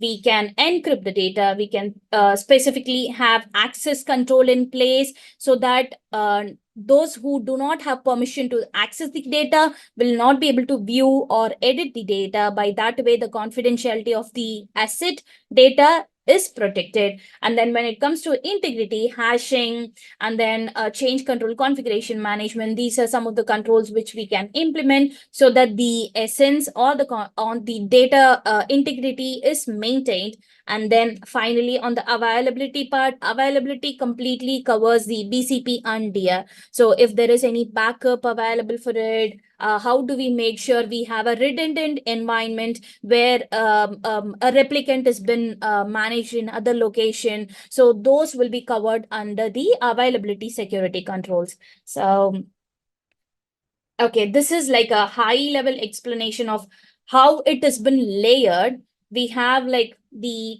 asset, that is the primary thing which everyone is focusing to protect. And from the management side of it, we will be having policies, procedures, program management, all the process related stuff been implemented to make sure everything is working on a perfect alignment. And from there, we will be adding layer by layer. So the asset will include people, process, technology, everything. And on top of it will be the data security data. So the asset which I mentioned, right? It will be primarily the data. We will be focusing on the data, and we'll be having a layer of security for the data protection. On top of it, the data will be hosted in an application. We'll be using an application to access the data. So we have to protect that application as well. And this data, the application, everything will be accessed via your device, my laptops, my printers, what else, mobile phones, everything. So those come under the endpoints. So we have to protect that devices as well. And then we have to protect the network, because data flows from one point to other point through the network, and there are multiple ways we can access, exploit the data if there are no protection in place. If the data has not been encrypted in transit, it is easy to access the data, exploit it. So network and security is very much important. And then finally, the perimeter security. So all the since it's been hosted in an infrastructure, even the cloud or the on-prem one, we have to make sure that we have the perimeter security in place. Perimeter security not only covers the infrastructure, it also covers the physical security as well. So this is like a layer by layer security control to make sure, as I mentioned, even if one layer fails, we have another layer to protect the data. And again, these are like kind of the usual questions which I do not want to focus much. Okay, let me jump onto the security framework topic.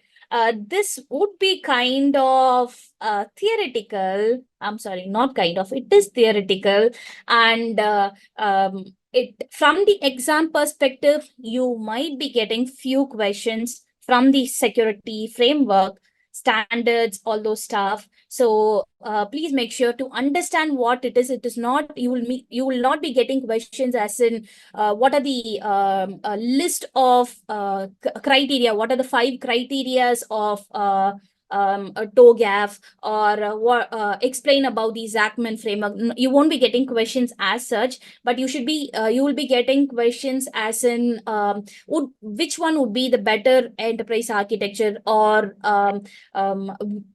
from the ISO standard, or specific to the business objective, what would be the framework or standard to be utilized. It is just from your understanding, you will be able to answer. You do not have to memorize all the categories or all the list of items which you will be finding under these frameworks. Please do not do that. That will be kind of too much. So there are multiple architecture frameworks, multiple programs when you look into security. These are like the high level list. If you go over internet, you will be able to find like many, and it's not like you have to learn about everything. If you are planning to get CISSP certification, there are two books, CBK and the study guide. So that will list only these list of architectures and frameworks. So you can just understand about these and you should be able to answer the framework related questions. So the enterprise architectures are those frameworks you will be looking into from the business or management, from the top down approach. If you are planning to implement security from executive side of it, or from the CISO role, CIA role, so you will be using these architecture to implement it. Like Zachman is kind of an old one, TOGAF again is an old one, SAPSA is not much used one, DODAF and MODAF is kind of like old one which not many use it, and Zachman and TOGAF is kind of the ones which are been used. And then there are multiple programs. ISO is one among them. And then security programs, there are ISO is the standard which has been used, which almost all companies prefer to get.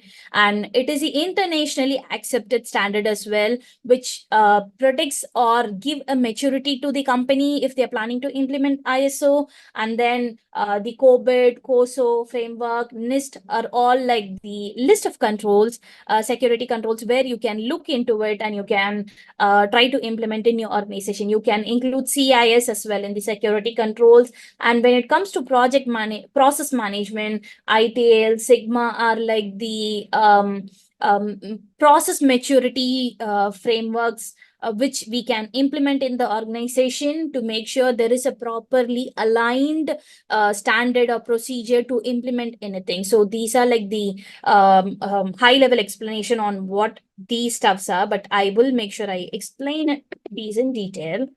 So again, as I mentioned, ISO is the widely accepted standard across the globe, and there are like multiple ISO standards. And when we focus on security, the primary one would be ISO 27001 and ISO 27002. ISO 27001 is the certification, and ISO 27002 is the guidelines on how we can implement ISO 27001 and ensure controls. So that is the widely preferred standard, and you might be getting questions from that. And we recently had one for AI security, 42,001, I think. So new standards will be evolving when there is new finding, or when there is a change in the way the business or the infrastructure or the environment is operating. So that's how the framework, regulation, or standard is. There will be some changes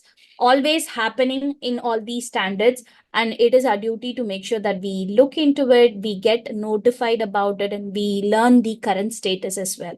By that way, we stay up to date in our position. And as I mentioned, Zachman is again a preferred standard. This, you might feel it to be kind of clumsy when you look into the table column, but this is really a helpful standard. And so the first, okay, where is my phone? So these, each state, I'm sorry. So each state in this side will handle the layer in where the business is operating. Let's say the objective and scope, that will be going to the executive layer, enterprise model, to the next level, the system model.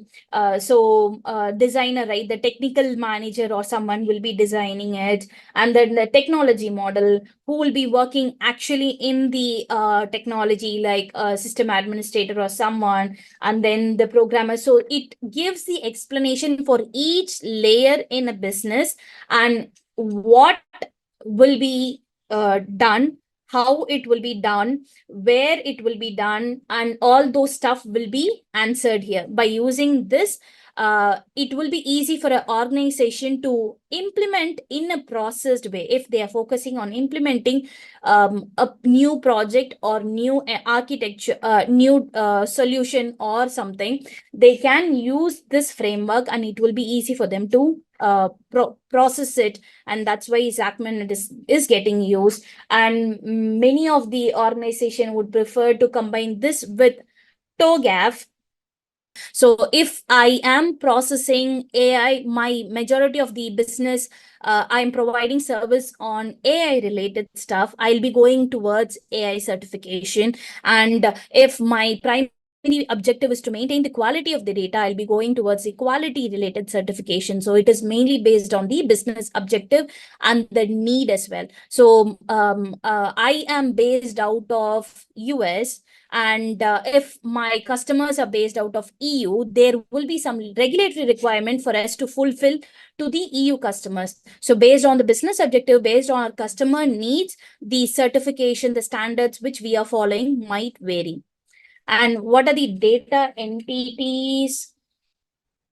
Data is something which define the major essence, right? So let's say, and let me explain about the SAPSA framework as well. Again, this is another model of framework of cybersecurity which has been used. Again, it is a multiple layer model similar to Zachman, how it has multiple layers like what model, why model, how model.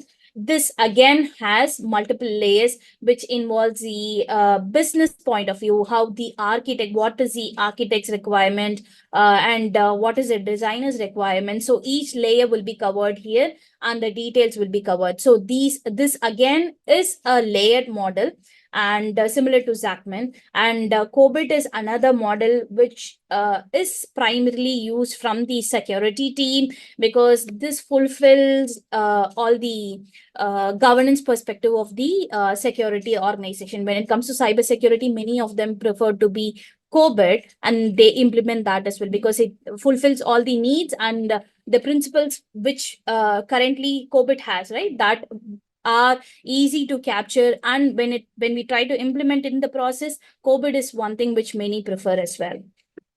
COSO is again another framework. There are like multiple frameworks. I do not want to explain in detail. You can explain things from a security perspective, but you have to make sure you go switch on to their shoes, understand what is their current role and how you can put things from their perspective so that they are on board with your plan.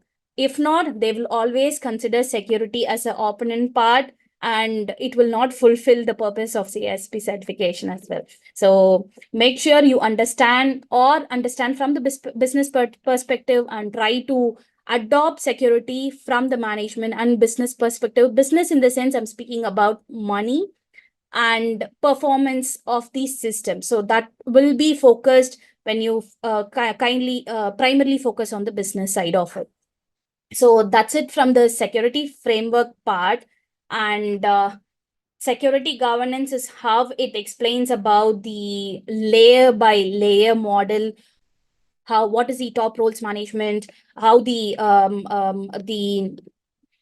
executives or managers or the employee, what is their role in security, how the security can be implemented in each role. So when as I mentioned, security has to be implemented on a layer by layer basis, because it is not just one team's responsibility to implement security. Every single team requires security and they have a role to play as well.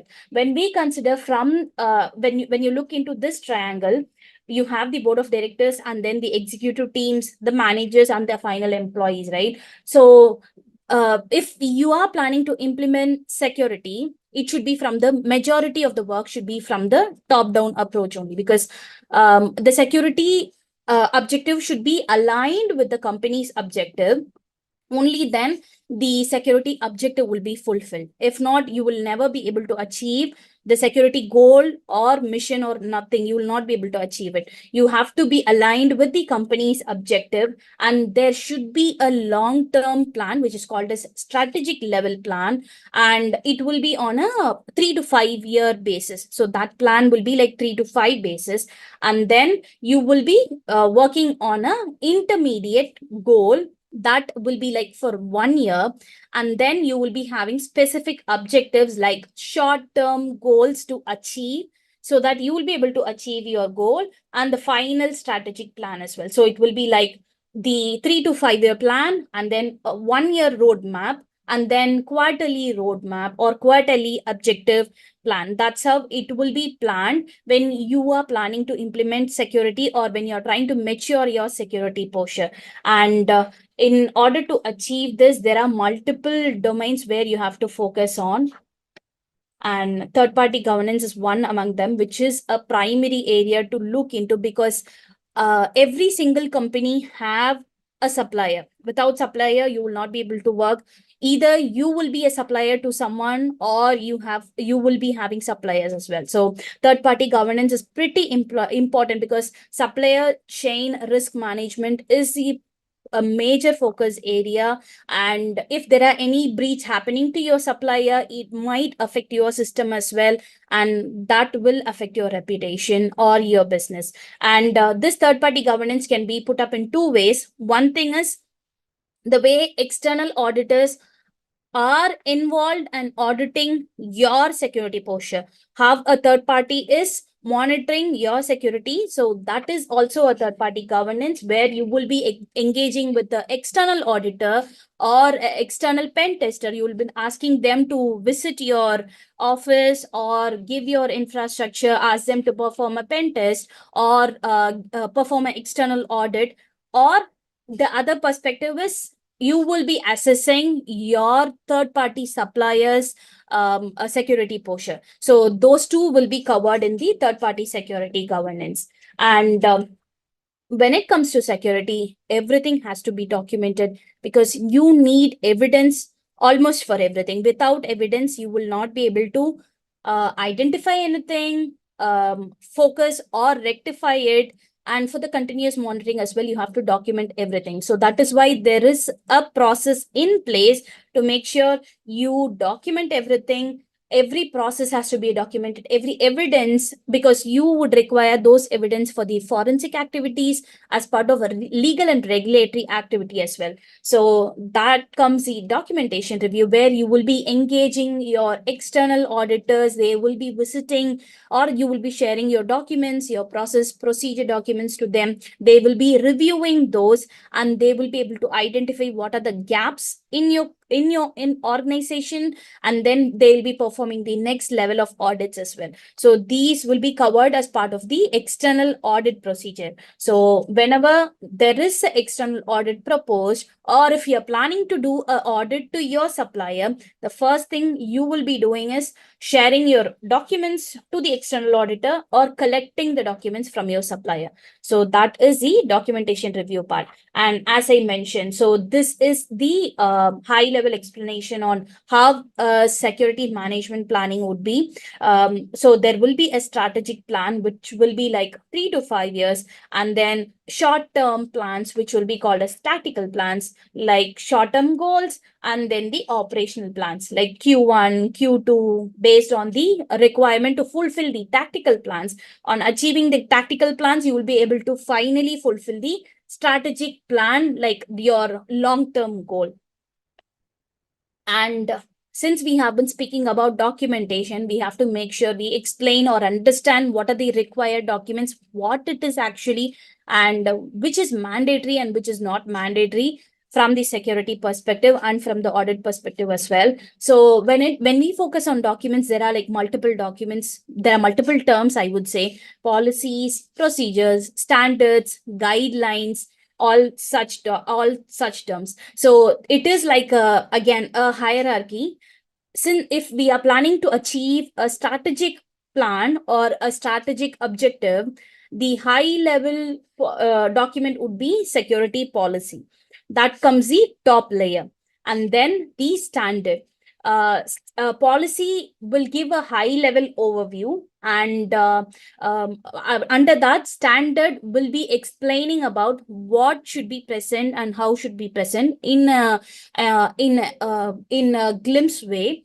And under that, you will be having procedure, which will explain detailed step-by-step process And policies, it is mandatory for the management to publish it. And then standard, again, it will be the role of the management. Procedure documents are the essential stuff for the managers, the administrators, or it is their responsibility to manage the procedure documents. And so as I have been explaining about the security policies, there are multiple templates which are available currently, and the primary would be one which SANS is providing, and it is a good level template which many organizations are preferring to use it. And these policies are, as I mentioned, it is like high level explanation on what the access control will be, or how the environmental design has to be set up, what the physical security would be in the organization though. So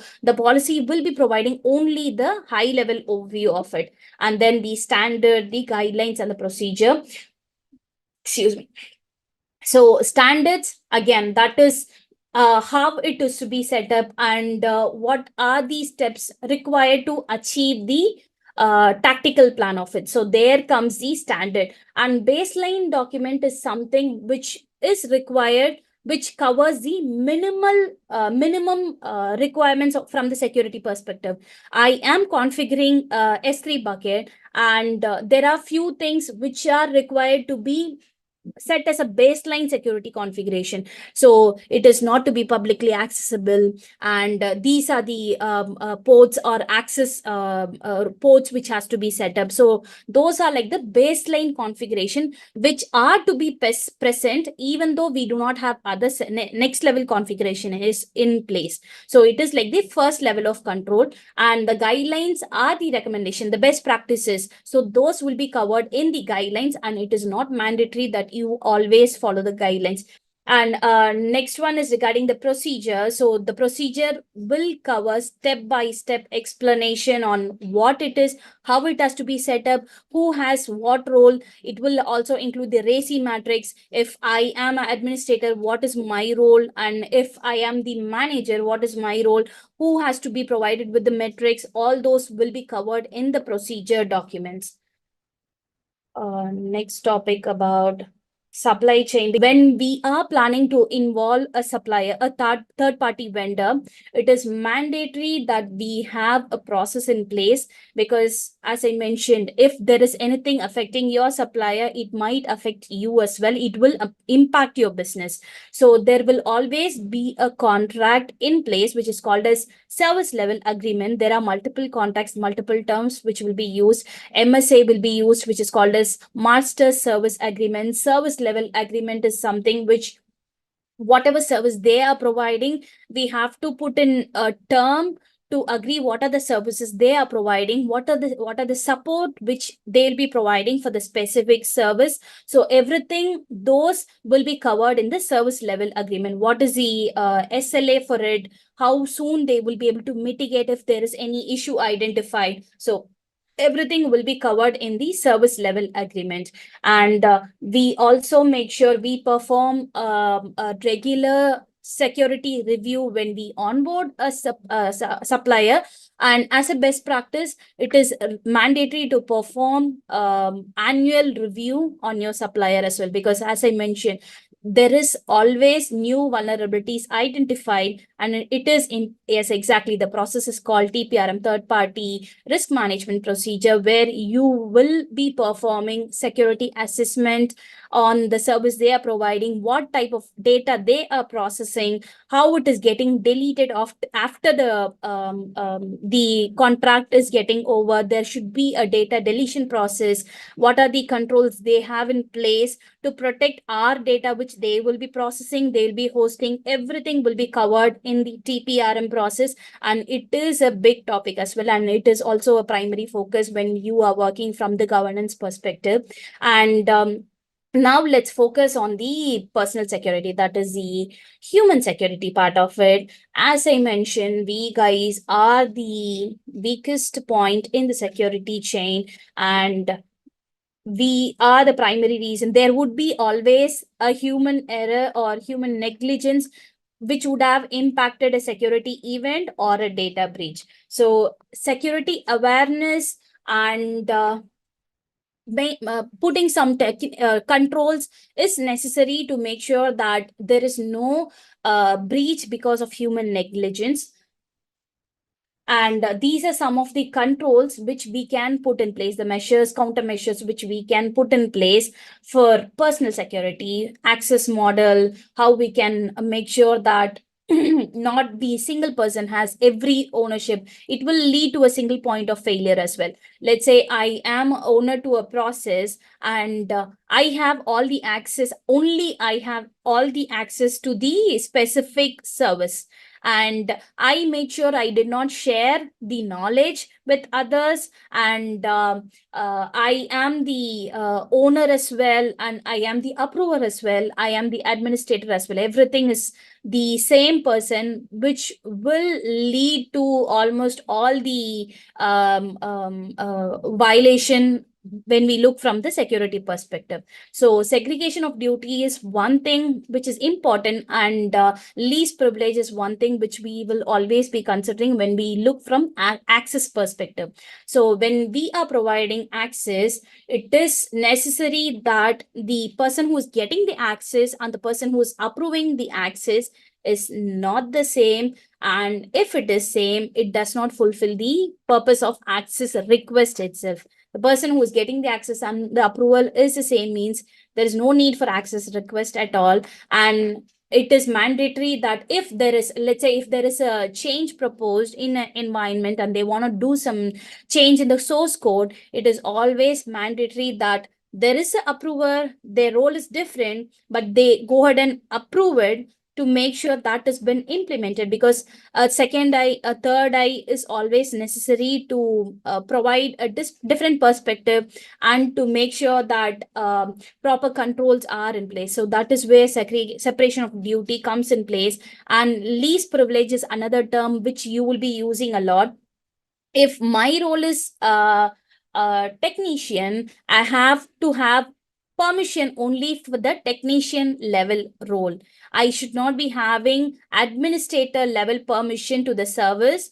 That will that will be against my roles and responsibilities. I will be able to do all privileged activities, which should not be the case, so that we always make sure we give only the necessary access to the person who is performing the role.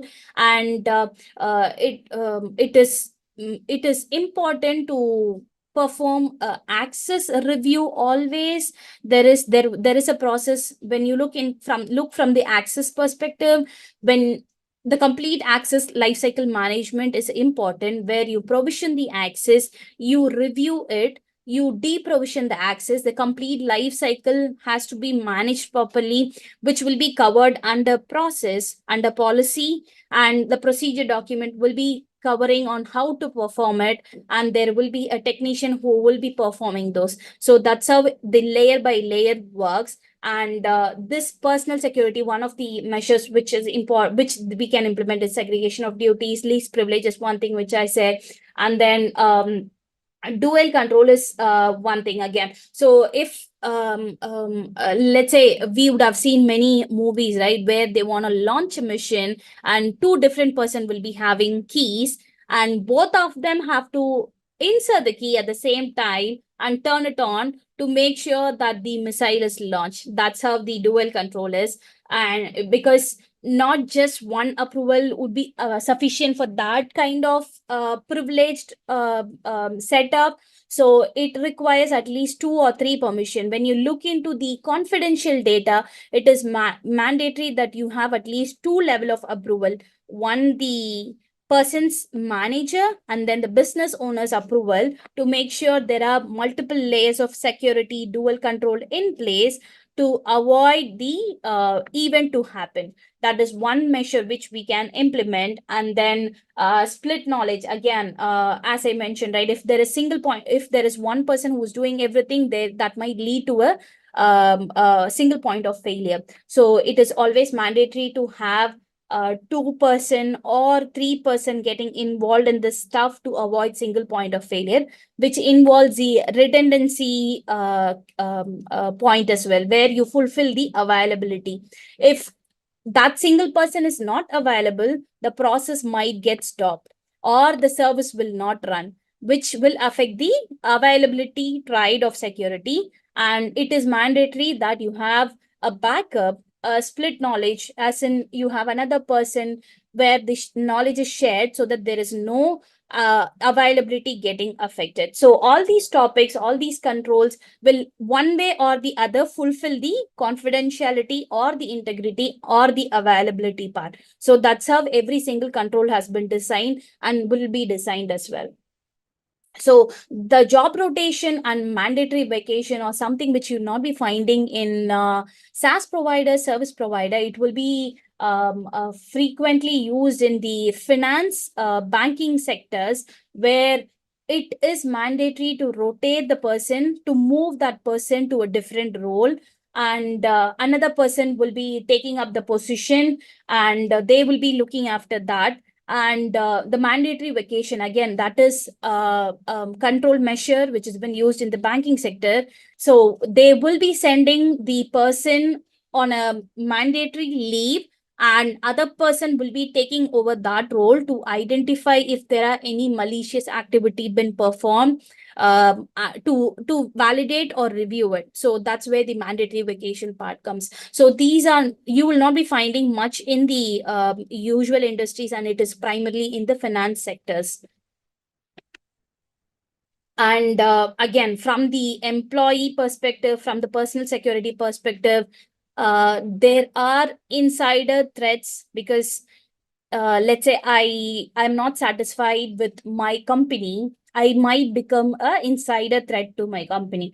I might create damage to my company by leaking the data. Again, totally hypothetical. I'm just giving you example, guys. So when we recruit the employee, we make sure we have so many controls in place. Again, these are security controls to fulfill the CIA triad I'm explaining. So when we recruit a person, we check their background. Background BGV is very important and almost like a mandatory requirement in all the companies. And only after clearing the BGV checks, the employee will be onboarded. And excuse me, it is required for the employee to sign the agreement as well. So if the employee is accessing the data, it is necessary that they maintain the confidentiality of the data, and there, to fulfill the confidentiality, the employee agreements are been used. And if the employee is leaving the organization,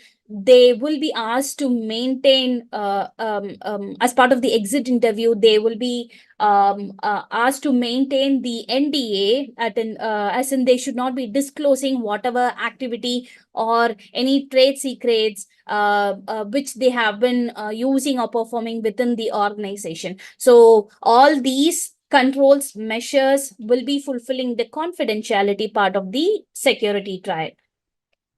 And again, security awareness and training is pretty important area where we do conduct trainings when the employees getting onboarded, whenever there is role-based trainings have been provided, and whenever there is a new regulation.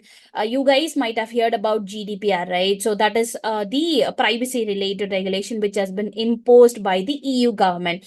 So let's say my company is working in the EU related data, and I have to make sure that my employees who are accessing, processing the European data, PII data, the personal identifiable information, how to handle it, how to process it. So since there has been a new regulation post, I have to train my employees, I have to make sure they are aware of it. There comes the security awareness and training part, because whenever there is a change, we have to make sure the whole company or the necessary stakeholders are made aware of it.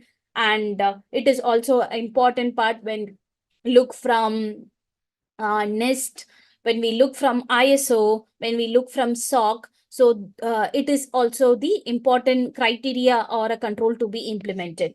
And due care, due diligence are some of the terms which you will be using from third party TPRM perspective. So due care is something, a control or a check you'll be performing on a point in time basis. And if you want to make sure that you have to review it, you want to perform that on a continuous basis or in a long term, that is where due diligence will be used. And again, please make sure to learn the definition or understand the difference between due care and due diligence. That is kind of a mostly frequently asked question, I would say. So make a note of it and make sure to have the definition, have a clear understanding of what is due care is, what is due diligence is, when due care will be used, when due diligence will be used. So that differentiation is pretty important for you guys. So please make a note of it. And then BCP DR covers the available part of the CIA triad. So due care, I would say that is a point in time control. So if I'm performing a check, let's say I'm onboarding a vendor, and I am performing the first time assessment just to check whether they have the necessary control in place. The one time check which I'm performing will be considered as due care. But if I'm going to perform a continuous review on the vendor on an annual basis, so I will be having a process in place for that. I'll be making sure these are the checks to be checked or to be marked as yes or no as part of my continuous review. So that will come under due diligence. Due diligence will have a long-term plan, process in place. And if you want to perform a one-time check, it will be called as due care. And if you want to perform a regular long-term basis, or you want to put up a process which is a long-term solution for a problem, that will be considered as due diligence. I will give you the exact definition of what due care and due diligence is. I'll be sharing a Word document with you, which will have almost all the abbreviations and definitions, and that will include due care, due diligence as well. You can just remember the definition alone. When you face CISSP exam, the question will be like, they'll be giving the definition and the options will be due care, due diligence, and some other two option. You have to select which one is the right term for the definition which has been provided. So make sure you know what due care and due diligence definition primarily. Let me explain about the business continuity plan, BCP and DR actually. So if you are setting up any process, any business, or anything from an organization perspective, you always have to make sure you have a backup, because if there has been anything which is happening which is natural or man-made, you have to make sure you bring up the system back to its original position or original state. So to maintain that, you will have a process called as business continuity process.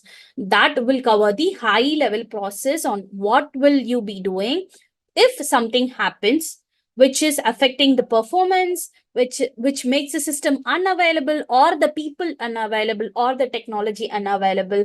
What kind of steps you will be taking to make sure you mitigate that, you bring it back to the original state. So all the process and high level stuffs will be taken care in the business continuity planning. And disaster recovery is specifically to the technology side of it. So let's say I'm hosting my data in AWS or GCP or anywhere. I have multiple services running in AWS. So few services are regional based and few are availability zone based. So what I'll be doing is I have to make sure I have a redundant replica of the system to make sure if there is anything happening in one zone, I have to bring back the other one to make sure the application, the data is available always. So all these technical stuff, right? The service, backup, what is the priority of the service? How can we bring a snapshot back? How can we create a replica? All those stuff will be covered under disaster recovery, because that will be handling the technology part of it, and the business continuity process will be handling how we can engage the top management, how we can make sure the people are available, who is the primary owner, who should be contacted. So all those stuff will be handled under business continuity plan. And kindly, if you are answering any security CISSP question, and if you find an option in the multiple choice question as people, the answer would always be people. People security is the important one when we focus on security, BCP, DR, anything. People security is the first thing, and only after that we will look from technology or application service, any point of view. You have to always choose the answer people. So I have explained about what BCP and what DR is and what is. And again, when we look from IC square, that is CISSP, these are the 4 major steps. You guys have to remember these 4 steps from the exam point of view. So the project scope and planning, you have to perform a BIA, business impact assessment, when you are implementing a BCP process, a continuity planning, and then have it approved and have it implemented. So these 4 steps, kindly make sure you remember it, memorize it in the same order. That is important. And again, I'll be explaining each one of them. When we jump onto the BCP process, the first thing, everything, when you plan it, the first thing would be understanding or planning or scoping, all those stuff. That is the primary or the initial step which you will be doing as part of process management, project management, BCP implementation, anything. So first, you will be understanding what is the scope of the organization, what is the objective of the organization, and you will be identifying all the organization departments, what type of data they are processing, where is the office located, and who are the individuals. So all those stuff. So you will be identifying those and understanding and listing those. That will come under planning. So that would be the initial step. And then as part of the planning, you will be identifying the respective stakeholders, because only you will not be able to perform the BCP. You will require assistance from the executive team, from the HR team, from the IT team, from the legal team, and of course from the senior management. So you will be requiring representative from almost all the departments, and that will be part of the planning procedure. And you will have to reach out to the management for the resources requirement. If you are planning for a BCP process, you would require a lot of resources, and you will require approval from the management for that. If you're planning to do a testing, you would require time from the team, the employees, and you have to get approval for that. And the team has to spend some of their bandwidth in implementing the process, providing training to the team members, the overall organization, testing that, perform, let's say we want to test the implemented process, right? So we have to perform either a simulation test or a tabletop exercise, something to validate the implemented process. So all these require resources, which requires approval from the management as well. And we have to make sure we fulfill the legal and regulatory requirements as well. So if let's say I have a contractual obligation, I am providing a service, and the customers are requesting for the availability of 99.9% of the application of the services. So I have a contractual obligation with the customer to make sure I have the application or the service available for 99.9%. So the 0.1% is the only thing where we can accept, where the customers will accept, and we have to make sure we fulfill that. If not, we are contractually obligated to pay them sanctions, credits, or fine because we are violating the contract, and there will be some legal or regulatory requirement as well to make sure we have the system available up and running for this much time. As of now, there is no specific duration or timeline has been proposed by any law or regulation, as in you have to be available for 99%, you have to be available for 99.9%, 98%. No regulation or law has imposed that. It is completely based on the business objective. If I am providing a service, let's say I am hosting a website, and it's a customer service website, so that has to be available for at least, and they can accept only a minimum downtime window, because it is a customer service website, and many of them will be trying to access it, and if it is down, people will not be able to access. That will affect these service which they are providing, and we'll not be able to resolve the request, and there will be no tracking as well. So if it is based on the objective or the service which I'm providing, the availability window might reduce or might get increased. Let's say I'm providing a data analytics service where I'm sharing all the marketing or sales related or advertisement related information, that can be down for at least an hour. It will not be majorly impacting the business, or it will affect the people or something like that, because it is predictive information, and it is not that it has to be available 100% or 99%. So based on the business, based on the objective of the business, the availability window might vary, and our RTO, RPO, MTD calculations might vary as well. All these are technical terms when you work in the BCP DR perspective. So I'll be explaining each of these terms to you as well. So business impact assessment is one of the important step we will be performing from the BCP implementation perspective. We will be having multiple services running, and multiple resources or data being processed in the service. Some data might be critical, as I mentioned. Some data, some asset might be critical, and some might not be critical, and that can be down for a longer period as well. So we have to go ahead and assess each of the asset. So that is where the business impact assessment majorly plays. So what will happen if that particular data or resource or service is down, and how much it will impact, what is the criticality of it, how much it is sensitive. So all those will be calculated as part of business impact assessment, and we will be listing the services based on the priority. If it is like P1 application or P1 service, this is the downtime window they can have. This is the RTO window they can have. This is the RPO window they can have. So that's how we will be performing the business impact assessment. And there are two methods which we can use.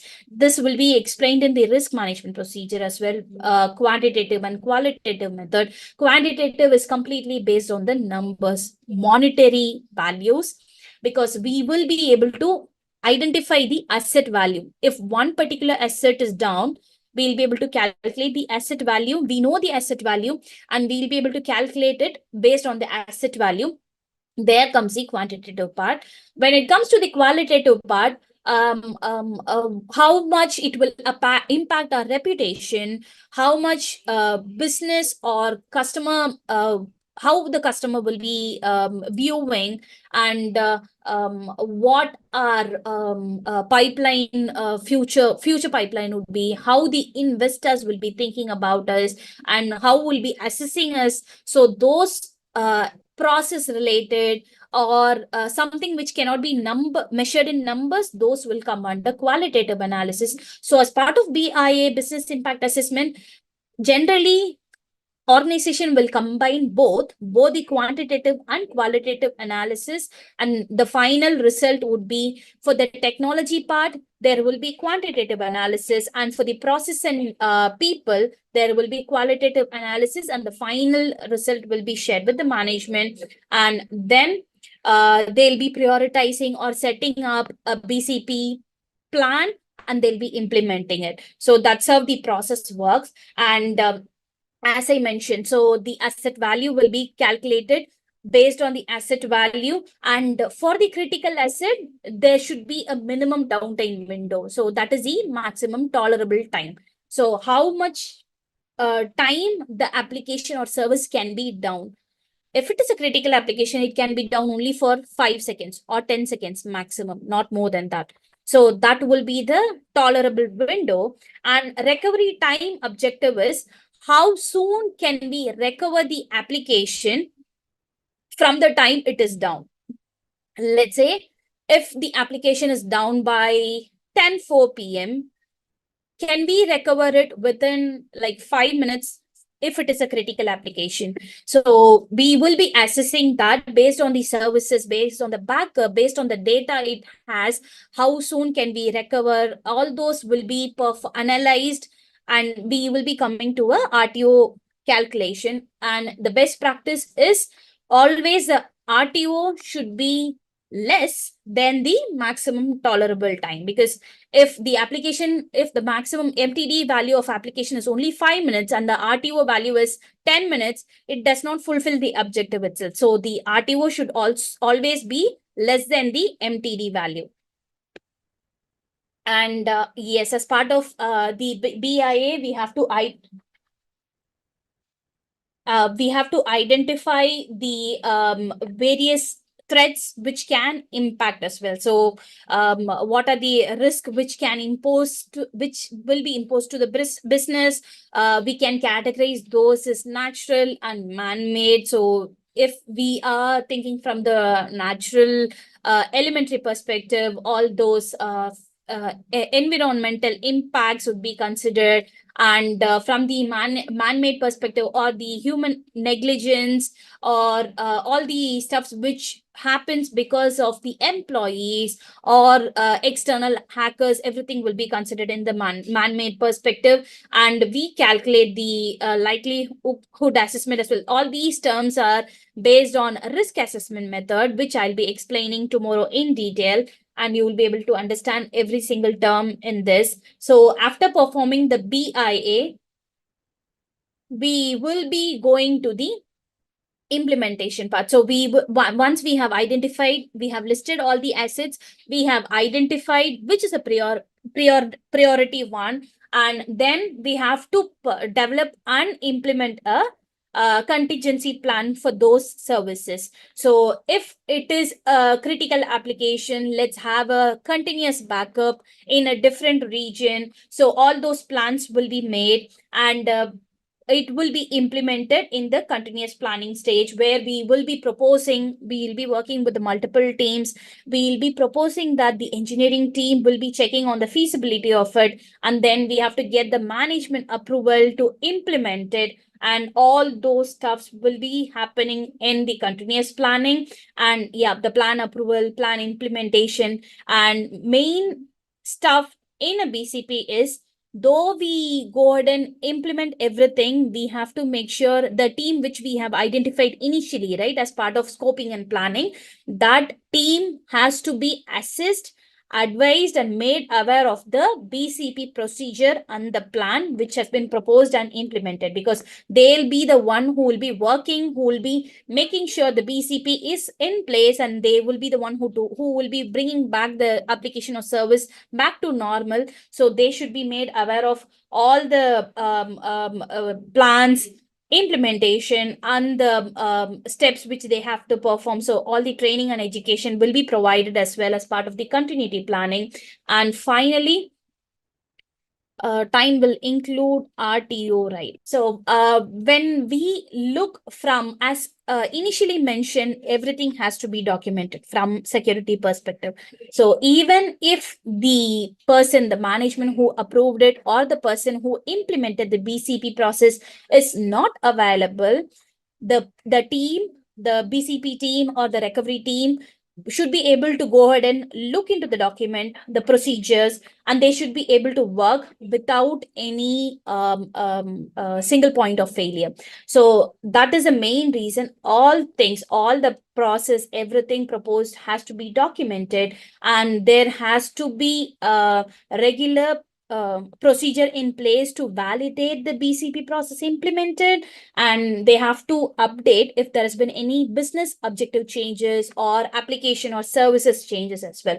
So all these will come under documentation part, and there are few documentation which are considered as important. So the statement of importance, these are like generic terms, but it is not that you have to create these document as part of BCP. It will be coming under a single document itself. So if you create a business continuity procedure plan, so that will be covering these as a subsection in that, why it is important to have the BCP plan, and what are the priorities, and what is the organization responsibilities, and what are the important records to have in place as part of the BCP. So all these topics will be included in the procedure documentation itself, or some organization prefer to have separate document for each. So that totally differ from organization to organization. And also it is important to document, I have mentioned this previously, people security is the important part when it comes to BCP and DR. So all the emergency process, how to respond to emergency, what are the contacts, and who should be reached out if there are any emergency, and all those point of contacts, numbers, emails, everything has to be documented, and it has to be maintained. That is one thing. The person might leave, the email address might change, but maintaining those is a pretty important stuff, because BCP DR document is always considered as a living document, and it will be updated whenever there is a change in the organization, which is considered as a the changes might happen daily, monthly, or weekly as well. The document has to be updated and maintained. So that is one important stuff. So let me jump onto the laws regulation perspective. Okay. Before I go to the computer crime, so initially there was no specific law of regulation focused on cyber crime or crime, anything related to computer or anything related as cyber. All the activities or any malicious activity which was performed were handled in the criminal law perspective, which the judges and the law firms felt to be not clear, and only then the computer crime laws came into place. And there are few laws imposed by the US government, Computer Fraud and Abuse Act, and then FISMA. These two are like important ones, and the Computer Security Act is a subset of Fraud and Abuse Act. So you have to primarily focus on these three laws, and then comes the Economic Espionage Act, I guess. So that is another one important law. And also there are a few laws which focus on data transfer from one region to another region. I'll be sharing that list of laws and what it is, just like a high level definition. Anything which is assault, robbery, anything which is like murder, and all those will be coming under criminal law. And initially cyber crime were also considered under criminal law. So, and then the civil law or all related to the people dispute, and the employment related dispute, all those comes under criminal law. And administrative laws are something which is related to trade, and then organization stuff, all those, and then moving from one country to another country, immigration stuff, everything will be coming under administrative law. And then comes the computer crime. So these are the primary laws which have been imposed by the US government. And the phone tapping comes under Electronic Communication Privacy Act is, yeah, that is the one, I think. And you have to get permission. You cannot directly tap into anybody's private conversation or private data without getting proper approval. So that is Electronic Communication Privacy Act. And those are the, I will provide you the list of laws and the high level explanation of that as well. So when we consider what is a computer crime, anything where you use a computer, a device, a laptop, or anything that will be considered as a computer crime, which can happen using computer, that is computer assisted crime. You can access to someone's network or financial data or the private PII information using the computer, or you can perform you can install a virus in other people network or infrastructure using the device, which will be targeting other people's computer. And then if, let's say, it is not intentional that you are affecting someone's computer, but it happens over the process, all those comes under computer crime. And uh, when we consider this slide is out of nowhere, I'm not sure why this is here. This has to come under the threat modeling and threat explanation, but I'll explain what advanced persistent threat is. So let's say there are multiple kind of malware and trojans, anything which can be easily identified. And but currently in the AI world and how things are evolving is, there are few threats which are called advanced persistent threats.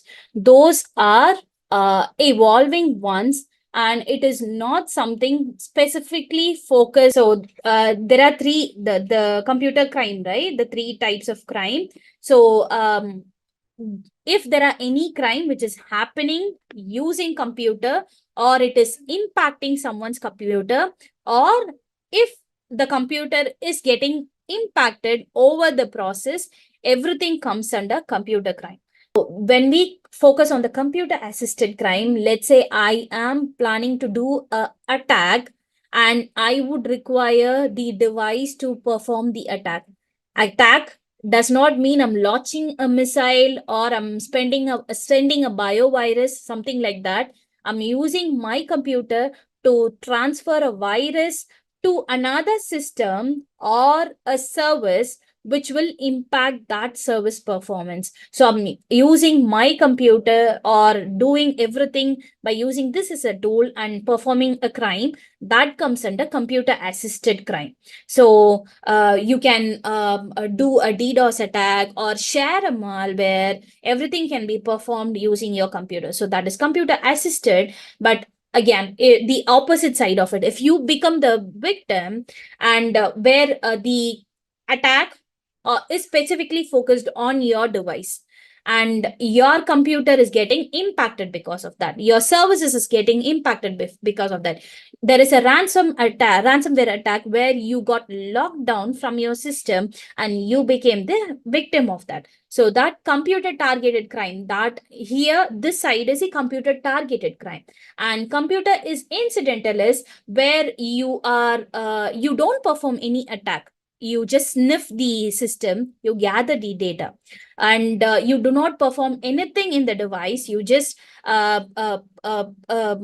be shadow in a system where you watch everything. So that where there is no impact, but the activities being performed where the computer has been used as a supportive and there is no impact at all, that is where the computer is incidental or the focus place. When we focus on the intellectual properties, anything which you have created, you have devised, you have identified, anything, even a small word or caption which you find to be specific to you, which you feel to be your creation, will come under intellectual property. And there are few laws, few regulations, few controls in place to protect that, how you can manage those. And you have four types of IP when you look from intellectual properties. First one is a copyright, trademark, patents, and trade secrets. These are like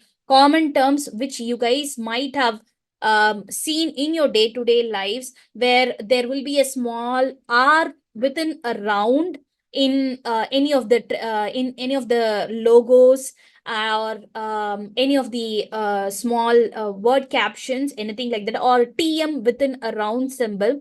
So So those are like trademark or a registered trademark, where it is specific to the organization or the person who is handling that.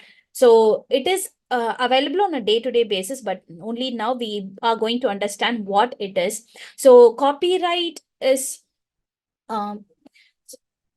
okay, it is to protect. So, copyright is something specific to my creation. So, if I have created it mostly applies to all the creative works, and for books, and then for softwares, and if there are any music or creative, everything which comes under creative work will come under copywriting. So, if I have to use the book, or I have to read it, or I have to publish it, I have to get the approval from the owner.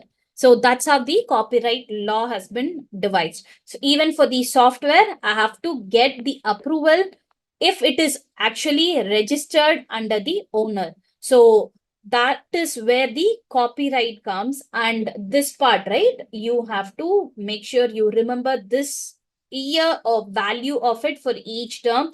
For trademark, there will be one. For copyright, until 70 years.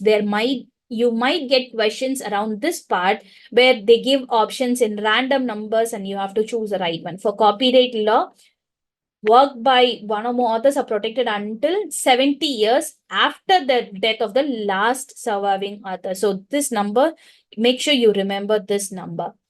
And the DMCA, the Digital Millennium Copyright Act, again, it is a copyright law to implemented to protect the copyright owner, and specifically for the service providers, the internet providers, the service providers are there who become a victim of the Copyright Act. If someone is trying to access, let's say, I use a pirated version of software, and I cannot blame, if I'm transferring it to someone, if I'm sending it over email, I cannot blame the internet service provider for that, because I am responsible for it. The person who is getting it is responsible for it, and the person who is transferring it, or the person who is transferring it cannot be blamed for something which the to and fro things happening. So DMCA is specifically implemented to limit the liabilities of the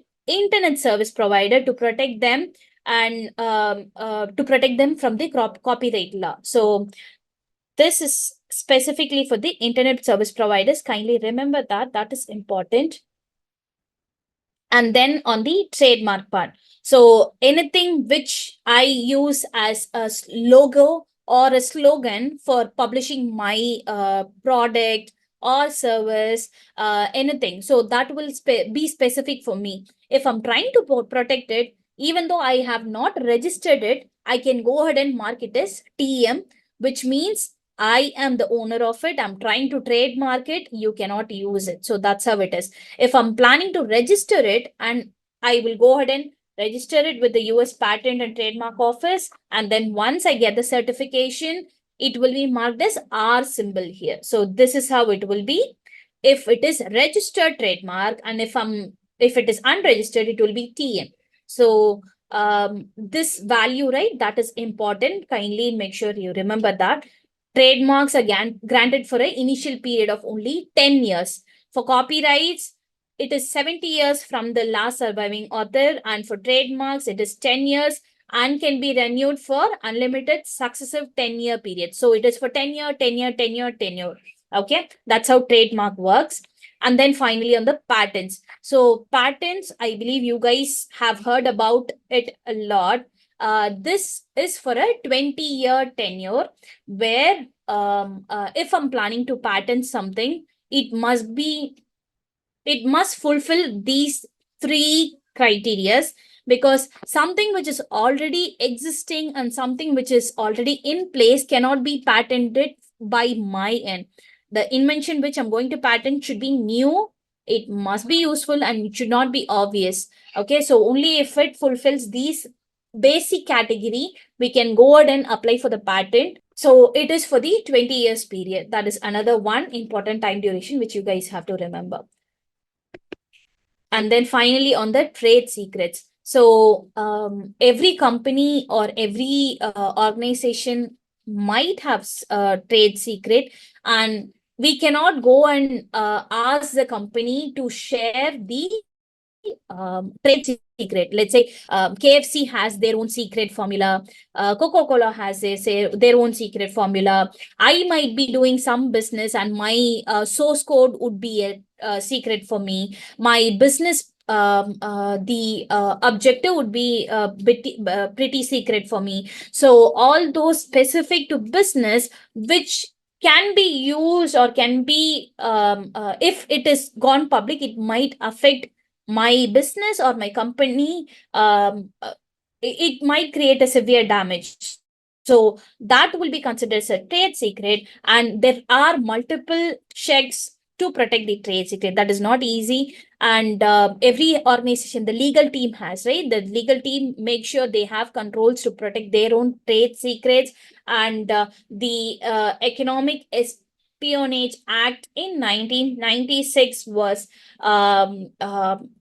published or was enacted specifically for protecting the trade secrets. And let's say there are multiple softwares, but you plan to use it, you have to get the licensed version of the software. That is one important thing, because it is their own creation and you're just utilizing their own creation for your benefit. So there are licenses which will be provided by the owner of the software, and there are different types of licenses available. First, it will be like a written document where you work with the procurement team, send a Word document or a digital document to the other party, have it signed, and then share or get the copy of the software. That is one version. And then the other version is something where if you open the or if you install the application, you get a complete version of the license. And if you go ahead and acknowledge it, you accept to the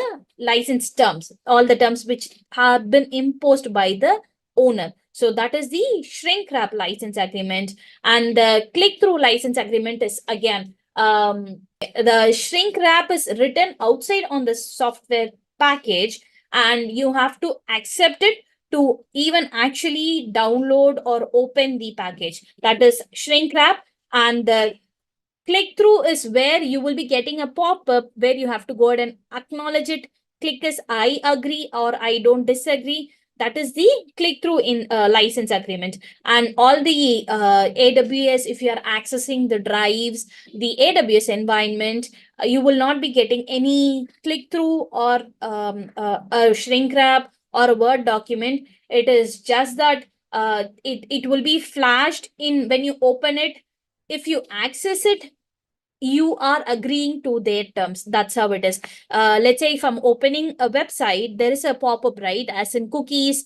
Even though if I don't give accept all, reject all, it is considered. If I neglect it, some might appear persistently, some might vanish, considering that I accepted it. So that's how some of the license agreement work. If you even if you don't agree to it and proceed on working it, it is considered as you agree to their terms. So that's how few cloud-based service license agreement works. So let me jump on to the next topic. So what is PII?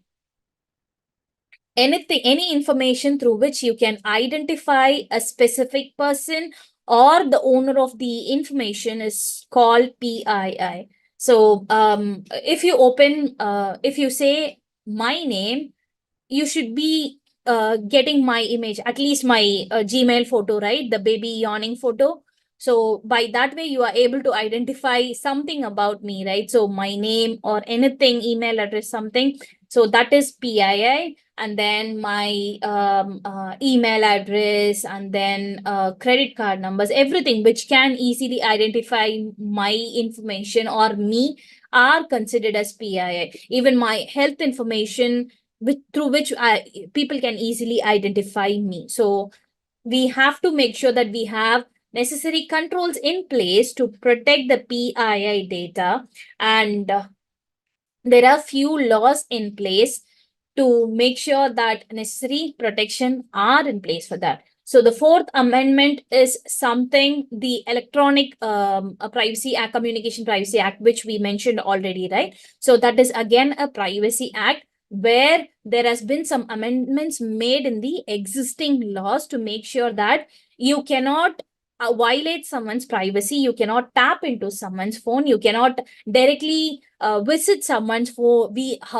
I'm sorry. You cannot directly visit someone's house or any personal space and look into it or do some search or something like that. So there are laws to make sure the privacy of the individual has been protected, and one among them is Fourth Amendment, where without a warrant you cannot do wiretapping or invade the person's private space.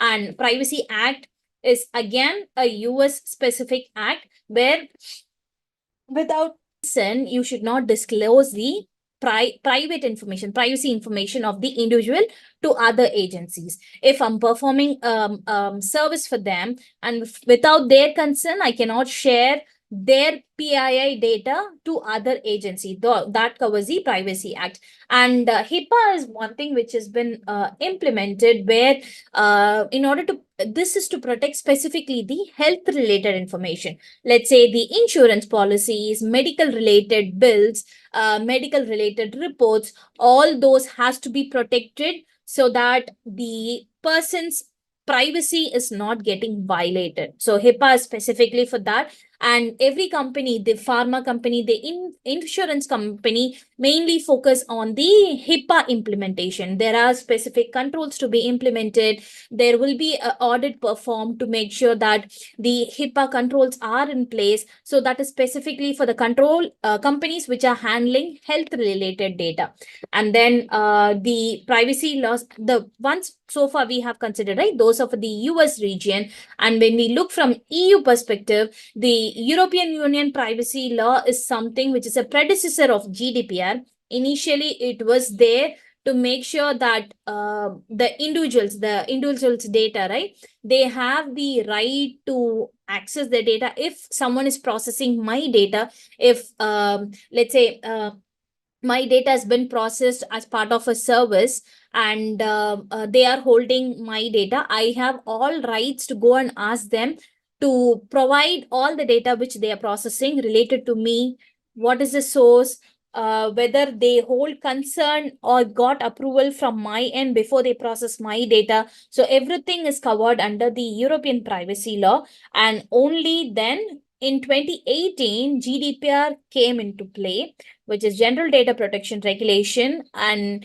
it is widely implemented across the globe. I would say almost all companies prefer GDPR because either one way or the other, they handle EU PII information. So GDPR is widely used nowadays and widely considered nowadays across all the companies. Data subject is a one whose data has been processed or handled. So if a company is handling or taking my data, I become the data subject. And the person who is collecting the data will be data controller, and someone who is processing on behalf of the data controller is a data processor. Let's say a survey has been conducted for a product to be launched, a new product to be launched. So I share my information to the survey performing company. So I become the data subject. The company which is performing the data survey becomes the data controller, and they will be storing or processing the data using some other service. Let's say they are using AWS, or they are using a website to process it, or they're using other service to process it. So the one through which they are processing the data becomes the data processor. So there are few requirements applicable to all these data owners, subjects, controllers, and processor. So as part of GDPR, there should be a concern before collecting the data, and the data subject has to be informed on what type of data has been processed, how it has been used, and where it has been stored. Everything has to be informed to the data subject. and the data subject has complete rights to say no to the processing. And if I want, I can go ahead and raise a request to delete the data as well. And if there are any data breach happen, it is mandatory that the data controller, as in the one who collected the data, has to report the data subject about the data breach within 72 hours.